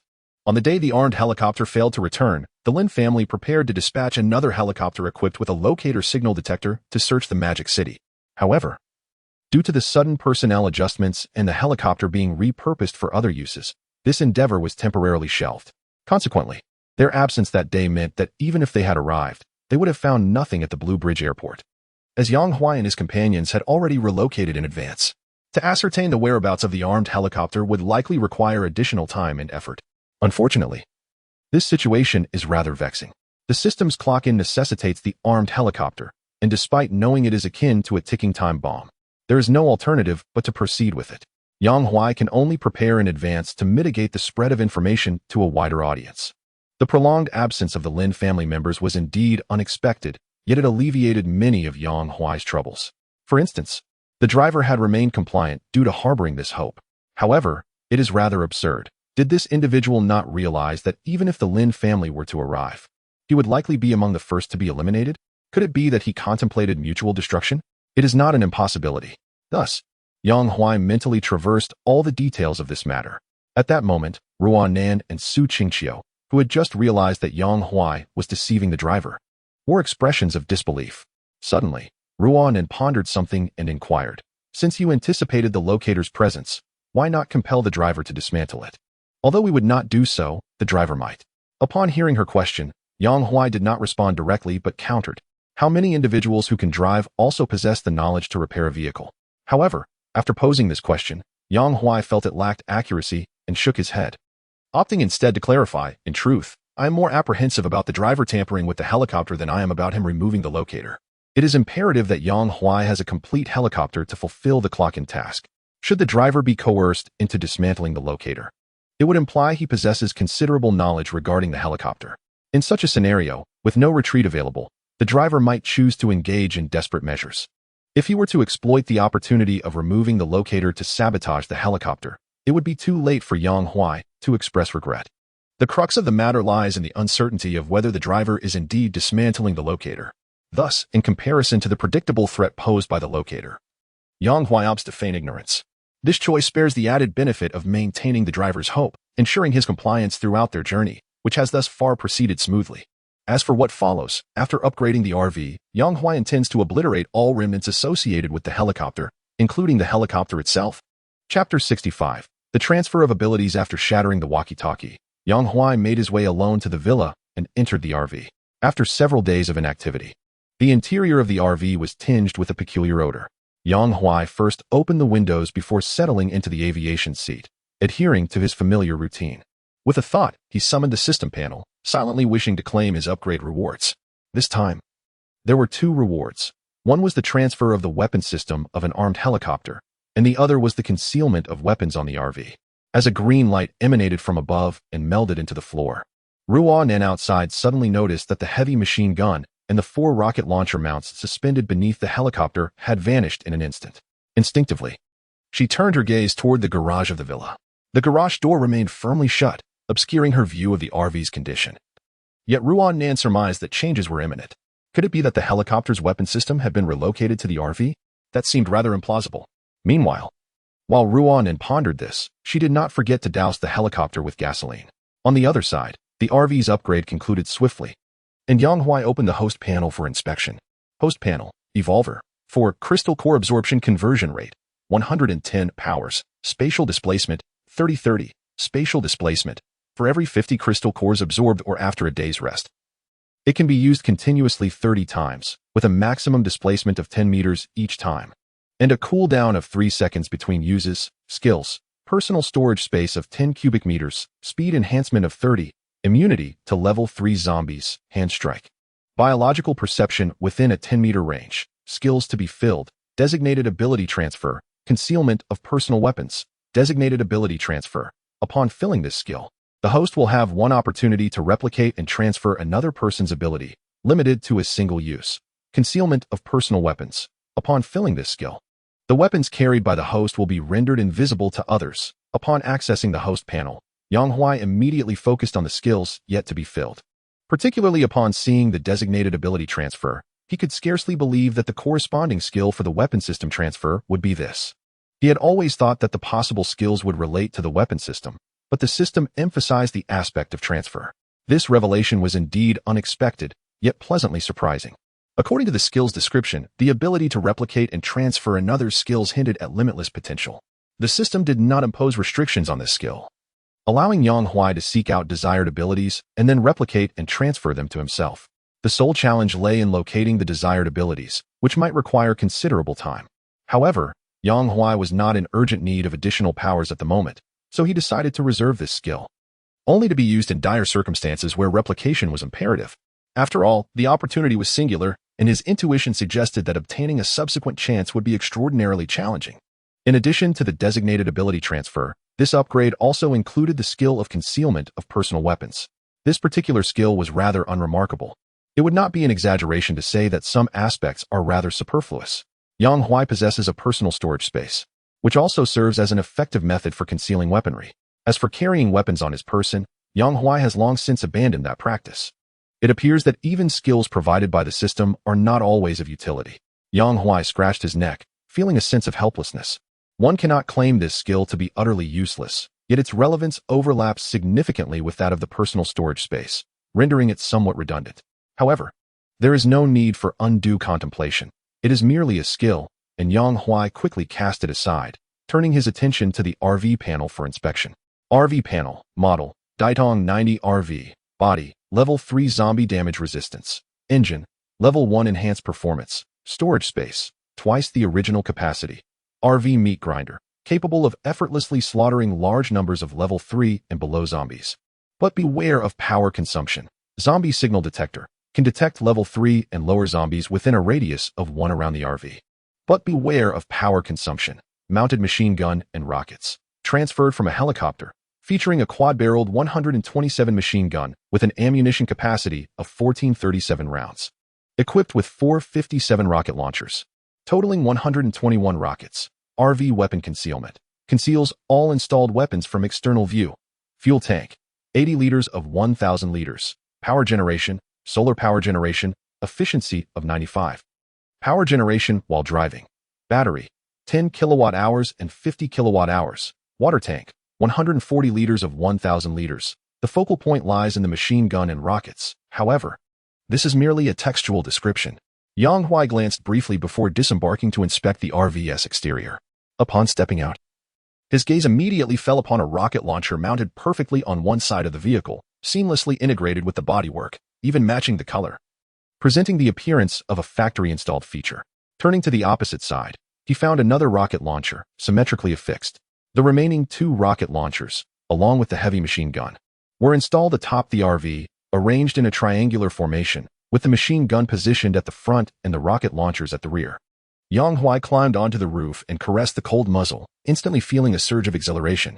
Now, this is what one might call a weapon. The only lament is the difficulty in replenishing ammunition. With just over 1,400 rounds for the machine gun and 121 rockets remaining, left over from the helicopter's arsenal, once expended, they would be gone.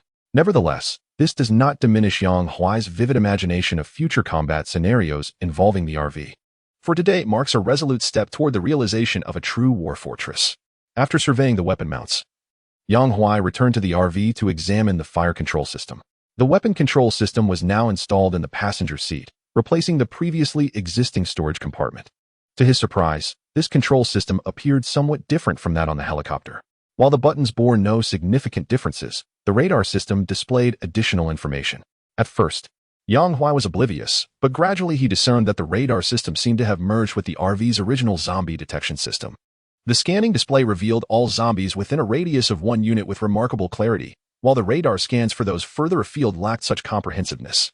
After briefly familiarizing himself with the fire control system, he turned off the biological detection signaler in the driver's seat, as it was excessively power-consuming.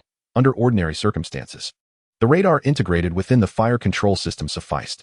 Not lingering in the garage any longer, Yang Huai drove the RV through the garage door, the immense noise capturing the attention of Ruan Nan and Su Qingqiu. However, when the two women looked over, they were astonished to find not only the machine guns and rockets absent from the RV, but even the meat grinder had vanished. Chapter 66. Journey to the assembly point. Ruan Nan gazed at the unremarkable RV, utterly baffled. She had speculated for so long. Yet the ultimate transformation of the RV had turned out to be this. Was this truly not a reverse metamorphosis? However, before she could be astonished for too long, a rocket suddenly launched from the void atop the RV, hurtling directly toward the horde of zombies. With a resounding boom, the rocket exploded, scattering 5 or 6 zombies in all directions. The unexpected rocket startled Ruan Nan and Su Qingqiu, particularly since the origin of the rocket was more perplexing than the rocket itself. Nothing had been visible atop the RV, yet the rocket had emerged from that very spot.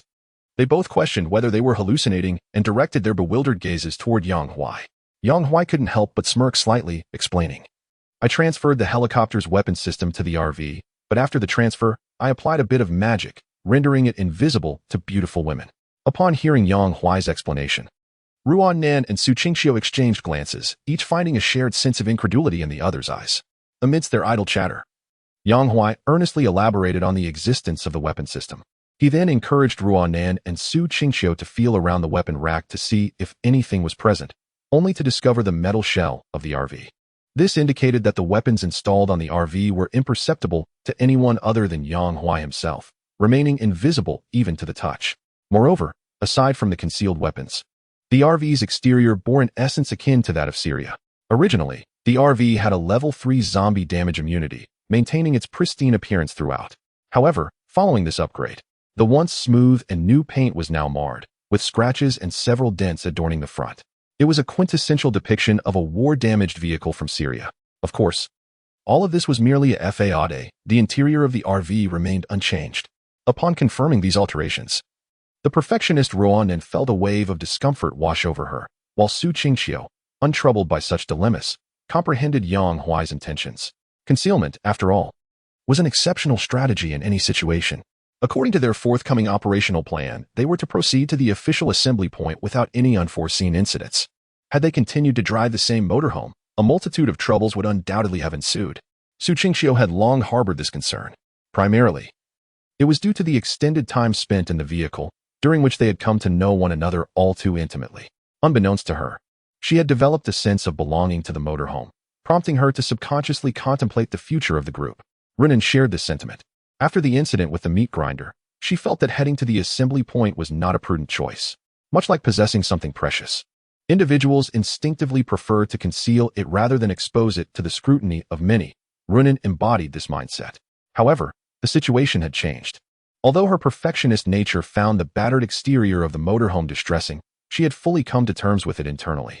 Yang Huai paid no heed to Ruan's and Su Qingqiu's psychological musings.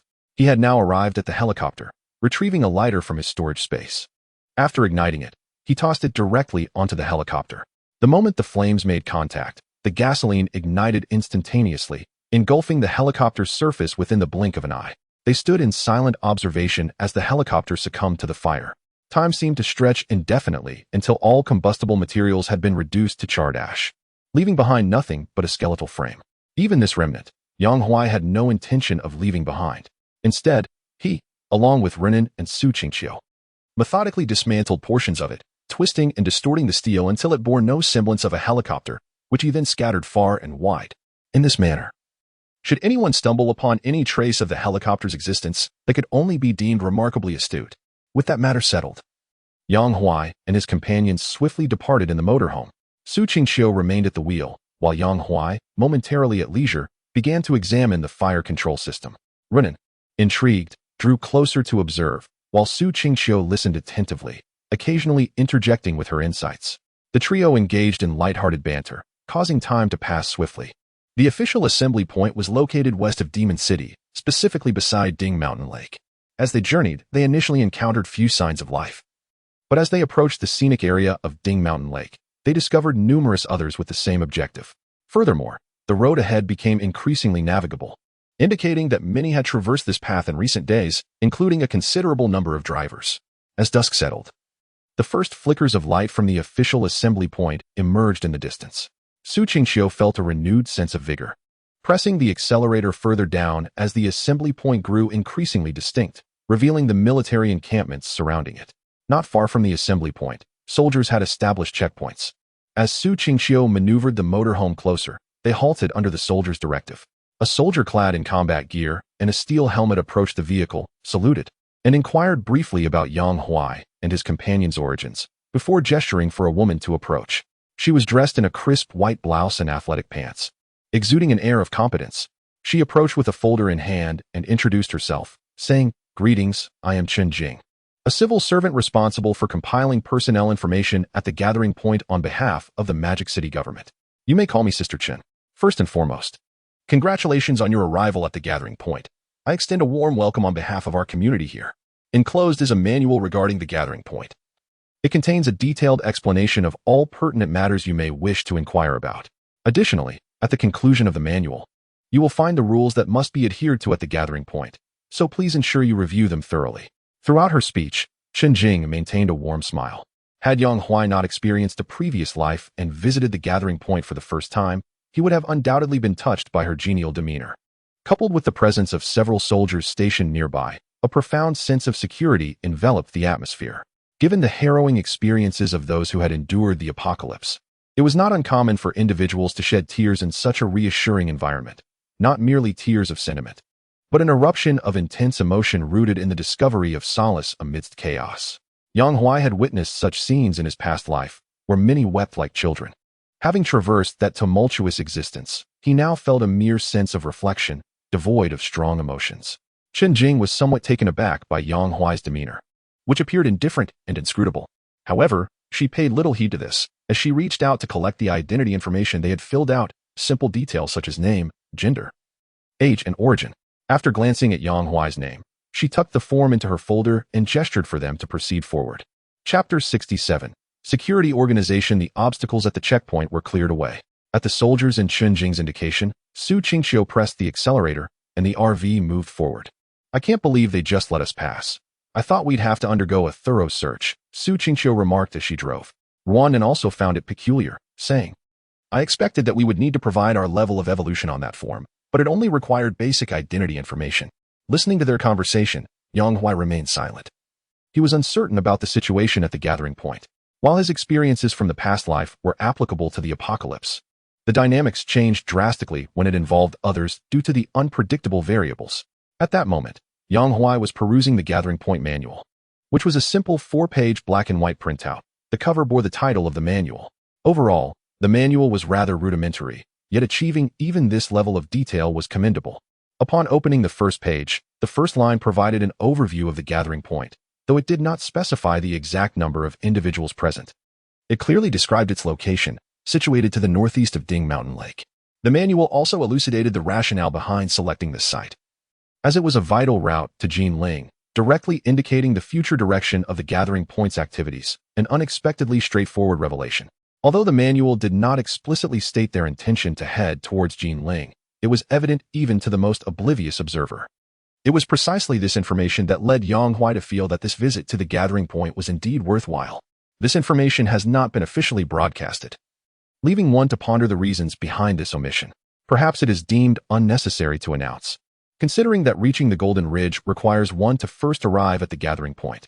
Yang Huai did not dwell too much on this. as he continued to peruse the information within the manual. Following the introduction of the gathering point's location, the manual detailed the latest information regarding the law enforcement organization. Compared to the information presented in the broadcasts, the manual provided a more comprehensive overview, including the specific exchange ratios for crystal cores and supplies. In Yang Huai's perspective, the exchange of supplies seems rather impractical, as those capable of acquiring crystal cores likely possess the ability to gather supplies within the city, and generally, they would not be lacking in resources. However, this holds true only in the initial stages. As time progresses, the supplies within the city are bound to be depleted eventually. There is no need to look far, for on their way to the gathering point, Yang Huai and his companions passed numerous malls and convenience stores, only to find them stripped bare of goods. The situation near the gathering point was already dire, and it was evident that supplies would dwindle further as time went on. When that moment arrives, the provision for exchanging supplies in the manual may prove to be invaluable. In addition to trading supplies, the populace can also exchange crystal cores for firearms and other weaponry. The firearms available are limited to handguns and rifles. Submachine guns and more potent munitions remain inaccessible to the general public. This did not surprise Yang Huai, as it mirrored the circumstances of his previous life. The military possessed a surplus of idle firearms, which could not simply be left to collect dust, especially in the current apocalyptic environment where every citizen should be armed. Furthermore, opening this exchange avenue is advantageous for the authorities, as they could cultivate more powerful individuals by utilizing the crystal cores obtained through weapon exchanges, potentially empowering themselves in the process. It must be said that conceiving the existence of a law enforcement organization in such a short period is indicative of remarkable talent. Yang Huai flipped through the subsequent information regarding the law enforcement organization, most of which pertained to exchanges. Notably, there was a point of interest. Individuals who joined the law enforcement organization benefited from a lower exchange ratio for supplies compared to those who did not. This was clearly a subtle encouragement for the populace to enlist in the organization. Joining also conferred an advantage, official protection to a certain extent. The manual elucidated this degree of protection, stating that if one were to encounter danger while hunting zombies in the wild, passing officials would extend their support. Should there be no officials nearby, assistance from fellow members of the law enforcement organization would yield rewards upon their return. Such rewards could include supplies, firearms, or even official titles. In essence, the manual outlined numerous benefits of joining the law enforcement organization, with the sole requirement being obedience during critical moments. Yang Huai shook his head, lacking interest in the law enforcement organization, and continued to explore the subsequent sections of the manual. Next came information regarding zombies and evolved beings, which had already been communicated through the broadcasts. After a brief glance, Yang Huai chose not to linger on these details any longer. Lastly, it is imperative to consider the rules that must be adhered to at the gathering point, which are quite numerous. However, there are only a few key points that Yang Huai needs to be mindful of. No killing at the gathering point, no destruction of its facilities, and no disruption of the station military forces. The regulations governing the gathering point are rather lenient. Under normal circumstances, they are seldom infringed upon. Clearly, the authorities are well aware that with the emergence of evolved beings, many matters do not require oversight. It suffices to maintain the normal operations of the gathering point. Upon completing the manual, although it may have seemed to take an extensive amount of time, the reading speed of an evolved individual is remarkably swift, totaling less than a minute. It was during this brief span that the RV arrived at the gathering point.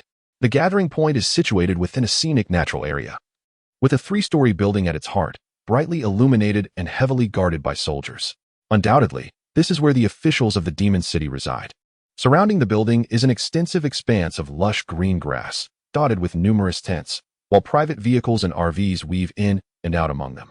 As the sun set, many individuals could be seen, some consuming instant noodles, others bread, as they partook in their evening meals.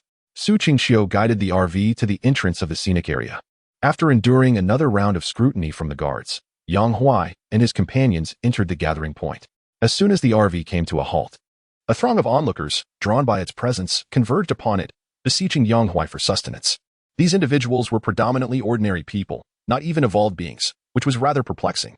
It is worth noting that a month has passed since the apocalypse began. Even those with the most meager qualifications should have at least attained the status of a level 1 evolved. The sole explanation for their continued ordinariness is that they were situated close to the gathering point from the outset. Once the authorities secured this area, they have not had to contend with zombies. As for venturing outside, had they possessed the courage to do so, they would not still be ordinary individuals. In his previous life, Yang Huai encountered such people. However, at that time, as he made his way to the official gathering point, he was disheveled and appeared to possess nothing, making him an unlikely target for their pleas. This time around, the situation was different. He arrived in an RV, presenting himself as a figure of affluence to outsiders. Yang Huai understood well that he could not afford to show them kindness. He swung open the passenger door and forcefully kicked away a woman clinging to it. Just as he was about to speak, a man in a tank top approached. The crowd that had gathered around the RV instinctively retreated, their expressions betraying a sense of fear towards the newcomer. The man in the tank top pointed at those who had surrounded the vehicle, berating them. Get lost. The gathering point distributes free food to you every day, yet you are still unsatisfied?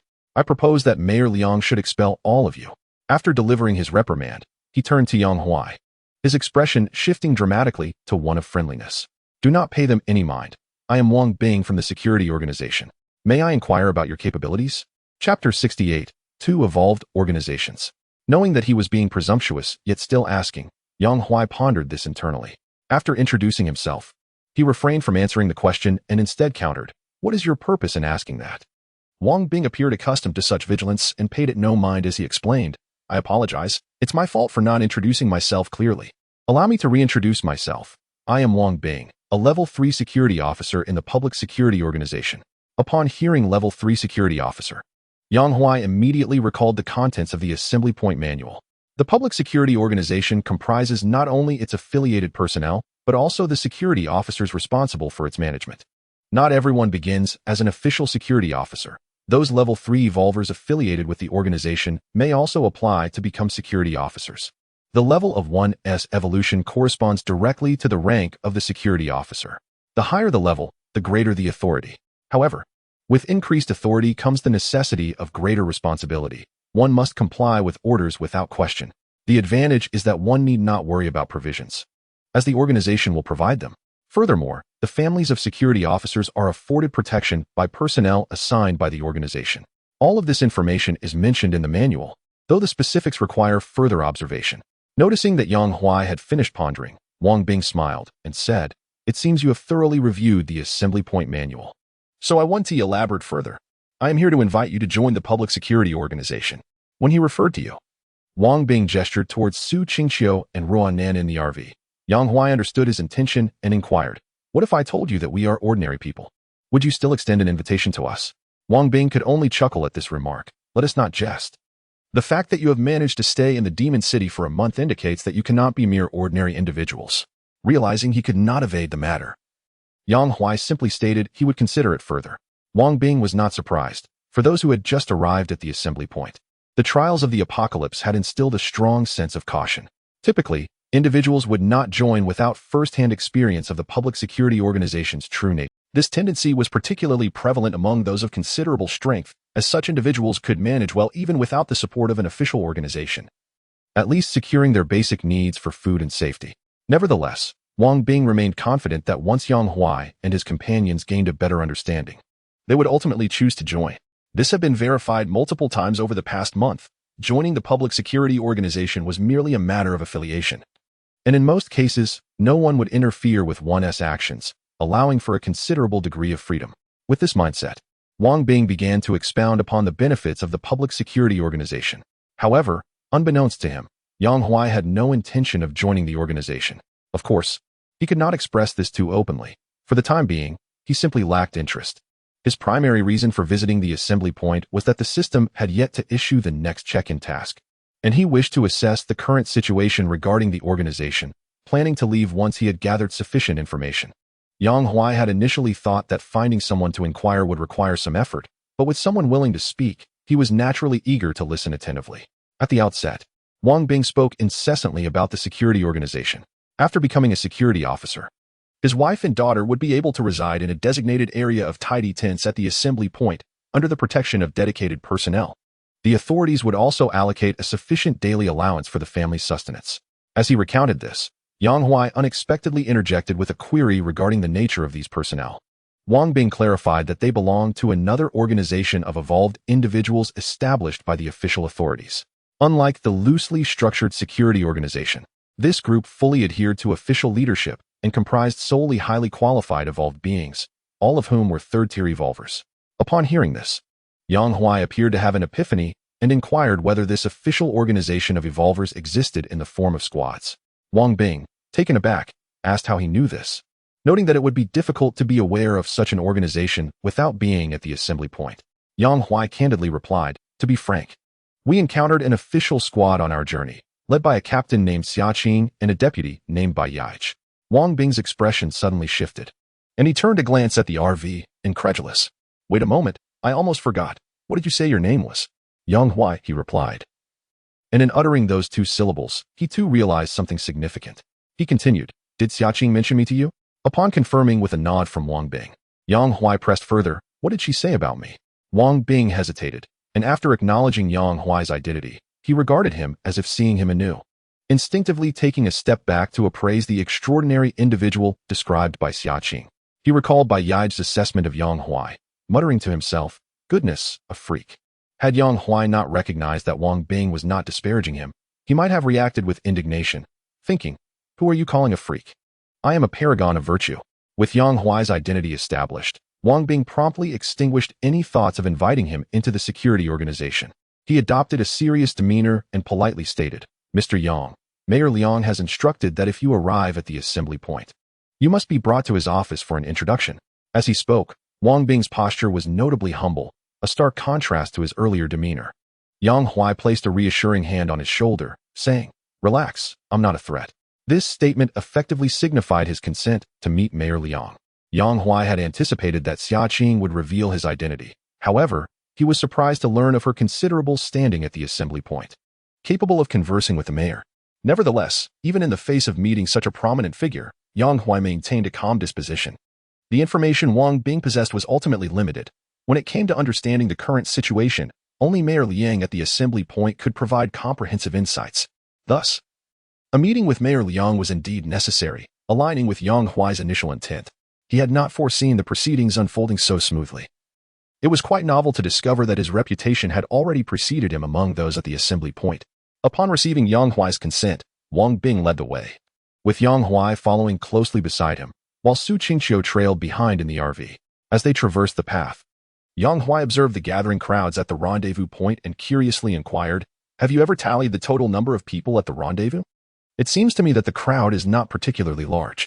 This query had lingered in Yang Huai's mind ever since he caught sight of the rendezvous from a distance, as the area appeared rather modest and did not seem to accommodate a significant number of individuals.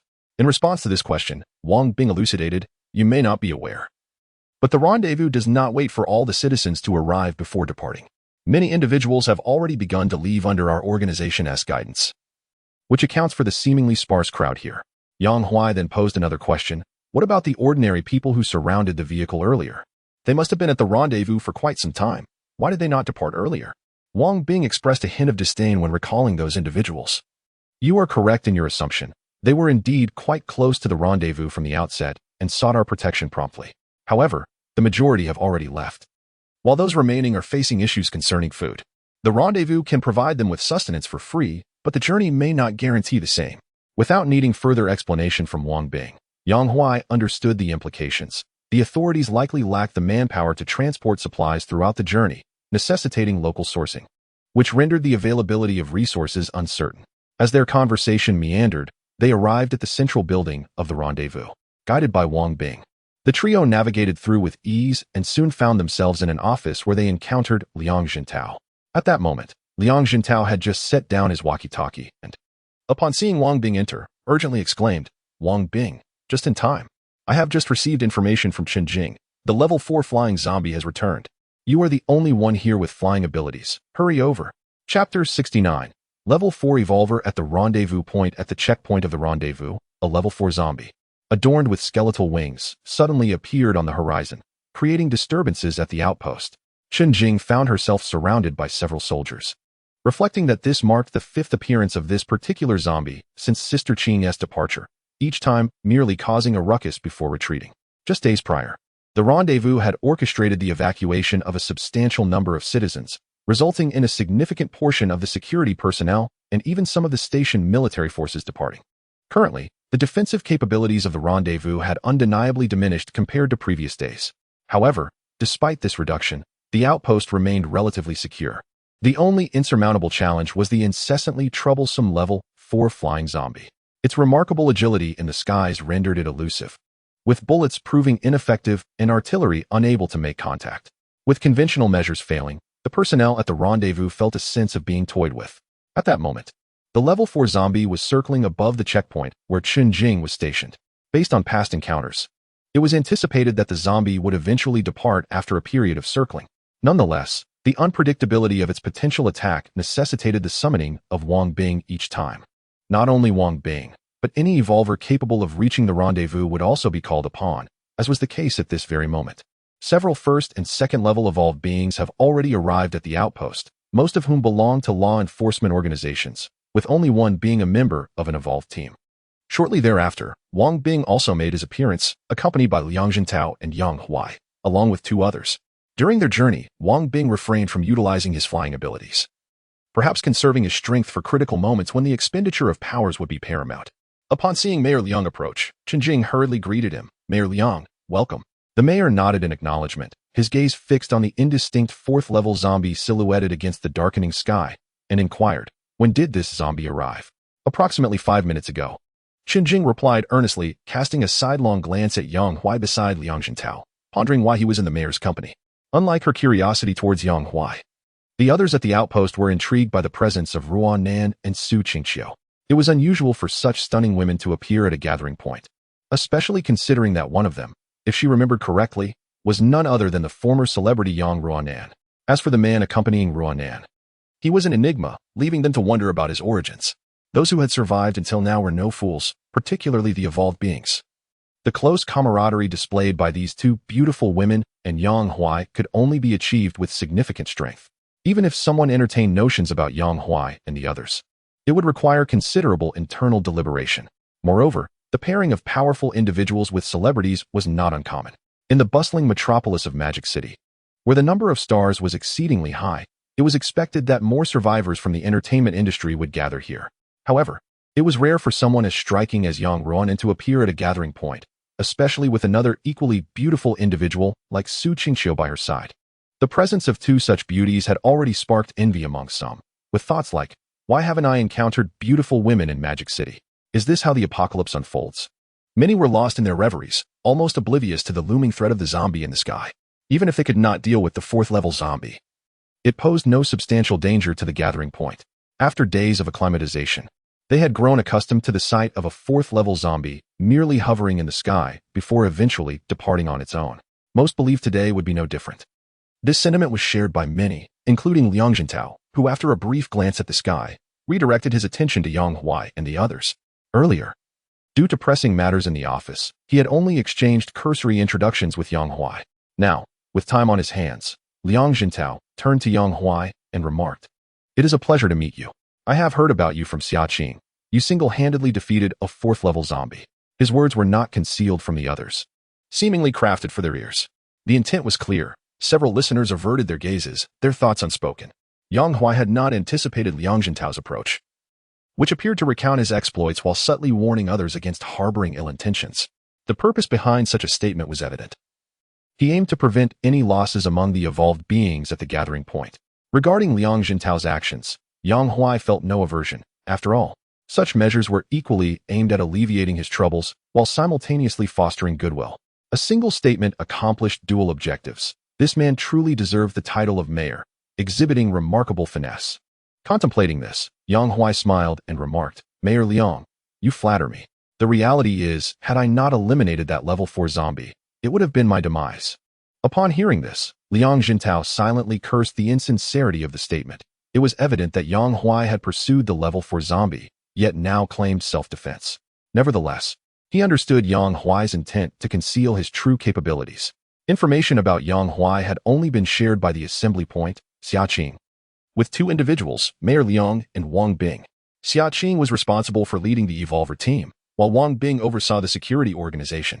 The 3 of them constituted the official assembly point, forming the core outside the station military.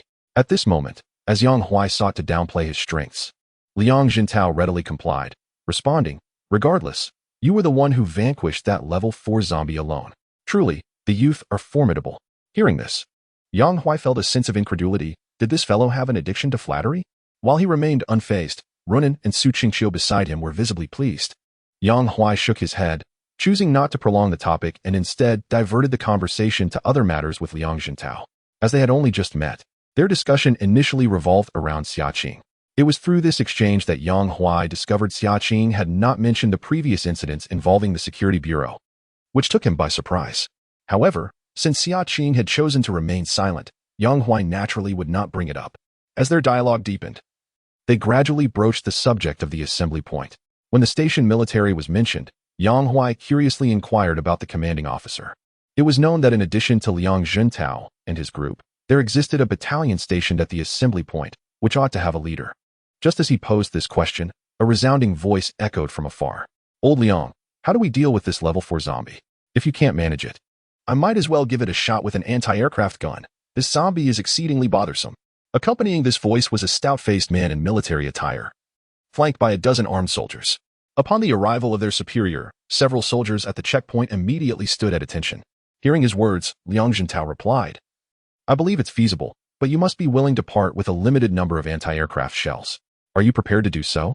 As they conversed, Yang Huai turned his gaze towards the stout-faced officer. When Yang Huai looked at Chao Yuzhong, the latter, sensing something, also cast a glance in Yang Huai's direction. In that fleeting moment, he felt that Yang Huai possessed extraordinary strength, even emanating an aura of danger. "What is this?" Chao Yuzhong looked towards Liang Jintao, his eyes questioning. Liang Jintao chuckled. "What a coincidence. Just moments ago, Yang Huai was inquiring about you. It seems fate has brought you together. No wonder your surname is Chao." After the jest, Liang Jintao pointed at Chao Yuzhong and introduced him to Yang Huai. "This is the commanding officer of the military you were curious about, Chao Yuzhong." Subsequently, he introduced Yang Huai to Chao Yuzhong. "This is Yang Huai, a formidable young man who has just arrived at the assembly point today." After a brief exchange of introductions, the two shook hands, marking a simple acquaintance. During their handshake, Chao Yuzhong inquired, "Are you interested in joining the military? We would greatly welcome a talent like you." However, upon hearing this, Liang Jintao expressed his discontent. "Have some dignity. Why would I join your military? Start as a mere foot soldier?" Observing their playful banter, Yang Huai noted that their relationship appeared quite amicable.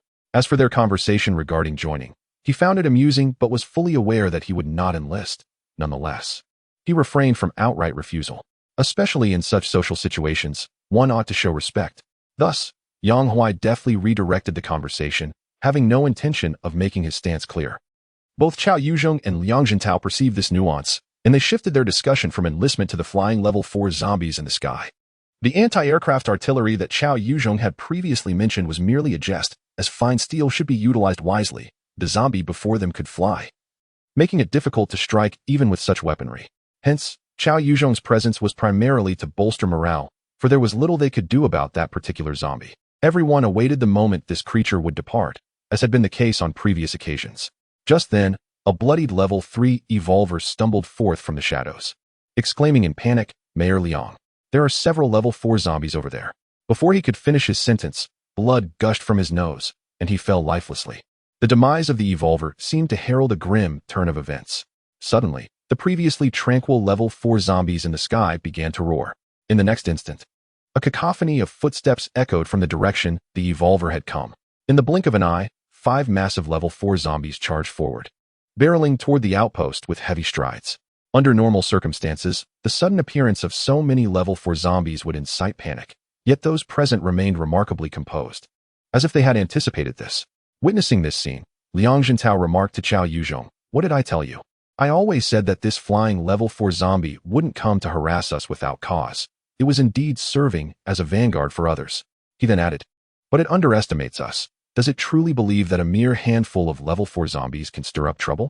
As he spoke, the level 4 zombies approached the outpost swiftly, triggering preset landmines that resulted in a series of explosions. The zombies scattered in the chaos, with 2 of the 5 level 4 zombies meeting instant demise, while the remaining 3 sustained varying degrees of injury from the blasts. Following this, the personnel at the outpost surged forward, charging at the remaining level 4 zombies. Yang Huai was no exception. The assembly point operated on the principle that whoever killed a zombie would claim its crystal core. Thus, with abundant level 4 crystal cores at stake, Yang Huai was determined not to miss this golden opportunity. However, throughout the battle, he kept a watchful eye on Chao Yuzhong's position. He appeared to swell in stature, his power surging to such an extent that he could confront the colossal zombie head-on. A simple deduction suggested that his extraordinary ability was one of warrior enhancement rather than a unique power. Qiao Yuzhong single-handedly drew away a level 4 zombie, while the remaining 2 were surrounded by a group of over 10 individuals. Due to the immense disparity in strength, they dared not approach, instead waiting for opportune moments to hurl grenades. The skirmish was rather unremarkable to observe, prompting Yang Huai to retract his gaze and concentrate on the zombie before him. This marked the first time he faced a level 4 zombie directly since his evolution, at least in this lifetime. The level 4 zombie had already sustained injuries, and with his hands transformed into blades, Yang Huai swiftly dashed forward. On the periphery of the battlefield, several hesitant level 1 and 2 evolvers cast curious glances in his direction. Judging from the earlier demeanor of Yang Jintao and Qiao Yuzhong, it was evident that Yang Huai possessed exceptional strength, though the specifics remained to be witnessed firsthand. However, after only a brief observation, disappointment began to creep in as Yang Huai continued to evade direct confrontation, entangling himself with the level 4 zombie instead. This approach, in contrast to Qiao Yuzhong's brutish directness, seemed somewhat lacking in confidence. They anticipated a protracted struggle. Yet, mere seconds later, seizing an opening as the zombie lunged forward, Yang Huai deftly maneuvered behind it, his hand slicing into the back of its neck. Simultaneously, a grenade materialized from his storage space, which he promptly inserted into the wound. Withdrawing his hand, the grenade detonated mere moments later, as the explosive force obliterated the zombie's brain, causing its towering frame to collapse with a thunderous crash, sending dust billowing into the air. The abrupt conclusion of the battle left the spectators momentarily stunned. What had just exploded? They watched in disbelief as Yang Huai stood empty-handed, yet an explosion had occurred. No explanations were offered, as Yang Huai was already preoccupied with collecting the crystal core, subsequently glancing up at the level 4 zombie that continued to circle high above. This particular zombie had been observing the battle from the sky ever since its earlier roar, seemingly conducting reconnaissance. 10 minutes later, the remaining 2 level 4 zombies were dispatched in succession. After the group had cleared the battlefield, they returned to their outpost. At that moment, the airborne zombie finally departed, heading toward the demon city. The onslaught of the level 4 zombies had been effortlessly dealt with, eliciting a sense of normalcy among the onlookers. They had faced similar encounters numerous times over the past few days with minimal errors. Yang Huai was not surprised by their nonchalance. If they could not handle such a zombie assault, they might as well disband on the spot. The only source of discomfort was the fact that the level 4 flying zombie remained an unresolved issue. However, this concern fell under the purview of the assembly point and bore little relevance to Yang Huai.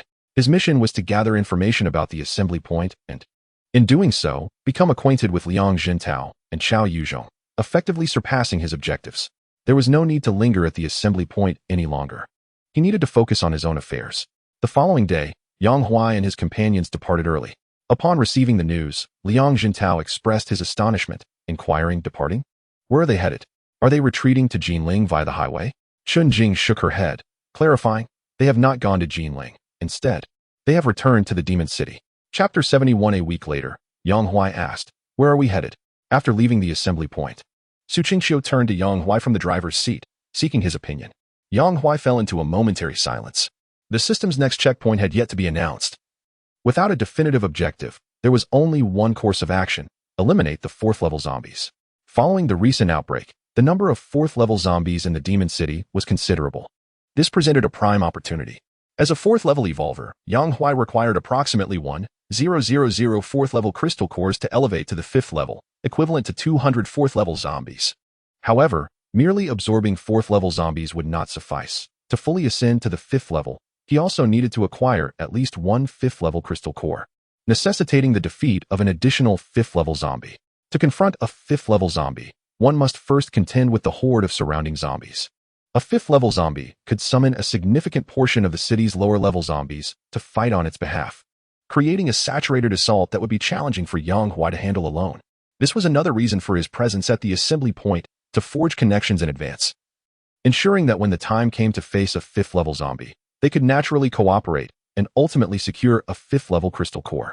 This strategic groundwork would remain dormant for the time being, as Yang Huai intended to capitalize on this interim period to amass 4th-level crystal cores.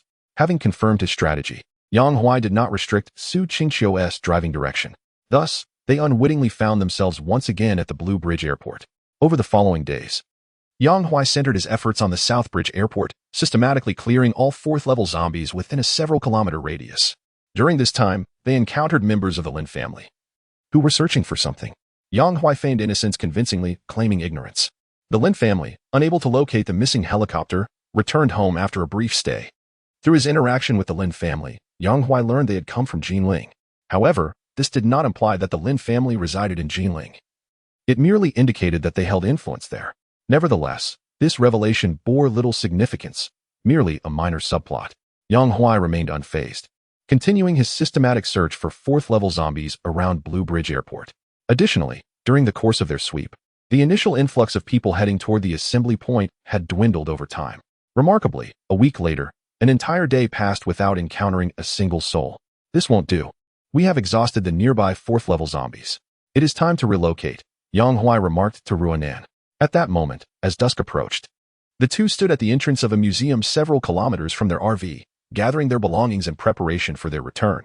Given their objective was to hunt 4th-level zombies, Yang Huai had opted not to drive the RV around for safety reasons. This consideration for the RV's security was a first for Yang Huai. Although the RV boasted immunity from 3rd-level zombies, he was now faced with 4th-level adversaries. In such circumstances, a moment's negligence could lead to irreversible damage to the RV. For safety's sake, Yang Huai decided to park the RV on the airport runway, a relatively secluded area with a broad view, ensuring that, barring any significant commotion, it would generally avoid attracting zombies. Given that the RV was stationed at a fixed point, it necessitated that Yang Huai and his companion, Ruanan, engage in more activities. Consequently, they found themselves several kilometers away from the RV. Upon hearing Yang Huai's words, Ruanan nodded. The recent sweep had effectively exterminated the nearby Tier 4 zombies, and it was indeed time to relocate. As for the destination, Ruanan refrained from inquiring, leaving the decision entirely to Yang Huai. On their way back, the two engaged in casual conversation, and Yang Huai mentioned the strange occurrence of not encountering a single soul that day. They had swept through the area the previous day, encountering 5 or 6 groups of people, yet the stark contrast of an empty day was peculiar. Could it be that the living in Mo City had all fled? Contemplating this, he found it improbable. Being in a perilous zone necessitated constant vigilance, and Yang Huai could not overlook such oddities. It was crucial to ascertain the cause, as it might pertain to their safety. However, mere speculation would yield no answers. After fruitless analysis, Yang Huai etched this matter in his mind, preparing to investigate that night. Yet, upon their return to the RV, Su Qingqiu's words provided clarity. I just followed the usual routine of tuning into the broadcast every hour. Initially, I expected the information to mirror that of the previous days, but suddenly the message changed. You can listen for yourselves. With that, Su Qingqiu handed his phone to Yang Huai. Coincidentally, when he opened the radio, it was precisely the moment when Liang Jintao began his self-introduction, marking the commencement of this new announcement. Greetings, citizens of Mo City. I am Liang Jintao, urgently interrupting with an important announcement. Regrettably, following a vote at the assembly point, the originally scheduled deadline for gathering in 20 days has been moved up by 10 days. In short, the official abandonment of Mo City will occur in 10 days. I urge all residents still within Mo City to expedite their evacuation. Repeat, the evacuation time has been moved up by 10 days. Please hasten your departure. After 10 days, this broadcast will cease, and to those who have not reached the assembly point by then, I sincerely wish you good fortune. Regarding this advancement, the citizens in the heart of Mo City should have sensed the gathering of numerous low-tier zombies converging towards the city center. Their movements remain uncertain. Furthermore, a significant number of marine zombies have emerged along the coast, leading to intense conflicts with terrestrial zombies, resulting in the birth of high-tier zombies. The danger in Mo City has escalated. In light of these threats, the assembly point has made the decision to evacuate early for the sake of the remaining personnel, and we hope for the understanding of all citizens. As Yang Huai listened to the radio repeat the message, he was reminded of the earlier peculiarity of not encountering anyone that day. If a multitude of zombies were indeed converging purposefully, it would certainly cause a temporary halt for some residents on the road or compel them to take alternative routes. However, it begs the question, why are there no signs of zombies converging near the Blue Bridge Airport? As Yang Huai contemplated this, he instinctively smacked his forehead. He nearly forgot that he had hunted down all the level 4 zombies in the vicinity. Even if higher-level zombies were issuing commands from the city center, there had to be level 4 zombies nearby to receive the signals. Without the ability to receive such signals, it was impossible to command lower-level zombies to gather. Consequently, until yesterday, there had been no indications of a zombie congregation. Yang Huai had searched towards the city center just the day before. and the level 4 zombies there remained stationary, having not received any orders from the city center. Understanding this, Yang Huai felt a sense of relief.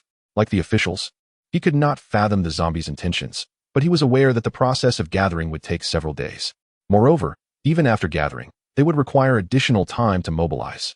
Such a large-scale zombie movement, if not blind, would certainly be visible from a distance. At this moment, Yang Huai was deep in thought. Suddenly, a familiar roar pierced the air. It was the level 4 flying zombie. Chapter 72. Clear thought. Upon hearing this sound, Yang Huai approached the window. Peering through the glass towards the sky, he observed that the familiar level 4 flying zombie was circling at an altitude of several dozen meters above ground. At its roar, the nearby level 1, 2, and 3 zombies all began to move in a singular direction. Had they detected something unusual?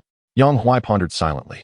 Perhaps the zombie commanding from the city center noticed the insufficient number of zombies approaching from the direction of Blue Bridge Airport and sent this level 4 zombie as a scout. This line of thought prompted Yang Huai to recall the zombie assault at the assembly point from a week prior. To be honest, he found that previous zombie assault utterly illogical.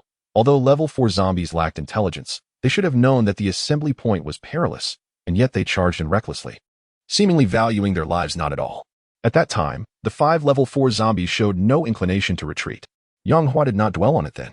However, witnessing the current scene, he instantly realized that the earlier assault was merely a test. But what followed such a test? Connecting the recent gathering of zombies with the events of the past 2 days, Yang Huai's thoughts became clear. At that moment, the radio played an official report concerning the movements of the zombies. Their movements remained ambiguous. Initially, even Yang Huai was uncertain about their trajectory. Given that this was a coastal area, with both land and ocean zombies as potential targets, no one could ascertain their objective prior to any clear movement direction, including Yang Huai. Yet, after the prior week's zombie probe, their target had become evident, the assembly point. The officials likely anticipated this risk. They would not dare to gamble. While they could manage typical zombie assaults, they would absolutely not risk facing a horde of zombies, potentially including level 5 or 6, overwhelming a significant portion of the city. Thus, the decision to withdraw in advance was entirely foreseeable. Yang Huai found this choice quite reasonable. As the zombies congregated, even if there were still civilians in the city, it would become increasingly difficult for them to escape. They missed the opportunity to retreat while the zombies were dispersed. By the time they wished to flee, it would be too late. However, after the officials' month-long delay, it was likely that most civilians had already evacuated, and only a few remained. Furthermore, the authorities promised to wait another 10 days, a period ample enough for more individuals to emerge. As for those who remained in the city by that time, Liang Jintao made it abundantly clear in his broadcast. They could only wish them good luck.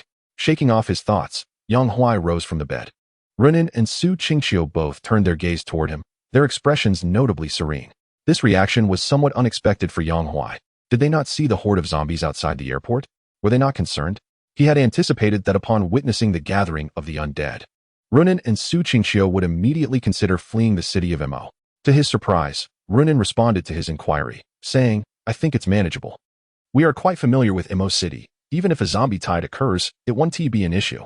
Following her lead, Su Qingqiu added, "I share the same sentiment. Surely, leaving Mo City would be preferable, but there are advantages to staying as well." "What advantages?" Yang Huai inquired with curiosity. "The benefit is, of course, our familiarity with Mo City, which facilitates our ability to strengthen ourselves. If we were to leave now, to be frank, the city we would head to would also be plagued by unmanageable zombies."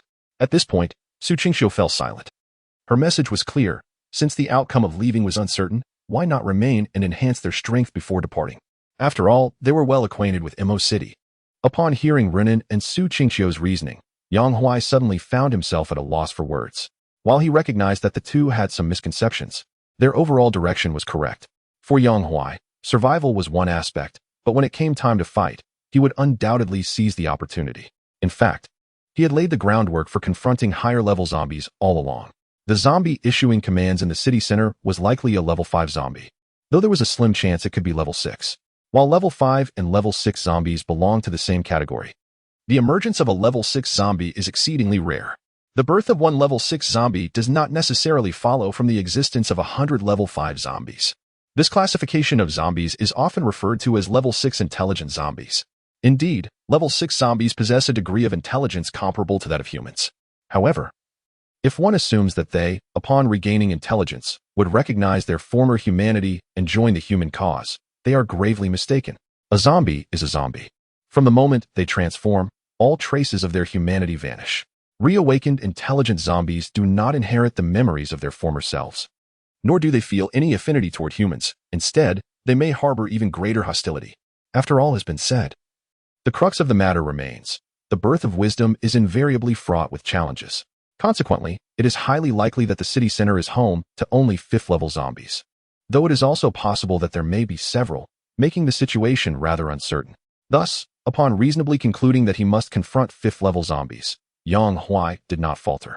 He first established contact with the authorities as a precautionary measure and then returned to the Demon City to conduct extensive hunts for 4th-level zombies. Every action he took was aimed at preparing for the impending encounter with the 5th-level zombies.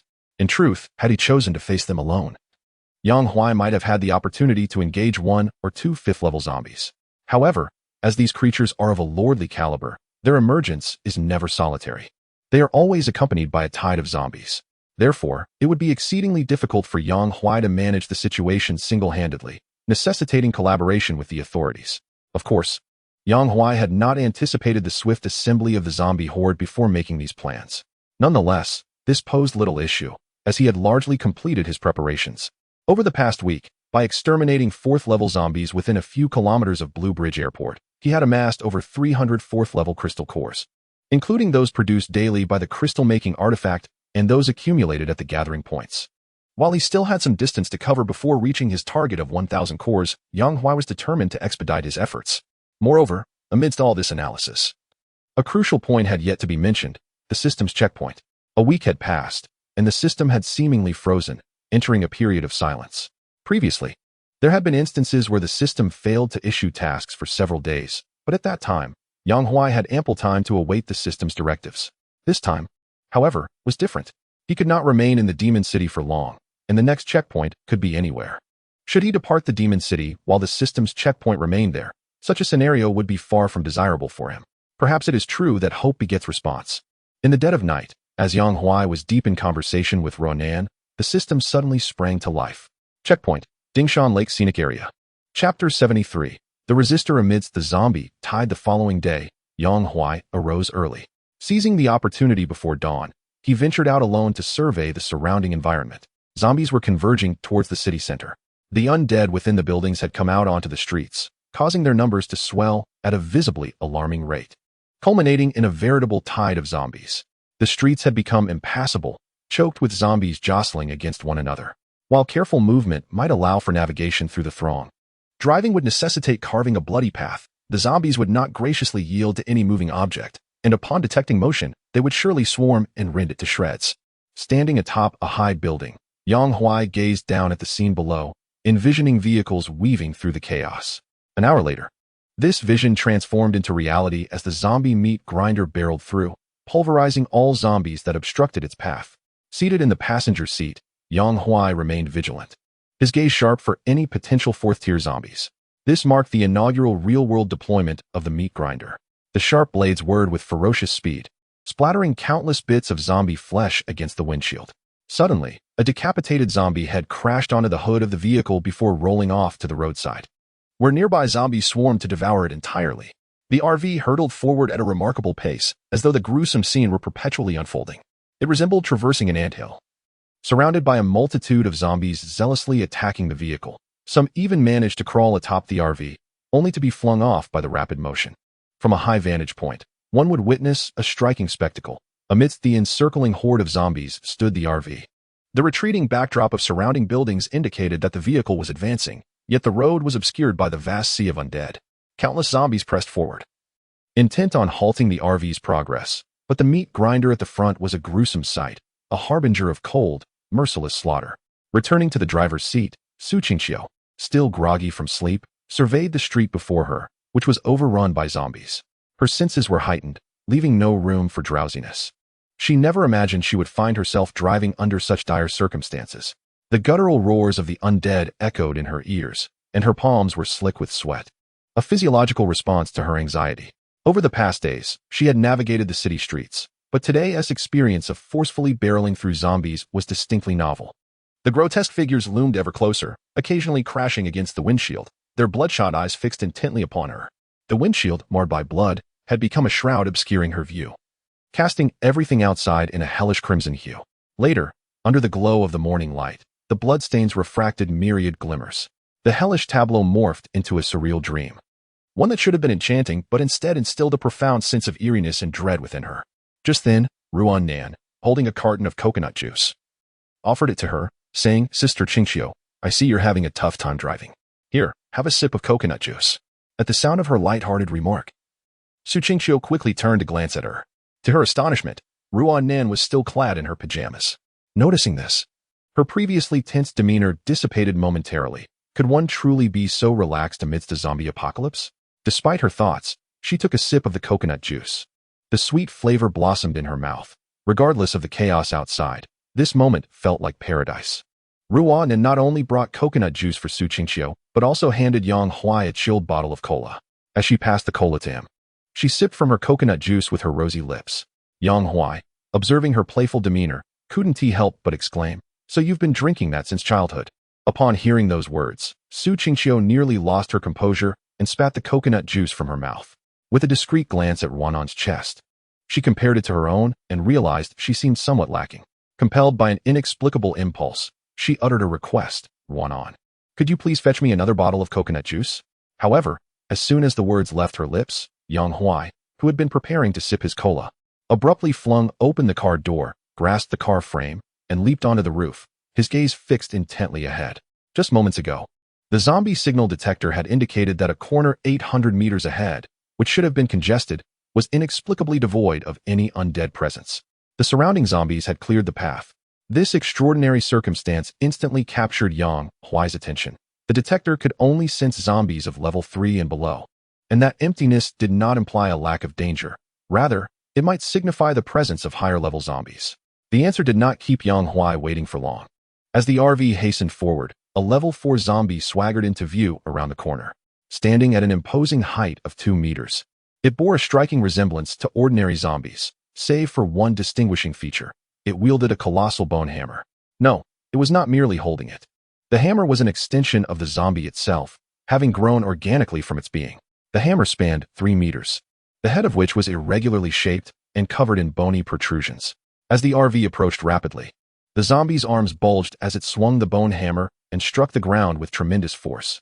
The moment the hammer made contact, a massive crater was formed, and a 2-meter-wide fissure suddenly appeared, cutting through the surface ahead. Realizing the crack would obstruct their progress, Su Qingxiu hastily applied the brakes, bringing the vehicle to a halt.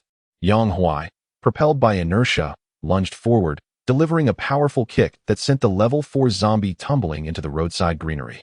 Yet, in the next instant, the zombie sprang back to its feet, furious, raising its hammer to strike Yang Huai with ferocity, the force of its swing generating a gust of wind.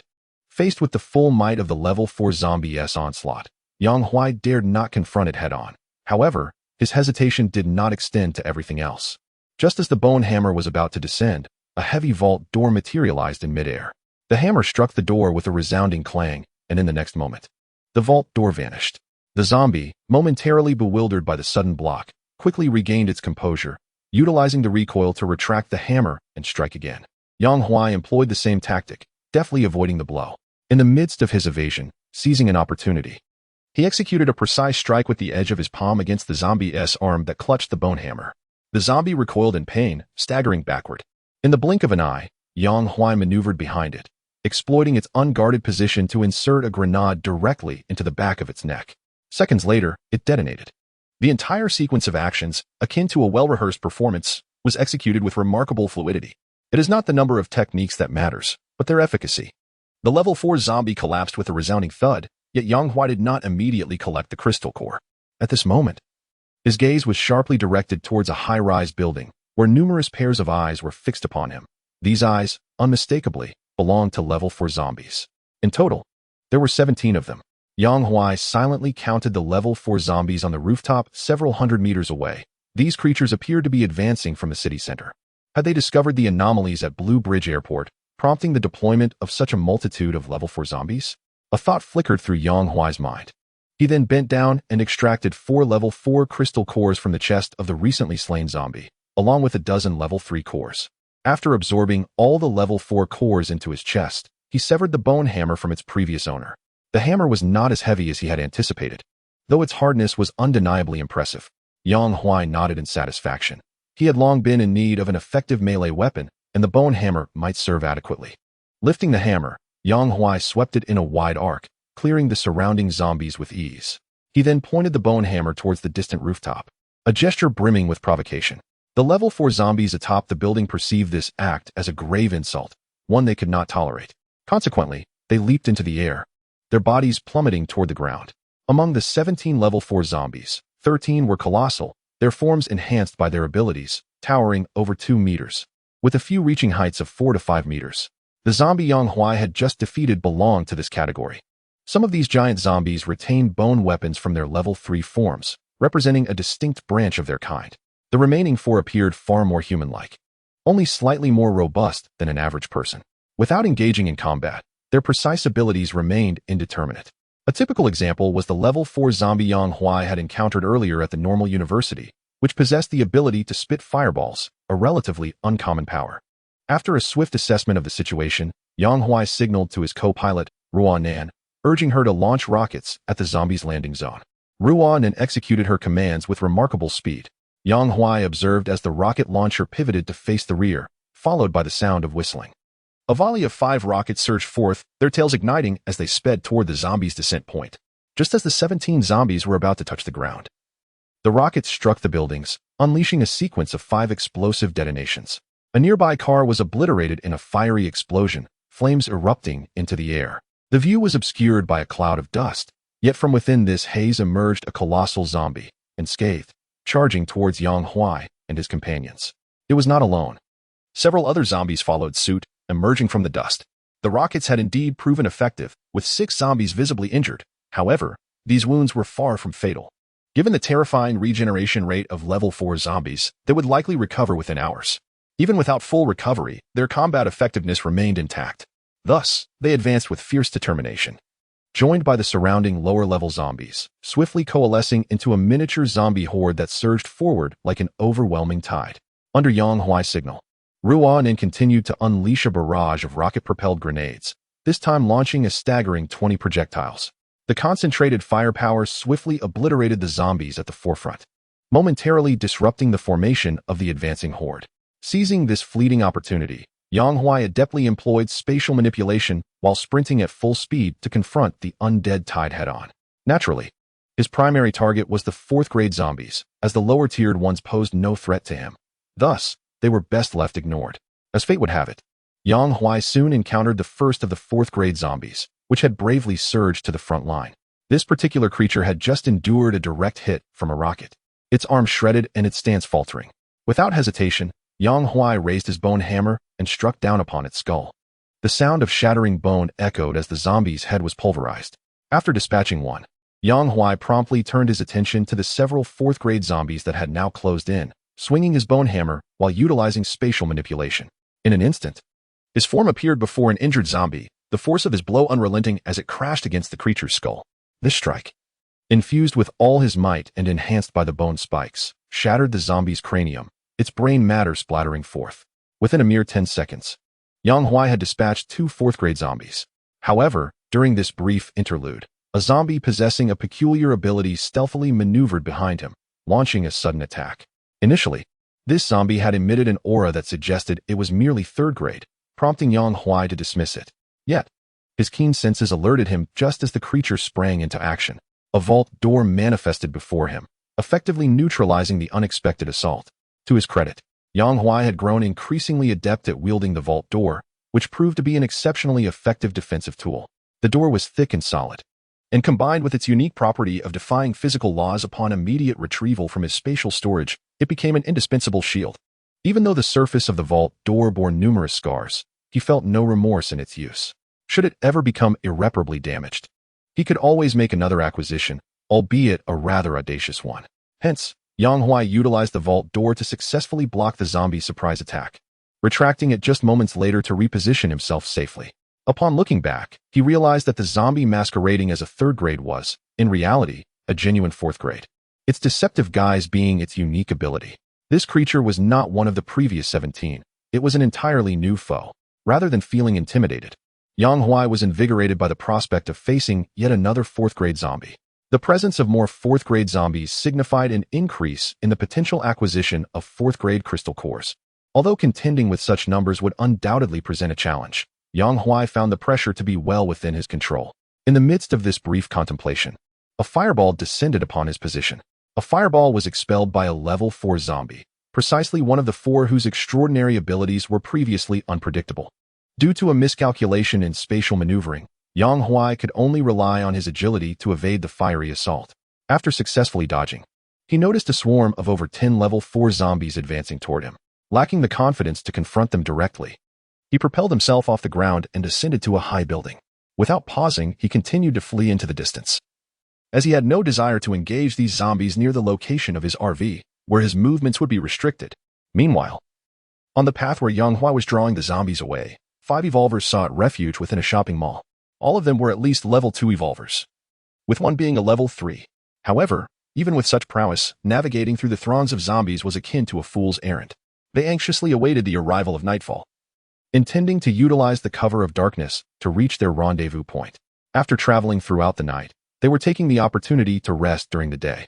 Just then, a sudden explosion echoed from a distance, startling them awake. Yet, they dared not investigate, merely peeking cautiously out of the windows. During this brief observation, a figure emerged from the direction of the explosion, a man who effortlessly leaped between buildings. His features remained obscured, concealed by a mask, a habit of Yang Huai's, as the splatter of blood in one's mouth could be quite unpleasant. In the wake of this observation, Yang Huai was being pursued by a dozen equally formidable zombies, some of which intermittently unleashed fireballs aimed at his position. Is this man robbing a zombie's wife? Why else would so many level 4 zombies be in pursuit? Pondered a rotund, middle-aged man. Information regarding level 4 zombies had been officially disclosed for some time. To them, these creatures were undeniably untouchable. Any inadvertent provocation could spell doom for all 5 of them. They could scarcely fathom the consequences of attracting the ire of a level 4 zombie. It's a pity for that man, the corpulent man lamented. Given his strength, he must be a level 4 evolver. Humanity is about to lose another formidable warrior. Having experienced crystal core absorption, he understood all too well that without exceptional talent, becoming a level 4 evolver at this stage was nearly impossible. Those who achieved this status were invariably individuals with a profound affinity for crystal cores. Of course, there was an alternative possibility. One could become a level 4 evolver through the reckless expenditure of vast quantities of crystal cores. This, however, was an unlikely scenario among ordinary people, merely a fleeting thought for the man. At that moment, he observed Yang Huai, who seemed utterly defenseless, fleeing in a frantic escape. Such a flight would ultimately prove futile, for exhaustion would set in eventually. Moreover, such a conspicuous retreat might attract even more zombies, potentially including level 4 ones. To be candid, this course of action appeared rather foolish. The man held this belief, and the other 4 shared similar sentiments. However, just as Yang Huai was about to lead the zombies out of their line of sight, he suddenly pivoted. Utilizing spatial manipulation, he vanished, reappearing behind the advancing 4th-level zombie. With practiced precision, he executed a swift strike to its nape, implanting a meticulously crafted explosive device. All his movements flowed seamlessly together. Yang Huai leaped from the rooftop, followed closely by an explosion that erupted above, accompanied by more than a dozen relentless zombies pursuing him. The scene of Yang Huai's battle became obscured from the view of them all. Yet, for the next hour, the area where Yang Huai fought echoed with intermittent explosions and the sound of collapsing buildings. Although not physically present, the distant cacophony of combat and the sight of dust billowing from the fallen structures painted a vivid picture of the carnage.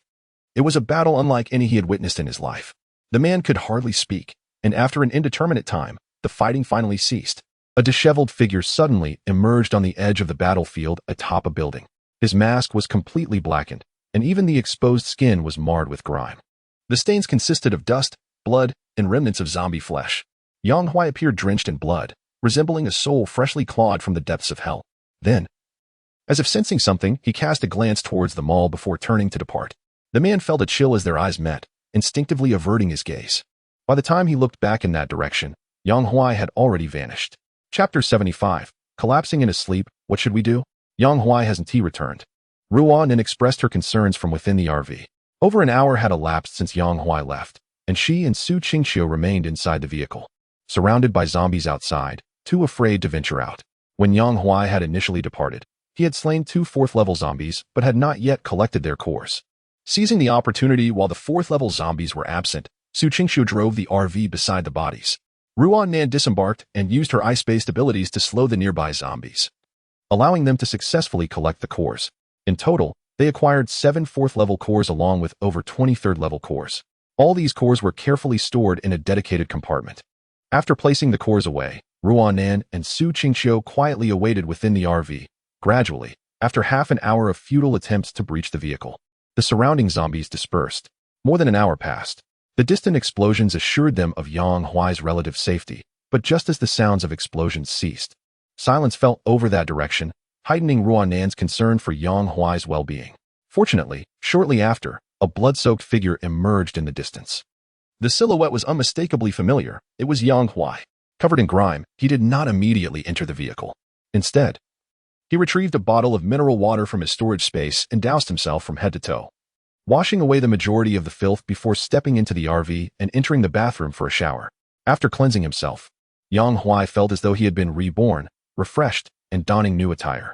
At that moment, a plate of diced apples was already set on the table, freshly prepared by Ruan Nan. Over a month has elapsed since the apocalypse, and fresh fruits have become a rare commodity. Fortunately, with Yang Huai's storage space, he is not short of fruits in the short term. He picked up a toothpick, skewered a piece of apple, and placed it in his mouth as he began to reflect on the gains from his recent expedition. Initially, he encountered 18 level 4 zombies. Utilizing a rocket launcher, he severely injured a group, managing to eliminate 2 of them before luring the remaining 16 away from the RV to engage in combat. Each of these 16 zombies bore some wounds from the rocket's assault. Although dealing with them proved somewhat troublesome, leveraging the terrain along with his ability to maneuver, he could systematically tackle them one by one. Just as the battle neared its conclusion, 3 additional level 4 zombies were drawn in by the commotion, joining the fray. This unexpected development delayed him further, but fortunately, the outcome was favorable.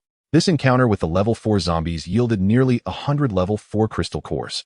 To his astonishment, he managed to gather such a bounty merely while en route to a checkpoint. Yang Huai couldn't help but feel anticipation for the journey ahead. However, he was in no rush to continue. The RV had just come to a halt, and it was prudent to recharge the power supply. The meat grinder and signal detector were both operating simultaneously, consuming an alarming amount of electricity. Additionally, after the fierce battle, Yang Huai required ample rest. Without further ado, he lay down and fell asleep. Sleep is undoubtedly the best way to rejuvenate one's energy, and this holds true for evolvers as well. A single deep slumber could dispel all fatigue. Runan and Su Qingxiu exchanged glances, primarily because Yang Huai had succumbed to sleep so quickly. He had barely lain down when the sound of his snoring filled the air, a clear indication of his exhaustion. The two chose not to disturb his rest, instead opting to pick up their tablets and watch a series from the driver's seat. At the assembly point, Chen Jing reported to Mayor Liang, "Our reconnaissance personnel in the city have just conveyed that they heard a series of explosions in a certain area." Mayor Liang lifted his head upon hearing this. Explosions? What does this mean? Is there detailed information? Before Chen Jing could respond, Qiao Yuzhong entered his office and said, "No need to investigate. When the explosions occurred, our personnel were nearby. It seems that someone provoked a dozen level 4 zombies, leading to a conflict that resulted in the explosions. Do you know who instigated the conflict?" Mayor Liang inquired. Shaking his head, Qiao Yuzhong replied, "I am not certain. All the zombies in the vicinity were drawn away, making it impossible for my people to approach. However, once the conflict subsided, my personnel, while scouting the perimeter, encountered 5 individuals who claimed to have witnessed a brief segment of the battle. Regrettably, they could not discern the identity of the person involved. They only knew that the individual had survived." Survived? Mayor Liang expressed his astonishment and then asked, "Who could it be, to endure under the siege of a dozen zombies?" At this point, Liang Jintao suddenly thought of someone and immediately looked up at Qiao Yuzhong. "Do you also suspect that it was Yang Huai?" Qiao Yuzhong nodded, sighing. "Aside from him, there should be no one else." Chen Jing listened intently to their exchange, her mind involuntarily drifting back to the day Yang Huaigong arrived at the gathering point. She had not anticipated that what seemed like a routine reception of refugees would reveal such a remarkable individual. It felt somewhat extraordinary. However, setting aside matters concerning Chen Huai, "I actually have something important to discuss with you," Qiao Yuzhong stated earnestly, quickly regaining his composure. Upon hearing this, Liang Jintao too adopted a serious demeanor, inquiring about the matter at hand. Gesturing to Chen Jing to prepare tea, he and Qiao Yuzhong moved to sit face-to-face on the sofa. As soon as Chao Yuzhong settled down, he remarked, "A few days ago, didn't Ti Xiaqing and her team just return from the seaside?" The news they brought back was that the ocean zombies and the land zombies were embroiled in a fierce battle. "I am aware of this," Liang Jintao replied, as Xiaqing was one of his subordinates who promptly reported the information upon her return. It was precisely due to the alarming news of the ocean zombies' emergence, along with reports of a gathering of zombies, that the personnel at the gathering point, after considerable discussion, unanimously decided to advance the deadline by 10 days. Hearing Chao Yuzhong bring this matter up again indicated that there was likely new information. While the conflict between ocean and land zombies might not directly affect them, it was imperative to investigate the reasons behind the zombie gathering. At that moment, Chenjing entered with the tea. While pouring, Chao Yuzhong remarked, "You should know that after receiving Xiaqing's report, I specifically dispatched a small team back to the seaside. Can you guess what we discovered?" Before Liang Jintao could respond, he continued, "We found that the previously chaotic battle suddenly had a semblance of command, and not just any command. It seemed that both sides had reached a tacit understanding. No longer were they fighting blindly as they had at the outset. In the following days, they even seemed to negotiate before regrouping and commencing their confrontation. And then?" Yang Jintao pressed further. "Then, on the day before the team returned, both sides suddenly declared a ceasefire. The land zombies retreated 10 kilometers. As if they would not engage in battle again in the near future," Chao Yuzhong concluded, draining his cup in one gulp. Liang Jintao remained silent, contemplating Chao Yuzhong's revelations. After a minute, he lifted his gaze once more. "Do you think the objective of this ceasefire is us?" Chao Yuzhong nodded affirmatively. "Indeed, if I were a land zombie, I certainly would not allow the gathering point to observe my battle unchallenged. A ceasefire would be necessary to deal with the third party before proceeding." Liang Jintao countered. "But the premise is that they must possess some degree of intelligence, right?" However, as soon as he posed this question, he realized its futility. The nature of zombies remained an enigma, and as those in power, they must anticipate all possibilities, even those that seemed far-fetched. Do zombies lack intelligence? Perhaps not. Observing that Liang Jintao grasped his meaning, Chao Yuzhong sighed. "Now is not the time to dwell on whether zombies possess intelligence. Regardless, we must prepare a contingency plan for the impending zombie tide." "Indeed, you make a valid point," Liang Jintao acknowledged, taking a deep breath and nodding. Thus, the two began to deliberate on strategies to confront the approaching zombie wave. In truth, the most prudent solution would be a direct retreat. As long as they retreat in advance, there is naturally no need to worry about the impending tide of zombies. However, when this matter was brought up, Liang Jintao and Chao Yuzhong simultaneously overlooked it. They had already advanced the deadline by 10 days and could not push it further unless absolutely necessary. As the discussion progressed to its conclusion, Liang Jintao suddenly recalled something. Did Yang Huai mention anything before he left? Upon hearing his reminder, Chao Yuzhong also recollected, "Indeed. Didn't he say he would come to us for collaboration in a few days? What do you think he meant?" "I'm not sure. We shall see when the time comes. For now, let us deliberate on the matter of blowing up the bridge." Chapter 76. Check-in at Dingshan Lake. Upon waking, Yang Huai and his companions continued their journey. Considering the issue of power consumption, the RV would stop for a break every half hour or so. It was uncertain whether the prior encounter with the dozen fourth-level zombies had any influence, but they did not encounter a single fourth-level zombie on the following route. Yang Huai's hopes were dashed. However, the absence of fourth-level zombies facilitated a much smoother journey thereafter. By around 6 in the evening, the lights of the RV illuminated the Dingshan Lake scenic area. Due to the congregation of zombies, nearly all of them had vacated the area, making it appear as if the apocalypse had not yet descended. No zombies could be seen in the scenic spot. The RV arrived at the lakeside. Under the moonlight, the lake's surface shimmered, exuding tranquility and comfort. "All right, let us drive a bit further away," Yang Huai instructed Su Qingqiu, sensing the system's prompt deep within his mind. Although the lake appeared calm, he was acutely aware that with the emergence of oceanic zombies, the flora and fauna would soon begin to mutate as well. The variation in individual organisms meant that the timing of these mutations was unpredictable. The oceanic zombies were no exception. However, humanity's understanding of the ocean in the post-apocalyptic context was woefully inadequate, leaving them uncertain about whether there was a sequence to the mutations occurring in marine life. In contrast, humans possessed a far deeper comprehension of terrestrial flora and fauna. With the advent of oceanic zombies, the mutations of plants and animals would commence in succession. Some might mutate swiftly, while others could take months or even half a year. Consequently, in areas rich with wild flora and fauna, the potential for unforeseen events increased significantly. Just like now, no one knew what lurked beneath the surface of the lake. The wisest course of action was to maintain a safe distance. Su Qingqiu contemplated asking why they could not use the lake water to wash the RV, which appeared as though it had been pulled from a pool of blood. But since Yang Huai had instructed them to leave, she complied without question. At that moment, Yang Huai was examining the system panel. Check-in point, Dingshan Lake Scenic Area. Task description. Please drive the RV to Dingshan Lake Scenic Area and complete a lakeside fishing session to signify the completion of this check-in. Task reward. None. This was the first time Yang Huai encountered a situation where the task reward was not disclosed in advance. The task itself was straightforward, to complete a fishing session by the lake. The system imposed no time limit, nor did it specify what one must catch while fishing. The scope was rather relaxed. Yang Huai, not wishing to linger, made his way to the lakeside after Su Qingqiu had parked the car. Fishing requires equipment. Although Yang Huai lacked any on his person, he was confident that there would be shops near the scenic area selling fishing rods. After a brief search, he indeed discovered a shop filled with an array of fishing rods. Having never been a fisherman in his previous life, he had little knowledge of the rods and simply picked one up before turning to leave. At that moment, the sun had set. The road was devoid of light, and darkness enveloped him as he walked. Yang Huai chose not to use a flashlight, yet his vision remained unaffected.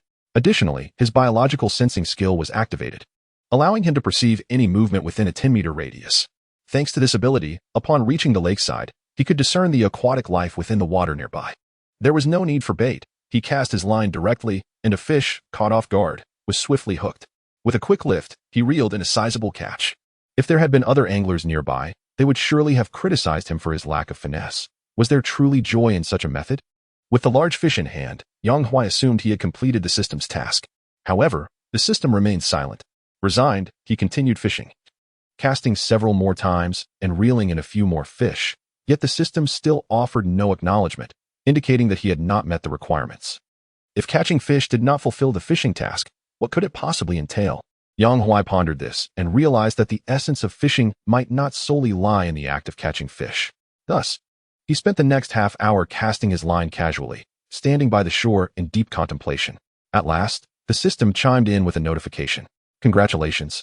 You have grasped the true essence of fishing. The empty-handed state is a commonality for all anglers. Seeing the system's message, Yang Huai's lips twitched. He increasingly felt that the so-called RV check-in was merely the system guiding him through various locales in the city to experience life. How overwhelming. Shaking his head, he refocused on the system panel. This time, the completion of the check-in yielded an extensive array of new information. Dingshan Lake check-in completed. Task reward. Battery capacity increased by 100 units, chassis raised and reinforced. Achievement unlocked. Illuminated Magic City. Achievement reward. Living space increased by 20 square meters without altering the RV structure. Achievement unlocked. Illuminated Province.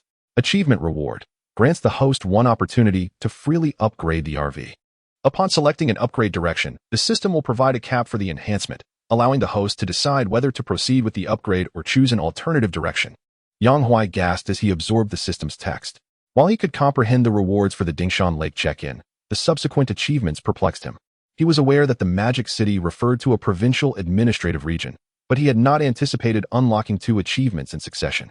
The key was the reward for these achievements, an increase of 20 square meters in living space for the RV.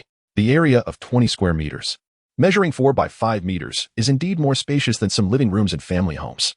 In comparison to the current dimensions of RVs, this represents an increase of over 2-fold. If the previous RV felt somewhat cramped yet functional, the new space can only be described with 2 words: expansive. Truly, it is a testament to the rewards of achievement. Upon discussing the enhancement of space, another upgrade option for Yang Huai left him speechless. The absence of restrictive directions for this upgrade was simply delightful. Yang Huai immediately thought of the crystal creation device, followed by the reinforcement of the vehicle's materials. He even contemplated more ambitious ideas, such as vertical takeoff, although it was evident that the system did not support such features. The upgrades available to him were solely based on elevating the existing RV to a certain height.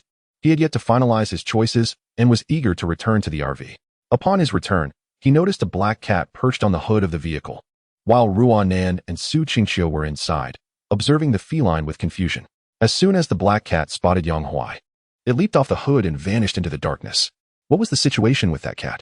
Yang Huai approached the RV and inquired of Ruanan. She shook her head, stating she was unsure, as the cat had simply sat quietly on the hood upon its arrival, without causing any disturbance. Not having heard anything unusual, Yang Huai dismissed the matter, redirecting his focus entirely to the RV upgrades. Entering the bathroom, Yang Huai called up the system panel. First, he claimed the upgrades available at the designated checkpoints. One upgrade increased the battery capacity by 100 degrees, while the other elevated and reinforced the RV's chassis. Both upgrades were indeed beneficial. The enhanced battery capacity would extend the operational time of the meat grinder and signal detector, while the elevated chassis would allow the RV to navigate more complex terrains, improving its adaptability to the environment. Although these upgrades appeared somewhat mundane compared to the achievement rewards, Yang Huai valued them greatly. As the green light faded, he distinctly felt a slight elevation in his height. Next came the main event. Without altering the original structure of the RV, the living space was to be expanded by an additional 20 square meters. In essence, this involved the strategic utilization of spatial rules. Before proceeding with this upgrade, Yang Huai needed to plan the layout for the additional 20 square meters. Consequently, the system panel shifted dramatically, presenting a three-dimensional schematic of the RV's interior. The system's default option for the extra 20 square meters encompassed the original space, enveloping it within.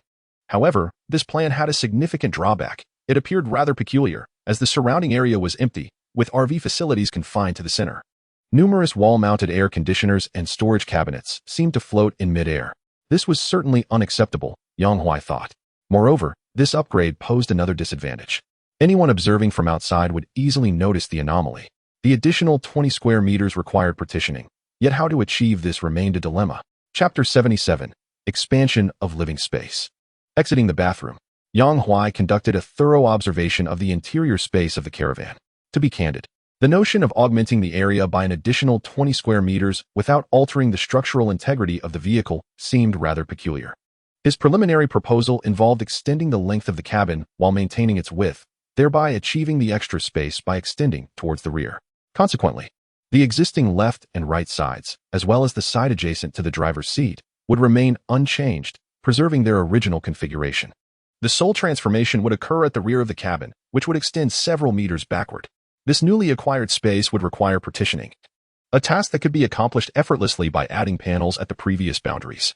However, to facilitate access to the front and rear spaces, the original bathroom door would serve as the entrance, while the bathroom itself would be relocated to a corner of the newly extended area. Thus, the front section would remain unchanged apart from the relocation of the bathroom to the rear, leaving the purpose of the newly vacant space a matter for future consideration. Having confirmed his plan, Yang Huai returned to the bathroom. A familiar green light emanated from above, but unlike the previous upgrades that concluded within a minute, this transformation persisted for over 10 minutes. While preparing dinner, Ruan Nan caught sight of an unusual occurrence from the corner of her eye. It appeared as though the rear wall of the caravan was visibly extending backward, and to her astonishment, the storage cabinet that had once been affixed to the wall was inexplicably floating in midair, devoid of any support, akin to a ghostly apparition. Rubbing her eyes, Ruan Nan initially dismissed it as a trick of perception. However, upon glancing up again, she noticed that the rear wall had indeed extended further. Staring in disbelief, Ruan Nan widened her eyes and turned to observe Su Qingxiu, who was peeling potatoes, and found her equally astonished by the peculiar transformation of the rear wall. Almost simultaneously, both women directed their gaze towards the bathroom area, only to discover that it too was shifting backward in tandem with the rear wall. 10 minutes elapsed, and after the rear wall had extended several meters, it finally ceased its movement. Subsequently, an entrance resembling a vault door appeared in the location where the cabinet had been suspended. Part of this vault door gradually dissolved under the enveloping green light, ultimately forming a wall that seamlessly integrated with the adjoining sections of the cabin. The outline of the former bathroom was also delineated, with the newly formed wall blending harmoniously with the color of the cabin. The storage cabinet regained its place of attachment, and the entirety of the cabin returned to its previous state, as if nothing had transpired. At that moment, a voice called out, "Ruan Nan, Qingxiu, come over and take a look at the newly added space in the bathroom." Upon hearing the voice, Ruan Nan and Su Qingxiu exchanged glances before opening the bathroom door. Before them lay a new realm. The cavernous cabin was largely empty, save for the solitary presence of the bathroom tucked away in the left corner. The surrounding walls mirrored those of the front cabin, yet, in stark contrast to the latter, which was filled with objects, this space was devoid of any furnishings, imparting a sense of vast emptiness. Yang Huai also began to explore the area with curiosity. The recent expansion of space occurred near the rear wall, elongating that slender layer of space, resulting in its current form. Visually, it appears as though the rear wall has receded. However, in reality, the walls of the compartment remain entirely stationary, without any alteration whatsoever. As for the new wall formed by the melting of the vault door, it seems almost as though it is merely an additional layer affixed directly against the original rear wall when viewed from outside the vehicle. This new wall is exceedingly thin, as only a single layer of the vault door has melted away, sufficing to create this partition that delineates the front and rear spaces. Nestled between these two walls lies the newly added 20 square meters of space. In essence, Yang Huai finds himself in a narrow crevice. Were it not for his personal experience, he could scarcely conceive that the space he currently occupies appears to be merely a fragile layer from the external perspective. The sensation is peculiar and, to be frank, somewhat disconcerting. For a fleeting moment, Yang Huai felt an impulse to utilize his upgraded privileges to fully restore the rear section of the space. To his astonishment, the system indeed offered this upgrade option. However, despite having the privilege, he would be foolish to proceed with such an upgrade. It would squander the well-executed spatial elongation, effectively doubling the vehicle's size, a clear case of reverse enhancement, something one could never contemplate. The current state of affairs is satisfactory. It has not altered the vehicle's structure, thus avoiding any external scrutiny. The interior harbors hidden wonders, appearing utterly ordinary, yet one might wonder if surprises await. At this moment, Ruan Nan and Su Qingxiu briefly explored the condition of the rear section of the space. Their curiosity did not lie in the change, as they had become accustomed to it. Rather, they were intrigued to see if the increase in space was reflected externally. Upon exiting the vehicle, they found it unchanged in form and size. Once again, it was a clever application of spatial rules. There are several areas within the vehicle that utilize these spatial principles, including the obvious storage cabinets, which belatedly revealed the fuel and water tanks. These two contribute to the expansion of internal space. Given prior examples, the increase in space within the vehicle seemed hardly remarkable. The crucial question remains, how should this newly added space be utilized? First and foremost, adequate lighting must be addressed. The rear section, aside from the illumination in the bathroom, remained rather dim. Even if one wished to arrange items, proper lighting was essential to avoid total darkness. Yang Huai retrieved a power storage device from his personal storage space, which stood taller than an individual and was secured against the wall. The system had thoughtfully left wiring and water entry points accessible during the space expansion. Consequently, Yang Huai connected the power storage device to the vehicle's existing power system. Upon inspecting the vehicle's panel, he found power storage 280 degrees. This included the initial 60 degrees, augmented by an additional 100 degrees from the recent upgrade, plus the 120 degrees supplied by the power storage device, culminating in a total of 280 degrees, an impressive quadrupling of capacity. This substantial enhancement allows for the near-unrestricted use of the meat grinder and signal detector. Regarding the electricity for daily living, the consumption of nearly 300 kilowatt-hours poses no significant concerns. The energy storage devices have been properly connected. Yang Huai has yet to formulate any concrete plans for future developments, so he has no choice but to return to the front compartment. The forthcoming compartments will be divided into two sections. The front compartment, which retains the original space, will serve as a discrete living area. The rear compartment is a newly added space, the function of which remains undetermined. During dinner, Yang Huai inquired with Ruan Nan and Su Qingxiu about their suggestions for the rear compartment. Struggling to conceive of any indispensable items, they found themselves lacking in worthwhile recommendations. The generator is a contingency option, but beyond that, the rear compartment could accommodate a sofa or a bed. Ultimately, a recreational vehicle is meant for living. And until the specific purpose of the rear compartment is established, creating a more comfortable environment is undoubtedly a prudent choice. With this in mind, Yang Huai has already planned to visit a furniture store tomorrow to procure the necessary furnishings for the RV. As for other items, they can be addressed gradually. The space in the rear compartment cannot be utilized all at once, should it not serve as a living area in the future. It could be transformed into a functional room. For instance, as space continues to expand, this section could be converted into a power storage room, filled with energy storage devices. Alternatively, as the vehicle's carrying capacity increases, there could be a designated area for potable water or even fuel storage, or perhaps a room specifically for power generation or armament. The possibilities remain to be seen. The issue of carrying capacity is crucial, yet it is not an immediate concern. Yang Huai's thoughts briefly flickered to the second achievement reward: free upgrades. The process is quite straightforward. The host chooses a direction, and the system determines the upgrade limit before proceeding with the enhancement. Frankly, the potential upgrade avenues for the RV are abundant. But Yang Huai's primary focus is on the crystal creation artifact and the reinforcement of the vehicle's materials. Just as this thought crossed his mind, the system provided a prompt: Crystal Creation Artifact Upgrade. No fusion materials required for the upgrade, only an increase in speed. From 1 4-level crystal core per day to 1 every 12 hours. Vehicle Material Reinforcement. Following this upgrade, the RV will be completely immune to attacks from 4-level zombies. Both upgrades are tantalizing, and Yang Huai finds himself eager to pursue both. However, the reality dictates that he must choose only one, making the decision quite challenging. Chapter 78. The Black Cat and Spatial Arrangement. While Yang Huai pondered this, Su Qingqiu suddenly exclaimed, "Yang Huai, look, that black cat is back." Hearing her voice, Yang Huai snapped back to reality and noticed Su Qingqiu watching the surveillance feed. On the screen, a black cat was perched on the hood of the vehicle, briefly observing the interior. Due to the curtain's obstruction, nothing could be seen, and the cat, seemingly unable to perceive anything, quickly departed. Witnessing this scene, Yang Huai could not treat it as a mere coincidence as he did the first time. He exited the vehicle, instructing Ruan Nan and Su Qingqiu to stay inside, and then closely followed the black cat. Thanks to his biological perception skills, the cat's presence remained firmly within his awareness.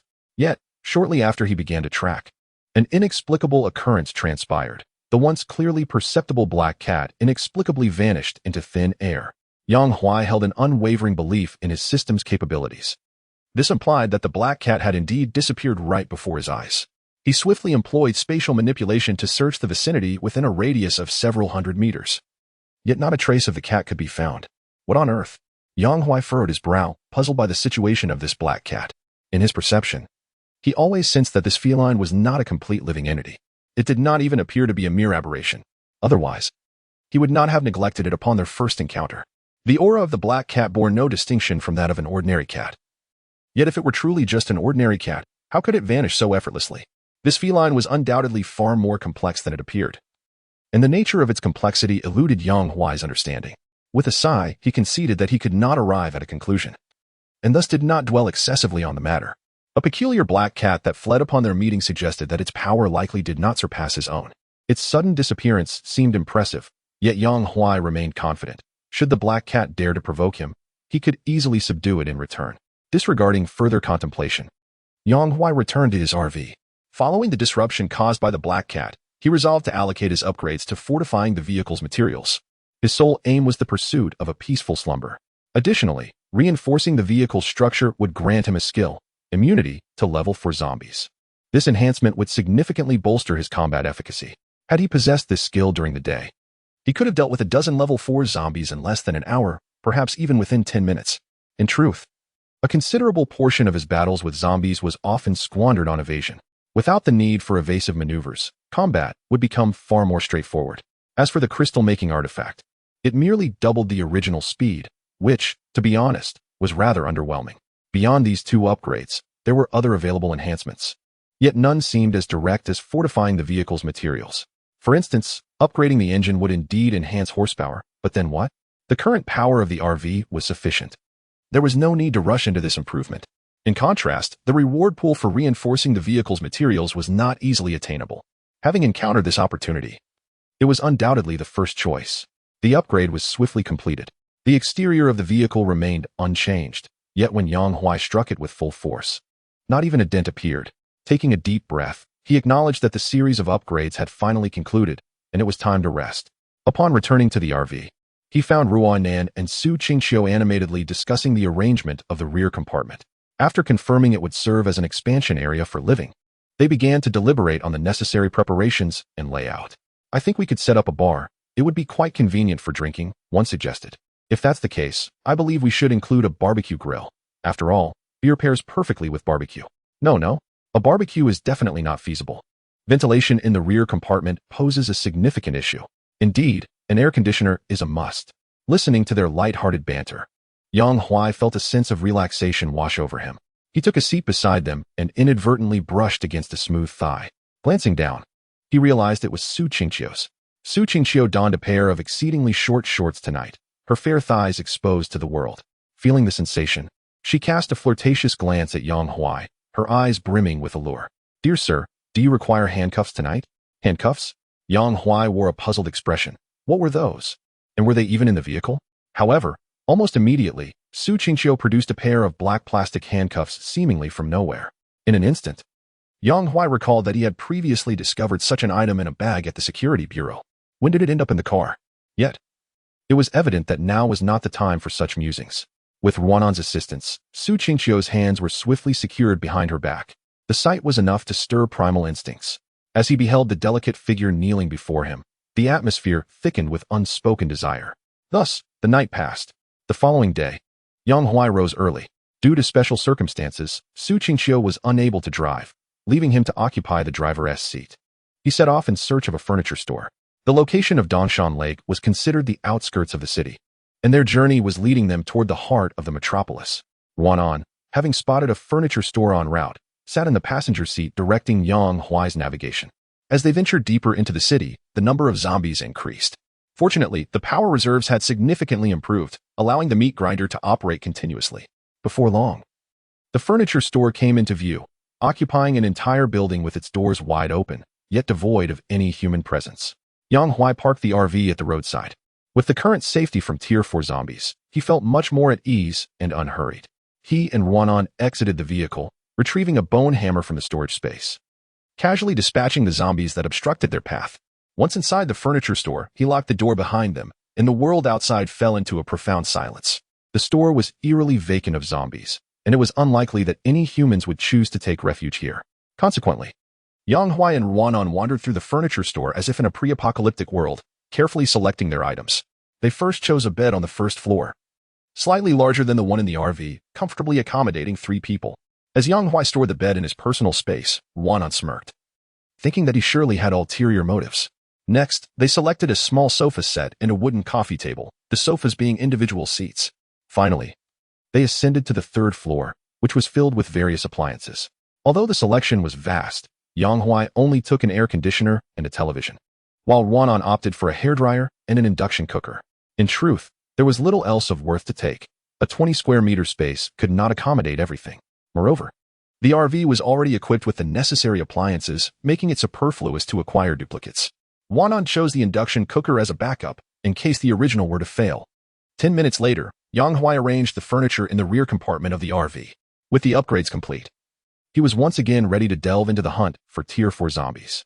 However, this hunt lasted less than 3 days, as the tide of zombies surged forth.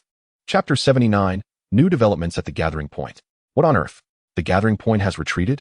Su Qingqiu drove the RV to the Gathering Point, only to find it utterly deserted.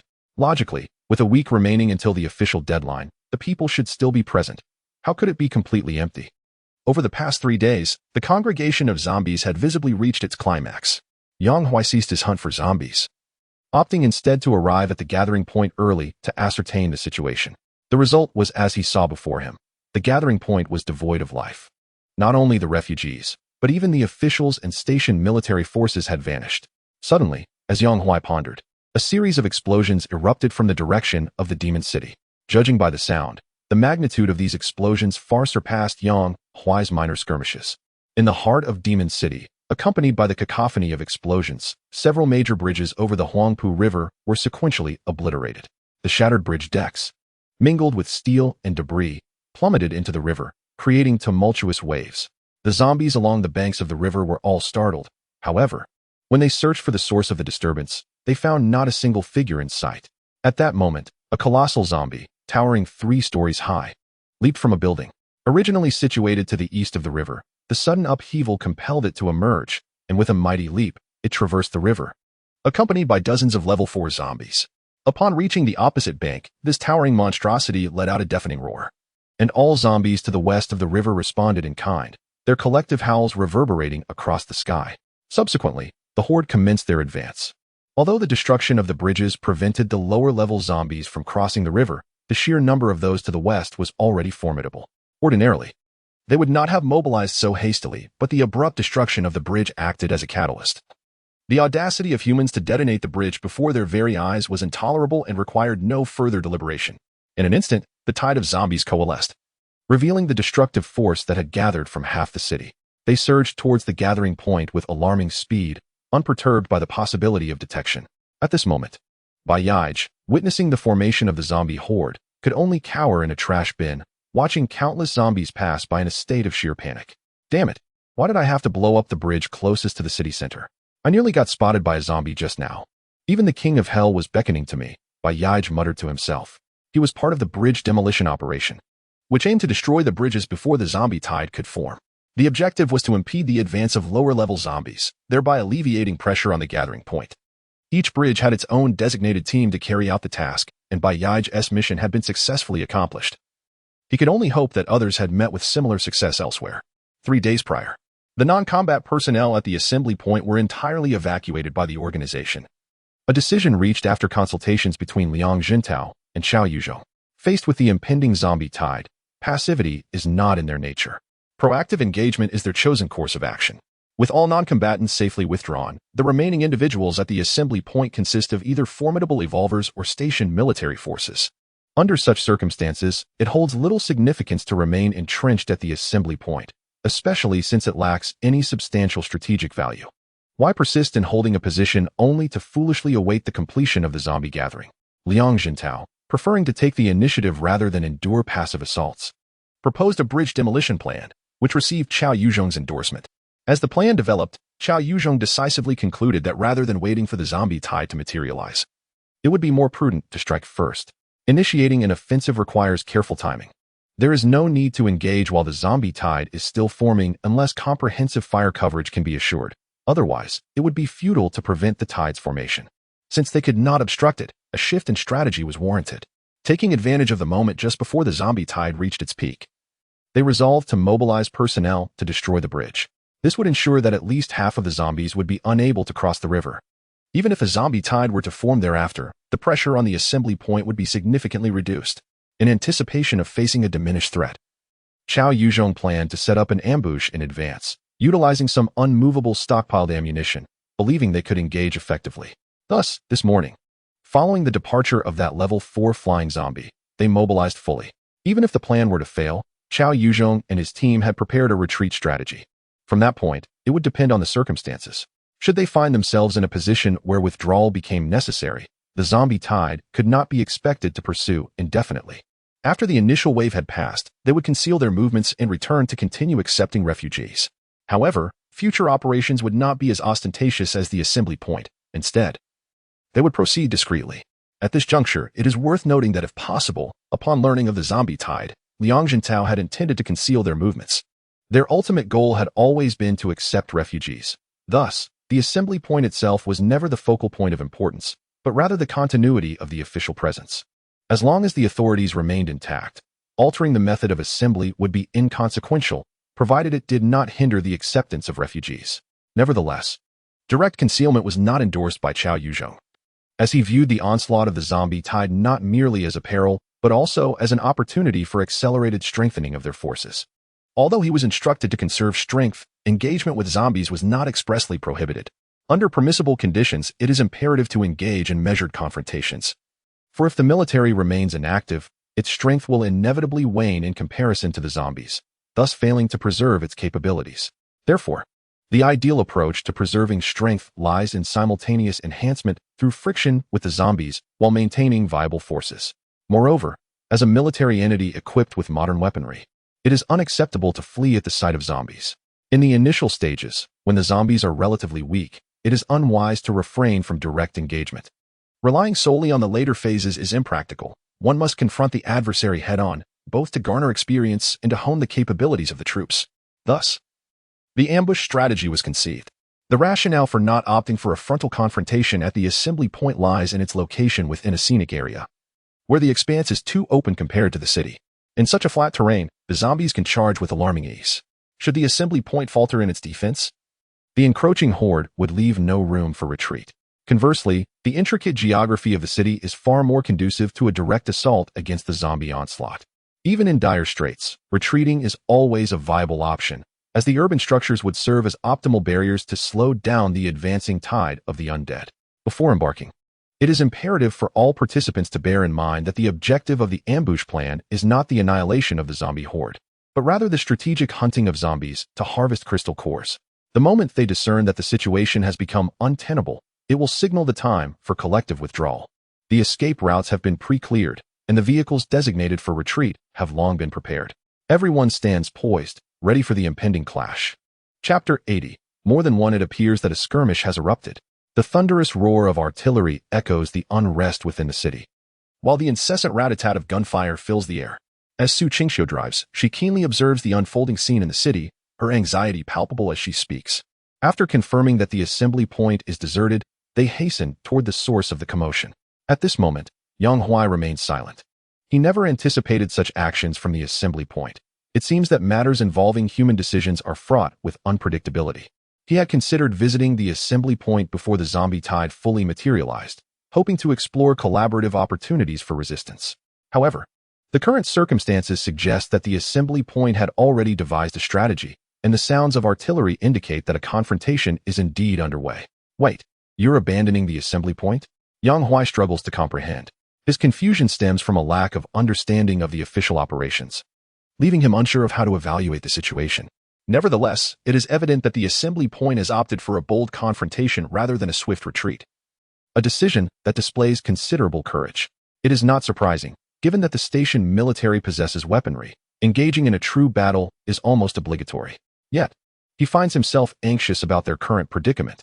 After days of hunting 4th-level zombies, he is tantalizingly close to achieving the status of a 5th-level evolved being. Half an hour later, Yang Huai follows the well-cleared path established by the official assembly point, encountering a stream of soldiers. Ahead, dozens of transport vehicles are halted.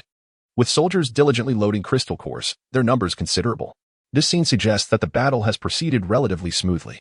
However, before their vehicle can draw nearer, a soldier transporting crystal cores shouts, "Hurry, turn back. We are about to retreat." To substantiate the soldier's warning, a multitude of soldiers, along with several individuals in civilian attire, emerge from the surrounding streets, boarding the transport vehicles in haste. Once the transport vehicle was filled, it immediately set off, heading in the opposite direction of Yang Huai. It was evident that a retreat was underway, yet this withdrawal exhibited no signs of panic. Rather, it appeared to be conducted with remarkable order. Subsequent events would indeed validate this observation. Periodically, groups of soldiers would board the transport vehicle in an organized manner for their retreat. The battle raged a few streets away, and their methodical exodus clearly indicated that they had no intention of holding their ground to the bitter end. Currently, only soldiers were retreating, all of whom were at least secondary-level evolved beings, seemingly formidable, yet still primarily relying on firearms to combat the horde of zombies. In close-quarters combat, it would be impossible to withstand the onslaught. They would simply be worn down. Those retreating were likely the weaker fighters, leaving behind individuals such as Liang Jintao and Chao Yuzhong to continue their defense. Yang Huai mused. He promptly signaled for Su Qingxiu to pull over to the roadside. Without uttering a word, he swiftly disembarked and dashed towards the battlefield. In the blink of an eye, after traversing several streets, Yang Huai finally beheld the scene of the conflict. Before him, several towering buildings lay reduced to rubble. Chao Yuzhong, his figure swollen with power, along with Xia Qing, Wu Bing, and a few other 4th-level evolved beings, surrounded a colossal zombie in an intense assault. This zombie stood nearly 10 meters tall. With a mere glance, Yang Huai discerned its strength, zombie level 5. This was the main theater of combat. Whether zombies or lower-tier evolved beings, none could even approach it. At the periphery of the battlefield, a throng of 2nd and 3rd-level evolved beings refrained from engaging the zombies directly. Instead, they sporadically retrieved grenades from weapon boxes at their feet, hurling them at the zombies as if they were free of cost. The grenades varied in type. Some, upon being thrown, turned out to be dud grenades, evidently relics from an unknown era of stockpiling. Even more absurdly, some individuals wielded what were clearly artillery shells, spinning in place before flinging them as makeshift launchers, achieving remarkable results, as a single shell could inflict damage on dozens of nearby zombies. The horde of advancing zombies was overwhelming. However, they were repeatedly impeded by the relentless explosions. Moreover, as Yang Huai gazed beyond the battlefield, further afield, though obscured by a multitude of zombies, he could faintly discern the aftermath of large-scale bomb detonations. Glass windows of buildings several kilometers away had shattered, illustrating the vast reach of the shockwave. Yang Huai could even envision the devastating impact that bomb had on the zombies, clearing entire swathes of them. It was conceivable that even the formidable 5th-level zombie at the main battleground had sustained injuries. Otherwise, it would not be limping, its combat effectiveness significantly diminished. Regrettably, the stockpiled ammunition would eventually be exhausted. Numerous soldiers, under Liang Jintao's command, were already retreating in succession, and the number of fighters dwindled. Though the frontal assault of zombies was momentarily stymied, they began to breach from the flanks, gradually encircling the battlefield. Panic had already begun to set in among many. Liang Jintao bellowed, Hold your positions steadfastly. If we retreat now, we shall be besieged by the zombies and torn to shreds in an instant. Remain calm. We still have an unused level 2 bomb, which we shall employ to clear the area, providing us ample time to withdraw. Upon hearing this, the previously chaotic defensive formation stabilized considerably. However, it was evident that despite Liang's reassurances, the situation had become increasingly dire, indicating that the moment to retreat had arrived. Should the zombies on both flanks converge and encircle them, it would become exceedingly difficult to escape. In truth, the primary objective of this ambush had already been achieved. With a substantial number of crystal cores extracted, including a significant quantity of level 4 cores, the only remaining challenge was the formidable level 5 zombie.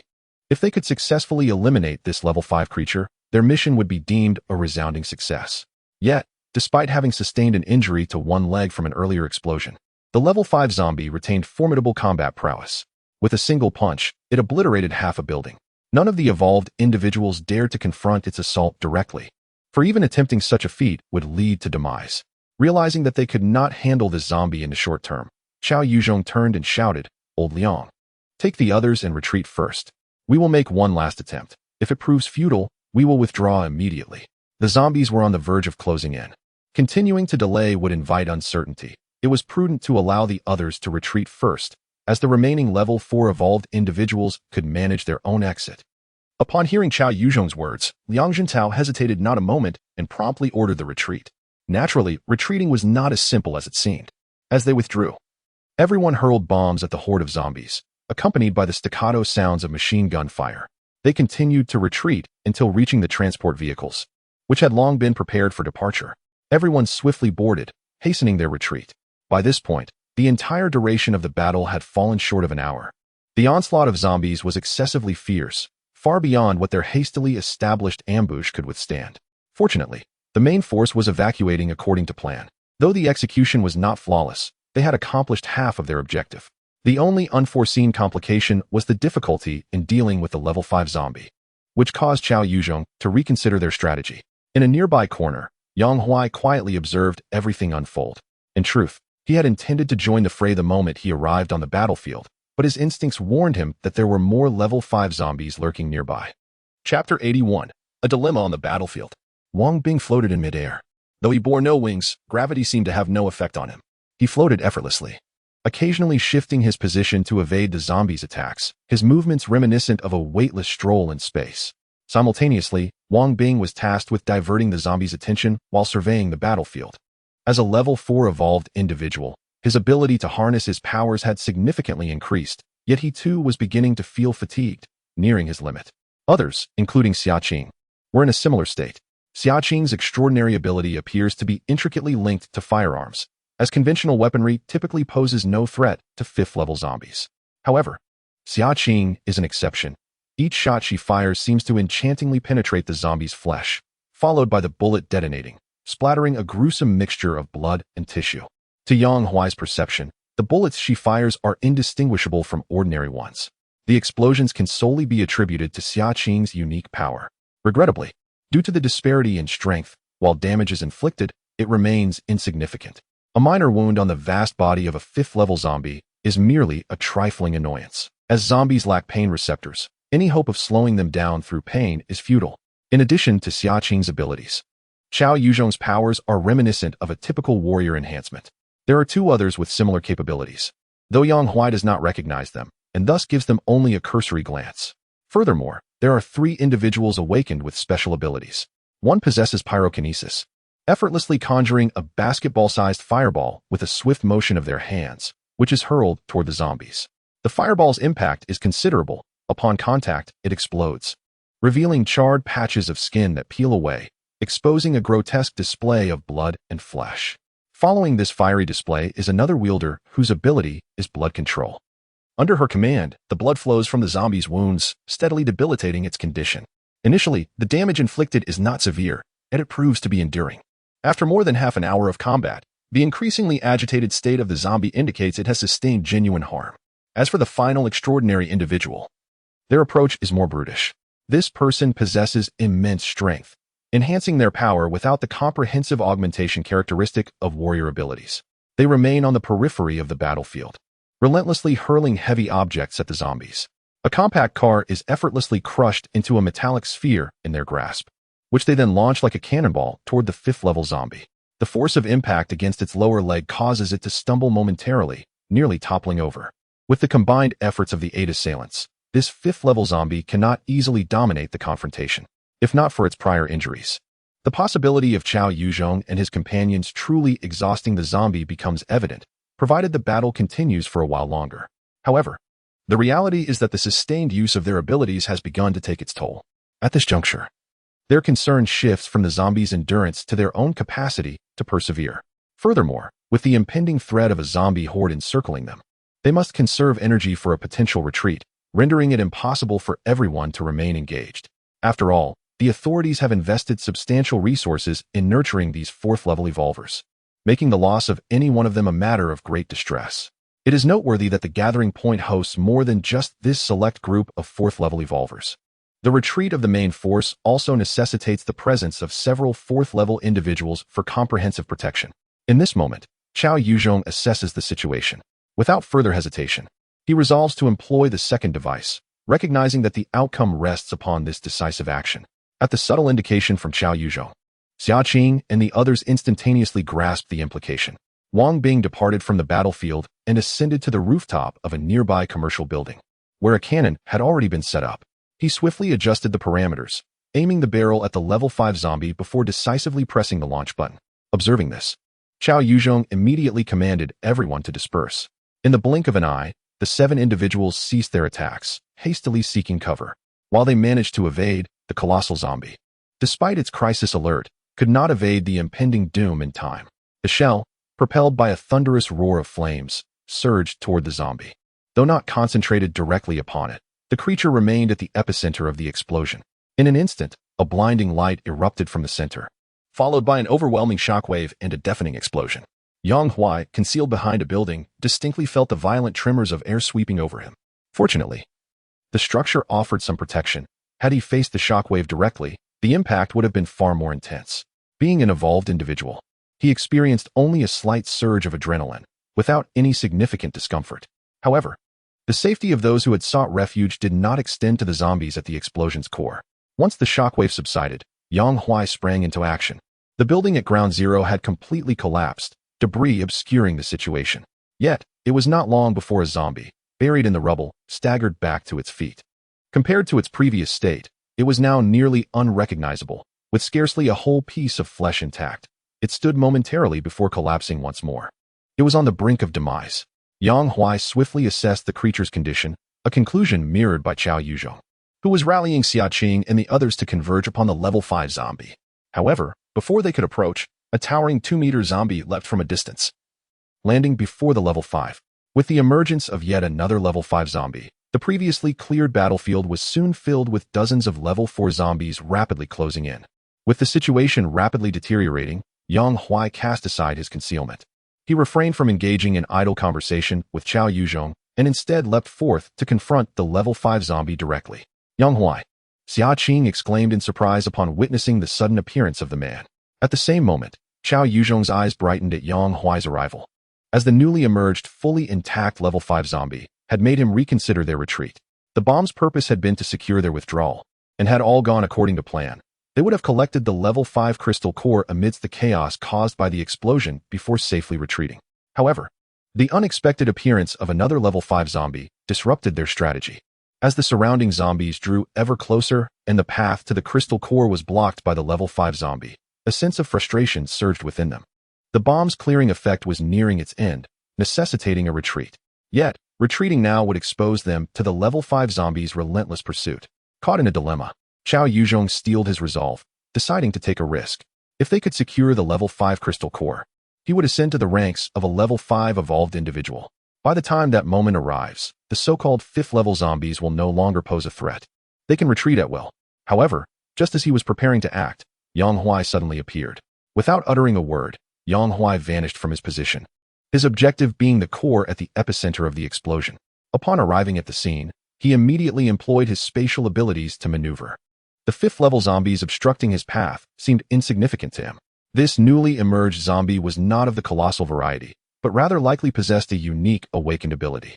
Engaging it with his 4th-level evolutionary strength would undoubtedly be a waste of precious time. Therefore, it would be more prudent to bypass it entirely, seize the 5th-level core. And once he ascended to 5th level himself, the situation would become remarkably clearer. Yet, despite the appeal of his plan, the newly arrived 5th-level zombie was no mere trifler. Its appearance at this specific moment was intentional, aimed at thwarting human acquisition of the 5th-level core. Perhaps its brain lacked a clear understanding of this matter, but it instinctively knew that allowing humans to possess such a valuable item was unequivocally wrong. Consequently, as Yang Huai's figure flickered, the zombie's hands swelled dramatically, grasping at the void. In an instant, the temperature within a 100-meter radius plummeted, and the water vapor in the air crystallized into ice shards, which the zombie gathered into countless icicles, encircling the fallen 5th-level zombie to prevent any approach. Just as Yang Huai's silhouette materialized, dozens of icicles trailed closely behind him. The ability-based assault from the 5th-level zombie was one he would certainly avoid if possible. Thus, with his speed skill constantly activated, he deftly tapped his toes and evaded the onslaught of icicles. As they struck the ground, they instantly sank in, while the soil enveloped by the ice shards became frost-laden within a remarkably brief period.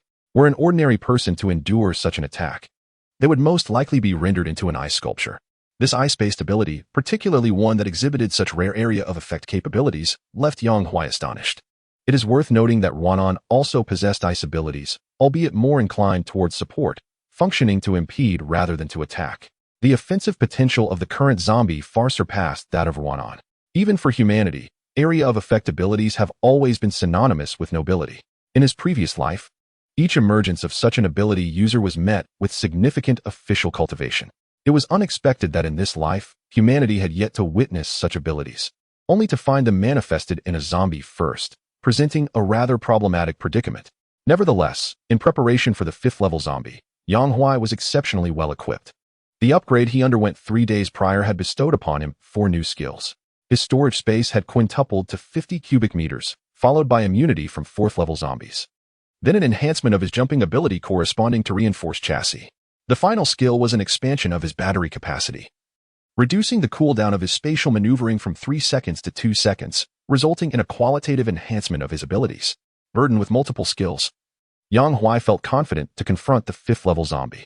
At this moment, he utilized his agility in conjunction with spatial maneuvering, continually closing the distance to the 5th-level zombie.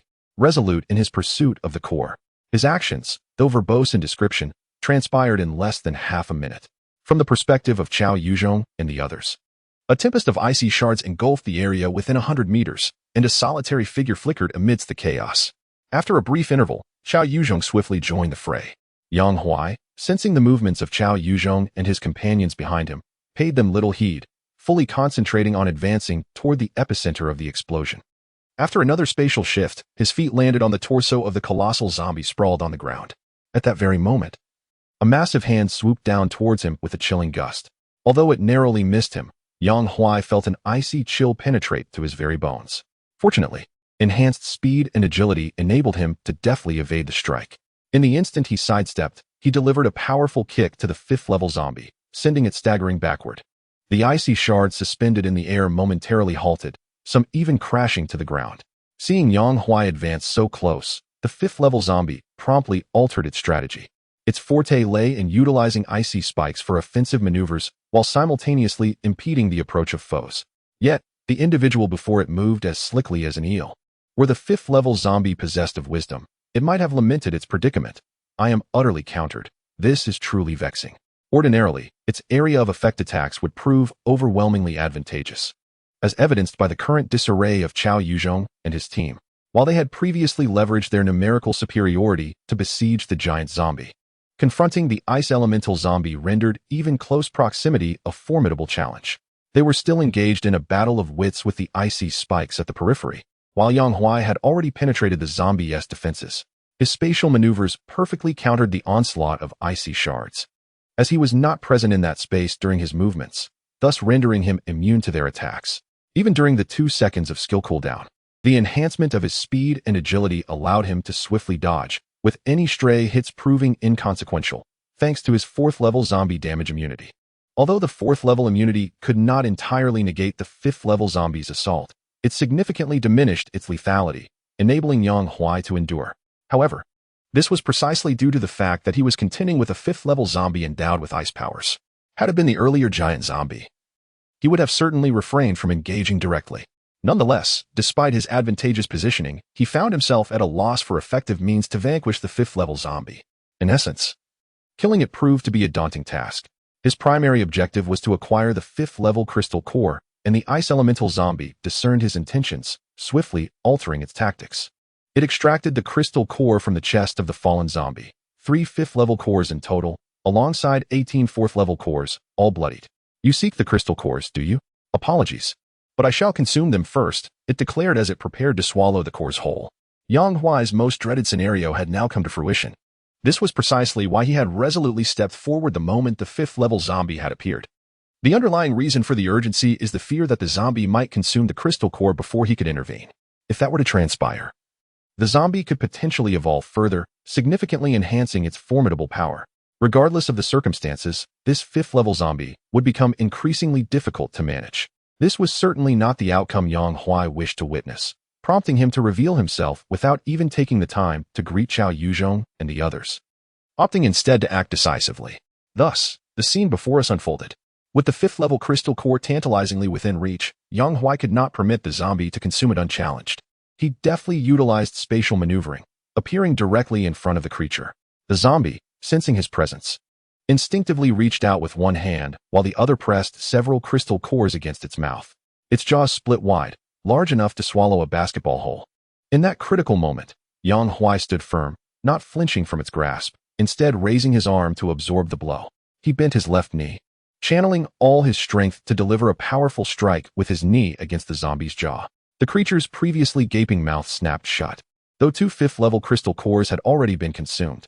The 3rd core, however, fell to the ground as a result of Yang Huai's forceful assault. Enduring the excruciating pain akin to a fractured arm, Yang Huai, witnessing the crystal core slip from the zombie's control, concentrated his thoughts and retrieved the core into his storage space.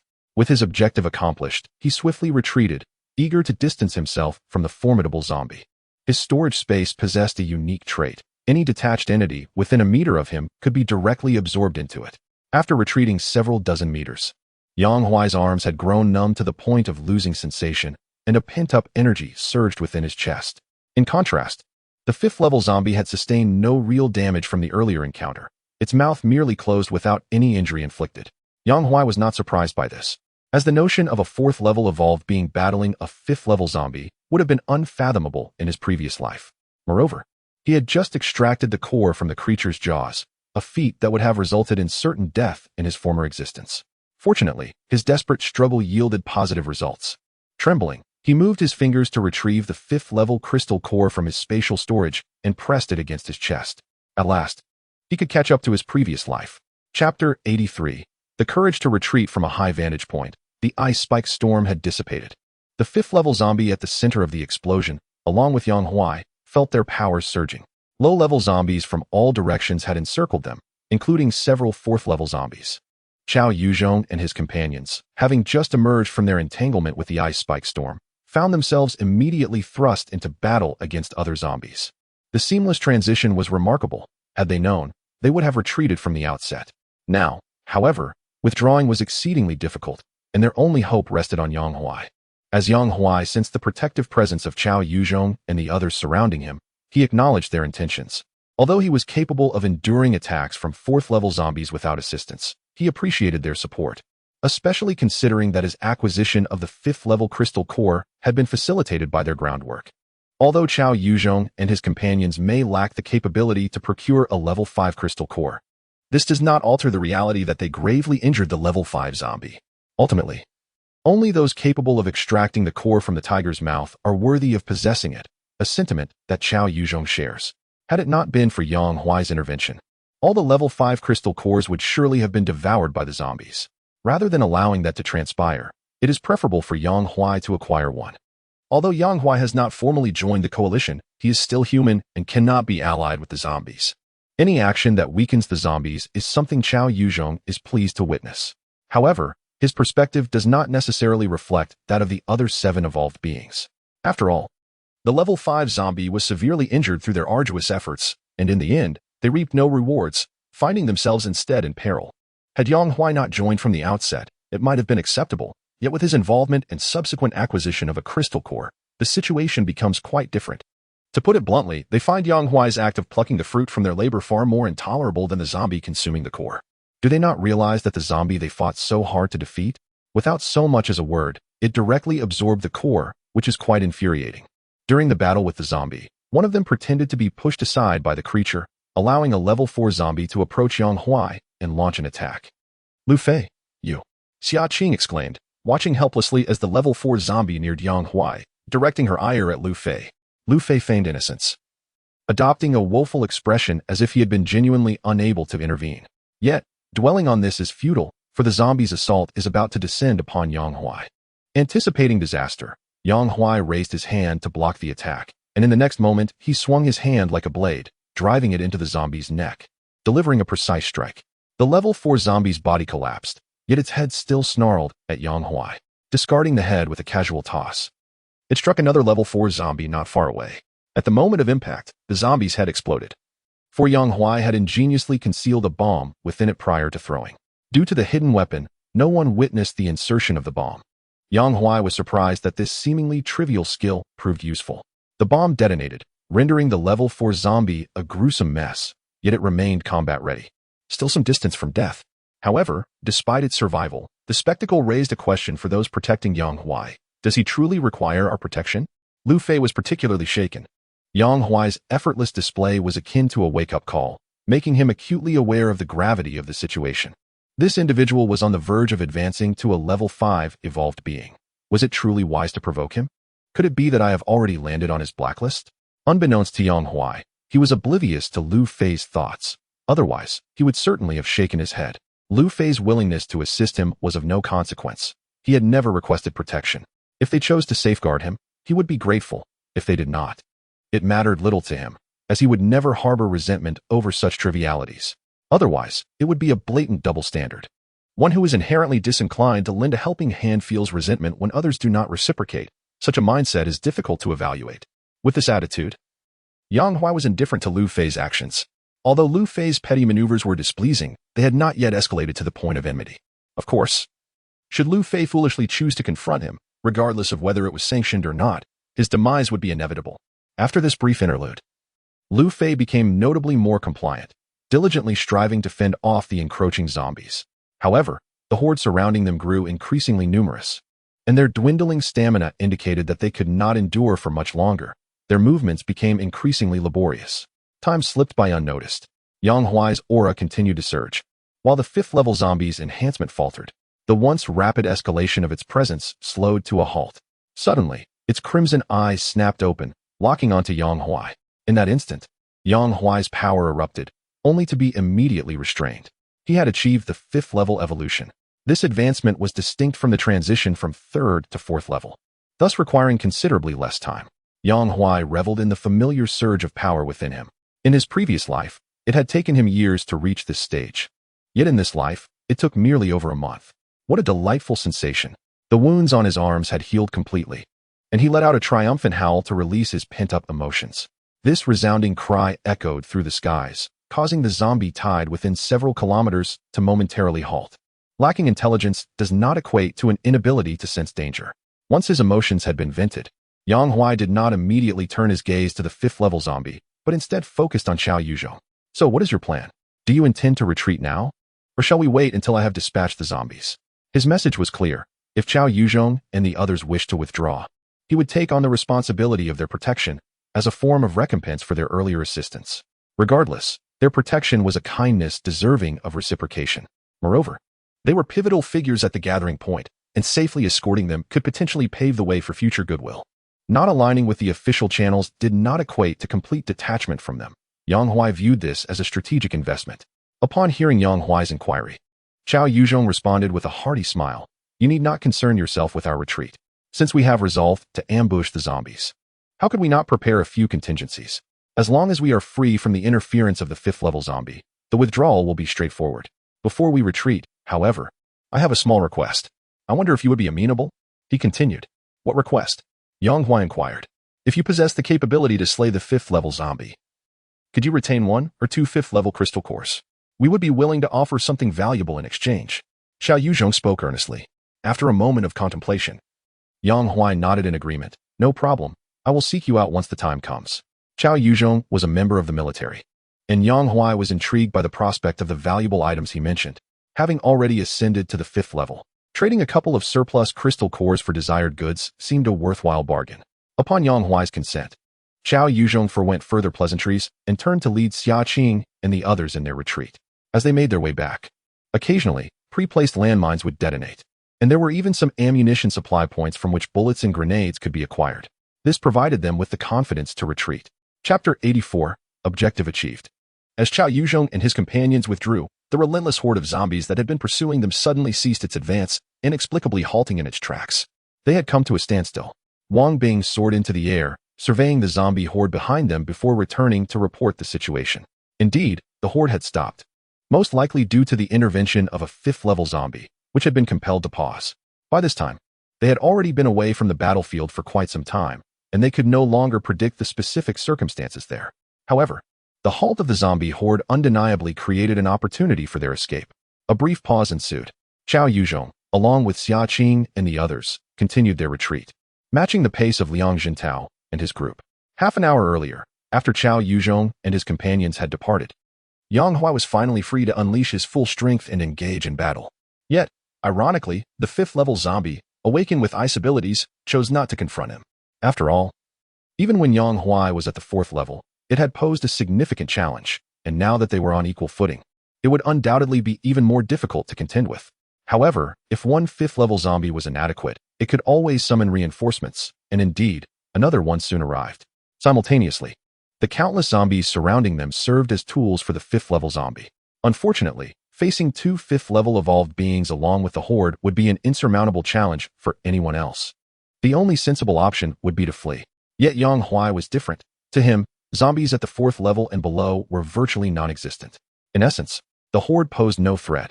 He only needed to contend with the 2 5th-level zombies. While there was pressure, he also possessed secret weapons. The sponge bomb, a creation from long ago, had yet to be utilized. Even against 2 5th-level zombies, he had no immediate intention of deploying it. He preferred to reserve such items for a moment of true urgency, always intending to keep a card up his sleeve.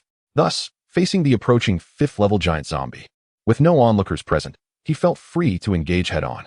At that moment, when the colossal zombie lifted its foot to stamp down, Yang Huai deftly evaded the strike and, in an instant, summoned the vault door to block the icy spikes that followed. As he stowed the vault door away, he advanced toward the ice-type zombie. Before the giant zombie could arrive, Yang Huai was not idle. He unleashed a flurry of devastating blows upon the ice-type zombie. In close combat, the awakened ice ability zombie was no match for him. However, killing it was not an easy task. At best, he could only leave it gravely wounded. Just then, the giant zombie arrived to provide assistance, briefly stalling Yang Huai's assault. His objective remained unchanged. Having already severely injured one 5th-level zombie, there was no need to switch targets. He would eliminate one before moving on to the other. His form flickered as he darted about. The ice-type zombie, witnessing Yang Huai's rapid approach, was suddenly flooded with memories of the recent pounding it had endured. Without the slightest hesitation, it called upon the surrounding zombies to obstruct its pursuers while swiftly turning to flee. Yet, Yang Huai remained steadfastly in pursuit, shadowing it relentlessly. During the chase, he unexpectedly struck an ice-type zombie with a blade or unleashed a flurry of punches and kicks, causing untold destruction to the buildings in his wake. Simultaneously, he would occasionally be caught off guard, sent flying by a punch from a colossal zombie, his body crashing uncontrollably into structures, shattering countless walls before finally coming to a halt. Regaining his composure, Yang Huai disregarded the pain coursing through him and accelerated after the ice-type zombie once more. At last, in a pivotal moment, he ceased to grant the ice-type zombie any further chances for escape. With a sudden shift in space, he materialized beneath the zombie while it was still airborne, seizing one of its legs. Without a second thought, he swung its body viciously against the ground. As the ice-type zombie neared its demise, Yang Huai seized the opportunity to extract its crystal core. Transforming his palm into a blade, he plunged it into the zombie's chest, retrieving 5 grade 5 crystal cores. However, just as he prepared to confront the colossal zombie, a sudden tightness gripped his heart. Instantly, he raised his gaze towards the city center, where, in the far distance near the Pearl Tower, he spotted a zombie clad in immaculate black attire standing atop the tower. Its eyes glowed a fierce and its skin bore the characteristic pallor of a zombie, tinged with a hint of purple. Could it truly be a grade 6 zombie? Yang Huai murmured to himself. In major cities, particularly those densely populated, the likelihood of high-grade zombies emerging is considerably heightened. Nonetheless, grade 5 zombies are typically the apex in most scenarios. While grade 6 zombies require fortuitous circumstances to manifest, the appearance of a grade 6 zombie within a city heralds a qualitative leap in the overall strength of its undead populace. A power stemming from intelligence. Such is the case now. The emergence of a grade 6 zombie in the Demon City was not surprising, given the substantial population base. What Yang Huai did not anticipate was that the grade 6 zombie was merely issuing a distant warning, devoid of any intention to engage in battle. From his vantage point, he noticed that beneath the Pearl Tower, there were still a dozen grade 5 zombies. Should they choose to approach stealthily, he might be forced to deploy sponge bombs and retreat. While he could manage a few grade 5 zombies, they lacked the intelligence to pose a significant threat to a human of equal standing. The pride of grade 5 zombies lies in their ability to summon a horde capable of forming a small city. However, without effective leadership, the full potential of such hordes remains untapped. The presence of a grade 6 zombie completely compensates for this deficiency, and under its command, grade 5 zombies would exhibit even greater combat prowess. Furthermore, a grade 6 zombie is not to be underestimated. Its formidable strength, coupled with its intelligence, significantly elevates the danger it presents. Thus, upon witnessing the grade 6 zombie, Yang Huai's thoughts vanished, and his foremost priority became retreat. He had anticipated that his withdrawal would be obstructed by the grade 6 zombie, yet it merely served as a distant warning. Even the colossal grade 5 zombie before him, along with the surrounding horde, ceased their attacks. As this scene unfolds, it coincides with the moment when Xiao Yuzhong escapes from the relentless tide of zombies. He initially believes that the cessation of the zombie horde is due to Yang Huai's intervention. However, that notion is implausible. Level 5 or 6 zombies can effortlessly command the horde, while humans can only achieve control through their complete annihilation. At this moment, sensing the stillness of the surrounding undead, Yang Huai feels a hint of unease. Zombies have always been aggressive towards humans. Such a tranquil moment is rather unusual. Nevertheless, it is fortuitous. His objective has been accomplished, even leading to the demise of an additional level 5 zombie. There is no need for excessive greed in human conduct. Unless he possesses the capacity to swiftly eliminate the level 6 zombie, then it is prudent to remain modest in ambition. This is what one might call a flexible moral boundary. Regrettably, Yang Huai wishes to test the potency of the sponge bomb. Yet the level 6 zombie does not afford him that opportunity. Indeed, the sponge bomb was intended for the level 6 zombie. Yet it seems preoccupied with the oceanic undead and refrains from attacking Yang Huai. Shaking his head, he turns to depart. However, in the corner of his eye, he notices a black cat scavenging for scattered crystal cores. Chapter 85. I am little black, come out quickly. I know you are behind, he calls out. With a clear path ahead, after escaping the encirclement of zombies, Su Qingxiu parks the RV by the roadside. Then, under her bewildered gaze, Yang Huai descends from the vehicle and addresses the air behind it, as if something were trailing him. Could it be that the level 6 zombie has followed us? Su Qingxiu whispers to Ruan Nan. Moments earlier, as Yang Huai returned to the RV, he had candidly mentioned the appearance of a level 6 zombie in the city center.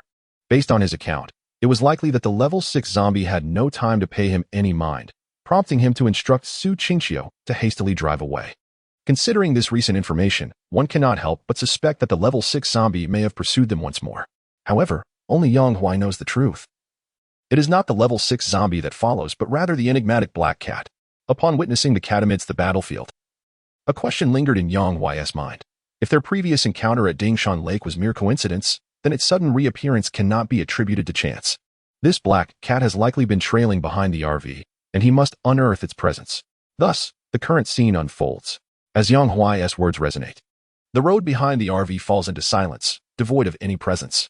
Occasionally, a gentle breeze brushes against his cheek, bringing not a refreshing sensation, but rather a faint whiff of blood. At that moment, a mere 2 meters in front of Yang Huai, the black cat materializes from nothingness, slowly becoming visible. Upon seeing it, Yang Huai muses that it is wise enough to reveal itself. Otherwise, as a level 5 evolved being, he would have sensed its hidden movements. If it had chosen not to emerge, he would have resorted to forceful means to draw it out. The black cat's method of concealment is not merely disappearance, but rather an absence of physical form. When it transforms into nothingness, the biological aura emanating from the cat vanishes entirely, which explains why the biological detection system failed to identify it. With the absence of biological signals, the efficacy of such detection naturally diminishes. Had it not been for his evolution to the 5th level, Yang Huai, utilizing his spatial manipulation abilities, might have overlooked the subtle fluctuations in the fabric of space and, consequently, the enigmatic black cat that had been trailing him. At this moment, the black cat transitioned from the realm of the ethereal to the tangible. Yang Huai became acutely aware of its corporeal presence, as well as the emergence of biological signals emanating from it. Such a wondrous life form. Despite Yang Huai's extensive experiences in his previous life, he found it difficult to comprehend the nature of the black cat's existence, primarily due to its extraordinary attributes. Its body astonishingly manifested in dual forms. One, a physical presence, visible to the naked eye and radiating biological signals. The other, a state of ethereality, which also explained its sudden disappearance earlier. As thoughts raced through Yang Huai's mind, a voice suddenly echoed in his ear. "Hello, I am Xiao Haizi. What on earth?" The cat could talk. And why did it call itself Xiao Haizi? Was it specifically there to tease his brother? Yang Huai felt utterly bewildered. He had never anticipated that a black cat would possess the ability to speak, especially one that appeared to lack formidable strength. According to conventional enhancement logic, even if an animal were to undergo infection and mutation, true intelligence would only manifest after reaching a certain level of enhancement. Yet, this black cat seemed far from powerful, aside from its peculiar form of existence. He discerned no other anomalies. At that moment, the system panel unexpectedly materialized. Detection of an unknown, incomplete intelligent program. Preliminary assessment suggests it has fused with the black cat, forming a strange biological entity under the influence of the crystal core. Strength, unpredictable. As the system information appeared, the black cat reiterated, "Hello, I am Xiao Haizi." Hearing the black cat speak, Yang Huai suddenly realized he may have misjudged the situation. It seemed that the black cat's appearance might not be due to its awareness of the circumstances, but rather a simple response to someone engaging it in conversation. However, that was not the crux of the matter. The focal point was the system's classification of it as an unknown, incomplete intelligent program. It was noteworthy that the system had only previously made a definitive assessment of an irregular fragment, and now it was this black cat. But why hadn't the system made a determination when they were at Dingshan Lake? Perhaps the duration was too brief. Yang Huai dismissed this line of questioning and continued his contemplation.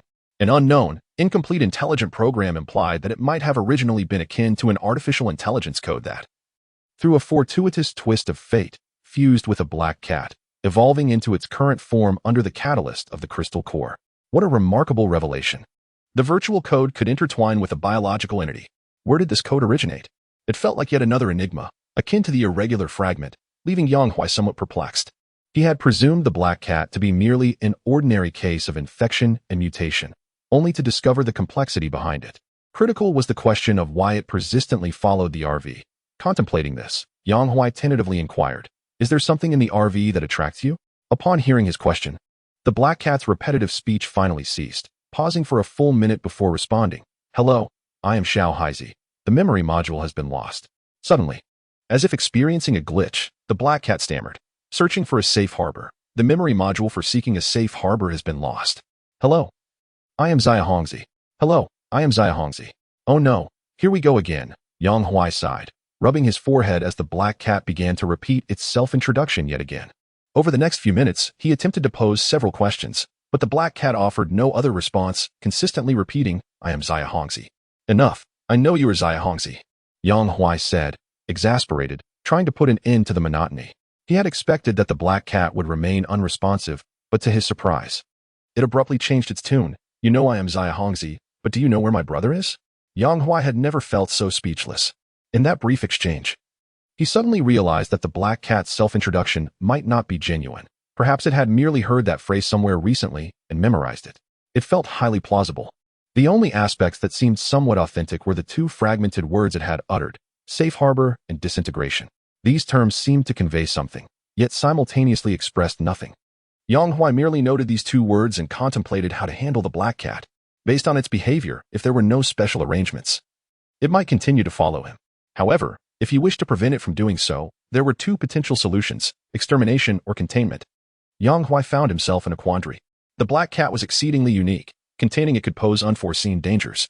Yet, precisely because of its uniqueness, it might also yield unexpected value. Just as Yang Huai pondered this, the black cat suddenly exclaimed, "Fantastic! So you are the brother I have been searching for."